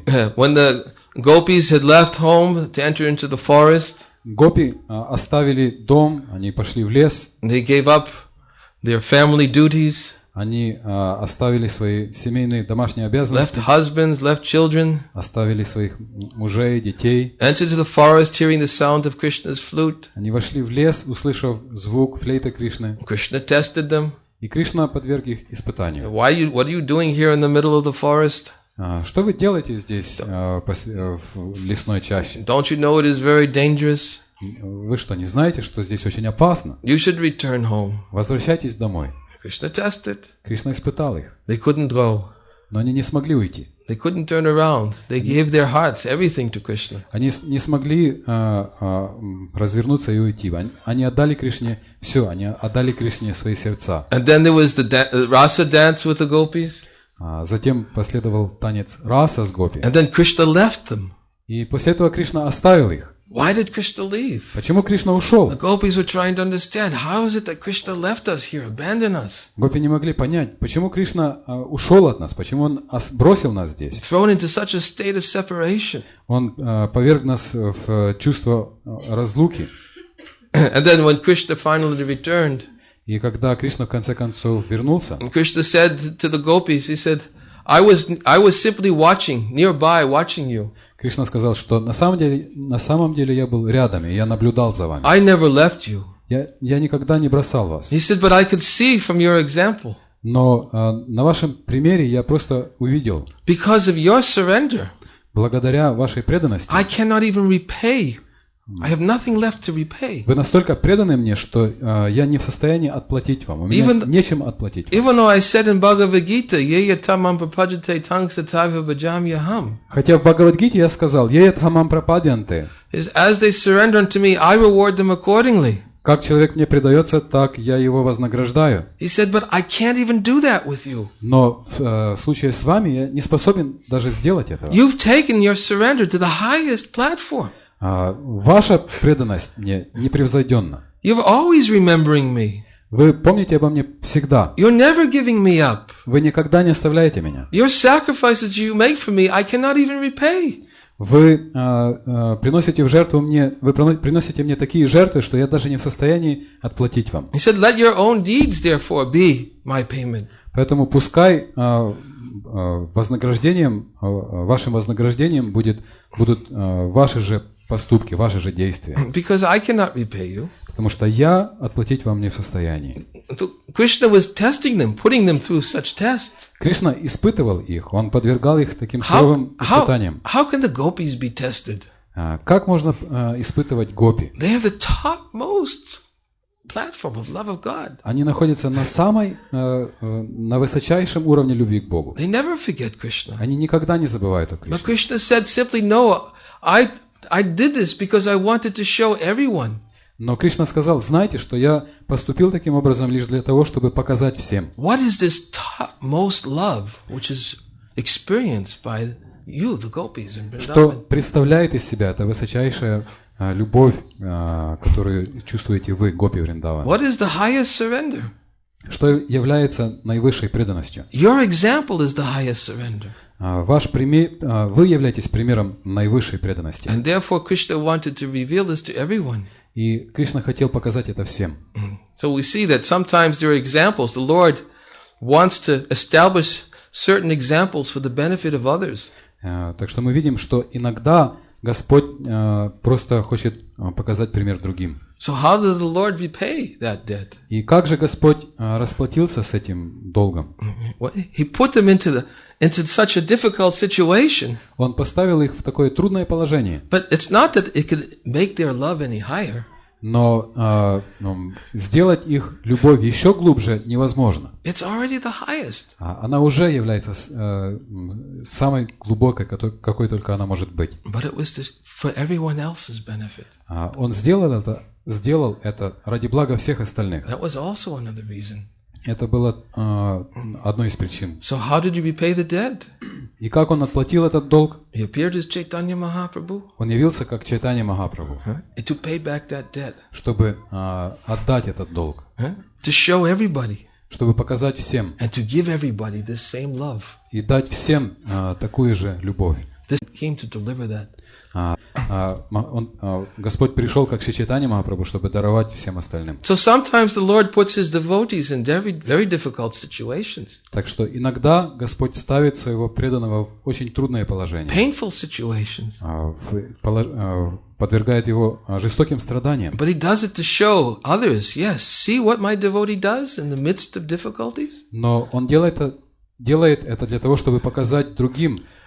Посмотрите, как поступает мой преданный в трудных ситуациях. My devotees are always thinking of me. Мой преданный всегда думает обо They're мне. always remembering me. Они всегда помнят обо мне. Always fixing their mind upon me. Их ум всегда сосредоточен на мне.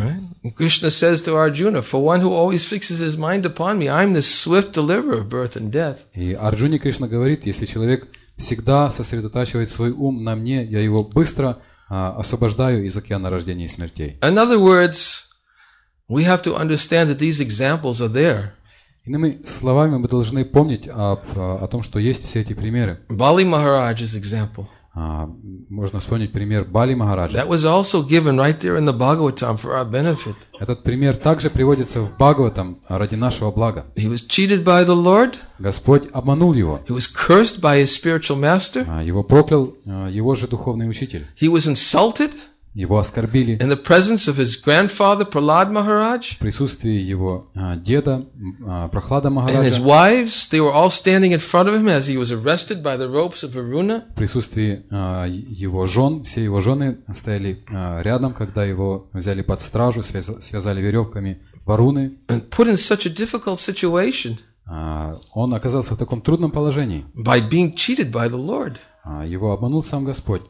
But the Lord gave him the intelligence. Но при этом Господь дал ему разум. Even though the Lord asked for 3 steps. Хотя Господь попросил 3 шага земли. And all Bali Maharaj could give was 2. А Бали Махарадж мог дать только 2. Bali Maharaj realized that the one who possesses wealth, that the possessor is greater than the possessions. Бали Махарадж подумал, что тот, кто владеет чем-то, является более великим, чем то, чем он владеет. So the Lord took everything away from Bali. И Господь все забрал у Бали. But then Bali still had one thing left to offer. Но у Бали осталось еще кое-что, что он мог предложить. His head. У него осталась его голова. Please take myself. Он сказал, пожалуйста, возьми меня самого. Bali Maharaj was the example of Atma-Nivedana, surrendering everything. Бали Махарадж является примером Атма-Ниведаны, когда преданный все отдает Господу. Prahlad Maharaj, he's also Mahajan. Прахлад Махарадж, еще один Махаджан. He's the example of always remembering the Lord. Он пример постоянного памятования о Господе. Right? These different Mahajans, they teach by their example. Все эти Махаджаны учат своим примером. And Prabhupada oftentimes would quote that verse, Mahajano yena kata sapanta. Шрила Прабхупада часто цитировал этот стих Mahajano yena kata sapanta. That one should accept whatever path the Mahajans leave behind for us to follow. Надо принять путь, который оставили за собой Махаджаны. The Mahajans leave behind this path of being fixed in remembrance of the Lord under all circumstances. Махаджаны указывают нам путь постоянного памятования о Господе. Therefore, in this verse that we're reading about Queen Kunti, поэтому в этом стихе, который мы прочитали сегодня, который произнесла царица Кунти, Queen Kunti, she's praying, let calamities happen again and again. Здесь царица Кунти молится о том, чтобы эти бедствия приходили снова и снова. So that we can see you again and again. Потому что благодаря этим бедствиям мы сможем видеть тебя снова и снова. For seeing you means we'll no longer see repeated births and deaths in this world. А видеть тебя означает не видеть больше повторяющихся рождений и смертей в этом мире. This is the example given by Kunti Devi. Это пример, который дает Кунти Деви. Now, there's another interesting point which we read in this conversation with Srila Prabhupada. Но в этой беседе с Шрилой Прабхупадой, которую мы только что прочитали, есть еще один интересный момент. The devotee asks, does this test depend on one's faith in Krishna? Зависит ли успешное прохождение испытаний от веры в Кришну? Because now the devotee, everybody's heard, everyone's going to be tested. Потому что теперь все уже услышали, что с испытаниями придется столкнуться каждому. And not only that, but everyone's going to get a very severe test. Более того, каждому придется столкнуться с очень суровыми испытаниями. And when the severe test comes and you've passed it, и когда приходят суровые испытания, и вы проходите их, выдерживаете их, that's the last test. То самое суровое является последним испытанием. So everybody's trying to understand, well, what do you need to pass this test? И сейчас все думают, что же нужно для того, чтобы преодолеть, чтобы пройти эти испытания. How to be prepared for it? Как подготовиться к этим испытаниям? What do we have to do to actually be prepared for when this test comes? Что делать, чтобы быть готовым к этому испытанию, когда оно придет? What's the best way to prepare? Как подготовиться лучше всего? It's very natural to think that way when you're with Prabhupada on a walk and you're having this conversation. Это очень естественно. Эти мысли естественно возникали у всех, кто был с Шрилой Прабхупадой на этой утренней прогулке. Because when you imagine hearing severe test. Представьте себе, что вы слышите, что вам придется столкнуться с суровыми испытаниями. I remember when I listened to this morning walk conversation. Я помню, как я слушал эту утреннюю прогулку. Gulp. I can't imitate it. You can't imitate it. I just took a gulp, like when you're doing. Я просто проглотил, у меня сжалось горло, и я просто проглотил лишний глоток воздуха. You mean a severe test? Что вы хотите сказать, что придется столкнуться с суровыми испытаниями? Before I can even be recognized as a devotee, I have to get a severe test. Прежде чем я стану признанным преданным, мне придется пройти суровые испытания. So I remember my thoughts when I first heard this. Я помню, какие мысли пришли мне в голову, когда я услышал это. I can just imagine the thoughts of the devotees when they were having this conversation with Prabhupada. И поэтому я могу представить, что думали преданные, когда они говорили об этом с Шрилой Прабхупадой. Because test means pain. Потому что испытание означает страдание. It means suffering. Это означает испытывать неприятные ощущения. And usually we're not so eager for these things. Обычно мы не очень стремимся испытывать такие As we explained ощущения. before, usually these are the things that we're always trying to avoid. Как мы уже говорили, обычно мы пытаемся таких вещей избежать. Well, I don't know if I'm ready for that now. Я не уверен, готов ли я к этому в данный момент. So it was natural for them to ask the question, well, what does it mean, Prabhupada? Поэтому совершенно естественно, что у них возник вопрос, что это означает, Шрила Прабхупада? What does it mean to be tested like this? Что означает подвергнуться таким испытаниям? How do we prepare ourselves so we're ready for it? И как подготовиться, чтобы быть готовым к таким испытаниям? And Prabhupada says faith means that you are meant for giving some service to Krishna. И Шрила Прабхупада говорит, что необходимо обладать верой, и обладать верой означает понимать, что мы предназначены для того, чтобы служить Кришне. You should stick to that service. И мы должны держаться за это In служение. spite of all impediments, that is passing of test. Невзирая ни на какие препятствия. Вот что означает выдержать испытание. In other words, devotee must have determination. Иными словами, преданные должны обладать решимостью. What is that verse? Vyavasayatmaka buddhi ekeha kurunandana. Как говорится в этом стихе. Those who are on this path are resolute in purpose and their aim is one. Те, кто стоят на этом пути, и чья цель одна, и чья решимость непоколебима. And there's that other verse, in the minds of those who are too much attached to sense enjoyment and material opulence, who are bewildered by such things. И затем следует другой стих, что если человек слишком привязан к материальным наслаждениям и к материальной роскоши, и ум их многоветвист. The resolute determination for devotional service will not take place. И у них никогда не разовьется решительное желание посвятить себя преданному служению. In other words, for those who are too much attached, Иными словами, если человек слишком привязан, they lack that determination.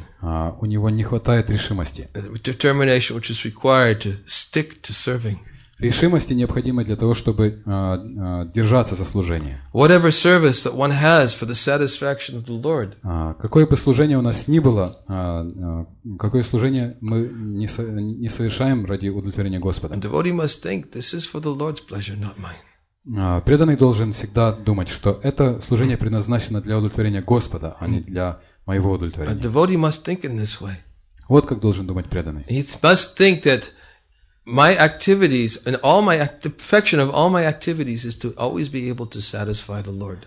Преданный должен думать, что совершенство всей моей деятельности – это всегда быть способным доставлять удовольствие Господу. Prabhupada, in one lecture I was listening to the other day, в одной лекции, которую я слушал на днях, Шрила Прабхупада говорит, Prabhupada was saying that sometimes we may do something trying to please the Lord. Иногда мы пытаемся сделать что-то для удовлетворения Господа. He said, but actually we have to be able in this consciousness all the time. Но на самом деле мы должны оставаться в таком сознании все время. He said, this type of devotional service rendered to Krishna will please Krishna. И такое преданное служение принесет Кришне удовольствие. He said, that's what gives Krishna the greatest pleasure. Вот что доставляет Кришне наибольшее удовольствие. That is the characteristic of the devotional service rendered by the topmost devotees. Это признак преданного служения, которое совершают наивысшие преданные Кришне. The devotee is ready to make all kinds of sacrifices to please the Lord. Преданный готов на любые жертвы, жертвоприношения ради удовлетворения Господа. And therefore Prabhupada is saying there may be so many impediments. И поэтому Шрила Прабхупада говорит, что может быть множество препятствий. But the passing of the test means that his devotee is determined to serve despite impediments. Но выдержать испытание означает, что преданный все равно готов совершать служение, невзирая ни на какие препятствия. How can a devotee continue to serve despite impediments? Как преданный может продолжать служить, невзирая на препятствия? When his mind finds shelter in Krishna consciousness. В уме он принимает прибежище в сознании Кришны. And when one is actually fixed in remembrance of the Lord under all circumstances. Преданный сосредоточен на памятовании о Господе при любых обстоятельствах. Just like there's that verse about Parikshit Maharaj. Как в этом стихе о Парикшите Махараджи. Тираскрата випалабдак шаптакшиттаха тахапи насьятат пратикурванти тадбхактакавайопихи. The devotees of the Lord are so forbearing. Преданные Господа настолько терпеливы, that even if they are cheated, что даже если их обманывают, cursed, проклинают, neglected, пренебрегают ими, disturbed, беспокоят, insulted, оскорбляют их, or even killed, или даже убивают, they are never inclined to avenge themselves. Они никогда не склонны мстить за себя. Parikshit Maharaj was so fixed Парикшит Махарадж был настолько утвержден that even though when he heard he was cursed to die in 7 days, в сознании Кришны, что даже когда услышал, что его прокляли, и он должен умереть через 7 дней, he was undisturbed. Это его не обеспокоило. He just simply wanted to serve in the best way.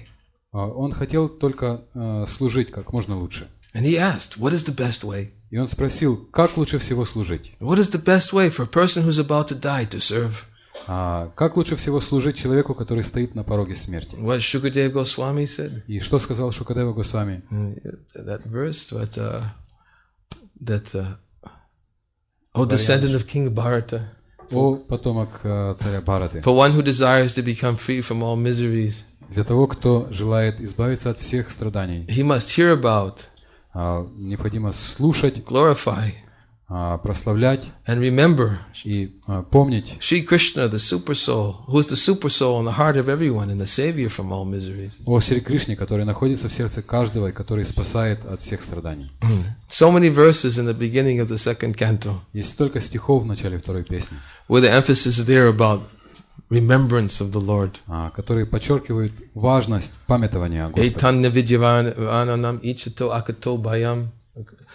Krishna, Shukadeva Goswami said that constant chanting of the holy name of the Lord is the doubtless and fearless way of success for everyone.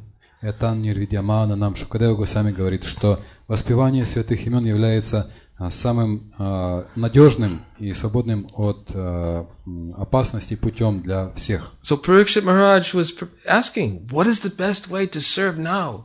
И Парикшит Махарадж спросил, как лучше всего служить в такое время. In any circumstance, a devotee can render service to the Lord. При любых обстоятельствах преданный может служить Господу. He didn't try to counteract the curse. Он не попытался противодействовать проклятию. He was fixed. Он остался непоколебим. Undisturbed. Он остался невозмутим. And therefore, all he wanted to do is he wanted to know how to best serve. Единственное, что он хотел узнать, это как лучше всего служить. Therefore, he heard Bhagavatam. И поэтому он стал слушать Бхагават. That was his service. В этом заключалось его служение. Prahlad Maharaj by remembrance. Прахлад Махарадж служил, памятуя о Господе. Parikshit Maharaj by hearing. Парикшит Махарадж слушал о Господе. Shukadeva Goswami by speaking. Шукадева Госвами поведал Бхагаватам. They're all showing by example. Все они показывают своим примером. What should one do? What is the ultimate goal of everything that one does? Что нужно делать? Что должно быть целью всей нашей деятельности? Somehow or other, one has to fix his mind on Krishna. Так или иначе, необходимо сосредоточить ум на Кришне. Therefore, a devotee has to be very, very eager. И поэтому преданный должен обладать горячим желанием for Krishna consciousness. Развивать сознание Кришны. He has to seek out the association of devotees that help him to remember Krishna. Он должен искать общество преданных, которые помогают ему помнить о Кришне. Shouldn't simply wait. Он не должен просто сидеть и ждать. He should seek it out. Он должен искать. Because there's something very important that one has to accomplish in this life. Потому что это очень важное задание, которое мы должны выполнить в своей жизни. We've got this one life. Мы получили эту одну жизнь. Very valuable gift and a rare chance. Очень ценный дар, очень редкий шанс. And one thing Parthasarathi Prabhu and I were talking about in Kiev. Это еще одна вещь, о которой мы разговаривали вместе с Партасараthi Прабhu в Киеве. It's passing very quickly. Это то, что эта жизнь пролетает очень быстро. Very quickly it's coming. Очень быстро проходит. It seems to get faster and faster. И кажется, что время летит все быстрее и быстрее. And what's going to happen? И что же произойдет, if we haven't used it to its full potential? Если мы не использовали все возможности, которые она предоставляет? We have such a valuable opportunity.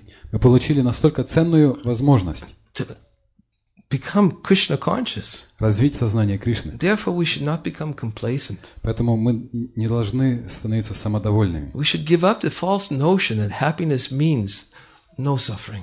Мы должны отказаться от заблуждения, от неправильного представления о том, что счастье – это свобода от страданий. We can never be happy, really, truly happy in that state of mind. Если у нас остается такое умонастроение, мы никогда не сможем по-настоящему стать счастливыми. A devotee is always eager to fix his mind on the Lord. Преданный всегда стремится сосредоточить свой ум на Господе. And therefore, every day he's being tested. И поэтому каждый день он подвергается испытаниям. Every day he's been given another opportunity. All right, what are you doing today? Каждый день он получает новую возможность. Ну хорошо, посмотрим, что ты будешь делать сегодня. Have you remembered Krishna today? Ты сегодня помнил о Кришне? Have you remembered that you don't belong to this material world? Ты сегодня помнил о том, что ты не из этого материального мира? Have you actually remembered that there is a transcendental abode? Ты сегодня помнил, что существует на самом деле трансцендентная обитель, of which we are meant to be eternally where we're meant to be eternally residing? И наше предназначение быть ее вечными жителями. Where each and every one of us has an eternal service. И что там у каждого из нас есть вечное служение, which is most satisfying to the Lord. Которое доставляет Господу самое большое удовольствие. The Lord is most pleased by this service. Такое служение доставляет Господу самое большое удовольствие. If we really want to please somebody, we should do what is most pleasing to them. Если мы хотим удовлетворить кого-то, мы должны делать то, что доставляет этой личности самое больше всего радости. And Krishna is most pleased by the spontaneous devotional service rendered to him by his devotees. А Кришне больше всего радости доставляет спонтанное преданное служение его преданных. Krishna is most pleased when his mother chastises him. Больше всего Кришну радует, когда мать его ругает, or his friends treat him as equals, или когда друзья относятся к нему как к равному, or the gopis also speak to him in harsh words, или когда гопи говорят с ним, говорят ему резкие слова. He's most pleased by this service. Это служение больше всего доставляет ему удовольствие. This is the place. И это как раз и есть то This is место. why Lord Chaitanya came to this world. Именно поэтому Господь Чайтанья пришел в этот мир. To show this devotion. Показать нам такую преданность. This is the devotion which we should actually be aspiring for. Вот преданность, которую мы должны стремиться развить. How to get there? И как подняться на этот уровень? How to remember Krishna always? Как помнить о Кришне постоянно? Well, that opportunity is being given to us every day. Эту возможность мы получаем каждый день. And if we take advantage and use the opportunity to remember the Lord, И если мы воспользуемся этой возможностью и будем помнить о Господе, then we'll be able to be unshakable in the face of any difficulties. Тогда мы сможем остаться непоколебимыми, встретившись с любыми препятствиями и трудностями. Krishna describes also this in the Bhagavad-Gita. Кришна тоже объясняет это в Бхагавад-Гите. The one who is not disturbed in either happiness or distress. Тот, кто остается невозмутим как в счастье, так и в страдании. And is freed from, what is it? Stita bhaya? Fear, attachment, fear and anger. И кто свободен от привязанности, страха и гнева. He is known as a sage of steady mind. Его можно назвать мудрецом с невозмутимым, с непоколебимым. Not disturbed by any upheavals. Его не беспокоит никакие превратности. Neither by happiness nor distress. Его не беспокоит ни счастье, ни страдания. He doesn't become disturbed by either of these things. Ни то, ни другое не выводит его из себя. And becomes fixed in mind. Его ум непоколебим. He is stitadi muni. Он является ститадир муни. Fixed on the Lord. Он сосредоточен на Господе. So Queen Kunti is showing this example in this verse. Царица Кунти показывает нам пример в этом стихе. And she's praying in this way. I wish that all those calamities would happen again and again. И возносит эту молитву. Я желаю, чтобы эти бедствия приходили снова и снова. So that we could see you again and again. Чтобы снова и снова мы видели тебя. For seeing you means that we will no longer see repeated births and deaths. Потому что видеть тебя означает, что мы больше не увидим повторяющихся рождений и смертей. Some questions? Есть ли вопросы? Угу. Я жду.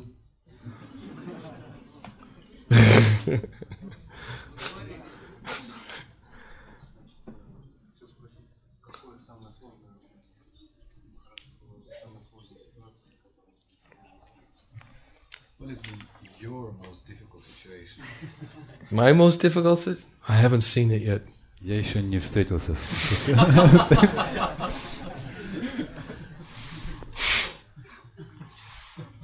Вопрос был в том, какое у Махараджа было самое трудное положение. Махарадж сказал, что он еще не встретился с самым трудным. Сиданта.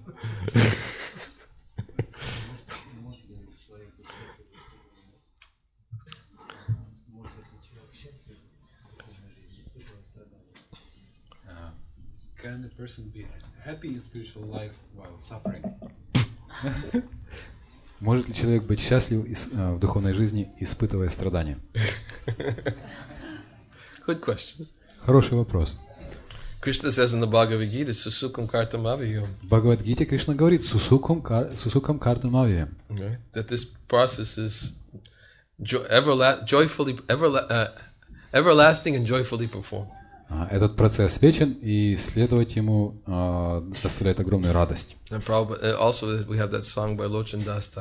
Также у нас есть эта песня Лочаны Даса Такур. Парама Каруна Пахудуи Джана Нитай Гора Чандра Саба Авата Саросиромани Кевала Анандаканда. Кевала Анандаканда. That most merciful Lord Chaitanya and Lord Nityananda have given a very joyful process for self-realization. Милостивый Господь Чайтанья и Нитянанда даровали нам самый радостный процесс самоосознания. So certainly one can experience happiness while suffering. Безусловно, даже страдая, можно испытывать счастье. How can a devotee be happy? И как преданный может испытывать счастье? Because when he sees his suffering in connection to the Lord, потому что он видит, что его страдания, видит связь своих страданий с Господом. He's joyful.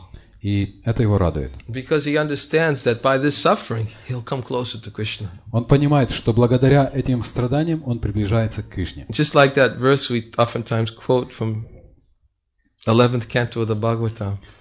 Как говорит этот стих из 11-й песни Бхагаватам, который мы часто цитируем. Krishna is speaking to Uddhava. Кришна обращается к Удаве.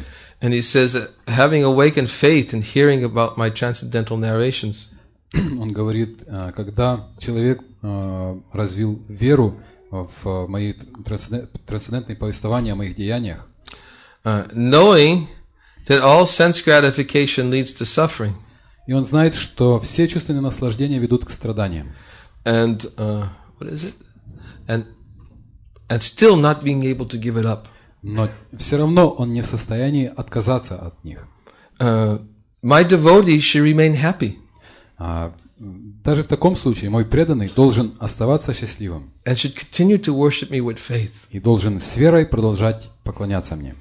Because my devotee knows, потому что мой преданный знает, that even though sense gratification leads to suffering, что несмотря на то, что чувственные наслаждения ведут к страданиям, because my devotee, even though he knows sense gratification leads to suffering, извините, даже хотя мой преданный знает, что чувственные наслаждения ведут к страданиям, he will sincerely repent for that sense gratification. Он искренне раскаивается в этих чувственных наслаждениях. So Krishna is telling Uddhava the symptoms of a devotee. Кришна объясняет Уддхаве признаки преданного. That a devotee knows that to engage in sense gratification, it's going to mean suffering. Преданный понимает, что искать чувственных наслаждений это означает неизбежно прийти к страданиям. And he sees that it's difficult for him to give it up. Но он видит, что ему трудно отказаться от чувственных наслаждений. That means he knows he's going to suffer. А это означает, что преданный знает, что ему не избежать страданий. But still, Krishna says you should remain happy. Но невзирая на это, Кришна говорит, что преданный должен оставаться счастливым. How can you remain happy if you know you're going to suffer? Как оставаться счастливым, если вы знаете, что вам придется страдать? How can you be happy knowing that suffering is if it's not there right now, it's coming? Как вы можете быть счастливым, если вы знаете, что даже если я не страдаю в данный момент, то страдание сейчас придет? And Krishna says, because you have awakened faith in my words. Кришна говорит, что преданный может оставаться счастливым, потому что он развил веру в мои слова. Because of that faith in my words and my pastimes. И благодаря этой вере в мои слова, в мои игры, you can be happy about your suffering. Ты можешь быть счастливым и с радостью принимать свои страдания. Because of that faith, you'll never give up the lotus feet of Krishna. Благодаря этой вере ты никогда не оставишь лотосные стопы Кришны. And that suffering will simply bring you closer and closer to Krishna. И эти страдания будут только приближать все ближе и ближе к Кришне. That's real happiness. Это настоящее счастье. Knowing that you're coming closer and closer to Krishna. Осознание того, что вы приближаетесь к Кришне все ближе и ближе. Not the false happiness of this material world. А не ложное счастье материального мира. How can one actually be happy? Как можно найти счастье, unless he has that faith? Если нет такой веры? He has to have that faith. Необходимо обладать такой верой. Therefore, Krishna says two things. Поэтому Кришна говорит две вещи. Be happy. Будь счастлив. And continue to worship me with faith. И продолжай с верой поклоняться мне. Right? Both of these things must be there. Должно быть и то, и другое. Then he sees his suffering. Тогда преданный видит свое страдание, bringing him closer to Krishna. Как то, что приближает его к Кришне. And he's happy about that. И это радует его, он счастлив. He's happy about the opportunity to come closer to Krishna. Он счастлив в возможности приблизиться к Кришне. He's happy to have the opportunity to be recognized by Krishna. Он счастлив тому, что Кришна признает его. Prabhupada says to become recognized devotee. Шрила Прабхупада говорит, чтобы стать признанным преданным.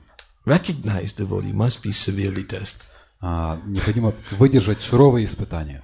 So therefore we have to look for the opportunity to be recognized. И мы должны искать этой возможности, чтобы Кришна признал нас. And therefore, if this suffering is bringing me closer to Krishna, поэтому если эти страдания приближают меня к Кришне, then I'm happy for the opportunity to become brought closer to Krishna. То я счастлив этой возможности приблизиться к нему. But if by this suffering, но если эти страдания I take shelter in sense gratification, толкают меня искать прибежище в чувственных наслаждениях, how can I really be happy? То как я могу быть счастливым? I'll think that in illusion that this is nice. Я буду находиться в иллюзии и думать, что это хорошо. Oh yes, I'm happy. Да, я счастлив. I've forgotten about my suffering. Я забыл о своих страданиях. As long as I have the sense gratification, Пока у меня есть какие-то чувственные I don't have to наслаждения, think about the suffering. мне не надо думать о страданиях. And I'm happy. Я счастлив.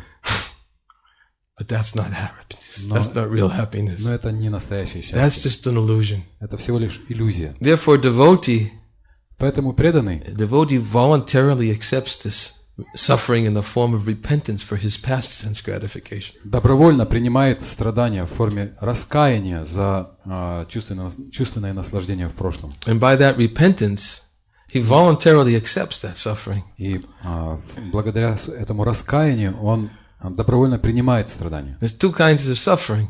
Есть два вида страданий. One, forced suffering. Это страдание по принуждению. Another is voluntary. А другой вид – это добровольное страдание. Forced suffering is always suffering. Вынужденное страдание – это страдание от начала и до конца. Right? It just leads to more suffering. Оно ведет только к еще большим страданиям. Because materialist person always tries to counteract his suffering by sense gratification. Материалист всегда пытается избавиться от страданий при помощи чувственных наслаждений. But another type of suffering is voluntary. Но другой вид страданий – это добровольные страдания. Let me voluntarily accept some suffering. Я добровольно принимаю какие-то страдания. For the pleasure of the Lord. Для того, чтобы доставить удовольствие Господу. Krishna says, all you do, all that you eat, offer and give away as austerities you perform, do it for me. Кришна говорит, все, что ты делаешь, все, что ты ешь и отдаешь, все аскезы, которые ты совершаешь, делай это как подношение мне. Lord Rishabdev told his sons, Господь Ришабадева сказал своим сыновьям, Tapodivyan putra kayena sattvam sudyadhyasam brahmasakam tvanantam. Just accept the austerities and penances to achieve the divine position of devotional service. Принимайте аскезы и покаяние для того, чтобы достичь божественного положения преданного служения. By such activities, the heart becomes purified. Благодаря такой деятельности сердце очищается. So we voluntarily accept this suffering.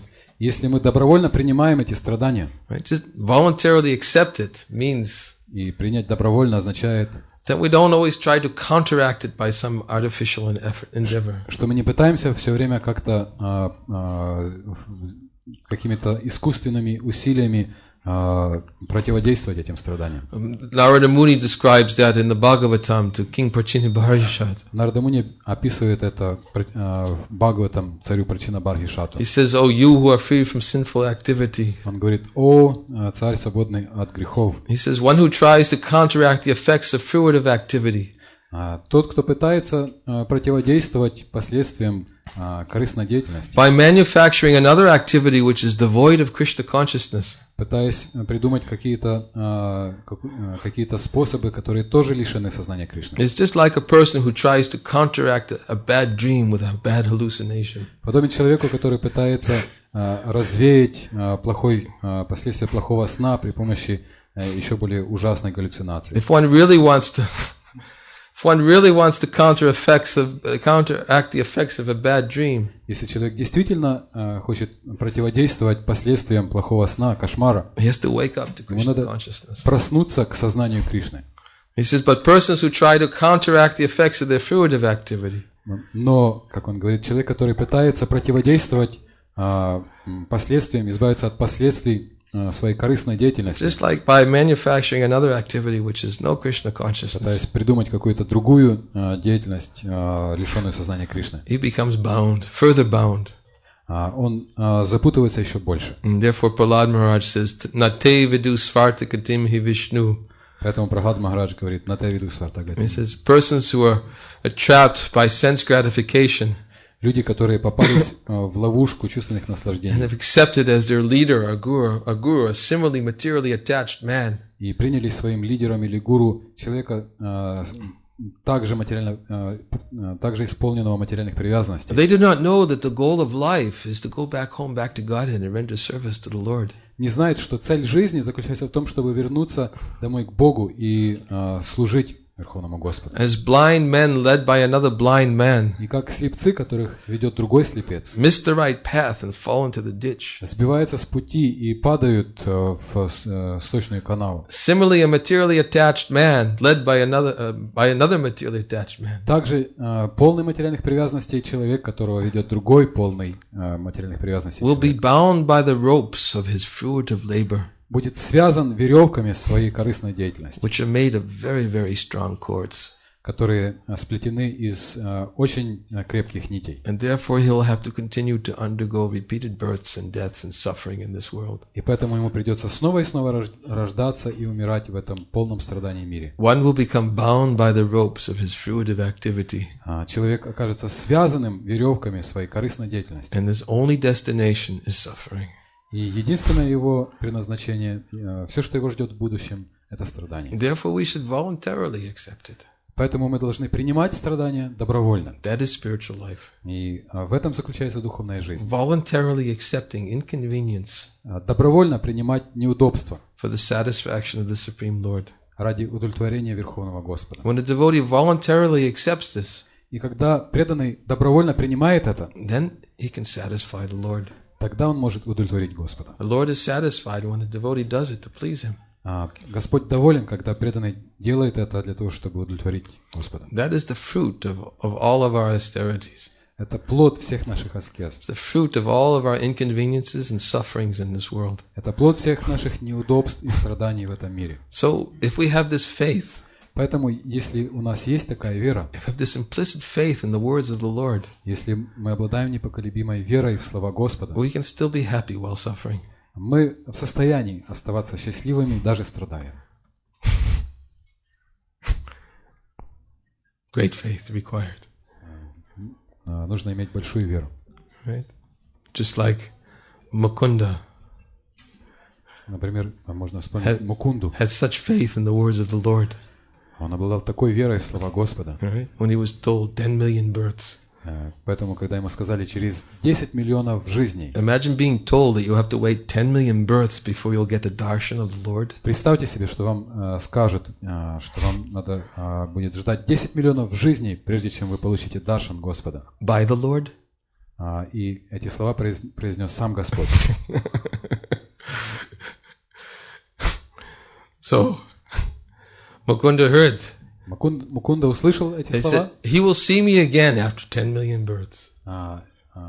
Господь сказал ему, он увидит меня через 10 миллионов жизней. So all he could think is, well, the Lord said, I'll see him again. И все, что осталось в уме у Мукунды, Господь сказал, что я его увижу. He was so happy. Он был очень счастлив. So happy because he said that I will see him again. Он был так счастлив, потому что Господь сказал, я увижу его снова, и он затанцевал от экстаза. If we heard 10 million births, если бы мы услышали 10 миллионов жизней,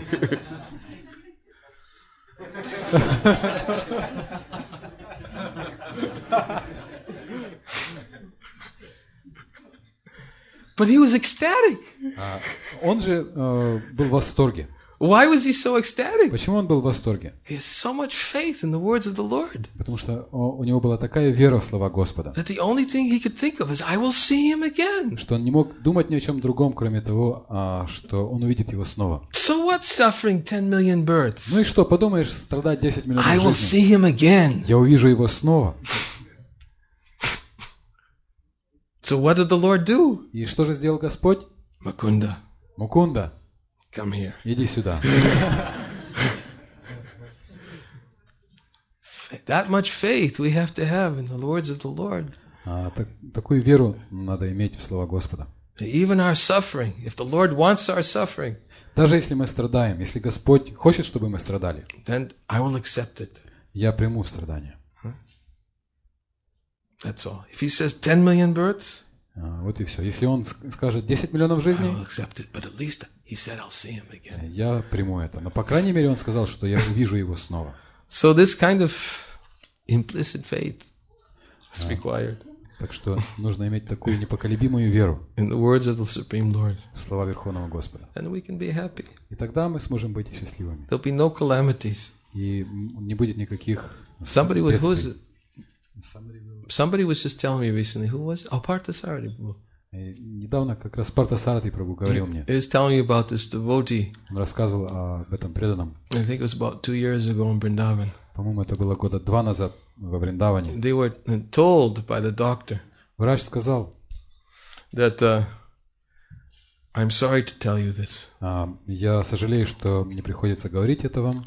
But you won't live more than 6 months. Но вы проживете не больше, чем полгода. And the devotee just said to the doctor. И преданный сказал врачу. Really? Действительно? And they just completely accepted it right on the spot. И сразу же принял. Other devotees were there.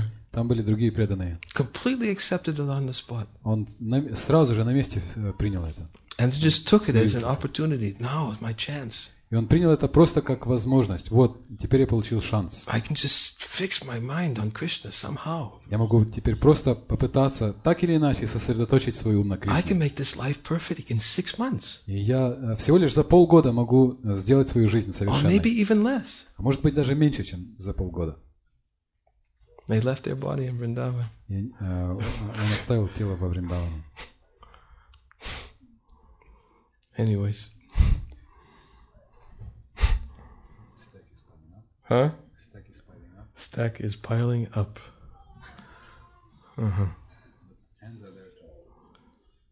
Okay. Еще один вопрос. Go ahead.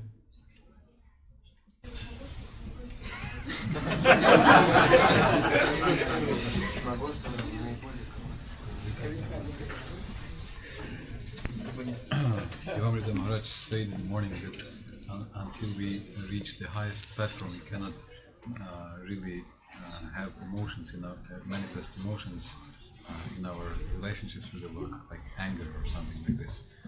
We should always think ourselves to be a servant to our spiritual master. But Madhav Maharaj recently said that we should always meditate on the most attractive features of the Lord, which captivate our heart the most. So this looks like developing an emotion towards the Lord. So how to corroborate these two statements? No emotions and emotions. The point is that I wasn't here. I didn't hear what Devamrita Maharaj said. Меня здесь не было, я не слышал, что именно сказал Девамрита Махарадж. But my assumption that Devamrita Maharaj was speaking from Rupa Goswami. Но я предполагаю, что Девамрита Махарадж основал свои слова на утверждении Рупы Госвами. Where he describes that on the platform of Bhava Bhakti, one's devotional service, который говорит, что на уровне Бхава Бхакти one's devotional service is simply governed by one's emotions. Преданное служение основывается на эмоциях преданного. That's Bhava Bhakti. Вот что является собой Bhava Bhakti. And we should not try to imitate. И мы не должны пытаться имитировать anger, гнев, or anger towards the Lord, like the gopis when they have their man. Гнев на Господа, который проявляет гопи, когда они впадают в свой ман. Они начинают ругать Кришну. Or the other types of genuine spiritual emotions which are on the platform of love of God. Или же другие настоящие эмоции, которые проявляют преданные на уровне любви к Господу. We should never imitate and we should never project ourselves into a direct relationship with Krishna in this way. Мы никогда не должны имитировать эти эмоции, мы никогда не должны переносить себя мысленно в прямые непосредственные отношения с Господом. One who projects himself in this type of direct relationship with Krishna, если человек мысленно переносит себя в эти отношения напрямую с Кришной, is called sahaja. Такого человека называют сахаджей. And Krishna will never accept that service of anger towards him. И Кришна никогда не примет это служение в форме гнева на него. Only those who are actually on the platform of spontaneous love will Krishna accept that type of anger. Только у тех, кто действительно находится на уровне спонтанной любви, Кришна примет это служение в форме гнева. And Krishna will reciprocate also. И Кришна также ответит на это служение. How does he reciprocate? И как он отвечает? He becomes afraid. Он пугается. That's how he reciprocates with that type of love. Вот как он отвечает на такие проявления любви. Right? He becomes completely controlled by the love. Он полностью покоряется любви. And because he's controlled by that love, и поскольку он подчиняет себя любви, when there's anger, когда проявляется гнев, or fear, or lamentation, or any of these types of сожаление, all kinds of emotions that are there on the spiritual platform. Самые разные эмоции на духовном уровне. Therefore, he becomes controlled by that love of his devotee. Он подчиняет себя любви преданного. But if there's no love, но если нет любви, and we try to serve Krishna in this way, и мы пытаемся служить Кришне таким образом, the Krishna will not accept. То Кришна не примет этого. He won't accept that service. Он не примет этого служения. Shruti, Smriti, Puranadi, Pancharatra, Pradimana, that devotional service which is not rendered according to the Shrutis and Smritis and Pancharatra is considered to be a disturbance. Шрути, Смрити, Пуранади, преданное служение, которое не основывается на предписаниях Шрути, Смрити и Панчаратры, является просто беспокойством, источником беспокойства. In fact, we were just reading the other day, wasn't it, when that lecture we were reading from Prabhupada? Мы читали на днях эту лекцию Шрилы Прабхупады. Prabhupada was saying that we should strive to render this type of spontaneous devotional service. Шрила Прабхупада говорит, что мы должны стремиться совершать такое спонтанное преданное служение во Вриндаване. And then he said it is required. Он говорит, это необходимо делать. He said, but но, говорит он, until one comes to that platform, пока человек не поднялся на этот уровень, he must very strictly and obediently render devotional service according to rules and regulations. Он должен выполнять свое служение очень строго, в строгом соответствии с предписаниями, со всеми правилами и предписаниями и с полным послушанием. And on that platform of strictly regulating that service on that platform, gradually his heart becomes purified and he awakens an attraction. И когда он совершает преданное служение в таком настроении, его сердце быстро очищается.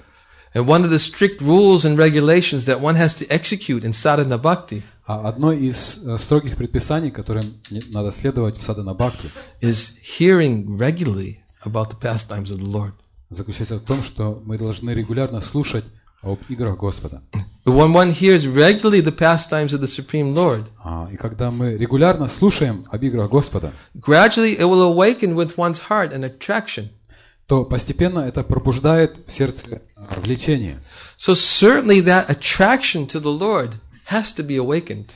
Безусловно, необходимо пробудить в сердце это влечение к Господу. And it must be talked about. И об этом надо говорить. Because it's something that is required. Потому что это то, что необходимо иметь.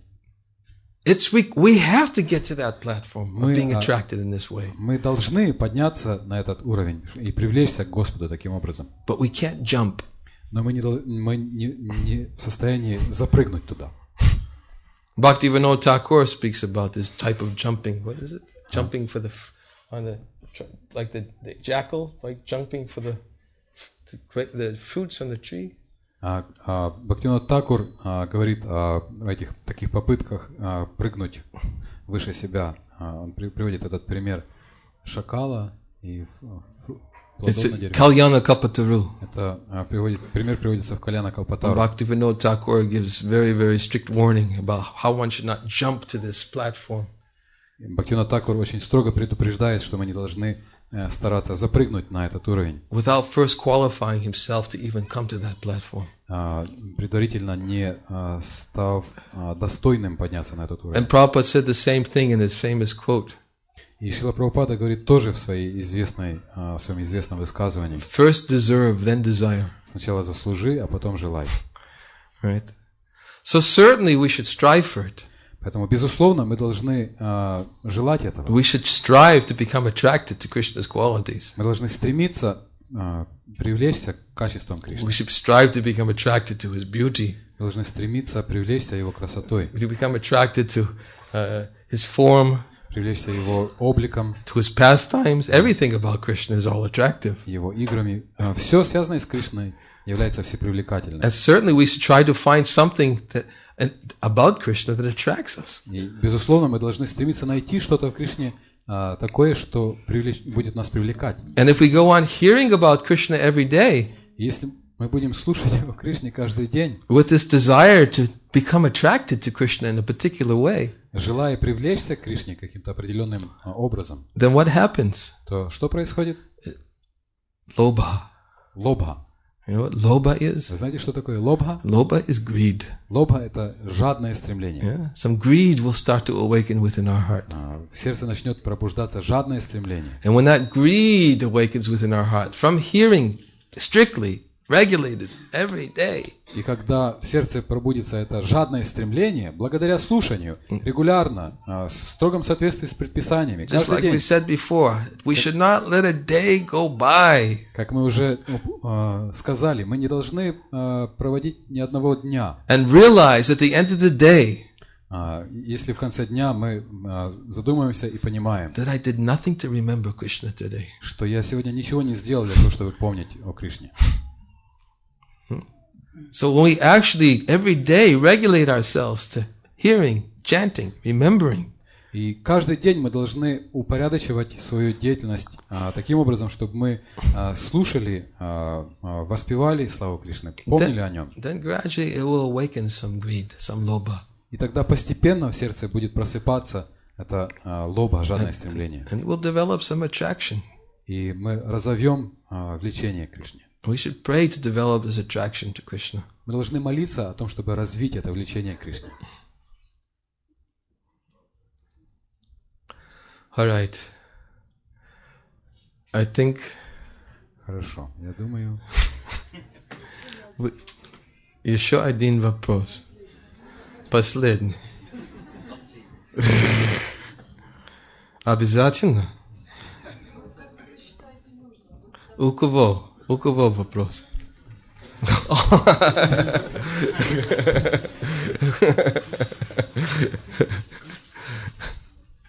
Еще один. Here's a... Go ahead. Huh?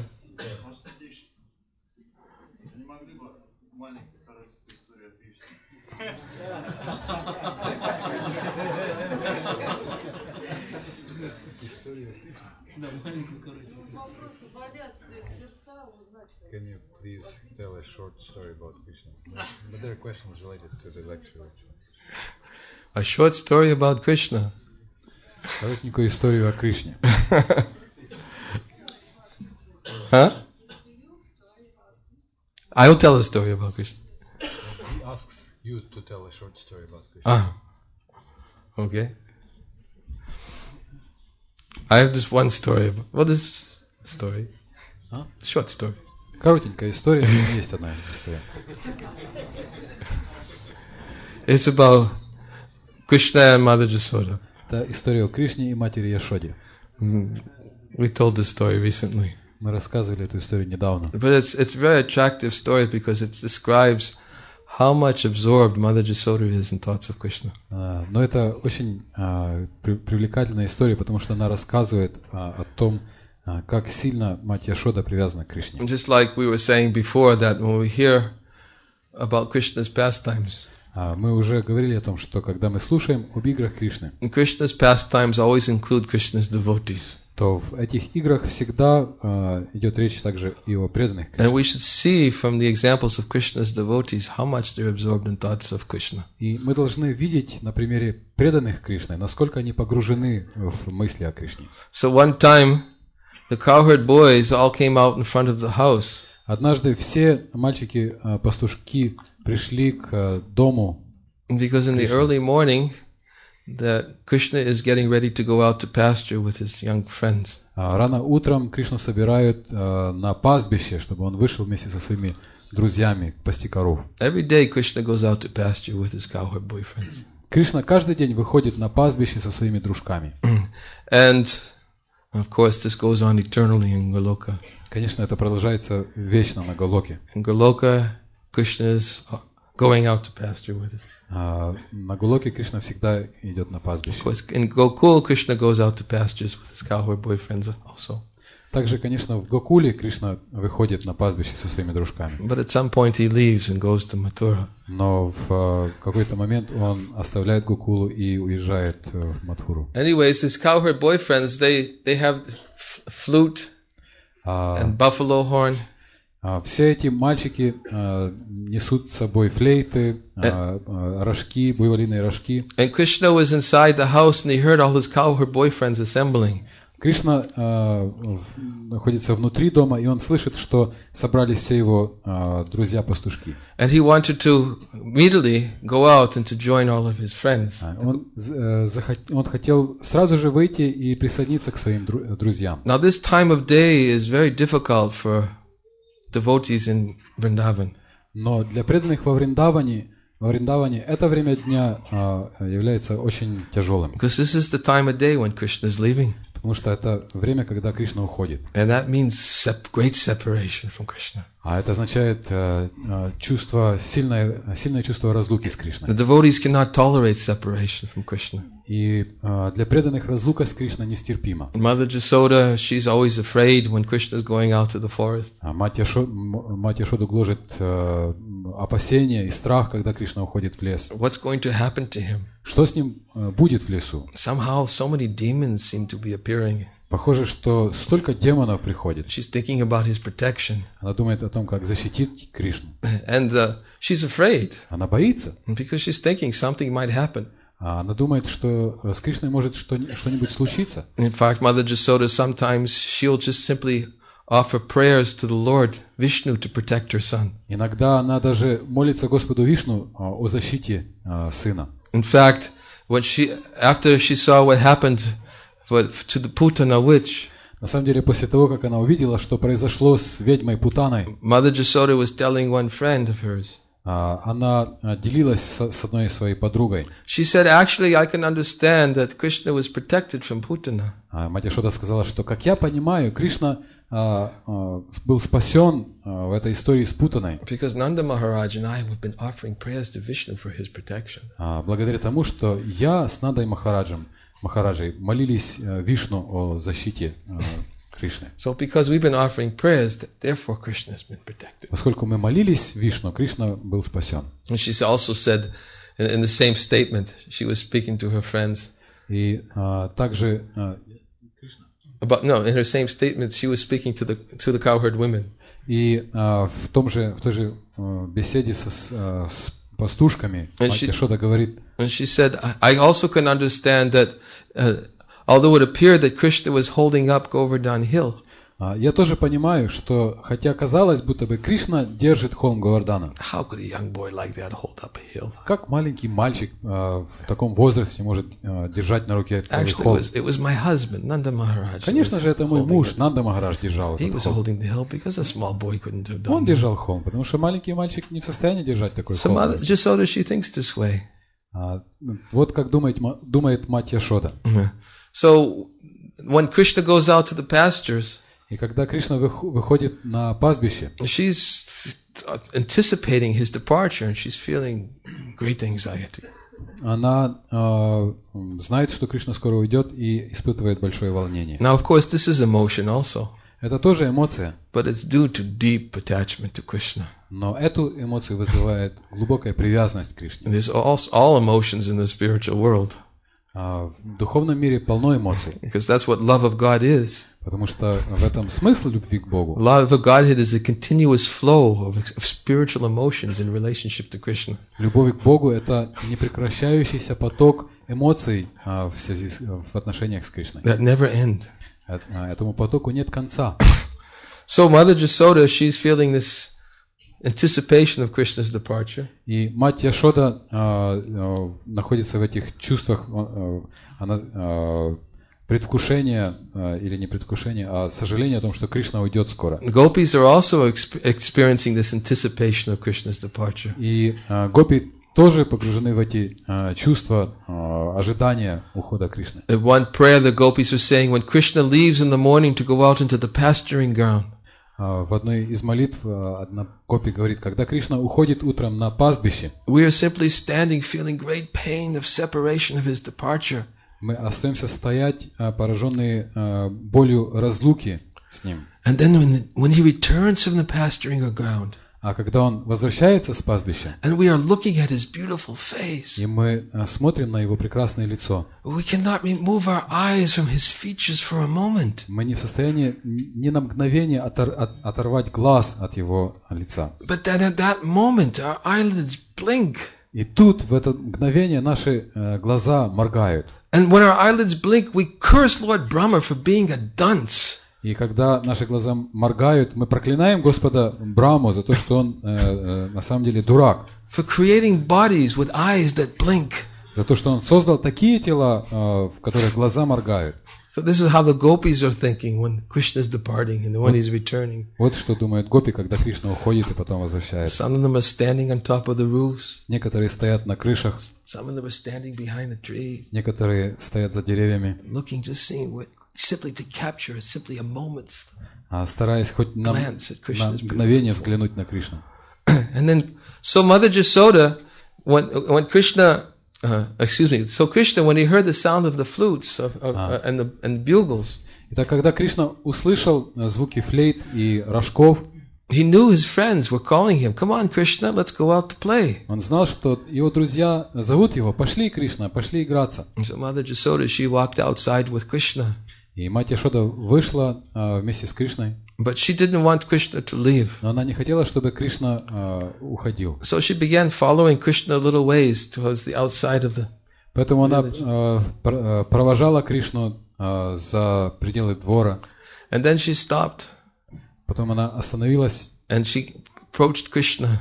Она подошла к Кришне. And she did so many things. First, what she did is she adjusted Krishna's clothes. И стала делать самые разные вещи. Она начала с того, что поправила одежду на Кришну. Она сначала побеспокоилась о том, чтобы Кришна хорошо выглядел.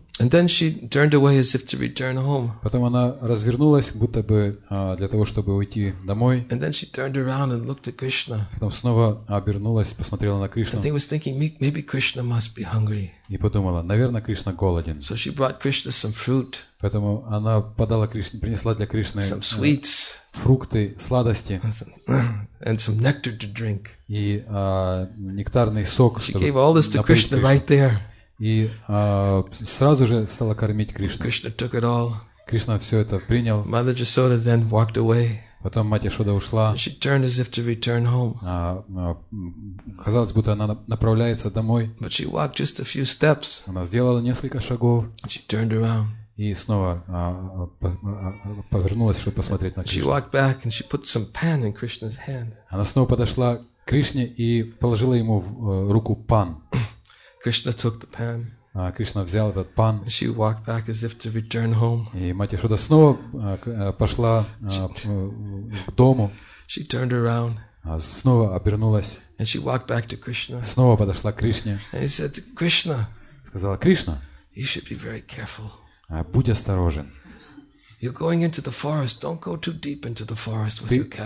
идешь в лес, но не углубляйся в чащу с телятами. В лесу очень много опасных шипов, а твое тело всегда покрыто этими царапинами.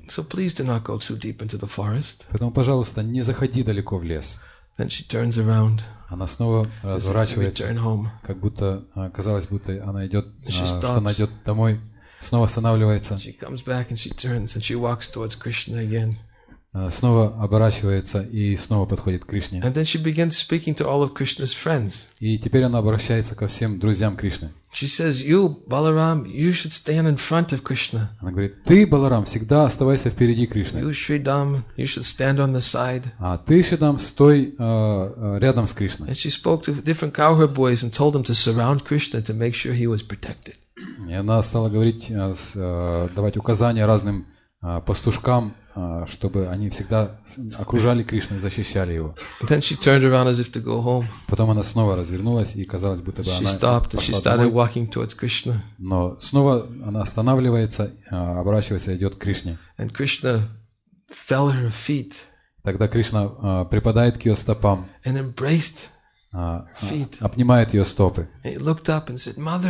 Он смотрит ей в глаза и говорит, мать, мама, пожалуйста, You have many duties to perform.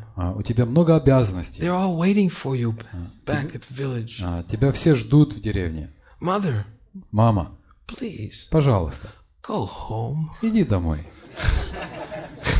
He wanted to go out. Он хотел пойти. All his friends were waiting. Все друзья его ждали. Couldn't leave until Mother Yashoda would let him go. Но он никак не мог уйти, потому что мать Яшода все его не пускала. So he begged Mother Yashoda, please, just go home. Поэтому он стал умолять мать Яшоду, пожалуйста, иди домой. So Mother Yashoda, she's after being embraced by Krishna in this way. И тогда, после того, как Кришна обнял мать Яшоду, Sanatana Goswami described, she simply stood there, motionless. Санатана Госвами говорит, что она осталась стоять неподвижно. She appeared to be just like a cow who had such intense affection for her calf, could not leave her. Напоминала корову, которую переполняют очень сильные чувства любви к своему теленку. And then Krishna turned around to leave with his friends. И Кришна снова развернулся, чтобы пойти вместе со своими друзьями. And Mother Yashoda simply stood there, а мать Яшода осталась стоять на месте. Watching until the last particle of dust disappeared in them. И продолжала смотреть им вслед, пока не последняя пылинка, которую они подняли в воздух, не осела. She stood motionless. И она стояла неподвижно, just like a painted picture. Подобно картине. So this is what Krishna does to the residents of Vraja. Вот что Кришна делает с жителями Враджа. Right? All the residents, Krishna, he is the transcendental Cupid. Кришна трансцендентный бог любви. Right? The transcendental Cupid fires arrows into the heart. Трансцендентный бог любви запускает в наше сердце стрелы. Krishna fires these transcendental arrows into the hearts of his devotees. Кришна запускает эти трансцендентные стрелы в сердца своих преданных. His beautiful form. Это его прекрасный облик, his eyes, его глаза, the sound of his flute, звук его флейты, the aroma coming from his body, аромат, который источает его тело. These are all transcendental arrows. Все это трансцендентные стрелы, that Krishna uses to capture the hearts of his devotees. Которыми Кришна пленяет сердца своих преданных. And therefore the devotees are always filled with constant thoughts of Krishna. И поэтому преданные всегда погружены в мысли о Кришне. Even a moment's separation from Krishna is like 12 years or more. И поэтому даже мгновение разлуки с Кришной кажется им 12 годами или еще большим временем. So this is Krishna. Таков Кришна. Hare Krishna. Hare Krishna. Okay. Хорошо. Let's have a short kirtan. Споем небольшой киртан. And then prasadam. А потом прашадам. Hare Krishna. Hare Krishna. Шрила Ниранджана Махарадж ки джай.